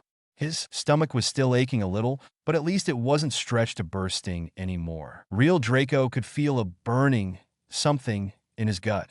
Anger and frustration and helplessness and sorrow. And the warm feeling brushed over his cheek and wrapped around his chest, comforting him, even as it felt a little confused. Real Draco wanted to cry. He reached out to the warmth, trying to wrap it gently, trying to convey how sorry he was that Harry had suffered as he had, that he knew so much about dealing with starvation, that he was so afraid, and that people kept pushing him when he was uncomfortable. Real Draco tried to reassure the warmth that he would never do that, wouldn't push, wouldn't force, wouldn't ignore. I'm sorry, I'm sorry, I'm sorry," he chanted over and over. The warmth wrapped around him, stroking and calming and soothing his breaking heart. Before he could reach further, say more, Draco was abruptly dragged back to waking by Blaze shaking his shoulder, warning him he'd be late for breakfast if he didn't get up. Draco was glad he hadn't been crying in his sleep, but he was sure it had been a close thing. He resolutely pushed his emotions back inside his mind, imagining his mindscape like Uncle Sev had taught him. He made his way through his morning routine on autopilot and headed up to the hall for breakfast with his housemates, but his mind was far away. The sight of the post owls swooping in made him look up, but it wasn't until he recognized his father's eagle owl heading towards him that he snapped out of the fog in his head. Perseus landed gracefully, and Draco took the letter he was carrying, trading it for a piece of egg. He unfolded the parchment and felt himself pale slightly. It was from his father. "Dear Draco, your mother and I will be in Hogsmeade this morning to see you. Severus will bring you after breakfast. We have much to discuss. Love, Lucius Abraxas Malfoy." Draco stared at the strange note. Dear? Love? His father's notes were usually much less effusive. Cold even. Whatever the reason for this meeting, Draco knew it must be bad. His appetite faded, and he pushed his eggs around on his plate until he saw Uncle Sev coming towards him. "Come along, Draco," he said simply, face betraying nothing. Draco could feel cold, heavy dread in his bones as he stood and followed Uncle Sev out of the hall, outside and down the path to the main gates, and into Hogsmeade Village. Uncle Sev didn't hesitate when they reached the village, heading straight for the Hog's Head pub. Draco followed him inside, then up a set of narrow stairs, and down a crooked hallway till they reached a door. Uncle Sev knocked twice, and the door opened. Draco took a deep breath and stepped inside. Chapter 37. Chapter Summary. Draco's dad is back. "My little dragon," Lucius breathed, and tears instantly began prickling at his eyes. He hurried forward, arms reaching towards his beautiful little boy, looking so grown up. His heart broke when his little boy flinched and stiffened at his approach. Lucius slowed, but didn't stop until he was wrapping his arms gently around his boy's back, tugging him close and brushing a hand over his head. Draco stood awkwardly still and stiff. "My little dragon," Lucius said again, voice cracking. I'm so sorry, my sweet boy. I have been a terrible father. I'm sorry, my darling, but I swear to you that I am back."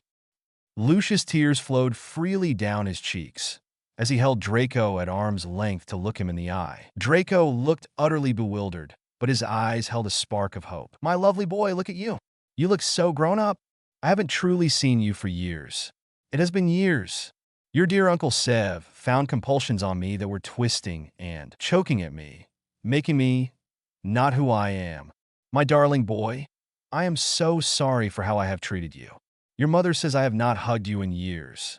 I cannot fathom how I could be so cold to you, my poor boy. I am so sorry." Lucius' voice cracked again, more tears trickling down his cheeks. Draco stared, wide-eyed. He glanced to Uncle Sev, then his mother, then back to his father. Then suddenly, he lurched forward, arms wrapping around Lucius' neck, face buried in his soft shirt, tears spilling over. "Daddy," he croaked, and Lucius answered with a squeeze. Draco cried for what felt like ages, his dad's arms secure and steady around him, until his tears ran out, and he slumped against his dad's chest, listening to his steady heartbeat. He became aware of his father's voice, soft and smooth, humming a nursery rhyme Draco remembered from when he was very small. He sighed and snuggled closer, and his dad pressed a kiss to his forehead. "Draco, darling, I'm afraid we don't have much time left. You'll have to head back to school soon, and your father and I have some matters to attend to. We need to ask you some questions, darling." Draco nodded, reluctant to move. His dad clearly felt the same, just shuffling Draco's weight slightly, then settling again. "Darling, Severus has informed us about an apparent soul bond between you and Harry Potter." Draco's head whipped up, nearly hitting his dad's nose. His eyes were wide and panicked. "Hush, my sweet boy. Your mother and I have been talking recently. While this is not yet something to be made public knowledge as our son and heir, it is important you know where the House of Malfoy stands," Lucius said quietly. Draco tilted his head to look up at his dad. "The House of Malfoy no longer follows or supports the Dark Lord V. Voldemort." Lucius and Severus both flinched slightly at the pain that surged in their forearms. "The Dark Lord has crossed a line that ought never be crossed, and has compelled the Lord of the House of Malfoy against his will." Draco whispered, "You mean the Horcruxes, right? And Lucius jerked his head back in shock. Draco, darling, how do you know that word? Draco's ears burned. I was looking for information on, I found it in a book in the family library. Lucius and Narcissa shared a look. We shall address the book later. Let us discuss young Mr. Potter. Severus had told us some things that sound concerning. We wish to be clear with you, Draco. We wish to know your thoughts and feelings regarding Mr. Potter. Draco avoided eye contact with both parents as he thought. Uncle Sev, do you think I should tell them about that thing we saw in the pensive? With that other person, he asked. Cryptically, Severus hid his smirk at the clumsy attempt. Perhaps not. Not without that person's permission. Draco nodded, brow furrowed. What if I explain what I saw, but not who showed us? Severus nodded slowly. Acceptable. Turning back to his parents, Draco took a breath. I can't say who, but someone has the gift of seeing magic. They showed us a memory in Uncle Sev's pensive, and we could see what they saw. They showed us a memory of being in the hospital wing, near Harry, or Potter, and we could see our own magic. My magic and Potter's magic.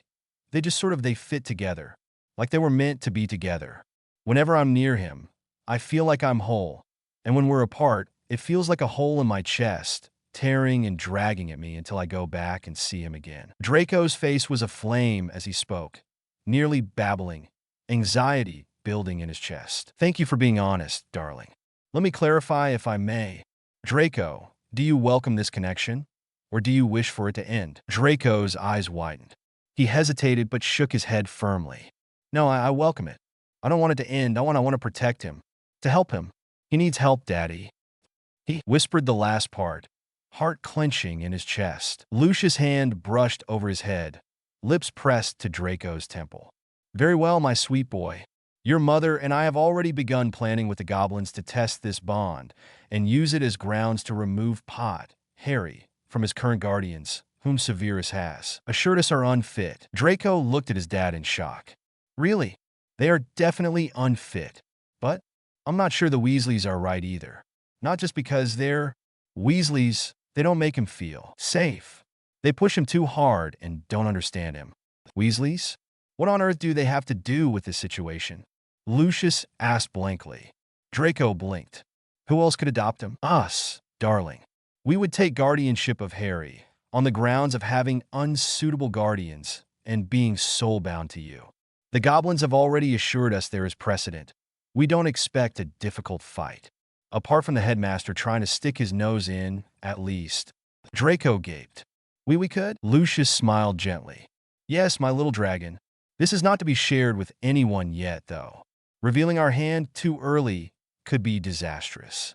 Keep this to yourself for now. There are things to be put in place and dealt with before we can go ahead with filing for Harry's guardianship. Draco's arms wrapped tight around Lucius' neck.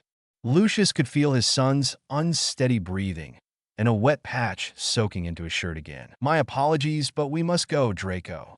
Severus said quietly. Lucius pressed another kiss to Draco's temple, then gently guided him to his feet.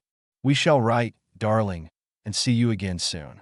Listen to your Uncle Severus, do well in your classes, and look after Harry. Chapter 38. Chapter Summary. Neville sees something monstrous. Neville bolted down the dungeon hallway, barely managing to keep the cloak over him, and skidded to a halt outside Severus' door. He knocked quickly and barged past Severus when he opened the door. It was probably lucky that Severus was so accustomed to opening the door to Neville while invisible that he didn't immediately throw a curse at whatever knocked into him on the way past. Neville was not in any state to consider that right now, though. Severus barely shut the door before Neville was whipping off the cloak, eyes practically bugging out of his head and chest heaving from running so far. Neville, what on earth, Dash? I saw something. I didn't see it, but I could see the magic. I could see it moving. It was invisible.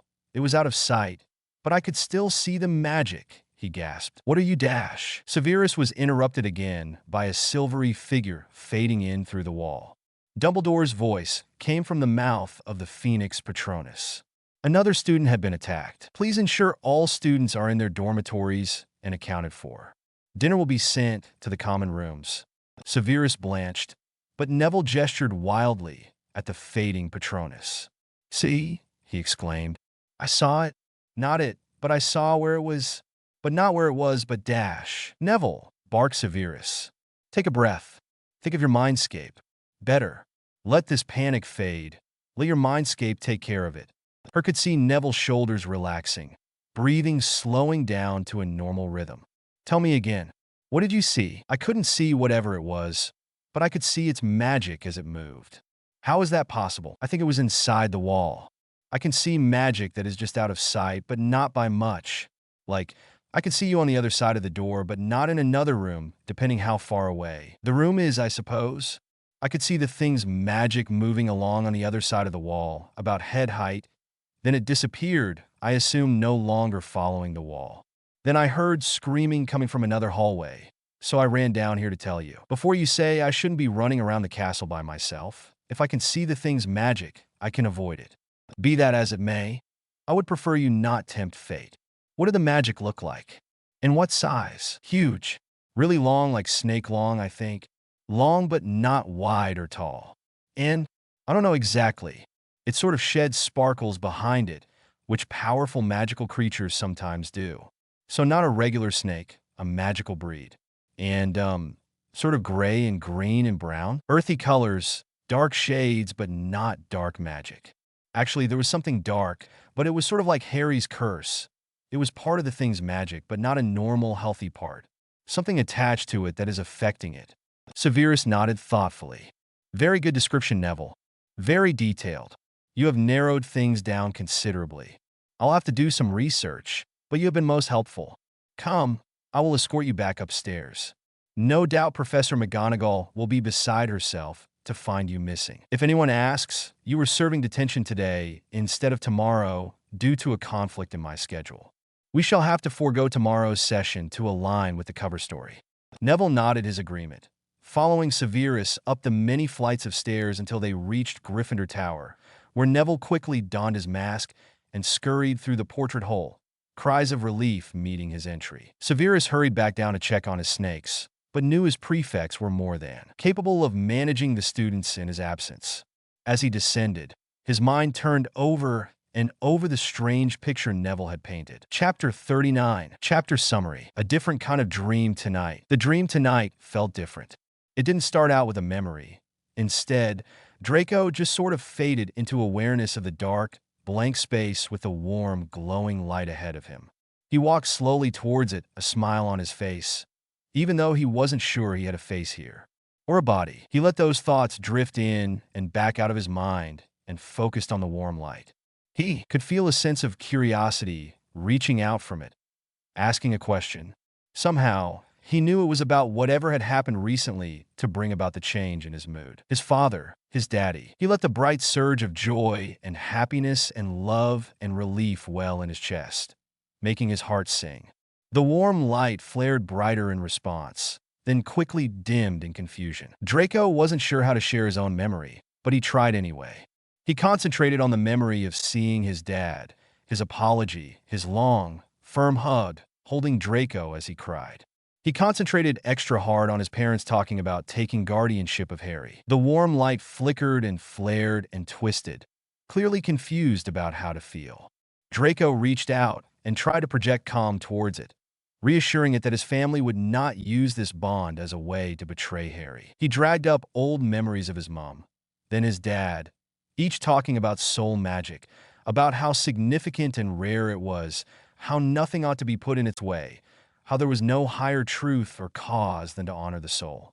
He wasn't sure how exactly to explain, but he tried to convey to the warm light that magic and the soul were one.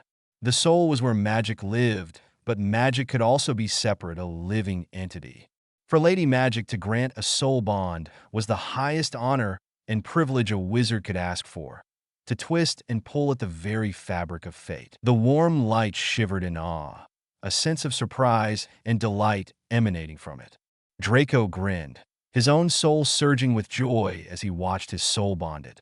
He imagined wrapping the light in his arms, hearts aligned and beating together, and the warm light surged until it was wrapped around him, warmth soaking into his very bones. His mind drifted then, a pleasant fog of contentment, until a sensation began to tug at him, dragging his awareness to a different plane.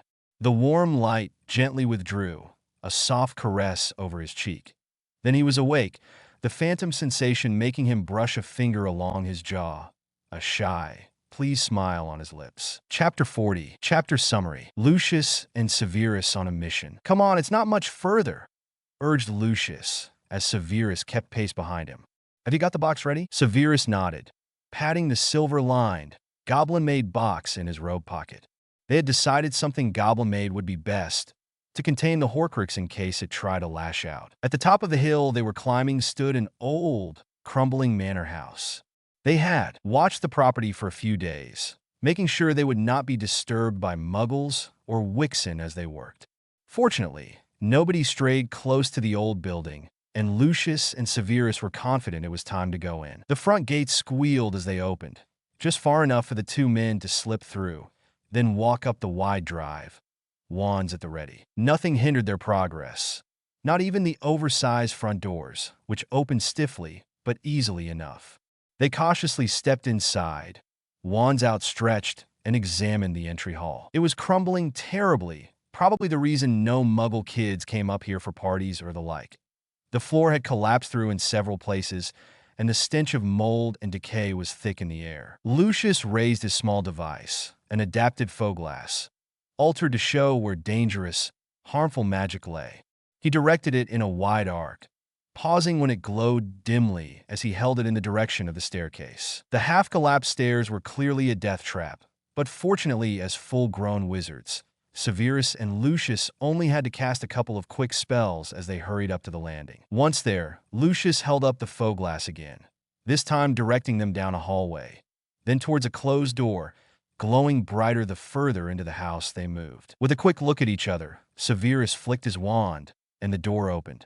A black, twisting fog rolled out over their feet, a heavy, ominous presence in the room.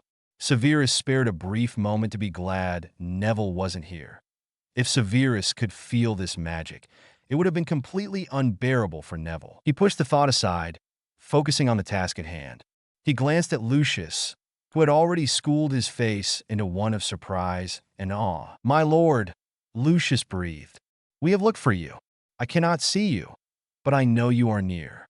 My lord, we are your devoted followers. We have come to find you and resurrect you." They had agreed on this plan before they began their hunt. The diary Horcrux was sentient. It stood to reason that the others would be too. They thought that a display of flattery and loyalty might aid them in collecting the Horcrux, and so far it seemed they were on the right track. The heavy, dirty magic receded a little, still there but not crushing down on them so heavily. Lucius continued to ramble, ranting about how great and mighty the Dark Lord had been, how they had searched long and far, how overjoyed they were to find this piece of their master. As he spoke, he tugged up the sleeve of his robe, exposing his dark mark. He hesitated for a second, assessing. The dirty magic felt like it was trying to puff itself up with pride and arrogance. Severus had been careful to split his attention between agreeing with Lucius' rambling and watching carefully for where the exact source of the magic was. He was pretty sure it was beneath a floorboard by the window, and he surreptitiously brushed the silver box in his pocket, reassuring himself it was ready. "My lord, we wish to take you somewhere safer, where we have time and space and resources to complete a resurrection ritual. My own manor is heavily warded and filled with books about such rituals. Will you allow us to bring you there safely, master?" Lucius begged, and Severus tried not to react at the display. Lucius was an excellent actor. The heavy, dark magic receded further and further until it had sunk right back close to the floorboard Severus had been watching.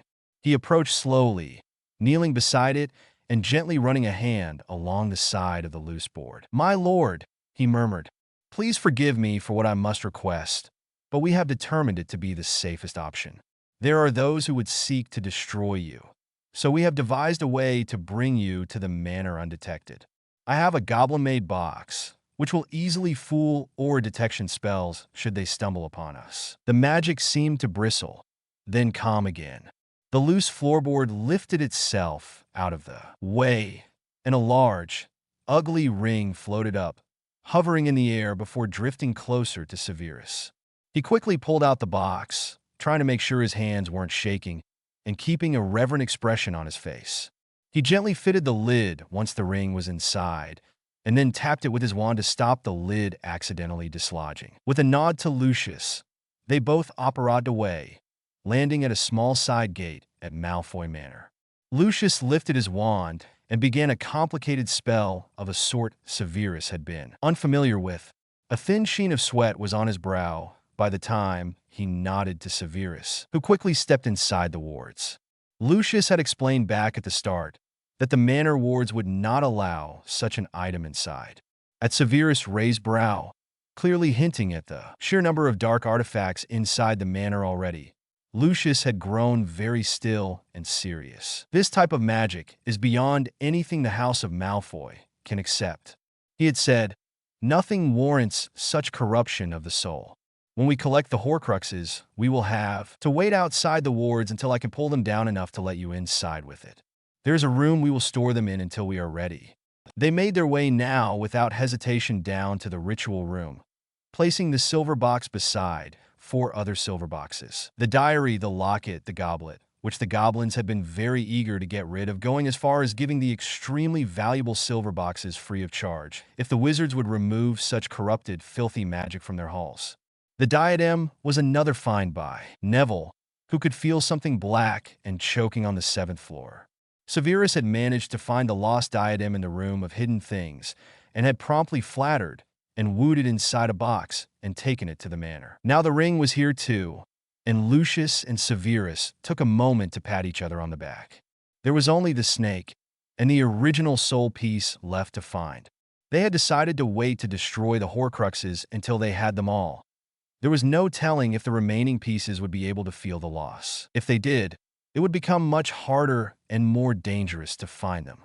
These pieces were safe enough for now, inside a blood-warded ritual room, below the basement of the manor of an ancient and noble house. Lucius and Severus stepped back out of the room, Lucius sealing it again with his blood, and they slowly climbed the stairs back to the parlor, eager for a drink and a quick rest before returning to pretending that nothing strange or dreadful lay below their feet. Chapter 41. Chapter Summary. Another run-in with Dumbledore. Draco and Neville were sitting by Harry's bedside, each holding one of Harry's hands and playing Exploding Snap with their free hand. They chatted as they played about homework and new spells and gossip and anything and everything. Neville would occasionally glance down at Harry when his magic reacted particularly strongly to something, and then he'd explain it to Draco. It hadn't taken long for Draco to realize that the strange pressing feeling in his mind coincided with each time Neville glanced at Harry's magic. He laid down his cards, turning his full attention to Harry. Neville did the same, smiling slightly. Let your mind open up a little, Draco. He's trying to speak to you, but I think your occlumency barriers are in the way. Draco looked up at Neville in question. You can see that? Neville nodded. He's been trying for a while, but I didn't think you could feel it, so I didn't say anything. I didn't want you to feel upset or frustrated. If you knew he was trying and you couldn't do anything about it. Draco stared, first at Neville, then down at Harry. Sorry, Harry, he murmured. I didn't know it was you. Can you try again? I'll try to listen this time. Just as Draco was beginning to focus on his mindscape, preparing to lower his barriers and open himself up to Harry, heart thumping in eager anticipation, Neville lunged and grabbed Draco's arm, squeezing hard. Dumbles, he whisper-shouted, and Draco dragged his mind back up, scrambling for the cloak by his feet. He'd just adjusted it into place when the infirmary doors opened, and the headmaster strode in. He looked over at Harry's bed and didn't quite manage to hide his frown at seeing Neville there. His gaze sharpened when he saw the deck of cards splayed over the bed.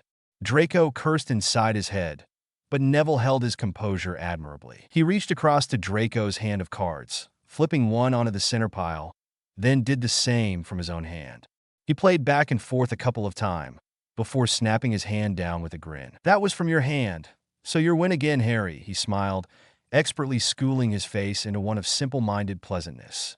He scooped up the cards to shuffle them together again, then pretended to just notice the headmaster standing nearby. He hunched his shoulders, blushing.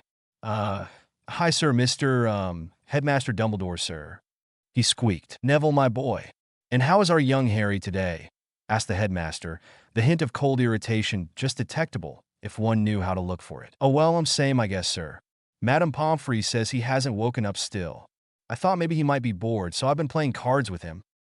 Neville spoke in a rush, avoiding Dumbledore's eye, as if he were embarrassed to be doing something so silly as playing cards with a sleeping boy. Ah, admirable, my dear boy.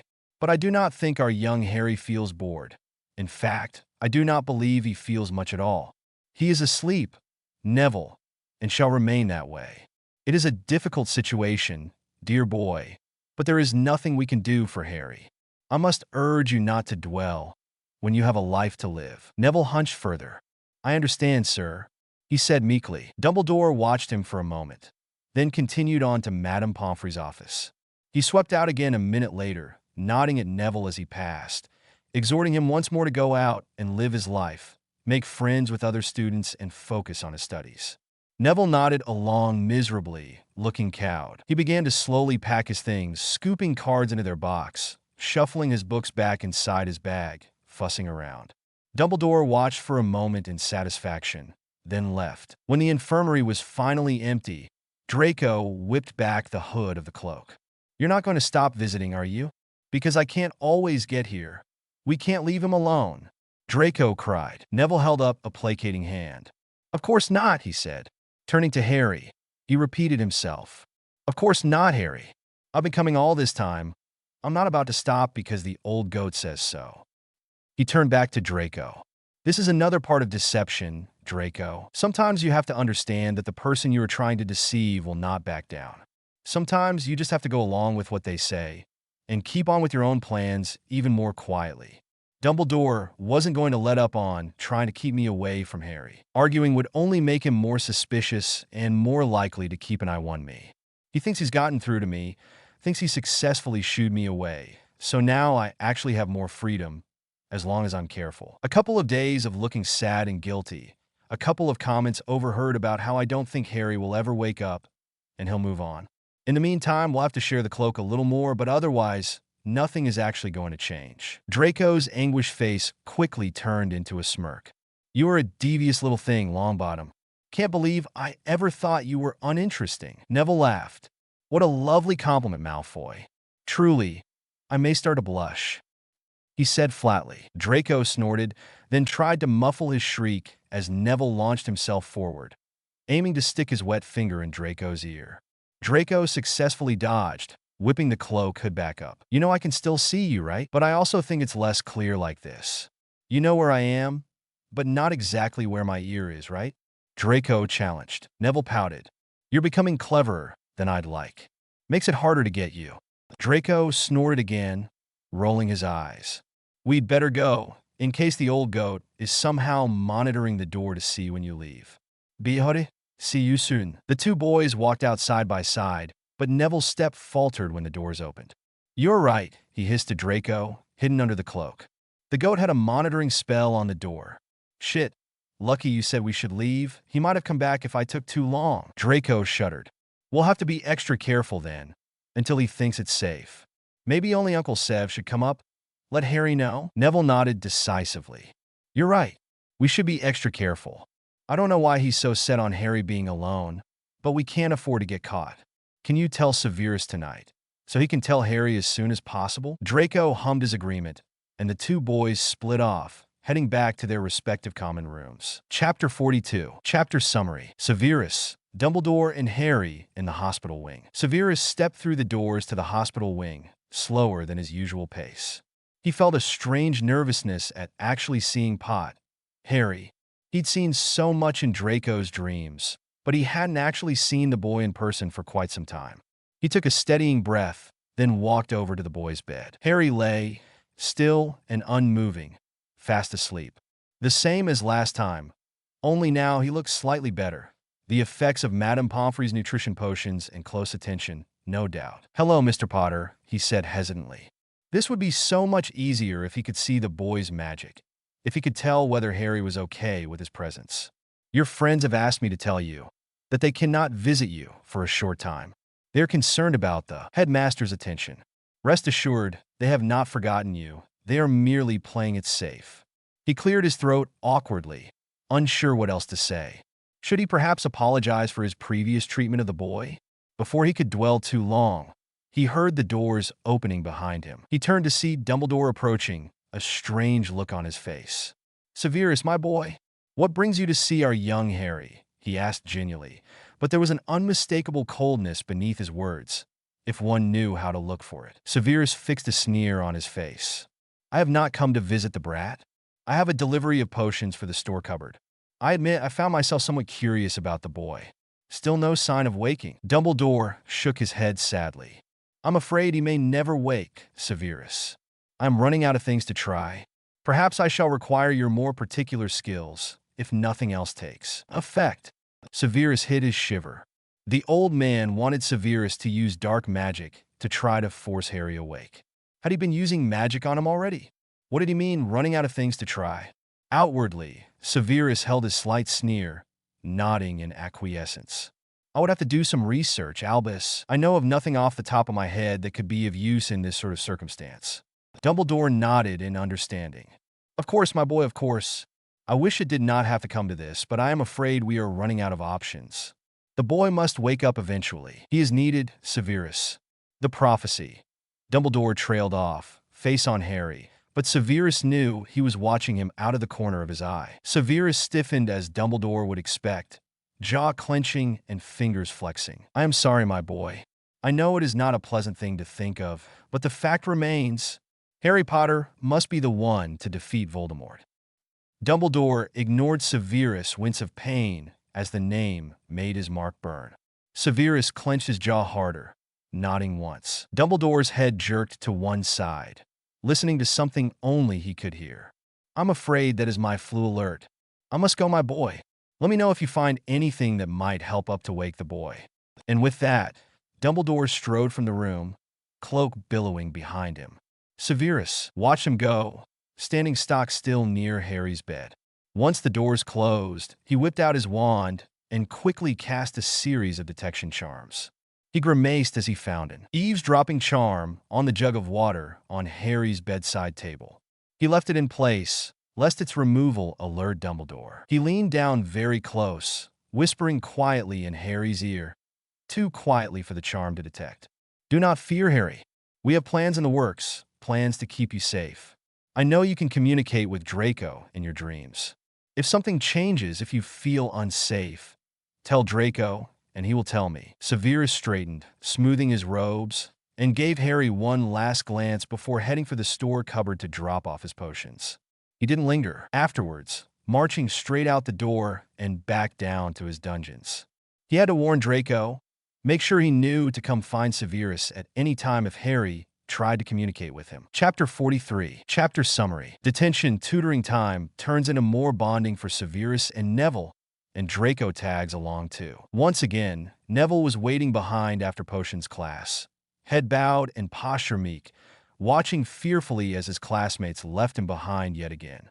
Cowards. When the room was clear, Severus cast a quick couple of wards over the door, locking and soundproofing it. Neville's posture instantly straightened, and he relaxed against the desk, watching Severus curiously. Severus felt a small glow of pride at the way the boy relaxed in his presence, but only allowed a hint of a smile to reach his face. Neville seemed to become a little cagey at open displays of positivity directed at him. "Draco, come over here. We shall all speak together for a moment before we begin our lesson. I must first praise your observation and instincts." He avoided looking directly at Neville, seeing the fierce blush from the corner of his eye. Dumbledore is indeed monitoring Harry. He has placed an unknown number and type of charms around him. I found an eavesdropping charm, and I believe there is some sort of proximity charm in place also. I stood near his bed to deliver your message, and Dumbledore came in only a minute later. Harry is aware that it is not safe for you to visit for now. I trust you understand that the consequences of attempting to visit him anyway could be detrimental. He eyed each boy sternly, satisfied when they nodded seriously.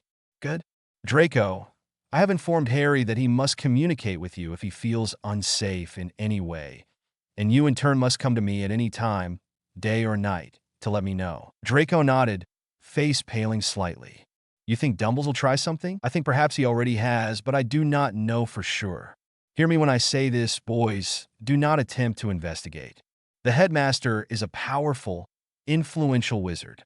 There are monitoring and tracking spells, eavesdropping and warding, and all sorts of things that you have not even heard of that the headmaster is able to wield easily. Even if you can see his traps, Neville, do not try to take them down or alter them. He will have ways of detecting outside influence. I do not wish to alarm you, Draco and Neville. I wish for you to be informed, in order to keep yourselves and Harry safe. Do you understand? They both nodded, eyes down and faces thoughtful even in their apprehension. Thank you. I know I can trust you both in this. It eases my mind considerably. Draco preened slightly, as Neville blushed, head ducking down. I have slightly different plans for each of you this evening. Neville, please take some time to work on your mindscape, and I shall begin with you, Draco, testing your shields. The two boys moved to settle themselves, Draco right in front of Severus' desk, and Neville further back in the room, eyes closed and breathing steady. After almost an hour, Severus gently withdrew from Draco's mind. The boy was sweating, slumping slightly in his seat. Well done, Draco. You are progressing admirably. Your barriers are well formed. Strengthening them is your next task. Make sure you are practicing each night before bed. Draco nodded, smiling at the praise. His smile faltered a little as he looked at Neville, still meditating. But I'm not doing as well as the secret genius. He grumbled, although there wasn't much heat in it. Jealousy is too petty an emotion for you, Draco. Do not compare yourself to others or you will lose who you are. And you're wrong. Anyway, Neville is struggling with this, Severus said slowly. Draco looked at him in surprise. But he's so clever. He got the hang of the mindscape stuff so fast. Why can't he make barriers? Severus was watching Neville, still oblivious. I am unsure. His barriers crumble under even a little bit of pressure. Draco turned his own thoughtful gaze to Neville. Perhaps he doesn't think he can do it? He hates when I call him secret genius. I think he thinks I'm mocking him.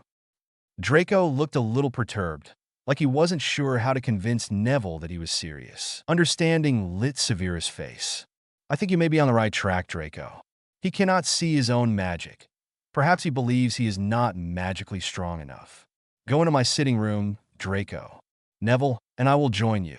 I shall need my pensieve. Draco looked at him in confusion, but didn't argue, heading for the door. Severus gently pulled Neville from his meditation and ushered him into his living room to sit on the couch. Severus cast a charm around the two of them to keep their conversation quiet while Draco concentrated. Neville, Severus started slowly. The boy's shoulders tensed a fraction, and Severus tried to hide his grimace as Neville replied, Yes, sir? I have a different plan in mind for this lesson. While your mindscape is coming along nicely, your barriers are less than I know you are capable of. However, I have come to realize that perhaps you don't realize what you are capable of yourself. I wish to share a memory with you, if you are agreeable. Neville watched him warily, eyes roaming over his magic, before nodding slowly. Rather than explaining further, Severus just pulled out his memory and gently deposited it into the pensieve and gestured for Neville to enter. He followed right after, watching the scene fade into clarity around them. It was a short memory, barely a minute in length. Severus and Neville stood, holding hands, just outside the Great Hall. It seemed strange that they could be seen, seeing as how they had been under the invisibility cloak, but Severus supposed it was his memory they were viewing, and he had been under the cloak and therefore able to see them, so it made a certain sort of sense. He pushed the distraction from his mind and turned to face Neville, who looked confused. The memory was still fading into clarity, and he saw the exact moment that Neville realized what he was looking at. Himself, in Severus' memory, while Severus was using his gift. He could see his own magic through Severus' eyes. He stared in shock, barely registering when a hand came up, brushed the tears from his cheeks. A sob broke free, and an arm came to rest over his shoulders, tugging him close to a warm, solid body, but he barely registered it. Another sob, and his knees suddenly buckled. He dropped to the ground, as strong arms followed him and wrapped tightly around him, holding him up from completely slumping to the floor. He dropped his eyes to the ground, shaking his head. Long fingers firmly but gently raised his chin, making him look at his memory self. At his magic. It looked. He shook his head again, fresh tears spilling over his cheeks. Look at it, Neville. This is your magic. You may not see it, but I see it. It is beautiful, is it not? Severus' quiet, deep voice rumbled in his ear. Neville shook his head harder, whole body shaking. Look at it, Neville. Magnificent. Strong. An honor to your house. A powerful wizard. Neville wailed, the sound tearing out of his chest, as Severus' strong arms held him close. He shook his head again, crying out, "No, no, no," heaving anguished sobs as he struggled against the firm grip holding him together. He cried until he felt wrung out and exhausted, slumping against Severus' chest.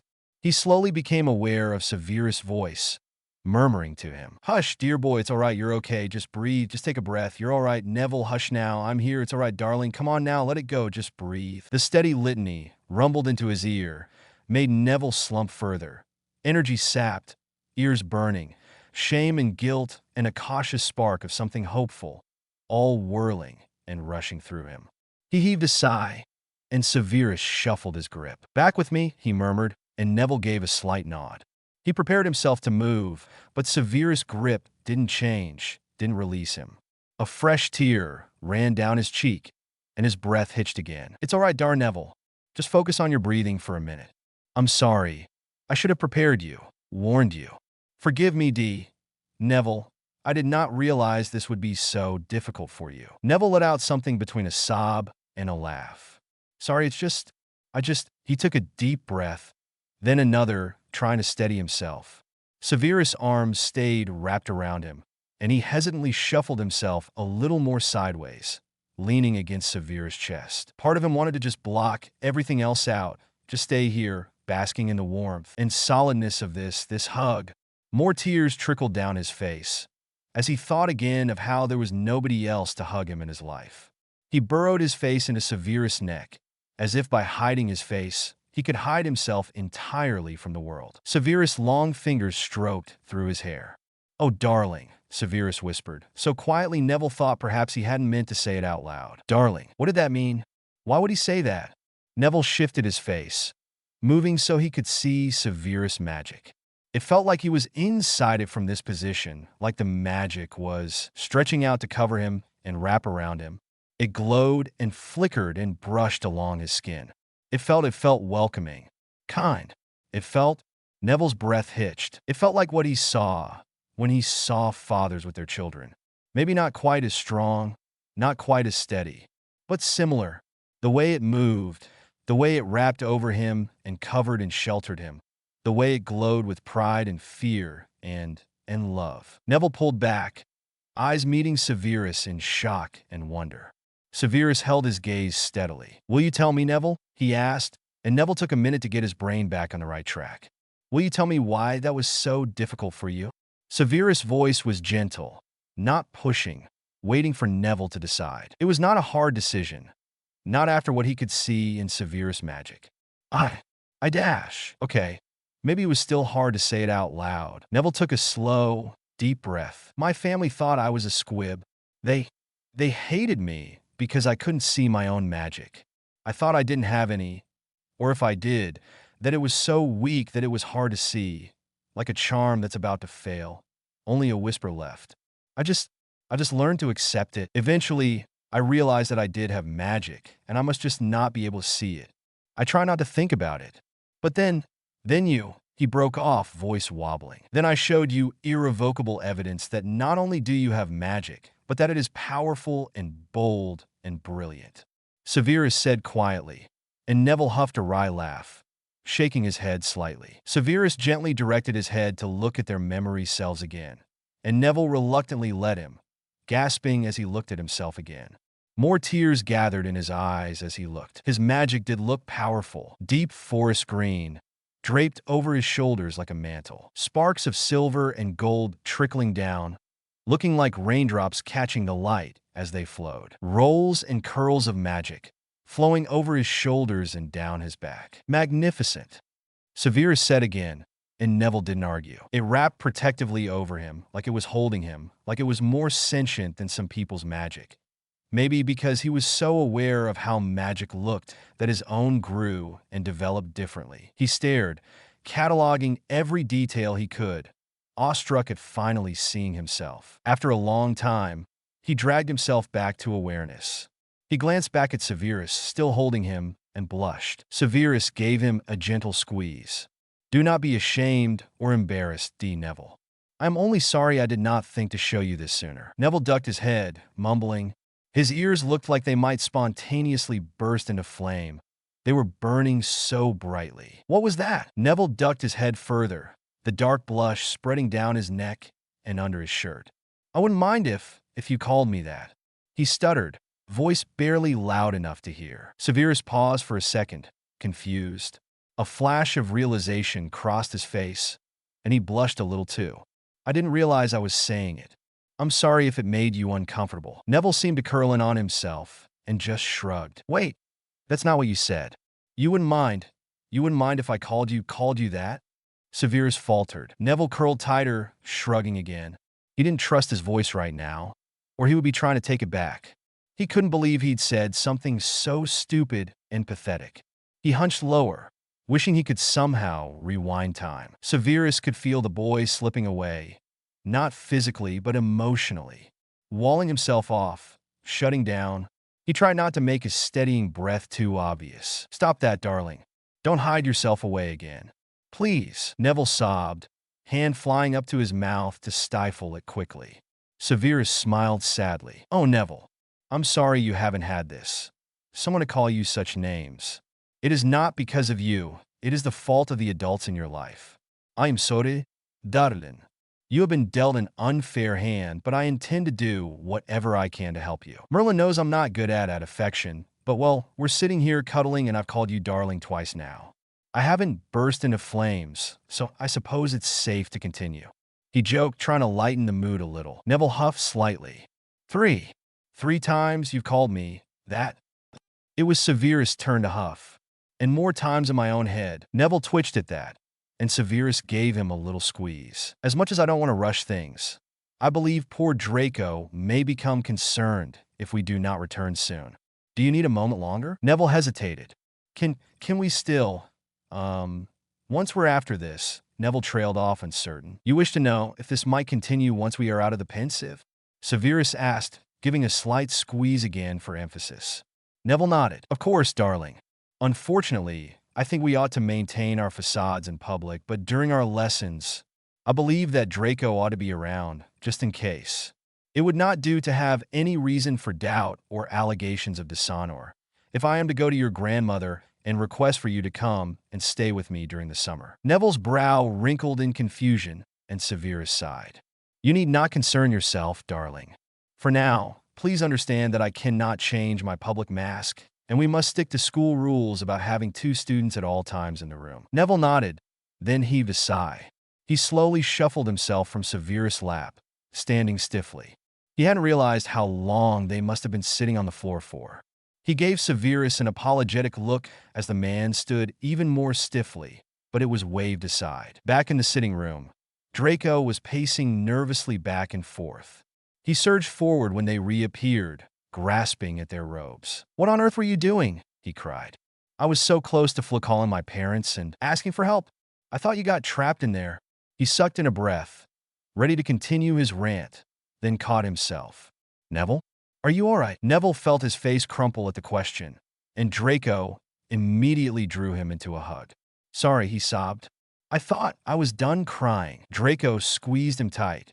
"Sometimes I think that too, but then someone else asks, and it sets off more tears." It didn't take too long for Neville to calm this time, gently pulling back. Draco let him go, but twisted to keep one arm over Neville's shoulders. "Sorry we worried you, Draco. As Severus was showing me." Neville broke off, throat tight. He looked to Severus to help him. "I showed Neville what his magic looks like." "But how?" "When we looked in the pensive, we couldn't see Neville's magic either. Unless, wait, is there a way to make someone else see like you do, Nev? Like what your crazy elf was talking about." "Very astute, Draco. There is such a spell, but it is only temporary. I believe it is rather taxing on Neville, and not one he can share freely." Severus' eyes flicked to the boy, who stayed quiet. "Fair enough. I'd love to try it one day, Nev, but I understand if you don't want to. Sharing something like that, I suppose it's not an everyday thing really, is it?" Draco smiled easily. I'd better get back for curfew. See you tomorrow? Neville nodded as Draco left, then turned to Severus in question. Cloak on, we'll walk up to your tower as we talk. My apologies for lying to Draco on your behalf. I know it may not be taxing magic on you, but I also understand that it is not something you wish to share with just anyone. I am honored that you would choose to share it with me, Neville, but I don't wish for you to feel obliged to offer to anyone else. If he believes it to be difficult, Draco will not push the matter. A small white lie to protect yourself. Neville leaned closer as they walked, reaching for Severus' hand. He was glad for the cloak hiding his embarrassing grin, as he whispered Vide ut, I vidir. Severus stumbled at the sudden influx of magic surrounding him, and he squeezed Neville's hand. The pair walked slowly through the castle, higher and higher towards the tower. With Severus marveling at the incredible magic he could see soaked into every surface, every stone, every portrait and tapestry and rug and doorway. He could feel Neville beside him, could tell he was smiling under the cloak. Warmth blazed in his chest, and he fought to control his face. Sensing his losing battle, Neville tugged him aside from the main hallway and threw the cloak over him too. The sight of the boy's face made him grin in return, and the two continued even more slowly, partly trying to ensure they both stayed covered, and partly because they didn't want the walk to finish too quickly. Eventually, though, they reached the common room entrance, or just down the hall, out of direct sight. Severus gave Neville's hand another squeeze before letting go. The sudden loss of sensory input was also jarring, making him blink rapidly to adjust. Good night, Neville. Sleep well, darling. Neville's embarrassed grin and red cheeks made him smile, before he quickly schooled his face and stepped out from under the cloak. He paused, watching as Neville stowed the cloak and donned his public mask, scurrying inside the portrait hole and tugging it gently shut behind him. Chapter 44. Chapter Summary. Lucius calls for Severus' help. Severus! Severus! Severus jolted upright, pulled from his sleep. It took him a moment to realize what had woken him, but then he was hurriedly scrambling out of bed and into his living room. The Floo was giving off a glowing green light, and Lucius Malfoy's face was poking out of it. Thank fuck, Sev. I was half tempted to try and step through. The old goat would know if you did that. Severus warned. I'm on the school board. I can do what I want. Lucius retorted, sticking his tongue out. I forgot how childish you can be, Lucy, drawled Severus, making Lucius stick out his tongue again. Why have you called me in the middle of the night? Lucius hesitated, pointedly looking from side to side. Severus shook his head. Is it safe to talk openly? No, I have an urgent matter that needs your expertise, Severus.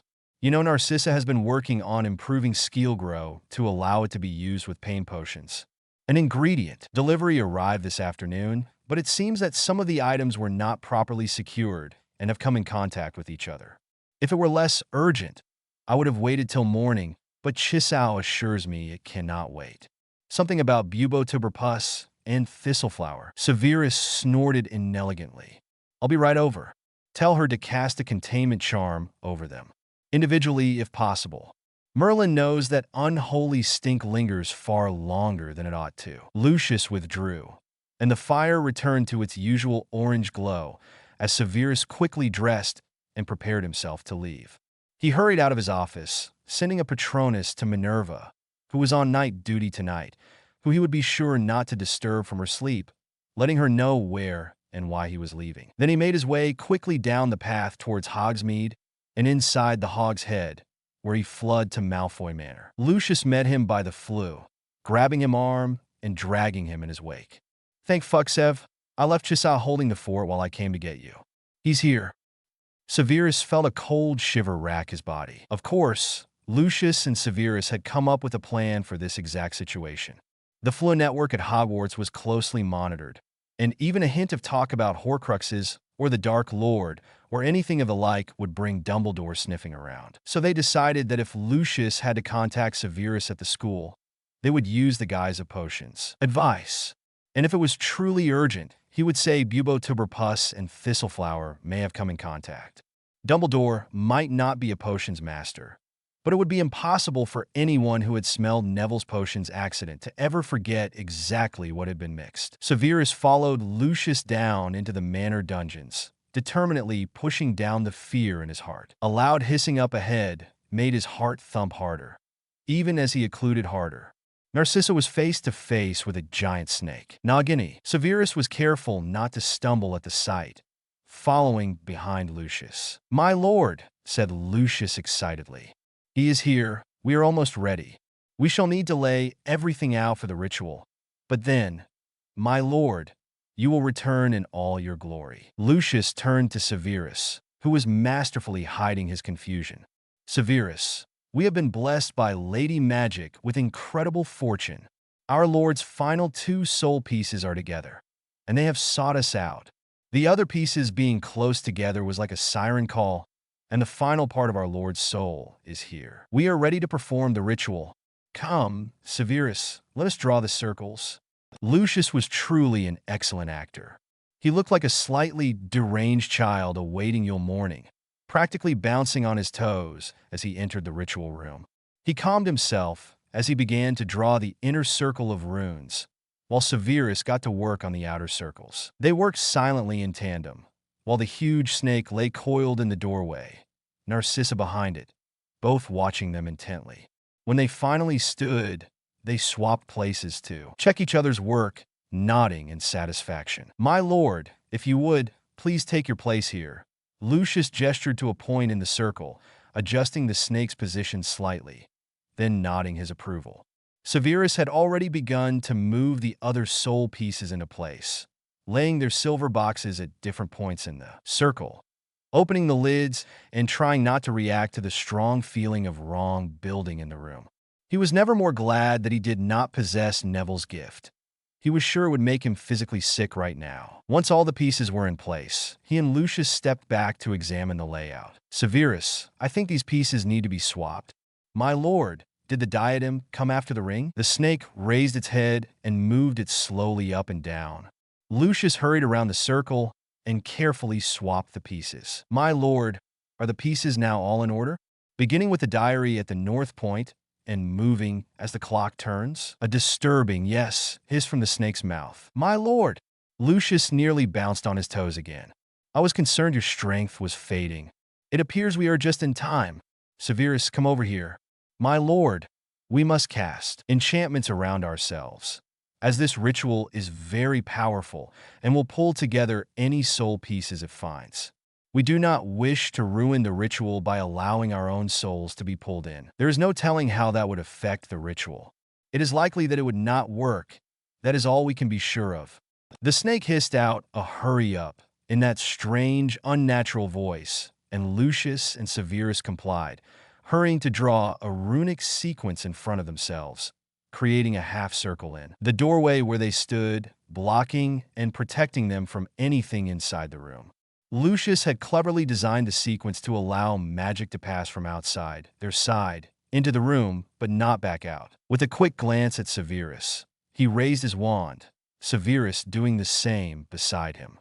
They both sucked in a breath, and at the same time shouted into the room. Fiendfire! A split second of surprise on the snake's face before it was consumed by flames. Each soul piece erupted black, twisting smog, coiling and frantically trying to escape. Some of the pieces tried to attack the 2 men, standing side by side, wands outstretched, but Lucius' runes held strong and blocked any magic escaping the room. The fiendfire burned hot and blindingly bright, filling the room, destroying the Horcruxes in quick succession until nothing was left. With concentrated effort, Severus and Lucius wrestled the fire into submission, flames flickering out until ringing silence filled the space. The 2 men slumped, sagging against each other, huffs of incredulous laughter as they stared into the now empty room. Not even broken fragments remained of the Horcruxes. The room was bare again. Narcissa's voice from behind them made them both whirl around, wands out. "A little on edge, gentlemen," she smirked slightly.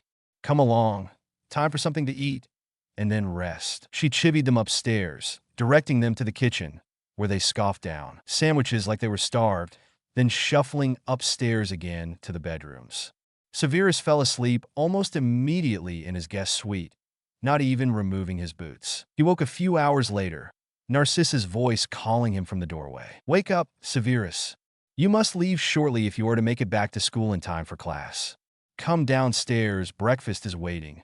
Severus reluctantly dragged himself out of bed, casting a half-hearted freshening charm at himself and dragging his feet down the stairs. Lucius didn't look much better than he did, hair mussed and dark circles under his eyes.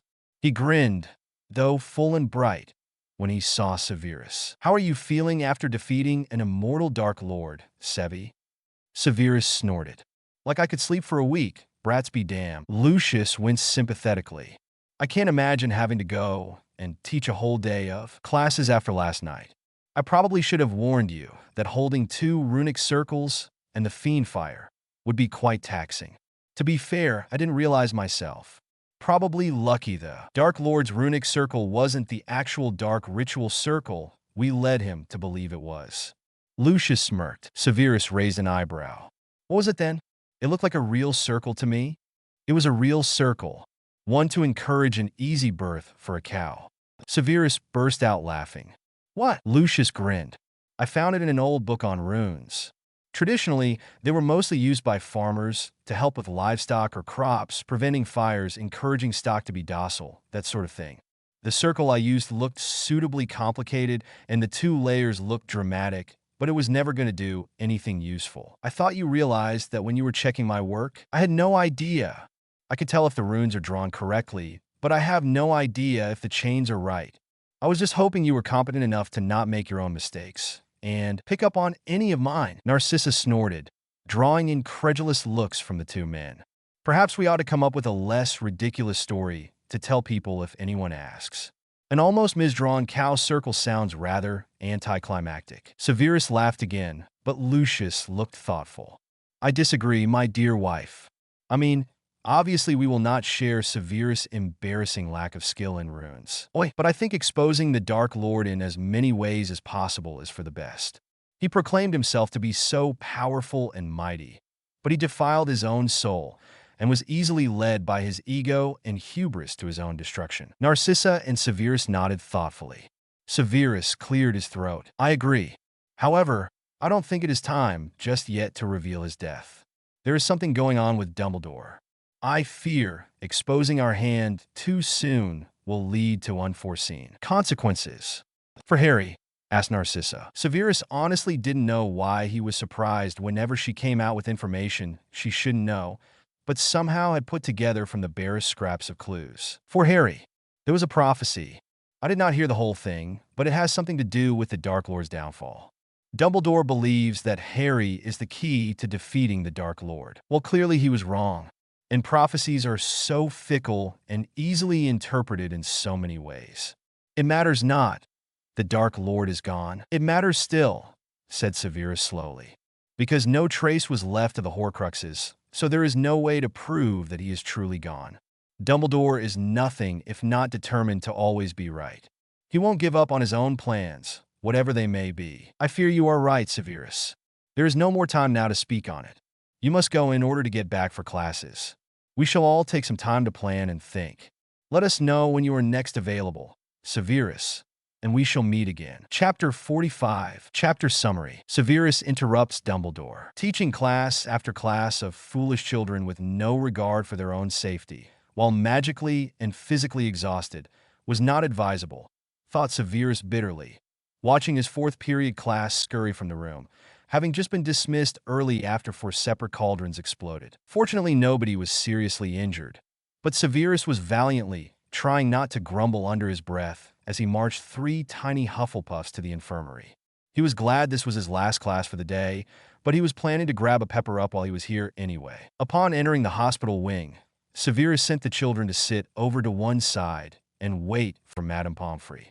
He made his way to the store cupboard for a pepper-up, sculling it down quickly when he caught sight of something. Behind the office, in a private room usually reserved for unwell staff members, away from students, was a sight that made Severus' blood freeze. Harry Potter was laying on a stone slab, runes drawn around him, while Albus Dumbledore muttered to himself. Severus slowly put down the empty vial in his hand and stepped cautiously towards the disturbing scene. "Albus, what are you doing?" "Ah, Severus, my boy. I believe I have found a ritual that should bring our young Harry back to the land of the waking. Severus felt his heart drop to his feet. He held his mask firmly in place as he stepped even closer. He bent slightly to examine the runes, tracing above them with his finger. He had to play this very carefully if he wanted to protect the boy and his own cover. He was distantly aware of a loud noise somewhere near the front of the infirmary and a bit of shouting, but he blocked it out. He muttered to himself as he slowly circled the stone slab, nodding occasionally. Then he stopped, took a couple of steps back the other way, and retraced a section of the sequence, eyebrows scrunched down. Albus, this section, where did you find this circle? Did you create it or copy it? I do not wish to shock you, dear boy, but you're right. I did copy it from a rather dubious book, but I believe it shall do exactly what we need. What was the name of the book? Severus pretended to be studying the runes closely, but when Dumbledore didn't answer right away, he glanced up sharply. Dumbledore sighed. I hope you don't think less of me, my boy. It is only that I am becoming rather desperate to help our young Harry. Severus held his stare, waiting Dumbledore out. It is called the Arcanist's Guide. Severus was very proud of the skill set he had developed in controlling his facial expressions. Perhaps one of his proudest specific skills in this skill set was the ability to make his face pale dramatically. He used it right then, watching Dumbledore's eyes go wide as he looked at Severus. Severus quickly scrubbed his hands over the nearby runes, smearing and destroying them. Before Dumbledore could protest, he hissed, Albus, what the hell were you thinking? Gods above, you drew the circle and everything. Sweet Circe, I think I might be sick. Dumbledore looked rather confused, carefully hiding his anger and irritation behind his grandfatherly mask. Now, Severus, it took me a considerable amount of time to draw those runes, and you've ruined them. What is the meaning of this? Those runes were to raise an inferi, hissed Severus, apoplectic with rage. You were about to turn Harry Potter into an inferius. Dumbledore's face was so perfect, Severus resolved to withdraw the memory later and show someone. Lucius and Narcissa would love it. Maybe Draco and Neville too. Gods above, Albus, I have told you to ask me to look into these sorts of things for exactly this reason. You cannot assume that dark rituals can be used for light purposes. It's in the name. It's dark. Merlin's teeth. What if I had gotten here 5 minutes later? Oh, gods. You were almost ready to activate it. For fuck's sake, Albus, do not try to draw another runic circle without consulting me first. Severus was scrambling around Harry's body, scrubbing frantically at the runes, erasing them as best he could. When Dumbledore pulled out his wand to cast a cleaning charm, Severus shrieked at him, "Put that wand down! There is a half-drawn runic circle here. What if you accidentally charge it instead of erase it? Just get out, Albus. I swear to Circe you will destroy us all." Dumbledore's carefully hidden rage and fear were not quite tucked away enough for Severus to miss. But he kept up his act, muttering under his breath about arrogant old fools meddling in magic they didn't understand. Was he trying to go the way of countless others who destroyed themselves and those around them? Just look at that Lovegood woman. Only a few years ago, she killed herself playing around with things she didn't understand. He kept up his litany, watching with satisfaction as Dumbledore blanched at the realization that Pandora Lovegood had died this way. He gave a half-hearted goodbye as he hurried out, proverbial tail between his legs. Once the infirmary doors had closed, Severus finally dropped the act. He sighed, leaning heavily against the stone slab.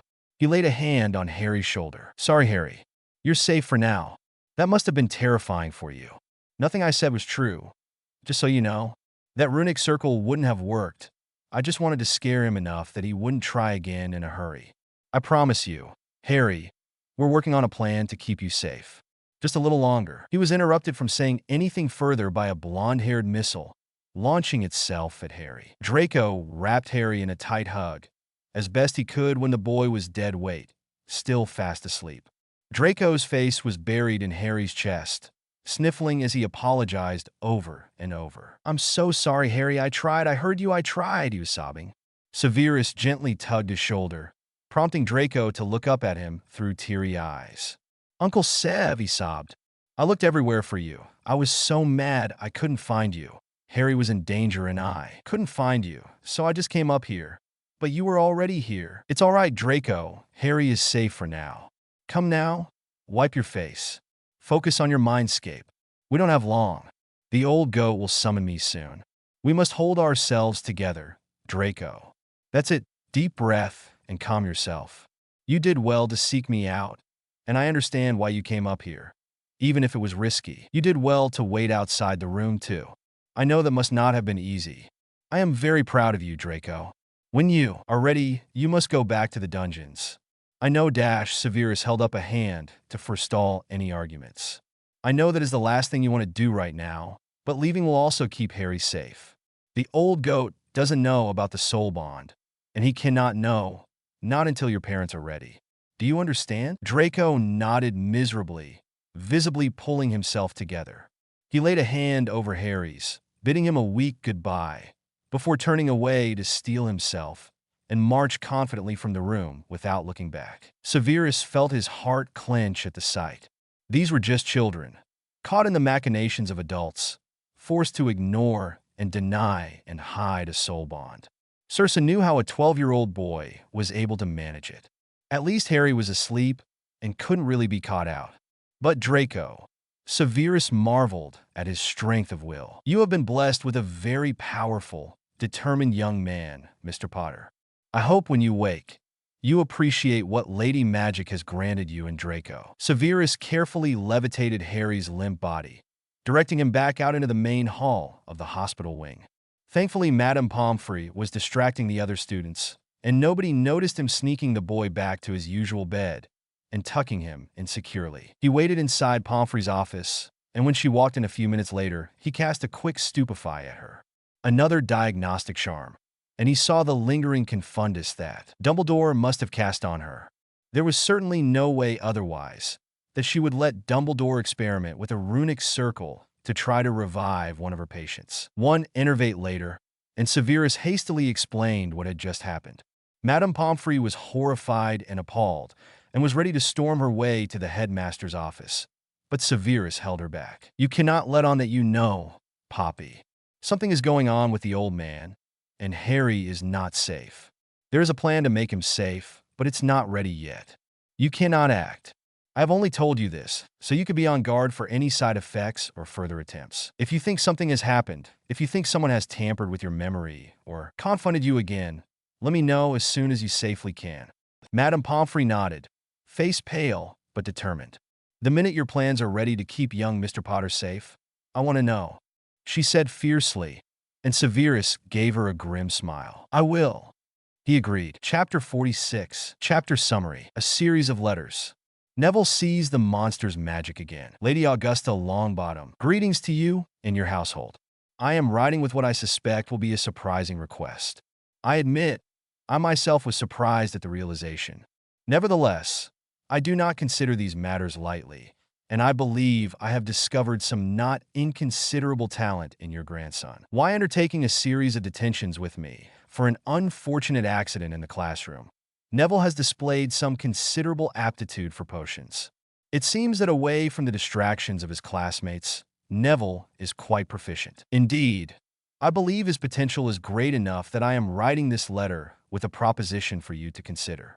I wish to offer Neville a pre-apprenticeship of sorts. While he is yet too young for a formal apprenticeship, I believe taking some time early in his education for extra tutelage will prepare him for a potentially impressive career in potions. Of course, the pre-apprenticeship would follow a similar, if somewhat less intense, course as a true apprenticeship. Master-apprentice vows, albeit with a time clause, living arrangements and expenses to be covered by me as his instructor, and perhaps, in keeping with his age, a broader scope of education to include other school subjects. It seems to me that if he can do well in my subject without distraction, then perhaps the same can be said for other areas. Were you to accept the proposal, or should you wish to know more, I am agreeable to meeting to further discuss details. I await your reply, Severus Snape, Potions Master. Potions Master Severus Snape, I accept your proposal. Neville may spend as much of the summer with you as you see fit. I will of course request that he returns to my home for at least 2 days at the beginning and end of the holidays. However, the remainder of the holidays I leave to your discretion. I am pleased to hear that you have considered master-apprentice vows. I would not have accepted otherwise. I will expect to read through the vows before they are made. Come to Longbottom Manor on the first Monday of the holiday. I shall read the vows then and you may take the boy. Regards, Lady Augusta Longbottom. Neville stared blankly at the letter in his hand. It was rather short and very direct. Exactly what he'd expect from his gran. Neville, you are to undertake a pre-apprenticeship training program with Potions Master Snape over the summer. You will return home on Friday to the manor. Then on Monday, you will be placed under Potions Master Snape's authority. I expect you to uphold the honor of House Longbottom. Regards, Lady Augusta Longbottom. He reread the letter for the third time, before quickly stuffing it into his pocket when he heard his year-mates approaching. He was glad he had come to breakfast early enough that nobody else had seen the letter. He risked a glance up at the teacher's table, but Severus wasn't there yet. He would have to wait until the afternoon for his usual detention. He ate his breakfast mechanically, mind-whirling. The day dragged on until they were finally sitting in the potions classroom, thankfully only doing theory work today. Neville thought he probably would have blown up the classroom, with how distracted he'd been today. Wait behind for your detention, Longbottom, Severus called as the class packed up at the end of the lecture. Neville just stayed sitting in his seat. No exaggerated act of pathetic cowardliness today. He waited quietly for the room to empty, leaving him, Draco, and Severus as usual. As soon as Severus had warded the door, Draco was beside him, arm over his shoulders, asking worriedly, "What's wrong, Nev? Has something happened?" Neville looked up at Severus, who raised an eyebrow. "My gran wrote a letter." He pulled it from his pocket, letting Draco take it, and read it aloud. There was a moment of silence when he finished. "Well, that was rather blunt, don't you think? A little cold. That's just gran," Neville said absently, missing the dark glance between Draco and Severus as he stared at the floor. "Are you all right with this, Neville? If you would prefer not to go ahead with it, I can say something has come up, and I'm not longer available for the summer." Neville looked up at him then, tears in his eyes. He shook his head, then nodded, then shook it again, then paused, confused. "You still want to go ahead with it?" Severus asked gently. "Or dash, please," gasped Neville, eyes wide and wet. "Please let me come. I didn't think you really meant it. I thought you were just being nice, but you actually did it. You found a way to get me out. You dash," Neville broke off with a sob. Severus knelt in front of him. "Oh, darling, I'm sorry for not being clearer. And I'm sorry for not informing you before I wrote to your grandmother. I was worried that if she said no, you would be upset. I did not realize she would owl you the same day she did me. I at least thought I'd have a chance to warn you." Neville dropped from his seat and wrapped his arms around Severus' shoulders, face buried in the warm, soft cotton of his robe. Severus held him close, eyes closing for a moment. When he opened them, he saw Draco standing right behind Neville, a strange look on his face. He smiled slightly and gave a little nod. Severus blinked at him, confused, but Draco didn't elaborate. "Neville, what do you dash?" Severus cut himself off when Neville yanked himself backwards. He felt a flash of hurt, but quickly smothered it when he realized Neville was staring wide-eyed at the ceiling and not paying any attention to him. "What is it, Neville?" The monster," he yelped, scrambling to his feet and hurrying for the door. Severus' mind stuttered for a moment before leaping into action. "Draco, stay right here. Do not move. Get under my desk and stay there. Neville, get out the cloak. I want you to show me which direction it is moving, then get back in here and hide with Draco under the cloak." Both boys scrambled to obey, Draco diving under the desk and Neville tugging the cloak from his bag. He hurried to the door as Severus draped it over himself, waiting impatiently for the wards to drop. He scrambled out into the hallway, running along it until he reached an intersection.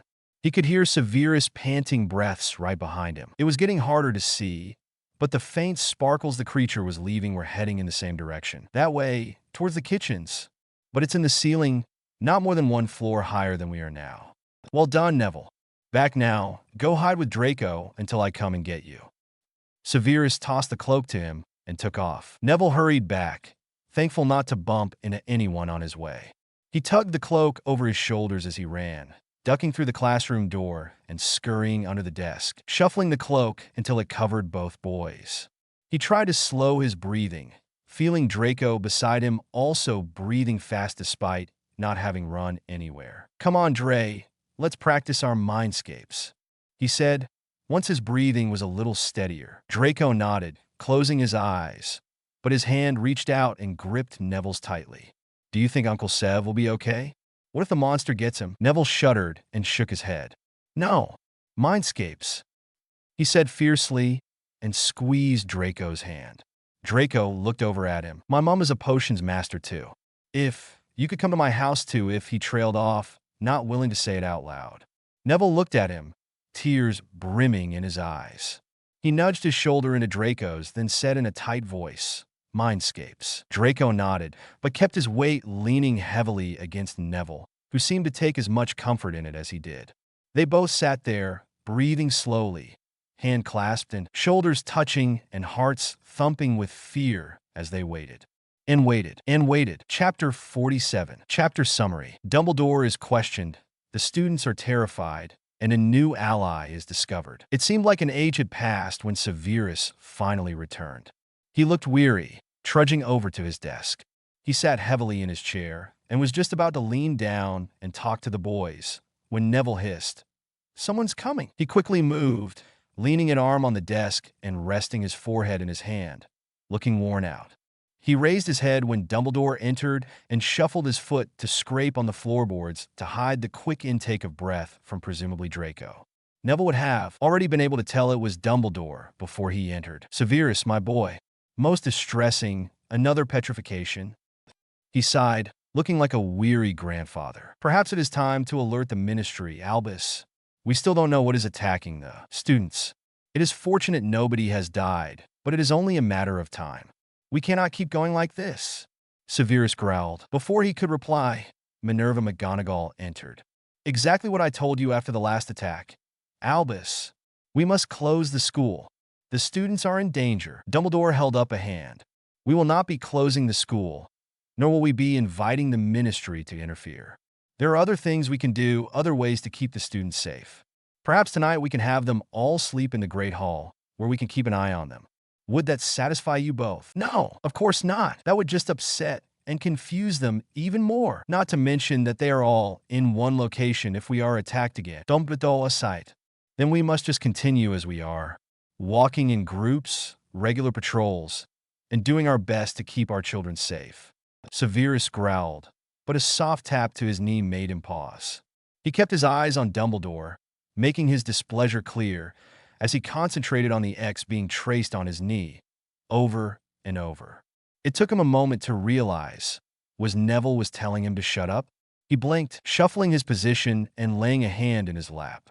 Out of sight under the desk, he mimed talking with his hand, then pinched his fingers tight, miming silence. Neville's hand drew a tick of approval on his knee. Severus pursed his lips and held his tongue. Minerva was ranting, though, letting her fury at the inaction pour out at the man she held responsible. Dumbledore took it all with outward grace, but Severus could see the tightness by his eyes, the twitch in the corner of his mouth.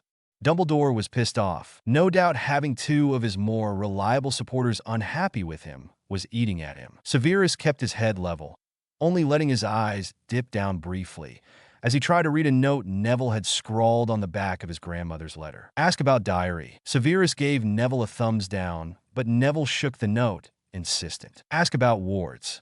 Dark objects, troll, Ginny Weasley. A finger slid from under the cloak, pointing at the second line, then back at the first. Ask about diary. Severus took a second to strengthen his acclimacy barriers. Albus, speak honestly for a moment.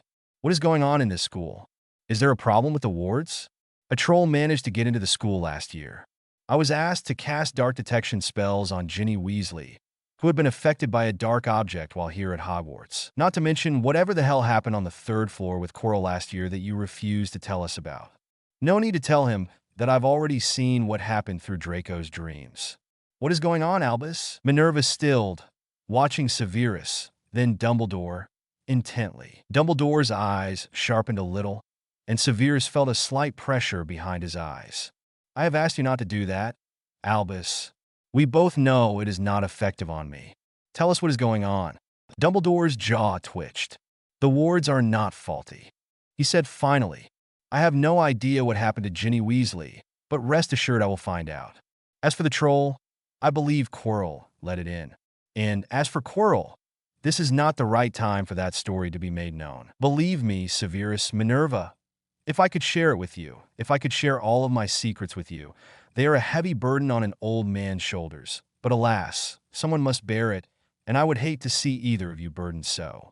Come now, we must not dally here any longer. I'm sure your lions would be reassured by your presence, Minerva. Severus, your snakes no doubt would feel the same. And with that, Dumbledore swept from the room, robes billowing dramatically behind him. Minerva pinned Severus with a hard stare.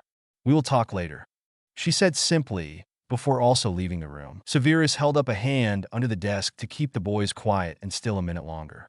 He flicked his wand into his hand and cast a series of finite incantatums and detection spells. Sure enough, Albus had dropped an eavesdropping spell on his way out. Severus ended it with a quick flick of his wrist, then warded the door, then warded a small circle around the desk before sitting down again. We shall stay here for only a minute, boys, before I must take you both back to your common rooms. A Hufflepuff prefect was petrified. He sighed, then looked down at the boys huddled under the desk as they tugged the invisibility cloak down. He was surprised to see them both grinning devilishly. "What in Merlin's name have you two done?" he asked wearily. Draco grinned, holding up a small vial with a silvery wisp floating inside it. Severus gaped. "You took a memory of that conversation?" He paused for a minute to think. "But it will look suspicious if they see Neville passing me notes. Even though you are minors, it could." He paused as both boys grinned wider. "You already thought of that?" "How?" "Easy. I just turned to face the side of the desk. I couldn't see Neville. It's pretty much just me staring at the side of a desk and Dumble saying dodgy shit." "Language," Severus said absently. "And well done. Did you notice he said, 'The wards aren't faulty'? That means he's fucked around with them to let dangerous stuff in," said Neville, voice cold and angry. "Language," Severus said again. "And well spotted. Perhaps we can have the wards investigated by a third party to see exactly what he has done to them. Gran says the goblins are the best for that sort of thing. Gringotts always renew the wards at the manor every year. Same with us. Goblins check and renew the wards at Malfoy Manor. Dad does most of it, but the goblins come anyway. Can't be too secure. We should get that memory to your father as soon as possible, Draco. I can send it out this morning with Dash." "No," blurted Neville. "No, don't send it. You have to give it to him directly. The old goat must be checking the mail. Haven't you wondered why there's been no angry letters about any of the weird and dangerous shit that has happened here the last 2 years? Why has nobody come to investigate children being petrified?" Severus stared at Neville. "Well, since Uncle Sev's brain is frozen, let me say it. Language, Neville." Neville grinned mischievously. "My humblest apologies, Heir Malfoy. I did not intend to insult you by using big boy words in your presence." Draco poked out his tongue.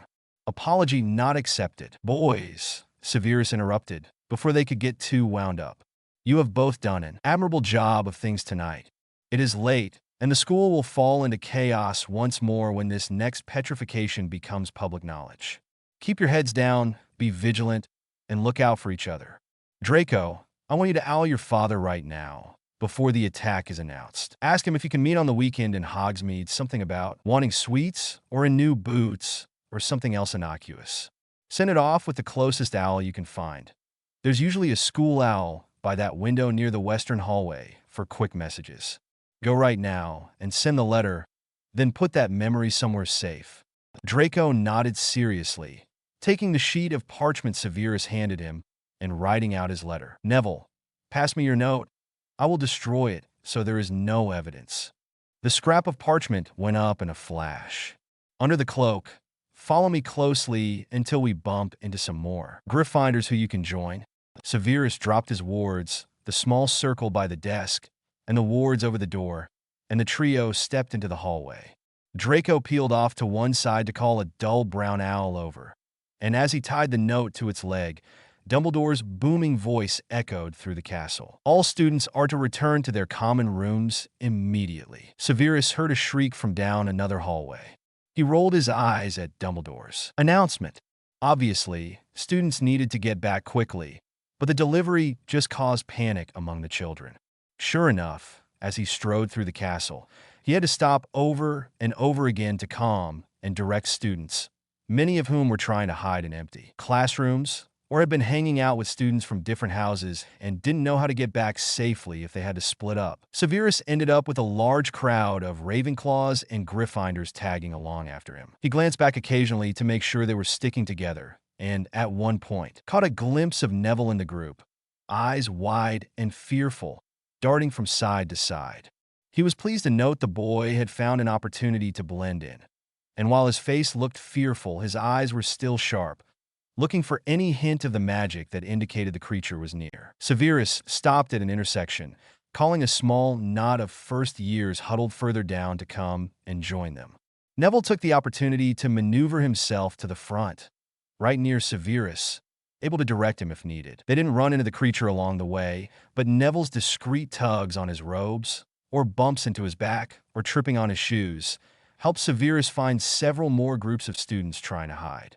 He felt like half the school must have been trailing after him. Finally, on the 5th floor, he ran into a group of 7th-year Ravenclaws and 2 Gryffindor prefects and dispersed his ragged group between them. He made his way back down, this time collecting Hufflepuffs and Slytherins who were lagging or hiding and hurrying them along to their common rooms. He spared an irritated thought as to why no other teachers seemed to be around helping, but a bawling Hufflepuff first year distracted him as he awkwardly patted the girl's back. When he'd finally delivered this batch of children into the care of yet more prefects, he stalked back up through the castle, looking for teachers this time. Anger flared in his chest as hallway after staircase after hallway was empty. He stopped dead in his tracks. Jaddy, he tried. The elf popped into existence beside him. Thundercloud Man isn't allowed to call Jaddy, but Jaddy knows something is wrong. Is he looking for the other teachies? Severus nodded. There is a creature attacking students in the school. I have single-handedly delivered half the students back to their dorms. Where the hell are all the teachers? Jaddy paused, tilting his head. Jaddy calls a school elf. They knows more. Really? A tiny elf popped up beside Jaddy. Jaddy isn't supposed to call Hoggy elfies. Stop calling Really. She gets in trouble. Jaddy wobbled his head apologetically, ears drooping. Jaddy calls her for Thundercloud Man. He doesn't know any Hogwarts elfies' names. The tiny elf turned her huge eyes on Severus. Really is sorry, Master. She doesn't know the Master isn't knowing who to call. Shame. Shame on Really. Shame on the Hoggy elfies. Really wailed, but Severus cut her off. It's all right, Really, don't worry about it. Oh, Cersei, don't do that. Really had dropped to the ground and was grinding her forehead into the carpet. Master can punish Really. Master must punish the elfies for being poor servants indeed. Jaddy's pointy finger in his side made Severus whip his head down to scold the elf, but the look of his face stopped him. Jaddy was watching Really with a heartbroken expression, like he wanted to dive to the floor and scoop her up but knew she wouldn't like it. Really? Stop that at once. The Hogwarts elves have not earned any sort of punishment. In fact, your work has been so satisfactory that I have never needed to call on you before now. Really paused, then looked up slowly. Her skin looked rubbed raw, but her eyes were cautiously hopeful. What does Master need Really's help for now? She asked finally. I need to know where the other teachers are. There is a creature attacking the students, and I had to take at least half the school to their common rooms because nobody else is here. Really tilted her head like she was listening to something. They is mostly in the hospital wing, Master. She paused.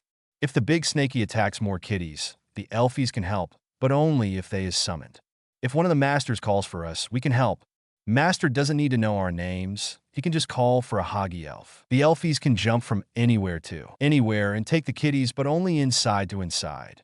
Severus eyed the tiny elf. Are you saying you can apparate inside the school, and that you can apparate the students too? Yes, said Really, ears flapping as she nodded. Hoggy elfies can apparate. That would have been nice to know an hour ago, before I climbed up and down 7 flights of stairs. Severus mused wryly. Can you take me to the hospital wing right now? Wait, not inside, around the corner from the hospital wing. I don't want anyone to see. Really nodded, and Jaddy spoke up quickly before disappearing. Jaddy be seeing Thundercloud Man later. Really grabbed Severus' robe, and he felt a strange sensation, like he was being compressed on all sides, before suddenly he was standing in the hallway by the hospital wing. That was far nicer than normal apparition, he said slowly. Really bounced in delight. Thank you, Really. I shall call you again if I need you. Really bounced again, then popped out of sight. Severus strode around the corner and through the doors of the infirmary. Sure enough, most of the teachers were inside, crowded around the beds of the petrified students. The most recent casualty seemed to be Penelope Clearwater, the Ravenclaw prefect. The teachers were all murmuring to one another, glancing between the students and each other. "Is this where you have all been for the last hour?" Severus drawled. "While I have been ferrying terrified students back to all 4 common rooms, unaided." Several blank faces looked at him in confusion. Some seemed perturbed by his claim. They were distracted by Dumbledore sweeping into the room. "Thank you all for gathering here." Severus tuned out the useless drivel Dumbledore was spouting, instead watching the other teacher carefully. Phileas Flitwick met his eye twice, the second time holding his gaze for a full second before looking away. Severus didn't react outwardly, but when Dumbledore finally stopped waffling, Severus hastened from the room. He let everyone see him march towards the stairs down to the dungeons. Then, once out of sight, he stopped and called quietly, "Riley." Riley popped up beside him, smiling widely. "Master needs Riley already?" she squeaked. "Yes, Riley. I need you to take me up to Phileas Flitwick's office. And then I need you to bring him up there too. But only if nobody can see him and it won't look suspicious. If you can't do it without looking suspicious, follow him and see where he goes, then take me there." Riley nodded, popping away. Severus tried not to pace as he waited, but finally Riley popped into the room, holding Flitwick's hand. "Master, here is other Master," she squeaked again. "Is Master needing anything else?" "Or you, Master?" she asked, turning to Flitwick. Both professors shook their heads. Flitwick looked rather confused, and Riley disappeared again. "Well, that was new," said Flitwick cheerily. "Didn't know the elves could transport others with them." Severus had already warded the room before Flitwick arrived. "Seems like the sort of thing that would be good to know if there was some sort of creature on the loose attacking students and you needed to get them back to their common rooms quickly, don't you think?" Severus asked airily. Flitwick's expression darkened. "I don't know why I didn't help you, Severus. I would apologize, except I know that I did not behave that way of my own volition." Severus raised an eyebrow in question. "When you came into the infirmary and asked why nobody helped for the last hour, I realized that we had indeed been just standing there, doing nothing for an hour. I tried to remember why I was there, other than that I just felt I had to be. When Albus came in and..." Severus cut him off with a gesture. He flicked his wand out and waved it around, murmuring spells under his breath. He finally nodded at Flitwick, noticing his dark expression. "Dumbles or the old goat? I think he may be using portraits and eavesdropping spells keyed to his name." Flitwick's own wand was in his hand faster than Severus could blink, and he whirled and whipped it around, chanting in Garruk, the goblin language.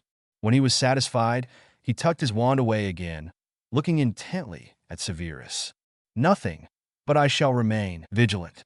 I have been utterly ignorant until now, but there is no telling when the old goat's paranoia will reach me." As I was saying, when he entered the hospital wing, I felt a strange sense of completion, like I had done what I needed to. Only I was not able to leave, because the old goat, was speaking to us all. "I noticed you were looking at everyone carefully, and I realized that something must be going on. Why would he compel staff like that? What is he hiding?" Flitwick's voice was a growl by the end, eyes flashing dangerously. "Much," Severus said simply. "I cannot tell you too much, Phileas. I am sorry. I am working on a plan, and I have help. When I can tell you something, I will. I do have a request, though.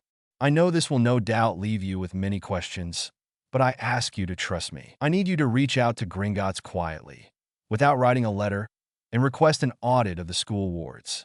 Flitwick examined Severus for a long while. "I see. The post is being monitored, and you think there will be objections if the subject of the wards is approached directly." Severus smiled slightly at the man's quick understanding. "Right now, we need to gather evidence. It needs to be delivered all at once. If it happens piece by piece, it can too easily be refuted and argued away. Can you organize something?" Flitwick nodded decisively. "Thank you, Phileas. It is a relief to have someone else on side. Are there others?" "Poppy has some idea. Less than you. A couple of students. Some people outside of the school." Flitwick nodded. "Then I am honored you have trusted me. I will let you know, quietly, of course, when the wards have been inspected." Severus nodded and called Riley again. He popped out of Flitwick's office and left the Goblin standing there, icy cold anger burning in his chest. He would reach out to Gringotts immediately.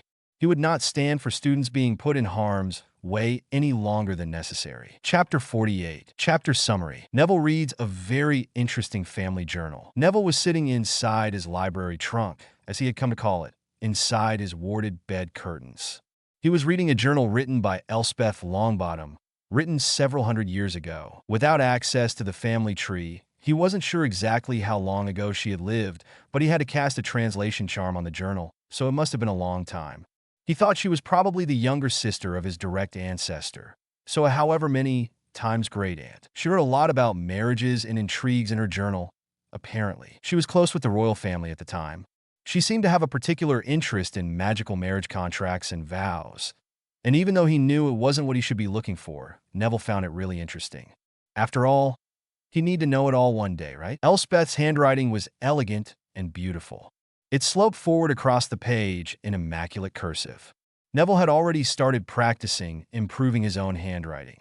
If he were to write his own journals one day, he wanted them to be not just legible, but beautiful like this one. He turned the page, and suddenly the beautiful handwriting was gone.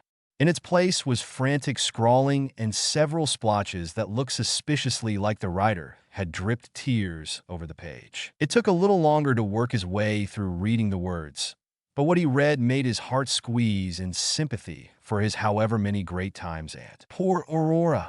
Her birthday party was so lovely. We all had such a wonderful time. But then that wicked aunt of hers arrived, and she was vile, spitting foul words and insulting the king and queen. I cannot believe they tolerated her presence. Perhaps it was only fear that held them back, for she is indeed a formidable witch. Sweet little Aurora. She had just turned 14, and that vile woman cursed her. There was a most lovely spinning wheel among the gifts, and Aurora seemed drawn to it. I realize now that there must have been some sort of compulsion on it, because it was not like Aurora to be so single-minded about one gift and neglect the others. She would never show such blatant favoritism. She began to set up the spinning wheel and was trying to move a stubborn little arm out to its proper position, when her hand slipped and she cut her finger against something. Perhaps it was a blood-based curse, for she dropped almost instantly. We were all terrified. Someone screamed. People were asking if she had died. Her father was the first to reach her, and he reassured us she was still alive, merely sleeping. Many efforts were made to rouse her, but she slept on. She is still asleep even now. That was when that foul witch appeared. She claimed she had not been invited, and while I do not know if that was true, she did not give the king and queen time to protest. She told them of the curse she had laid, and the king and queen began to weep. Indeed, everyone began to weep. The poor child. That wicked woman cursed her to sleep forever unless her true love came to her and kissed her. But she is a child. The king and queen were horrified. They spirited her away to protect her from all manner of foul men and women who would try to set themselves upon her while she slept. I cannot imagine such a horrible thing. If that were my own daughter, if the gods bless me one day, I would take her away and hide her too. I do not know what the king and queen will do. Perhaps they will arrange for likely suitors to present themselves and show their worth. It is a dreadful thing to consider, allowing a strange man to kiss your sleeping child. My thoughts will be with them all. I have offered to add my own protections to her hiding place, but I believe for now they feel she is safe. I can only hope she remains that way. Neville nearly dropped the book in shock. He had heard this before as a fairy story. The Sleeping Princess. He had no idea it had been based on a true story, let alone one of his ancestors having been there to witness it. His thoughts immediately went to Harry, laying down in the hospital wing, sleeping for months on end without waking up. Old magic, very old magic, that wanted something, a kiss. Neville scrambled out of his trunk and snatched up the invisibility cloak. He rushed as quietly down the stairs as he could, sneaking out the portrait hole after a group of girls, and all but sprinting for the infirmary. He slowed down right outside the doors and caught his breath. It wouldn't do to rush inside when he didn't know who was in there. He strained his eyes, trying to pick up any magical signatures on the other side, but he thought it was probably empty. He pushed the door open very slowly, peering around the edge. The room was empty, save for Harry, still sleeping, and Madame Pomfrey in her office. He quickly tucked the cloak away and walked in. Madame Pomfrey stuck her head out to see who had entered her wing and smiled when she saw Neville. "Hello, dear. Did someone bring you down here? I hope you weren't walking alone." "No, Madame Pomfrey, some sixth years were going to the library and dropped me off on the way. I might need someone to take me back, though. All right, then. I'll leave you two to chat. Let me know when you're ready." Neville nodded, taking a seat by Harry's bed. "I don't have long, Harry," he whispered, mindful of eavesdropping charms that might be nearby. "I have an idea about what has happened to you, but I'm not sure. Can you tell me, or Draco, if that's easier, whether you had any strange injuries or accidents or anything recently? I mean, before you fell asleep?" Neville heard footsteps outside in the hallway. He quickly pulled the cloak over his head, gave Harry's hand a pat, and crept over by the door. Sure enough, Dumbledore entered a moment later. Neville scowled as he slipped through the door behind the old man and out into the hallway, avoiding any attention. He caught a glimpse of Dumbledore approaching Harry's bed before the door closed. "Sorry, Harry," he thought, but he kept moving, down several flights of stairs until he reached the dungeons. He stood in a shallow alcove near the Slytherin common room entrance, hoping Draco might appear. After half an hour, he gave up and went to knock on Severus' door instead. There was no answer. Neville cursed under his breath. He didn't even have any scraps of parchment in his pockets to leave a note. He'd just have to go back to his dorm and wait for another opportunity. Chapter 49. Chapter Summary. Draco and Severus catch up with Lucius. "My little dragon." Draco grinned as he dashed forward into his dad's arms, hugging him tightly. "Are you well, little prince? Is your bow all right?" Draco stiffened at the mention of Harry, shaking his head. The old goat tried to do a ritual to wake him up, but Uncle Sev stopped him. Lucius' head snapped up to Severus, who had brought Draco to the Hog's Head again to see his father. He drew a runic circle around the boy, was almost ready to activate it. "I destroyed it and told him it was a ritual for It was the wrong type of ritual." Lucius' eyes narrowed. "Severus, you told me just the other day you don't know how to read runic arrays." Severus gave him a sly smirk. "I do not. The old man doesn't know that, though. I told him it was a dark magic ritual to produce a dark result, and scrub it away with my hands," while scolding him. Lucius laughed in surprise. Draco gaped. "You mean to tell me you don't even know what the ritual was for? Why did you stop it? It could have helped him. It might have woken Harry up." Lucius lay a hand on Draco's shoulder. "No, my little love, that old man doesn't know enough about rituals of that nature to be able to use one effectively. And besides, if any sort of ritual were to work, it would be some sort of cleansing or healing ritual, not whatever resurrection nonsense the headmaster had planned." "Then why would he try to do it?" Draco asked in confusion. "Arrogance. He believes himself so powerful and wise that he thinks he can manipulate magic however he pleases. But you know, Draco, we have taught you this much, I am sure. Magic is a force of its own, has its own will and sentience and plans. We can only make requests of Lady Magic. We cannot command her." Draco nodded thoughtfully. "Is this the reason you wanted to see me, dragon?" Draco pulled the memory vial from his pocket and handed it to his father. "This is more evidence against the old goat. A memory of him admitting the wards are corrupted and that everyone should keep their nose out of his business. Basically." Severus snorted. "Basically," he drawled, teasing Draco, "I have begun arrangements for goblins to audit the wards quietly. I intend to supply as much evidence as I can against the old man, all at once if possible.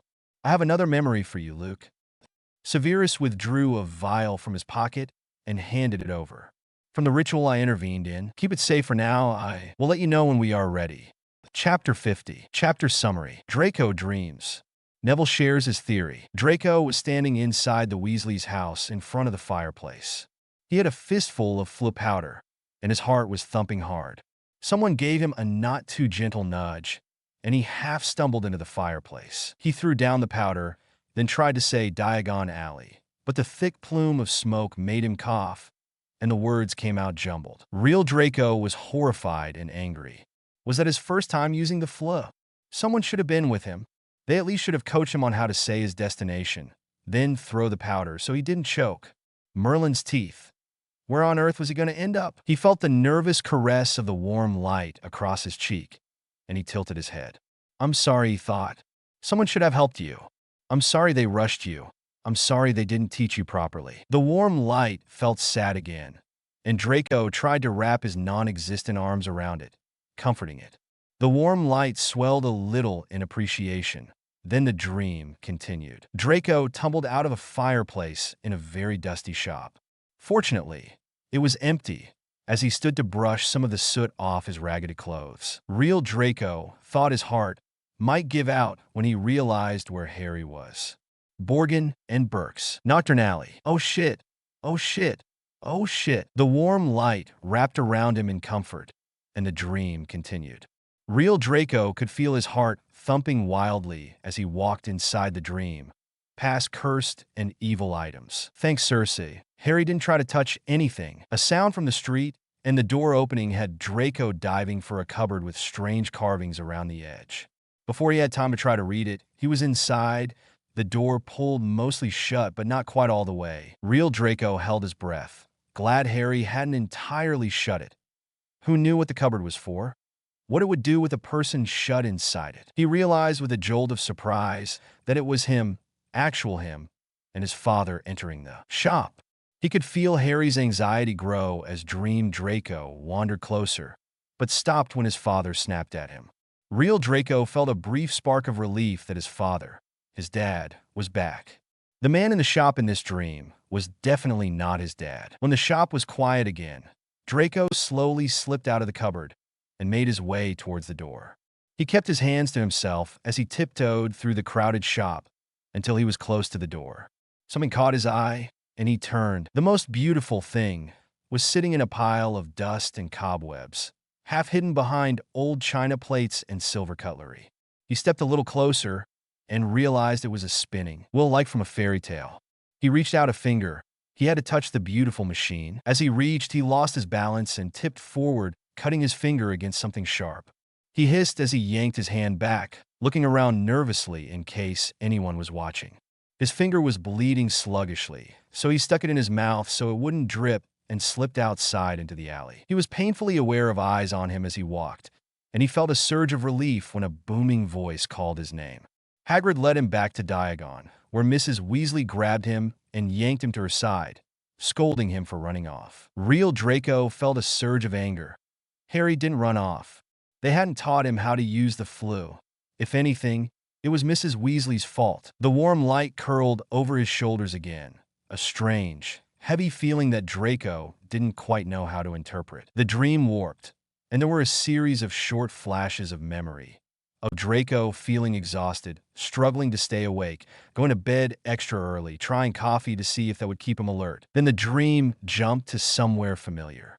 The entrance hall. Draco, actual Draco, swaggering out of the Great Hall and calling Harry's name, and a powerful surge of something overcoming him, a brief sensation of falling. Then, nothing. Black, blank, empty. The feeling stretched on for who knows how long, until something changed. A tugging sensation, a warmth nearby, pulling him up from oblivion. He couldn't move, couldn't open his eyes, but he could feel it. Something in his very soul was reaching for it. Magic. Not his own magic, he knew that much. But someone's magic. Bright and vibrant and alive. And close, just out of reach. He strained towards it, desperate. Another voice, even closer, whispering excitedly. "Harry! Harry, can you hear me?" He couldn't nod his head, even though he tried, but it must have been enough to satisfy the voice. Warmth on his hand, someone holding his hand, then nothing. He drifted again. Draco was abruptly pulled from his sleep by a scream. He had dozed off in the middle of History of Magic, Ben's droning voice lulling him to sleep. His head snapped up, looking around wildly, heart racing. Where was the threat? His eyes finally landed on Parvati Patil, who had jumped up on her desk and was gesturing frantically at the wall. "Oh, come off it, Parvati. That mouse was tiny." "Honestly, talk about an overreaction," scoffed Ron Weasley. Draco's heart slowed down, the surge of fear fading quickly. Honestly, with some creature roaming the school and attacking students, who would still be scared of a little mouse? Class ended soon after, and Draco packed up his books. He noticed Neville hovering by the door, and as he predicted, the boy bumped into him as he tried to walk through. "Watch it," he snapped, quickly pocketing the slip of parchment Neville handed him. He marched off, head held high, back to his dorm to drop off his books. Meet me in the usual spot tonight. Neville's handwriting was becoming quite good. Draco smiled slightly at the thought of Neville practicing his cursive. He settled himself into study until dinner, chatted with his housemates, and generally acted like there was nothing dragging at his attention. No burning curiosity about what Neville wanted, or what that dream with Harry meant, or what Severus was planning, or what he and Draco's dad had been up to recently. Finally, he headed back down to the dungeons and knocked on Uncle Sev's door. Neville arrived a few minutes later, slightly out of breath. "I've been trying to catch either of you since yesterday. I couldn't find you anywhere." "I was seeing my father in Hogsmeade," said Draco with a shrug. "Uncle Sev escorted me." "Why? What happened?" "I read something. I think I might know what is going on with Harry, but I'm not sure." Severus and Draco both sat upright, staring intently at Neville. "What is it?" "I'm not sure. That's why I was looking for you. I want to see Harry under the cloak." "I knew I wouldn't have long, so I asked him a question and told him he could tell you in a dream if he had to." Sure enough, not a minute after I got there, Dumbles arrived. "I snuck out under the cloak and tried to find you, to warn you that Harry might try to tell you something. But dash, I had a dream today in class." Draco blurted. "Wait a moment. I'll put it in the pensieve." The three watched the dream play out, then returned to the sitting room. Neville's eyes were wide. "Merlin's balls, I think it might be the exact same one," he breathed. "Same what? What is it, Nev?" Neville paused. "Do you know the story of the sleeping princess? Cursed by her evil aunt to sleep until her true love kisses her." Draco's eyes were wide. "Do you mean Sleeping Beauty? The fairy tale?" asked Severus skeptically. "I suppose so," said Neville. "Well, turns out it's true. One of my ancestors was there. She knew the princess was there when she was cursed. She said how strange it was that the princess went straight for the spinning wheel and ignored the other gifts, which was unlike her. She said looking back, she thought it must have been a compulsion and a blood curse of some kind. The princess cut her finger too, like Harry did. Only the princess fell asleep immediately, and Harry..." Neville trailed off, suddenly unsure. "It may be that the age of the curse had weakened it or warped it in some way. I think you may still be right, Neville. Perhaps the curse wasn't quite strong enough to put Harry to sleep, or he was strong enough to resist for a while. Perhaps Draco's proximity." Severus paused, glancing at the two boys. "You think me being close to him made him fall asleep?" Draco asked, tears prickling in his eyes. "I did it." "No," said Neville firmly. "Your magic and Harry's magic fits together. Maybe you being close was enough to fully set the curse. The story goes that the princess would wake when her true love kissed her. Her soulmate, Draco. Maybe if you kiss Harry, he'll wake up." Draco blushed a brilliant red. "But he's asleep." It wouldn't be proper." Neville smiled gently. "I can ask him first, see what his magic says. I know it might not be proper, but that's probably part of the curse. Makes it harder for someone worthy to try." Draco turned to Severus, who was sitting stock still and staring between each boy, clearly at a loss. "Will you take us up there, Uncle Sev?" Severus sighed. "I suppose so." He acquiesced. "I will insist that you are absolutely certain, Neville, before Draco attempts to kiss Harry." Draco blushed even harder, and Neville grinned. Don't worry, Drakey. I'm sure he'll be just as excited as you for a little kiss." Draco, quick as a flash, leapt towards Neville and stuck a finger in his ear. Neville shrieked as he tried and failed to dodge. "You're supposed to wet your finger first, idiot." "Ugh, I am not an infant who sucks on my fingers, you animal." "Enough." "Good grief. Don't start bickering again. Put the cloak on and let's go." Severus grumbled, but both boys could tell there was no heat behind it. Before they could head out the door, Severus held up a hand. "Riley," he called, and the elf popped up beside him. "Master calls Riley. How can she help?" Severus turned to face the boys, who were watching with interest. "This is Riley. She is only to be called in an emergency. Do you understand?" "Is this an emergency?" asked Draco anxiously. "No, this is a test run.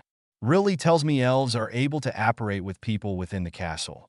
I am interested to see if she is able to transport multiple people." "Riley can do it," the tiny elf squeaked. Neville felt a tickle at his elbow. Jaddy popped up beside him, a huge grin on his face. "Riley, Jaddy, you is a naughty elfie. Stop getting Riley in trouble. she scolded but couldn't quite keep the smile from her face. Neville glanced between them. Jaddy, do you know Riley? He asked slyly, mind jumping ahead. Riley is Jaddy's little sister. He thinks he won't see her again when he goes to his family, and she goes to hers, but little master goes to the school where she works, and Jaddy sneaks in to see her. Oh, said Neville, mind having gone in a different direction. Oh, that's lovely, Jaddy. Really, I'm not sure if I'm allowed to do this, but I give my permission for you to visit Jaddy when he is in the school, and to visit at our home if you're allowed to come. Riley and Jaddy both turned bright, teary eyes on him, then each other, grinning happily. Jaddy tells Riley he has the best, kindest master. Riley doubts him, but now she sees. Riley slapped lightly at Jaddy's arm. Don't be telling stories about Riley, especially when they isn't truthful. I'm afraid we must keep moving, Riley. Jaddy, we shall find a time to call you back again later, so the two of you may spend some time together. Riley, if you wouldn't mind, can you please take us to the side hallway by the hospital wing again? Wait there once we have arrived. We may need your assistance to get back here quickly, should anyone come sniffing. Riley nodded, holding out her hands. The group held hands in a circle, and Riley whisked them away quickly, landing right where Severus had requested. The boys shuffled themselves under the cloak, following Severus into the hospital wing. Chapter 51. Chapter Summary. Lucius meets with his account manager. Mr. Malfoy, please follow me. Lucius stood gracefully, following Quickblade into his office. Once the door was shut, Lucius bowed deeply. Greetings, he said in Garuk. May your gold ever flow. Quickblade gave him a toothy smile. Your Garuk is as British as ever, Mr. Malfoy. May you triumph in battle. Lucius gave him a lopsided grin. In my defense, I have not practiced in a long time. I was recently made aware of compulsions placed on me that were having unintended side effects. Quickblade's eyes narrowed. If I may be so bold, Mr. Malfoy, may I test you? Lucius agreed easily. I understand. He held out a finger, watching Quickblade gather 3 drops of blood into a small bowl, adding a pinch of a shimmering black powder, and pour it over a piece of parchment. The results made the goblin frown slightly, but he nodded. It seems you were under compulsions and binds for a very long time, Mr. Malfoy. I would suggest undertaking a ritual cleansing during Beltane, or perhaps Ostera. The compulsions are no longer controlling you, but there are lingering traces still. Lucius' face darkened. Thank you. I'll be sure to look into it. On to the reason for your visit. Cousin Flitwick made a request to Gringotts for an audit of the wards at Hogwarts. It is not common practice to audit wards without the permission of the ward holder. In this case, Albus Dumbledore. Lucius held up a hand quickly, stopping the goblin. Forgive my impertinence, Quickblade, but I've been made aware of a possible taboo on that name, he said quietly. Quickblade bared his teeth. We will investigate. However, Gringotts is sovereign land. Taboos are not functional due to the wards at our perimeter. We may speak freely in this room. Lucius nodded his thanks. As I was saying, it is our usual practice to audit wards at the request of the ward holder. However, given the disturbing stories of creatures and dark artifacts inside the school, it is apparent that something is going on. The goblins have not been involved in the maintenance of the Hogwarts wards for many years. This fact alone is cause for concern, as goblin wards are not designed for wizard magic to maintain. To hold certainly, but to maintain or strengthen? He shook his head. Most interesting. Would you be willing to present this information in a formal setting were such an event to take place? Quickblade grinned, sharp teeth glinting in the light. I would be willing. Excellent. You have my gratitude. I have come about another matter also. Lucius paused, shifting in his seat. Quickblade's focus sharpened suspiciously. This is also a rather delicate matter, one I do not wish to be made public until the right time. It involves my son. The Goblin Nation considers children of any species to be sacred. We will not act in a manner to harm your son if it can at all be avoided. Quickblade assured him coolly. Please do not think I meant offense, said Lucius slowly. I will always be paranoid when it comes to my child. Quickblade's expression softened, as much as a goblin's face can do so. My son has a soul bond. Quickblade's eyes widened. Are you certain? I have not yet seen it, as the other party is inaccessible at this time. But I am confident in my sources. For what reason have you come to the Goblin Nation? Surely you do not wish to break a soul bond? Quickblade growled, long-clawed hands flexing. Of course not. Soul magic is sacred. I can think of no higher honor for my son than to be chosen by Lady Magic, to have the fabric of fate twisted in favor of my son's soul. No, I do not wish to break the bond. I have come to request your aid in taking guardianship of my son's bonded. Quickblade nodded slowly. Very good. There is certainly precedent for such an arrangement. Is there a reason you seek guardianship so young? Your son is not of an age for betrothal yet. His bonded is unsafe. His current guardians are unacceptable, have treated the boy most cruelly, and have harmed him repeatedly. He cannot be allowed to return to their care. Furthermore, the boy is in the hospital wing of the school and is showing no signs of improvement after several months. As he has no magical guardians to advocate for him, he has not been moved to St. Mungo's. I fear it may already be too late.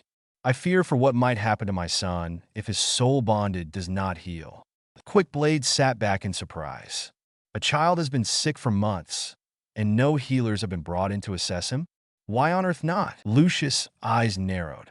I believe the headmaster has plans for the boy. He does not want attention or distraction or outside influence. Anyone who completed a health scan on the boy would find a number of concerns, which I believe the headmaster wants kept quiet. Surely you do not speak of Harry Potter? Lucius nodded gravely. You can see, then, the far-reaching consequences that could result from improper handling of this case, or from the wrong information reaching the wrong ears. Quickblade nodded. Understood. Very well. We shall begin the process, quietly. I believe there is shared blood through your wife and the boy's adoptive father. We will start there. Adoptive father? Lucius asked in surprise. James Potter was not his father. James Potter is the father of Harry Potter. Sirius Black is his blood adoptive father. I tell you this only because I believe your honesty in seeking safety for the boy. Sirius Black? Why then would he betray his own blood? Lucius asked incredulously. Why indeed, Mr. Malfoy? Do you recall what evidence was given at his trial? I do not recall his trial. Lucius said blankly. Perhaps you ought to find out. Quickblade said meaningfully. We will begin the process of arranging a case for guardianship for young Mr. Potter. I will owl you in a week's time. Chapter 52. Chapter Summary. Draco, Neville, and Severus visit Harry again. Dumbledore makes an appearance. Severus opened the door to the infirmary and walked in holding Neville's shoulder.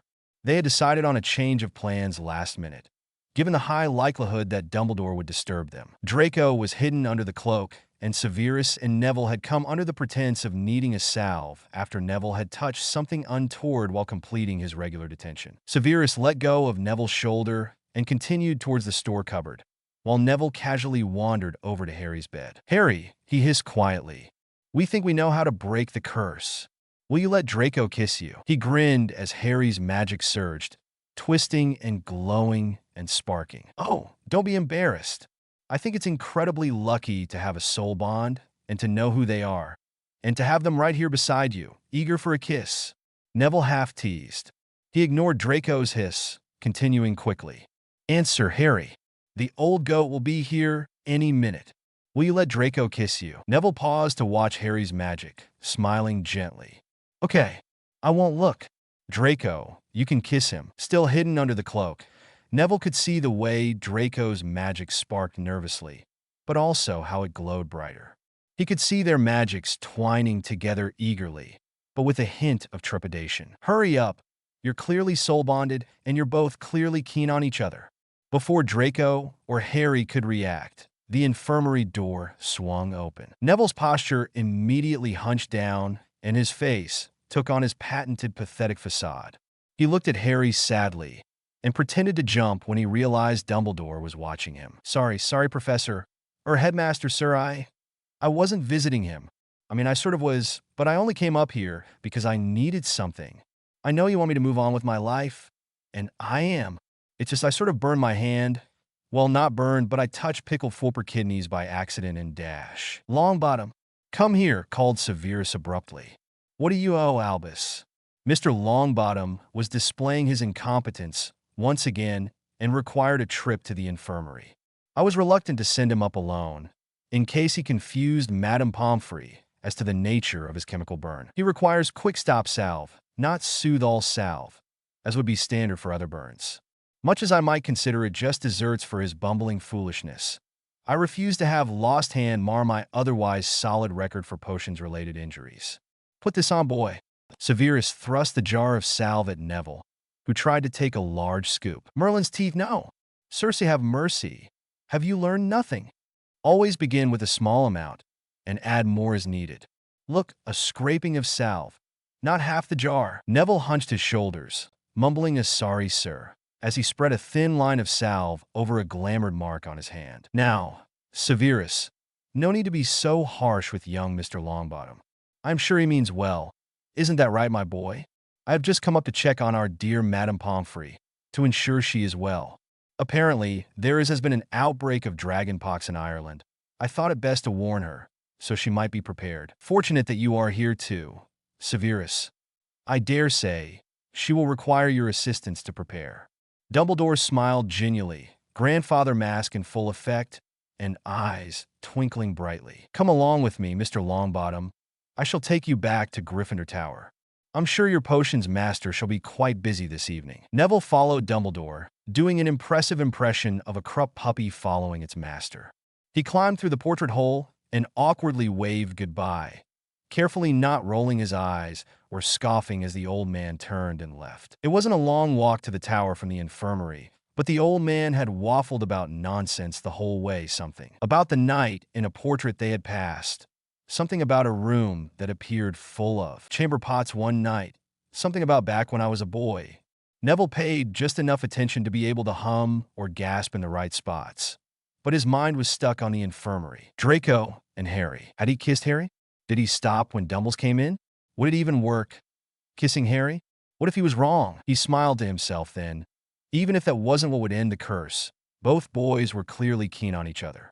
Perhaps Neville had just hurried things along a little. His smile dropped when he wondered again if a kiss would end the curse, of if he had just sentenced Draco to pine for someone who would never wake up. Mind churning and heart in his boots, Neville climbed into his bed and pulled the curtains closed. The idea of having to wait till tomorrow to find out was... Really, he cried, in a flash of inspiration. The tiny elf popped up beside him, looking a little nervous. Students isn't supposed to call the elfies, but you was with the master. So Riley thinks it's okay for this time. Does little student need Riley's help? Sorry, Riley. I hope you don't get in trouble for this. I need to get back to the infirmary. I'm not injured. He cut himself off at Riley's eyes bulging fearfully. I need to get back there, though. But I can't have anyone see me. Aside from Draco or Severus, they're safe. Can you tell whether it's safe for me to go back there? Riley's head tilted to one side as her eyes unfocused. Master and blonde student boy are there. Mistress Pomfrey is there. No, but wait, Master Dummy is there now. Isn't safe yet for you? Neville tried not to snort at Master Dummy and shook his head. Not yet. Can you tell me when he leaves? Riley nodded. Riley comes back for student when it's safe? At Neville's nod, she popped away. He still had to wait, but at least it wouldn't be quite so long. In fact, it was only about 20 minutes later that Riley popped in. Student is ready, she asked, holding out her hand. Neville grasped it and felt the strange sensation of elf apparition squash at him, bright surging magic whipping around him in circles. Then suddenly, he was in the hospital wing right by Harry's bed. Thanks, Riley, he whispered, trying to avoid drawing Madame Pomfrey's attention from her office. Listening carefully, he could hear Severus and Dumbles just outside in the hallway. He felt a yank at his elbow, and suddenly Draco was flinging the cloak to cover both of them. Not a moment too soon, as the old man stepped back through the door and looked over at Harry's bed. My apologies, Severus. I thought I heard a noise. Tell me, what have you discovered about Dash? Dumbledore's voice cut off as he stepped back out into the hallway, and Neville carefully let out his sigh of relief. That was close, whispered Draco. What are you doing back here? Neville grinned sheepishly. Oh, I couldn't stand the thought of waiting till morning to see if it worked, so I asked Riley to bring me back as soon as the coast was clear. Apparently we have slightly different ideas about what is a clear coast. Draco smiled, but it was rather small and tight. He was watching Harry's face, something heavy and sad weighing at his magic. You kissed him, and it didn't work? Neville asked gently. Draco nodded, swiping at his eyes roughly. I don't mean to sound this is a bit personal, but can I ask, where did you kiss him? Neville asked, cheeks pink. Draco's cheeks burned even hotter. On the cheek, he mumbled, eyes on his twisting fingers. Neville cleared his throat awkwardly. I think maybe it has to be on the lips. I mean, you're soul bonded, so... Like a romantic kiss, he trailed off awkwardly. Draco's whole face glowed with heat. But he's asleep. And we're 12, isn't it? It just seems... Neville reached a hand out and laid it on Draco's shoulder. He gave a little squeeze, then turned his attention to Harry. Harry, mate, I know you prefer a bit more privacy for this conversation. Maybe you could try to talk directly to Draco again? Or I can help if you need. Draco gasped quietly, then scrunched his eyes shut and tried to focus. Pulling down his occlumency barriers was not something he'd tried before. He had almost gotten there last time, but they were interrupted. He could feel Harry's gentle presence, like it was nearby, but not quite inside his mind. He wanted to smile and giggle and hold Harry's hand, but he pulled himself together. He breathed slow and deep, pulling up the image of his barriers, and then carefully constructed a small gate. He had found the idea in a book he'd read about occlumency. Rather than pulling down his barriers entirely, he could create a deliberate opening to let someone in. It was possible to control that access very tightly, but he felt that was a little beyond him for now. He concentrated on his current task until he was sure the gate was steady and functional. Then he carefully pushed it open, and his face lit in a bright smile. Harry was standing just outside his walls. He smiled shyly at Draco, stepping forward slowly when Draco reached towards him. "Hi," Harry thought, and Draco could hear it like an echo in his head. "Hi," he thought back, heart thumping eagerly. "Come in." Harry paused at the gate, but stepped through. Draco could feel his cheeks aching with how wide he was smiling. "It's so good to finally see you," thought Harry. "I've been able to feel when you're close, but I haven't actually seen you in a long time." Draco stepped closer, hand reaching for Harry's. "It's so nice to hear your voice. I've seen you, but only asleep or in my dreams. I missed you, I think." Harry smiled, shy and nervous. "I missed you too. I was so glad we could be together in our dreams at least." Draco's heart thudded. "The warm light was you, right?" Harry blinked, then smiled. "That's what I thought you were too. A warm light." The two boys stood quietly for a little while, holding hands and smiling shyly and blushing every time their eyes met. "I don't think we have much time," Draco said reluctantly after a while. Harry nodded. "Dumbledore is getting impatient. I'm afraid of what he might do to try to wake me up." Draco shuddered, squeezing Harry's hand reflexively. Harry squeezed back, shuffling a little closer, eyes on Draco's face. Draco ducked his head. "I know I need to kiss you, but it's not that I don't want to, but I also, Harry smiled gently. "It's okay. One kiss now doesn't mean we have to keep doing it once I'm awake." "It's not that I don't want to," interjected Draco, worried Harry might take it as a rejection. Harry squeezed his hand again. "Draco, it's okay. Like you said to Nev, we're 12. We have plenty of time to build up to that stuff later." Draco's shoulders slumped in relief. "Sorry, it's not. I'm not really ready. I mean, I can kiss you now. I definitely want the curse to end. But after," Harry smiled, stepping close enough to pull Draco into a hug. Draco felt himself practically melt into the embrace. It felt a little strange, seeing as how this was just inside his head, but it still felt so secure, so warm, so right. Draco felt something strange, like it was tugging at his attention. "I think Neville is telling us to hurry up," he smirked wryly. Harry grinned, then stepped back a little. "One kiss, Draco. End this curse. Then we can take the time to get to know each other properly, while we're both awake and in the real world." Draco nodded, heart thumping, and watched as Harry stepped backwards out of the little gate, smiling as he turned and faded from sight. Draco took a minute to close and lock the gate tightly, even as his heart thumped in excitement and nervousness. He slowly opened his eyes, blinking as they adjusted. Neville was still close beside him, hidden under the cloak. He could still hear Dumbledore and Uncle Sev in the hallway. Harry was still laying on the bed, eyes closed and face relaxed in sleep. Draco licked his lips nervously. He glanced over at Neville, who gave him an encouraging nod, then carefully shuffled himself beneath the cloak until he was facing the opposite way, giving them a little privacy. Draco took a steadying breath and leaned down close to Harry. He swallowed convulsively, summoned up his courage, and closed the gap to press his lips to Harry's. Chapter 53. Chapter Summary. A very short chapter, sorry. The boys are disappointed. Nothing happened. Neville turned after a moment, looking quizzically between them. His eyes lingered on Harry, examining his magic. His brow furrowed, and he leaned closer to inspect it carefully. After a long while, he leaned back and placed a hand on Draco's shoulder. I can't really tell. It doesn't look quite the same as before, maybe, but it's still definitely there. The curse. It's still... I'm sorry, Draco. I really thought this was it. Draco held back a sob. He clenched his jaw and blinked quickly, fists clenching. It's fine. We'll just have to keep looking.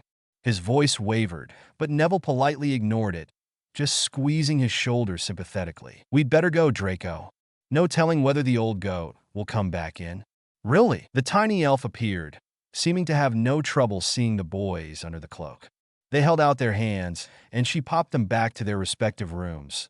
Draco first, while Neville felt the strangest sensation of just sort of hanging in space, like the apparition had been paused midway through, before he was moving again and landing on his own bed in his dorm.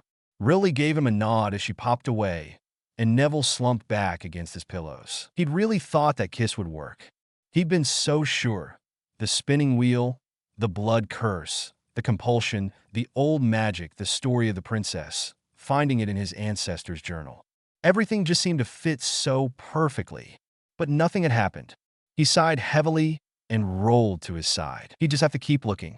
He couldn't give up. He reached for his library trunk and crawled inside. Time to find something else to try. Chapter 54. Chapter Summary. Lucius and Narcissa recap. Lucius Malfoy sat in his study, lost for words. The past couple of months had been eventful. One thing after another rattled his life, until it felt like everything was just waiting to crumble into dust. Fleeting. Momentary. Unpredictable. A soft knock at the door pulled his attention for just a moment. His beautiful wife stepping inside. She came right up close to him and laid a hand on his cheek. Are you all right, my love? You look rather pale. Lucius smiled. My beloved wife, so attentive. Come here, darling. Lucius tugged her hand, settling her to sit sideways on his lap and wrapping an arm around her waist. Narcissa was far too ladylike to blush, but there was a hint of pink in her cheeks, a sparkling in her eyes. Lucius, you're lucky nobody else is here, she warned, but Lucius could see past the chastisement, could see the way she leaned closer to him, the way her pulse jumped under his fingers on her wrist, the way she tilted her head so he could reach her neck. He pressed a kiss to her throat, then dropped his head to lean against her shoulder. Chissa, I'm afraid I'm out of my depth. Narcissa wrapped an arm over his shoulders, twisting to face him a little more. Tell me, darling, perhaps I might be able to help. Lucius heaved a sigh and began to explain. Of course, she knew most of it already, but he felt the need to go through it all carefully, making sure he hadn't missed anything. The wards, audited by the goblins, found to have been dismantled and twisted and manipulated to allow all manner of evil inside, no longer protecting students from threats, not even from one another. The school had originally been set up with wards to prevent harassment and bullying, but those wards had been gone for quite some time. Since their own time at school, Lucius had realized with bitter regret.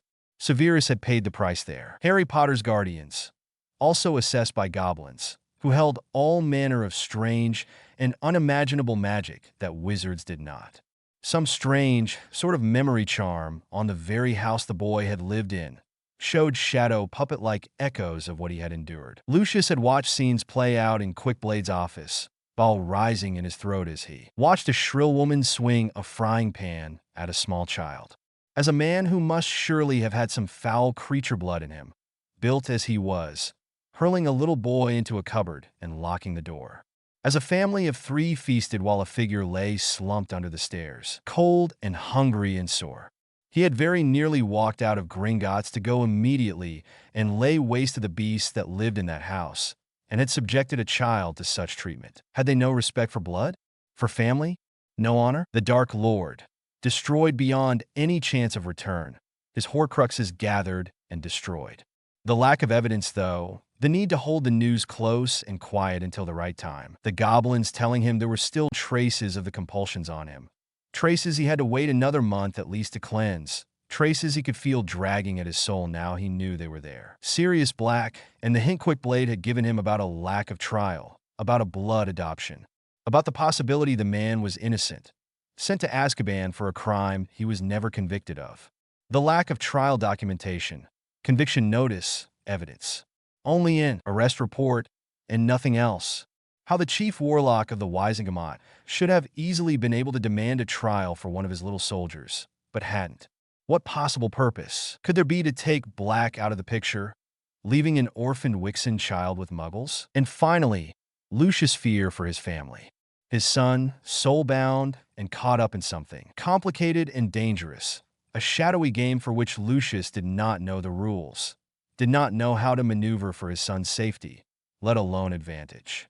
Severus, his brother in all but blood, also caught in the headmaster's machinations, holding so many secrets and trying desperately to keep the boys safe. His beloved, perfect wife, to whom he had only just returned, having been lost in twisted, cruel magics. The way he could feel it all about to slip away from him, his grip so tight while everything slid and dripped away like mercury. Narcissa's hand slid down his cheek and under his chin, lifting his face to look her in the eye. Just the sight of her, beautiful, elegant, powerful, composed, something ethereal and perfect that surely had been a mistake of some sort, for such a woman to have ended up with the likes of him, and to have stuck with him, despite his past, despite his strange behavior, compelled though it might have been. He felt himself shiver as he met her gaze, and she smirked knowingly. We shall plan and work hard to ensure satisfying conclusions to these many troubles. Do not fear, Luke. We must trust Lady Magic to guide and direct not only our path, but the paths of those that may cross ours. I cannot imagine that Lady Magic will stand on the side of one who endangers children, particularly not when he ought to be protecting them. We have all the pieces we need. It is just a matter of bringing them together at the right time. Tomorrow, we shall go into the ministry and begin our petition for Harry's guardianship. The timing feels right. Narcissa paused, eyes dragging over Lucius's face. Tonight, I don't believe there are any pressing matters that cannot wait until the morning. Lucius' eyes darkened, and he stood quickly, scooping his wife into a bridal carry as he moved. Her arms wrapped around his neck, lips quirking into a coquettish smile, and Lucius felt his heart rate double as he strode out of his study and towards their bedroom. Indeed, there was nothing else tonight that he would focus on, nothing but his beloved wife. Chapter 55. Chapter Summary. Harry wakes up. Dumbledore gets there before anyone else. He felt groggy as he woke, heavy and sluggish. His eyes opened with what felt like a huge forcible the first time, but it got easier. Like his eyelids had forgotten how to move, but were slowly remembering the more he blinked them. His fingers twitched, the heavy numbness receding there too, bit by bit. His legs still not quite right. He'd give them a bit longer. He looked blearily around himself. Without his glasses, it was hard to focus, but he'd been here often enough to know what the infirmary looked like anyway. He rolled his head to one side, then the other. The large room was empty, as far as he could tell. What he could make out of the other beds looked tidy, and it was quiet. He focused back on his body. His arms felt mostly normal, if slightly too heavy still. He could feel his legs now, but couldn't do much more than wiggle his toes. He supposed it had been quite a while since he'd last moved. He wasn't sure exactly how long he'd been out, but he knew it was at least several months. He tried to arch his back a little and stretch, feeling the pleasant tugging and tightness that came with a good stretch after a long sleep. A sound to one side made him roll his head to look. Madame Pomfrey was rushing towards him, hand over her mouth, gasping as she hurried. "Harry, you're awake. Oh my goodness, look at you. Oh, I was so worried. Lay still now, dear. Let me check you over." Her wand twirled over him, charm after charm, as she assessed his condition. "Oh, well done. Everything is looking good.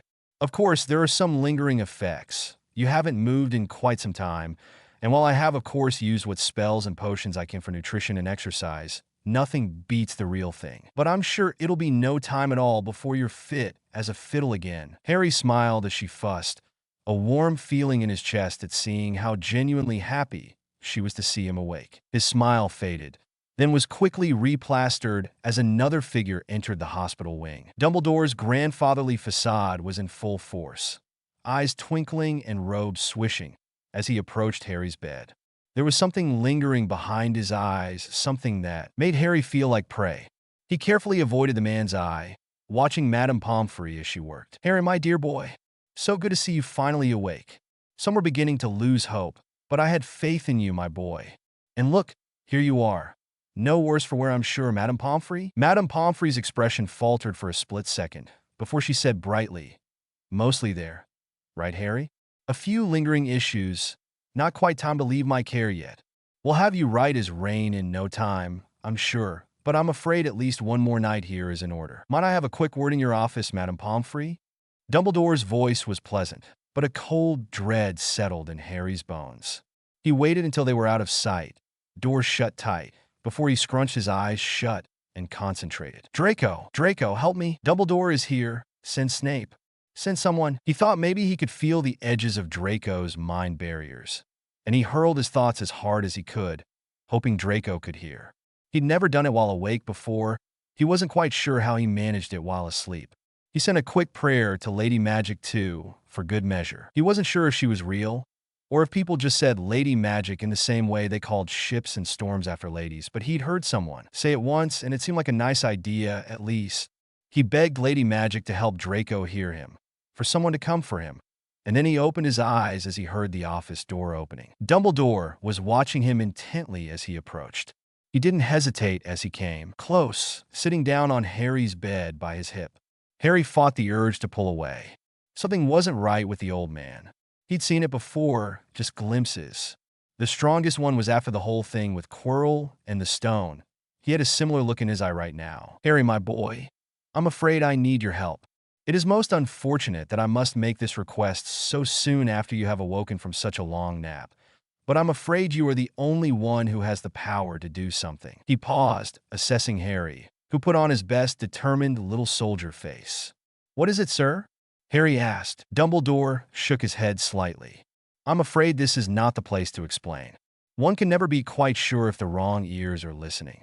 Come with me, my boy, and I shall show you." The old man stood and tugged down the covers, then reached for Harry's hand to pull him to sit upright. The change in position had Harry's head swimming, blood pressure dropping. After being still and laying flat for so long, the headmaster barely gave him time to adjust. Before dragging him to his feet and pulling him along, bony old hand wrapped around Harry's wrist. His legs felt like jelly, still weak and wobbly and slightly numb like pins and needles. He stumbled after the headmaster, trying to keep up and desperately trying to reach out to Draco's mind. He nearly fell twice going down the stairs, the headmaster's tight grip the only thing keeping him upright.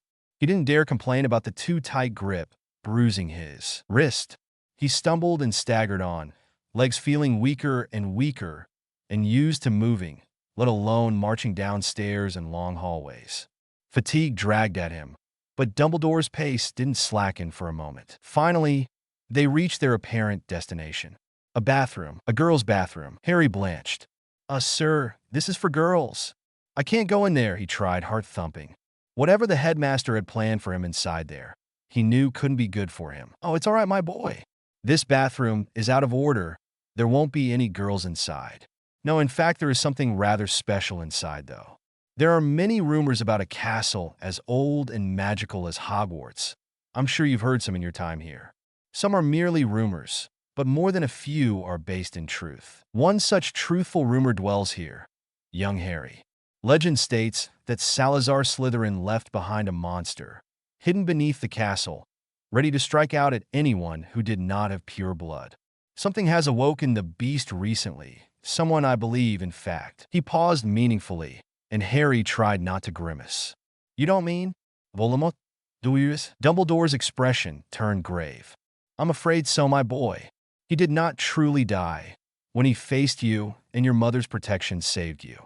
No, he had used something most evil and foul to anchor himself to this world.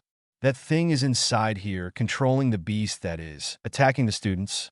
And you want me to fight it?" Harry asked, a little incredulity entering his voice.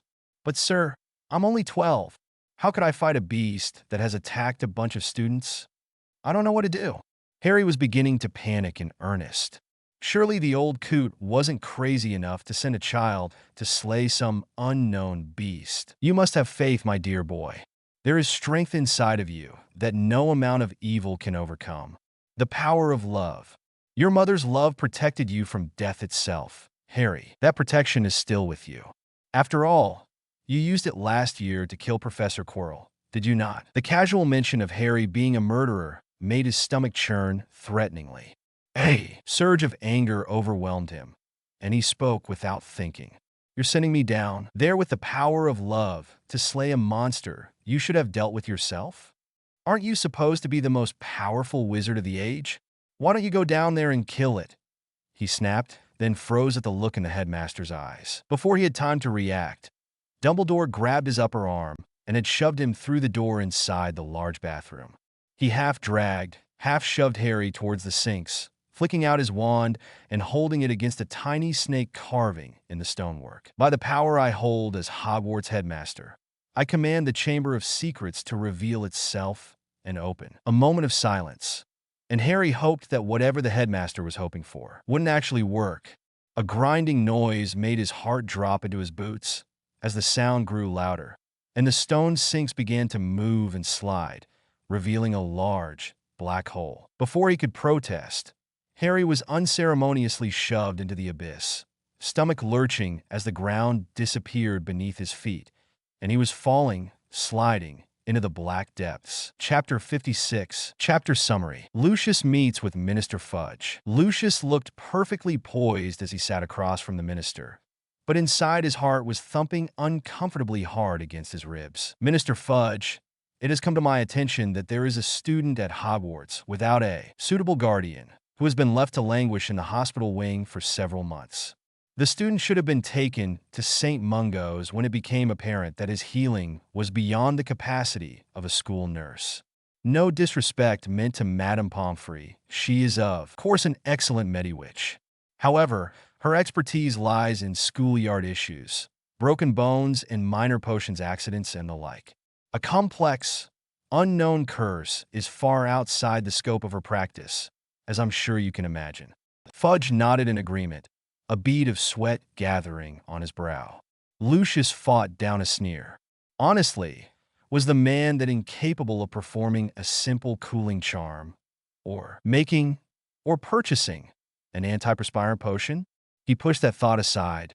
Yes, quite right," the minister babbled. "This is understandably a rather delicate subject, minister, and it shall become even more so in a moment. First, I wish to show you this." Lucius pulled out several sheets of parchment, laying them in front of the minister. "Minister, the student I am speaking of is Harry Potter. I am aware that this is a most unusual situation, but I have strong evidence here that the boy has been mistreated by his most unsuitable Muggle guardians. Indeed, why the boy was ever placed with Muggles when he has several suitable Wixen family members available is perplexing, is it not?" The minister mopped at his brow. "Yes, that is rather strange, chuckled Fudge, anxiety clear on his face. "Of course, I was not minister when that decision was made, so I cannot give any insight as to why that might have happened." "Of course not, Cornelius. I'm sure you would never have turned a blind eye to such blatant disregard for protocol. I had hoped you might be the one to remedy the situation, though." Lucius paused as if considering his words carefully. "Please do not consider this to be a slight against your integrity, minister, but if I may make a request for secrecy." The minister's eyes narrowed suspiciously for a moment, but he nodded hesitantly. "I will consider it." He hedged. Out of sight behind the desk, Lucius' hand flexed in irritation, but his face showed no sign. "As I said, minister, this is not a slight against you. It involves my son, and I will always be rather paranoid about his safety. I'm sure you understand." Fudge's suspicious look faded to one of understanding. "Very well. I shall agree to hold secret what you tell me here, provided it is not illegal." Lucius' hand relaxed, and he nodded his thanks. He pulled out his wand and uttered the vow, simple and short, and a faint touch of magic settled on each of their shoulders. "I have been made aware of a bond between my son and Harry Potter. Harry is out of my reach at the moment, so I have been unable to test this for certain. However, I trust my sources in this matter. Minister Fudge, Cornelius. I believe it to be a soul bond. Fudge gasped, eyes wide. Truly? You say you have not tested it, though? Alas, I have not. But as I said, I trust my sources, and I have heard the way my son speaks about it. I am confident, Minister, that it is a soul bond. If I were able to see my son and Mr. Potter together, it would not be difficult to assess. However, the boy has been in the hospital wing for months on end, with no outside healers brought in to assess him. Being on the school board, I can tell you this with certainty. Furthermore, I believe that Headmaster Dumbledore has attempted measures that are beyond his area of expertise or even understanding. A staff member approached me with concerns about a dark ritual that he interrupted. He provided a memory as evidence. I can bring it for you to view if you wish, at a later date. Lucius paused, giving the minister time to process. The man's eyes were wide, darting around the room anxiously, as if he could feel eyes on him, watching and judging. Most disturbing indeed, he muttered, fingers tapping nervously on the desk. What is it you want from me in all of this, Lucius? Lucius dipped his head, hiding the flicker of a smirk. Minister, I wish to ask your assistance in gaining guardianship of Harry Potter. While the soul bond is more than enough evidence, with more than enough precedent to ensure a successful application, I am not sure I wish for that information to be made so public. The boys are young, and soul bonds so rare. I wish for them to be older and wiser, more prepared to deal with the attention that such a thing would bring. Instead, my wife and I had hoped to publicly use her family connection as the reason for the guardianship. This brings me to another matter, Minister, that of Sirius Black. Fudge's nervous tapping stopped abruptly, head whipping to look at Lucius square in the face. Sirius Black? The murderer? Do you recall his trial, Minister? Lucius asked lightly. Fudge's eyebrows scrunched as he thought hard. I can't say I do. Agreed Lucius. I cannot remember it either. In fact, I had not even thought about it until my Gringotts account manager brought it to my attention. Minister, I believe Sirius Black may have been sent straight to prison without trial. The previous administration left several messes behind, Minister, and while it is unfortunate that you have been saddled with them, I believe this also presents you with a very unique opportunity. He paused, waiting for the greedy spark in the man's eyes. It didn't take long. Oh, said Fudge airily. What might that be? The opportunity to reinvent yourself, Minister, as Cornelius Fudge, arbiter of justice and truth. Lucius didn't quite hide his smirk, and Fudge's face twisted into a similar expression. I can see the headlines now. Cornelius, Minister for Magic rescues boy who lived. Minster Fudge uncovers corruption and frees unlawfully imprisoned Lord Black. Minister Fudge re-elected. Lucius' grin turned slightly predatory, and Fudge's face followed again. Rather cunning, Lucius, he said slowly. Lucius inclined his head. Cunning perhaps, but also honest. You have the potential to be a truly great minister, Cornelius. I believe the time for peacekeeping is over. You have brought the nation to a point of feeling safe again. Now it is time to right the wrongs that occurred before your time. Show the people exactly what you are capable of. Fudge nodded, eyes distant and glowing with hunger. Lucius felt no guilt about manipulating the man. He was a fool and a coward, but he was also desperate for attention and recognition. Despite his character failings, he could still become an effective minister with the right motivation. Lucius mentally noted that he'd have to go and have a quiet word with the head editor of the Daily Prophet. Make sure Fudge's first action, whatever it ended up being, was appropriately lauded to inspire him to continue. I'm afraid our time is up. Lucius, I have another meeting to attend. Thank you again for your advice. Keep an eye on the papers. I'm sure you'll appreciate some of the stories coming out soon. Don't worry. I'll see to it that the matter of guardianship is pushed through quickly and quietly. You'll have an owl by tomorrow. Chapter 57. Chapter Summary. The boys realize Harry is missing. Draco skidded around the corner, nearly losing his footing as he raced for Uncle Sev's door. He pounded hard when he reached it, shouting Uncle Sev in panic. The door swung open, Uncle Sev's scowl quickly replaced by concern as he saw Draco's state. What is it, Harry? He told me dash. Draco panted, words tripping and stumbling. Severus grabbed his shoulders and gave him a little shake. Slow down, Draco. Take a breath. Tell me what has happened. Dumbledore has Harry. He tried to tell me I could feel something knocking against my mind barriers. And when I checked, it was Harry, asking, begging for help. We have to find him. Uncle Severus straightened quickly, thoughts racing. The fact that Dumbledore had the boy was more than a little concerning. No doubt the next ritual or spell he tried would be equally dangerous and liable to destroy the boy and perhaps half the castle. Where is Neville? He asked urgently. I don't know, cried Draco. We had to find Harry. Uncle Sev. Really? Bring Neville Longbottom here at once? Even if he is with other people? Severus called. Barely a few seconds later, the boy appeared, really holding his hand tightly. Neville winced as he took in Severus and Draco in front of him. What is it?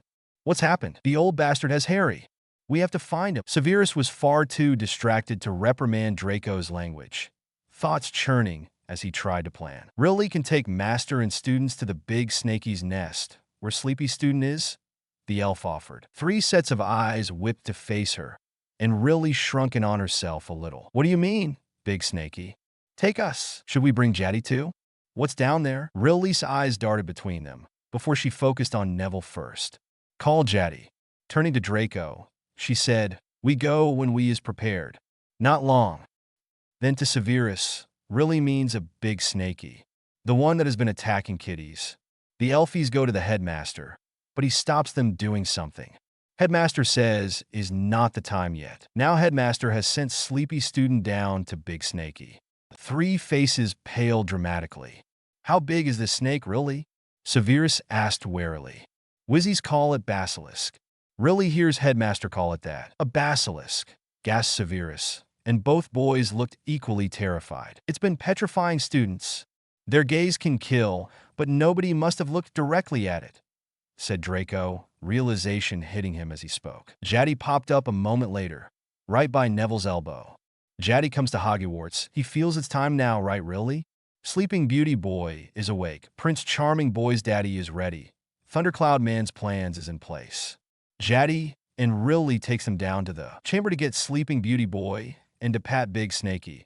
Then they all goes for tea and biscuits. Jaddy grinned, clapping his hands. Strange looks met Jaddy's proclamation, but it was quickly shrugged aside. The group shuffled themselves into a circle, holding hands, and Jaddy and really popped them out of Severus' office and down into the fabled Chamber of Secrets, where a basilisk waited. Chapter 58, Chapter Summary. Lucius and Narcissa realize Harry is missing. Dumbledore makes a misstep. The elves are holding everything together yet again. Chissa, it's here. Come quickly. Narcissa was far too polite and proper to run, but she hastened to the foyer, where Lucius stood, dressed impeccably and clutching a letter that a barn owl had just dropped off. Harry's guardianship appointment. Fudge had it pushed through. Using your black family connection. We must go to Hogwarts at once and take the boy. He needs to go to St. Mungo's immediately. There's no telling how far whatever curse he has progressed without anyone to counter it. I dread to think what might happen to Draco if his soul bonded. Lucius' breath caught in his throat, but Narcissa's arm wound its way into his, and she spoke quietly to soothe him. We shall find a way to help young Harry. Draco will be well. Let us go now and start the process. I took the liberty of contacting Amelia Bones. I shall send her a message and have her meet us in Hogsmeade. We can flew into the castle together with you. Lucius glanced appreciatively at his wife. Good thinking bringing her in. What would I do without you, my beloved? Narcissa smiled slightly, tugging her husband's arm towards the Floo and holding tight as they were whisked away in green flames. Albus stuck his head out carefully into the hallway, checking that nobody was around, before he exited the girls' bathroom and started on his way back to his office. The Potter boy was down in the chamber, where he was sure a Horcrux lay, along with the basilisk that had been attacking students. It was not ideal, of course, to show his hand to the boy so openly this early in the game. There were multiple Horcruxes, he was sure. If the boy's faith in him wavered, there were always memory charms and loyalty potions and the like to bring him back into line. The boy was prophesied to defeat Tom, and if that meant Dumbledore had to orchestrate confrontations, then so be it. Even if it had to happen piece by piece, Horcrux by Horcrux, Albus sighed. It was a heavy weight to bear for himself, not the boy. Harry Potter was a prophecy pawn, destined to fight. perhaps destined to die too, but that remained to be seen. Hopefully he lived long enough to destroy Tom. At least, Albus felt the wards of his Floo alert him as he climbed the last few steps to his office. He fixed his grandfatherly facade in place, refreshed the charms that made his eyes twinkle and robes billow, had a quick practice of his pleasantly surprised face, then opened the door. The three sets of eyes that met him were a little unexpected. Mr. Malfoy, Mrs. Malfoy, Miss Bones, how lovely to see you all. I must say, a somewhat unexpected trio you make. To what do I owe the pleasure? Lord and Lady Malfoy, began Lucius coldly. We are here on official business. Madam Bones? Dumbledore held his mask in place with some effort. Filthy Death Eaters in his office put him in a rather sour mood, after all. Shall I send for young Draco? He offered pleasantly, but he was rebuffed. Headmaster Dumbledore, we are here to see Mr. Harry Potter. Would you please direct us to him? Said Madam Bones in a brisk, businesslike manner. Oh, certainly I can take you to him. He has been rather unwell, however, so I'm afraid no unnecessary visitors are permitted. Lord and Lady Malfoy, if you'd like to wait here, they will be coming with us, interrupted Madam Bones. Before Albus could protest, Madam Bones strode towards the door and began to descend the stairs. Cursing in his mind, Albus followed her. He was reluctant to show his back to the Malfoys, but he was more determined to get into Madam Bones' ear and start reframing the situation to limit the potential damage. He had to hurry to keep pace with her, mentally cursing again that she knew her way around the school from her time as a student and therefore didn't need his directions. She brushed aside his attempts to distract her with stories and chatter and talk of things that had changed since her time. He felt his frustration growing as they drew closer to the infirmary. Harry wasn't in there, obviously. He was beginning to think there was no choice but to obliviate Madam Bones when the sound of a throat clearing behind him had him turning around. Not too quickly, had to keep up the doddering old man facade, of course. Headmaster, I believe that portrait was by the Charms Corridor when I was a student, was it not? May I ask, what prompts the moving of portraits? I imagine they might become rather bored remaining in the same place all the time, came Lady Malfoy's polite, cultured voice. Ah, yes, said Albus, seizing the opportunity to stall. He paused in front of the portrait, gesturing as he spoke. The lovely Miss Hammersley requested to be closer to the students as they moved between classes. She does love a good chat. How are you, Tota Dash? Albus cut himself off as he realized Madam Bones had not stopped, but had in fact continued on as was already entering the infirmary. Perhaps that was for the best. Albus strode after her, mentally rehearsing his shocked and concerned face as he drew close. He executed the expression flawlessly, in his opinion, as he entered and looked over at the empty bed sheet still must. He was considering the merits of turning on the Malfoys and accusing them, but Lord Malfoy beat him to the punch. Where is the boy, Dumbledore? I'm assuming you heard of our petition and arranged to smuggle him off somewhere. Madam Bones frowned, first at Lucius, then at Albus. I'm afraid I don't know which petition you are speaking of, my boy. Perhaps you could enlighten on old man? I'm not your boy, headmaster. Please refrain from such familiarity. Harry Potter's guardianship has been turned over to myself and my wife, effective an hour ago. We have come to the school to meet with the boy and ascertain his health. As I have heard, he has been in the infirmary for months on end. And now, the very morning we take over guardianship, the boy has suddenly vanished. Lucius' voice was slightly raised by the end, his frustration and fear not quite under control. Albus' face twisted into a snarl for the barest moment, but apparently it wasn't quick enough for Madam Bones. Her wand whipped out before anyone could blink, and he was bound in enchanted ropes before he had a chance to react. His mind raced as he contemplated calling for Fawkes, but he still felt he could get out of this situation with his reputation intact. Calling Fawkes and escaping would put him on the run. Better to wait and try to control the situation first. Headmaster Dumbledore, where is Harry Potter? Madam Bones asked, leaving no room for dithering. Ah, well, dithered Albus. That is quite the question, is it not? The very morning, young Harry's guardianship changes, and he is nowhere to be found? Who might have permission to move the boy, if not his guardians? I find myself asking what sort of game is afoot here. Lucius, you may have your eye on the headmaster position, but I regret to inform you that I am not quite ready to retire. Albus did an excellent job of projecting grandfatherly concern and teasing, gently joking and looking like a sweet old man. Unfortunately, Madam Bones did not seem to be on board. He turned up the charm, eyes twinkling and smile as pleasant as he could make it. Madam Bones, I understand that you are concerned for young Harry. We are all concerned. Perhaps you might remove these restraints, and we can speak like civil adults. Madam Bones' eyes narrowed slightly. Hogwarts elf, she called, and Albus' eyebrows raised in surprise. An elf popped into sight in front of Madam Bones, its large yellowish eyes flicking to Albus and away again. He tried not to frown. As a Hogwarts elf, it should be loyal to him as its headmaster. Never mind that it appeared for someone else. That was forgivable. The fact that it saw him here, bound in ropes, he'd give the little bugger clothes as soon as this situation was dealt with. "Lemmy, here's your call, mistress. The Hoggy Elfies are glad to see you," the little creature squeaked. Albus narrowed his eyes, silently willing the thing to shut up. The elf winced, clearly feeling something of his anger, but it didn't leave. "Or shut up." The dirty little critter spoke again. "Headmaster must be held to account. He tears and twists and makes messes in the school. Students isn't safe. From each other, and from beasties, and from teachies. The Elfies is bound to the headmaster's will, but they is bound to the school first. Lemmy asks mistress to seek answers, not to leave until she finds them." The elf's voice was nearly gasping by the end, as it hunched and clenched its little fists, pressing them against its head as it twitched and spasmed in pain. Malfoy spoke up, distracting Albus' torment of the traitorous little blighter, which sagged in relief. "Thank you, Elf Lemmy. Thank you for your advice, Lemmy.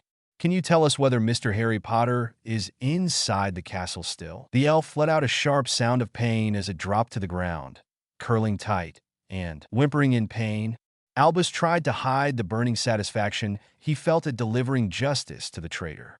He was completely unaware of Madam Bones to one side, pointing her wand at him, until he heard the sharp, somnus, and then he saw nothing. Narcissa's wand was quick to conjure up a glass of water, and she crouched down to offer it to the elf. It had relaxed from its pained position when the headmaster was spelled to sleep, panting and gasping for air. "Are you all right, Lemmy?" she asked quietly, and the elf wobbled its head. "Lemmy thanks mistress for her kindness. Lemmy also thanks mistress for her magic in making headmaster sleep." The elf bowed her head at Madam Bones, who nodded in reply. "Can you tell us now, Lemmy, is Harry Potter still in the castle?" Lemmy nodded. "Lemmy takes you. But first, Lemmy asks that headmaster is bound properly. If he wakes, he be escaping. No telling what he does to distract and break and ruin on his way out," she said darkly, scowling at Dumbledore. Lucius hid a smile at the elf's clearly disgruntled face. He made a mental note to give his own elves a reward or treat of some kind. Clearly an elf with an agenda was a force to be reckoned with. Best to keep them on side. Madam Bones cast a series of charms over Dumbledore, securing him and deepening his sleep.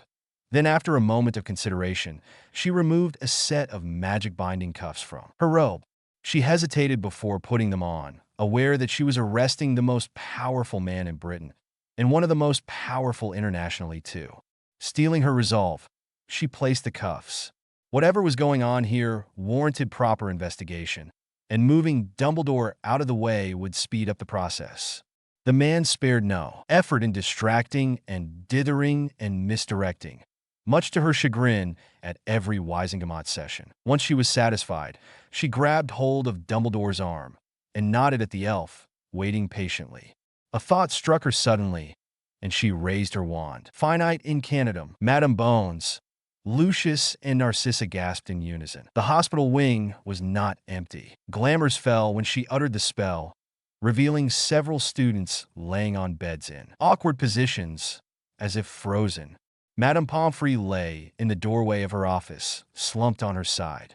Narcissa hurried over, casting a diagnostic charm. "Merely stunned. No lasting damage, I shouldn't think," she called over her shoulder, then quietly said, "Innervate," watching as Madame Pomfrey's eyes fluttered open. She sat up with a slight groan, then stared in shock at the scene before her. Albus Dumbledore, bound and cuffed and sleeping. Lucius Malfoy holding an elf's hand, both staring at her, as if they'd forgotten they were still touching. Madame Bones holding Dumbledore's sleeping body aloft with a levitation charm. A Hogwarts elf in plain sight, not under the direction of a school staff member. Narcissa Malfoy watching her intently, apparently having just woken her up. Harry Potter's bed empty. Lucius Malfoy looking at her in concern. Madame Bones approaching her cautiously. That last thing snapped her out of her dazed state, mind finally catching up. "Well, what a strange sight I find in my hospital wing," she joked weakly, clambering to her feet. "I'm glad to see it, I must say. I've been thinking for some time that something needed to be done about these other children, but nothing ever happened.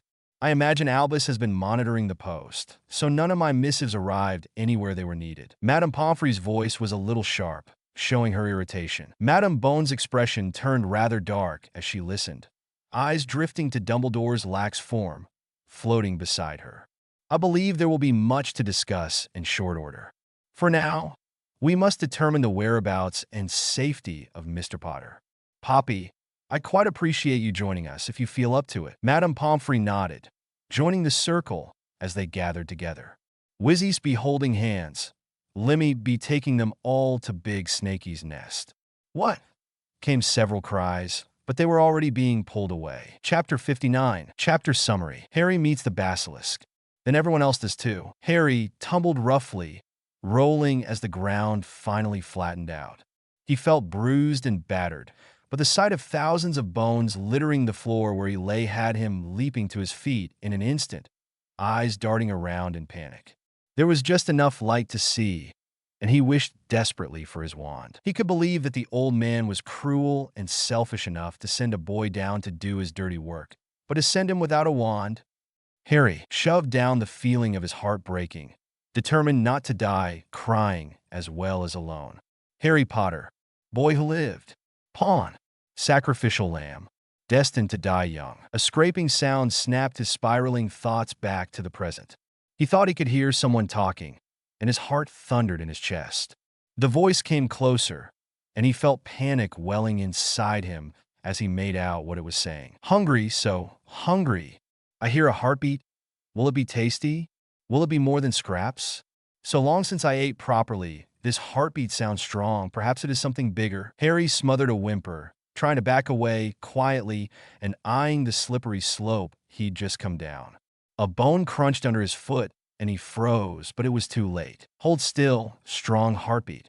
I am coming to eat you. Please don't eat me," whimpered Harry, fear freezing his blood in his veins. Was this truly how his life was to end? A speaker. "Where are you, speaker? Are you the strong heartbeat?"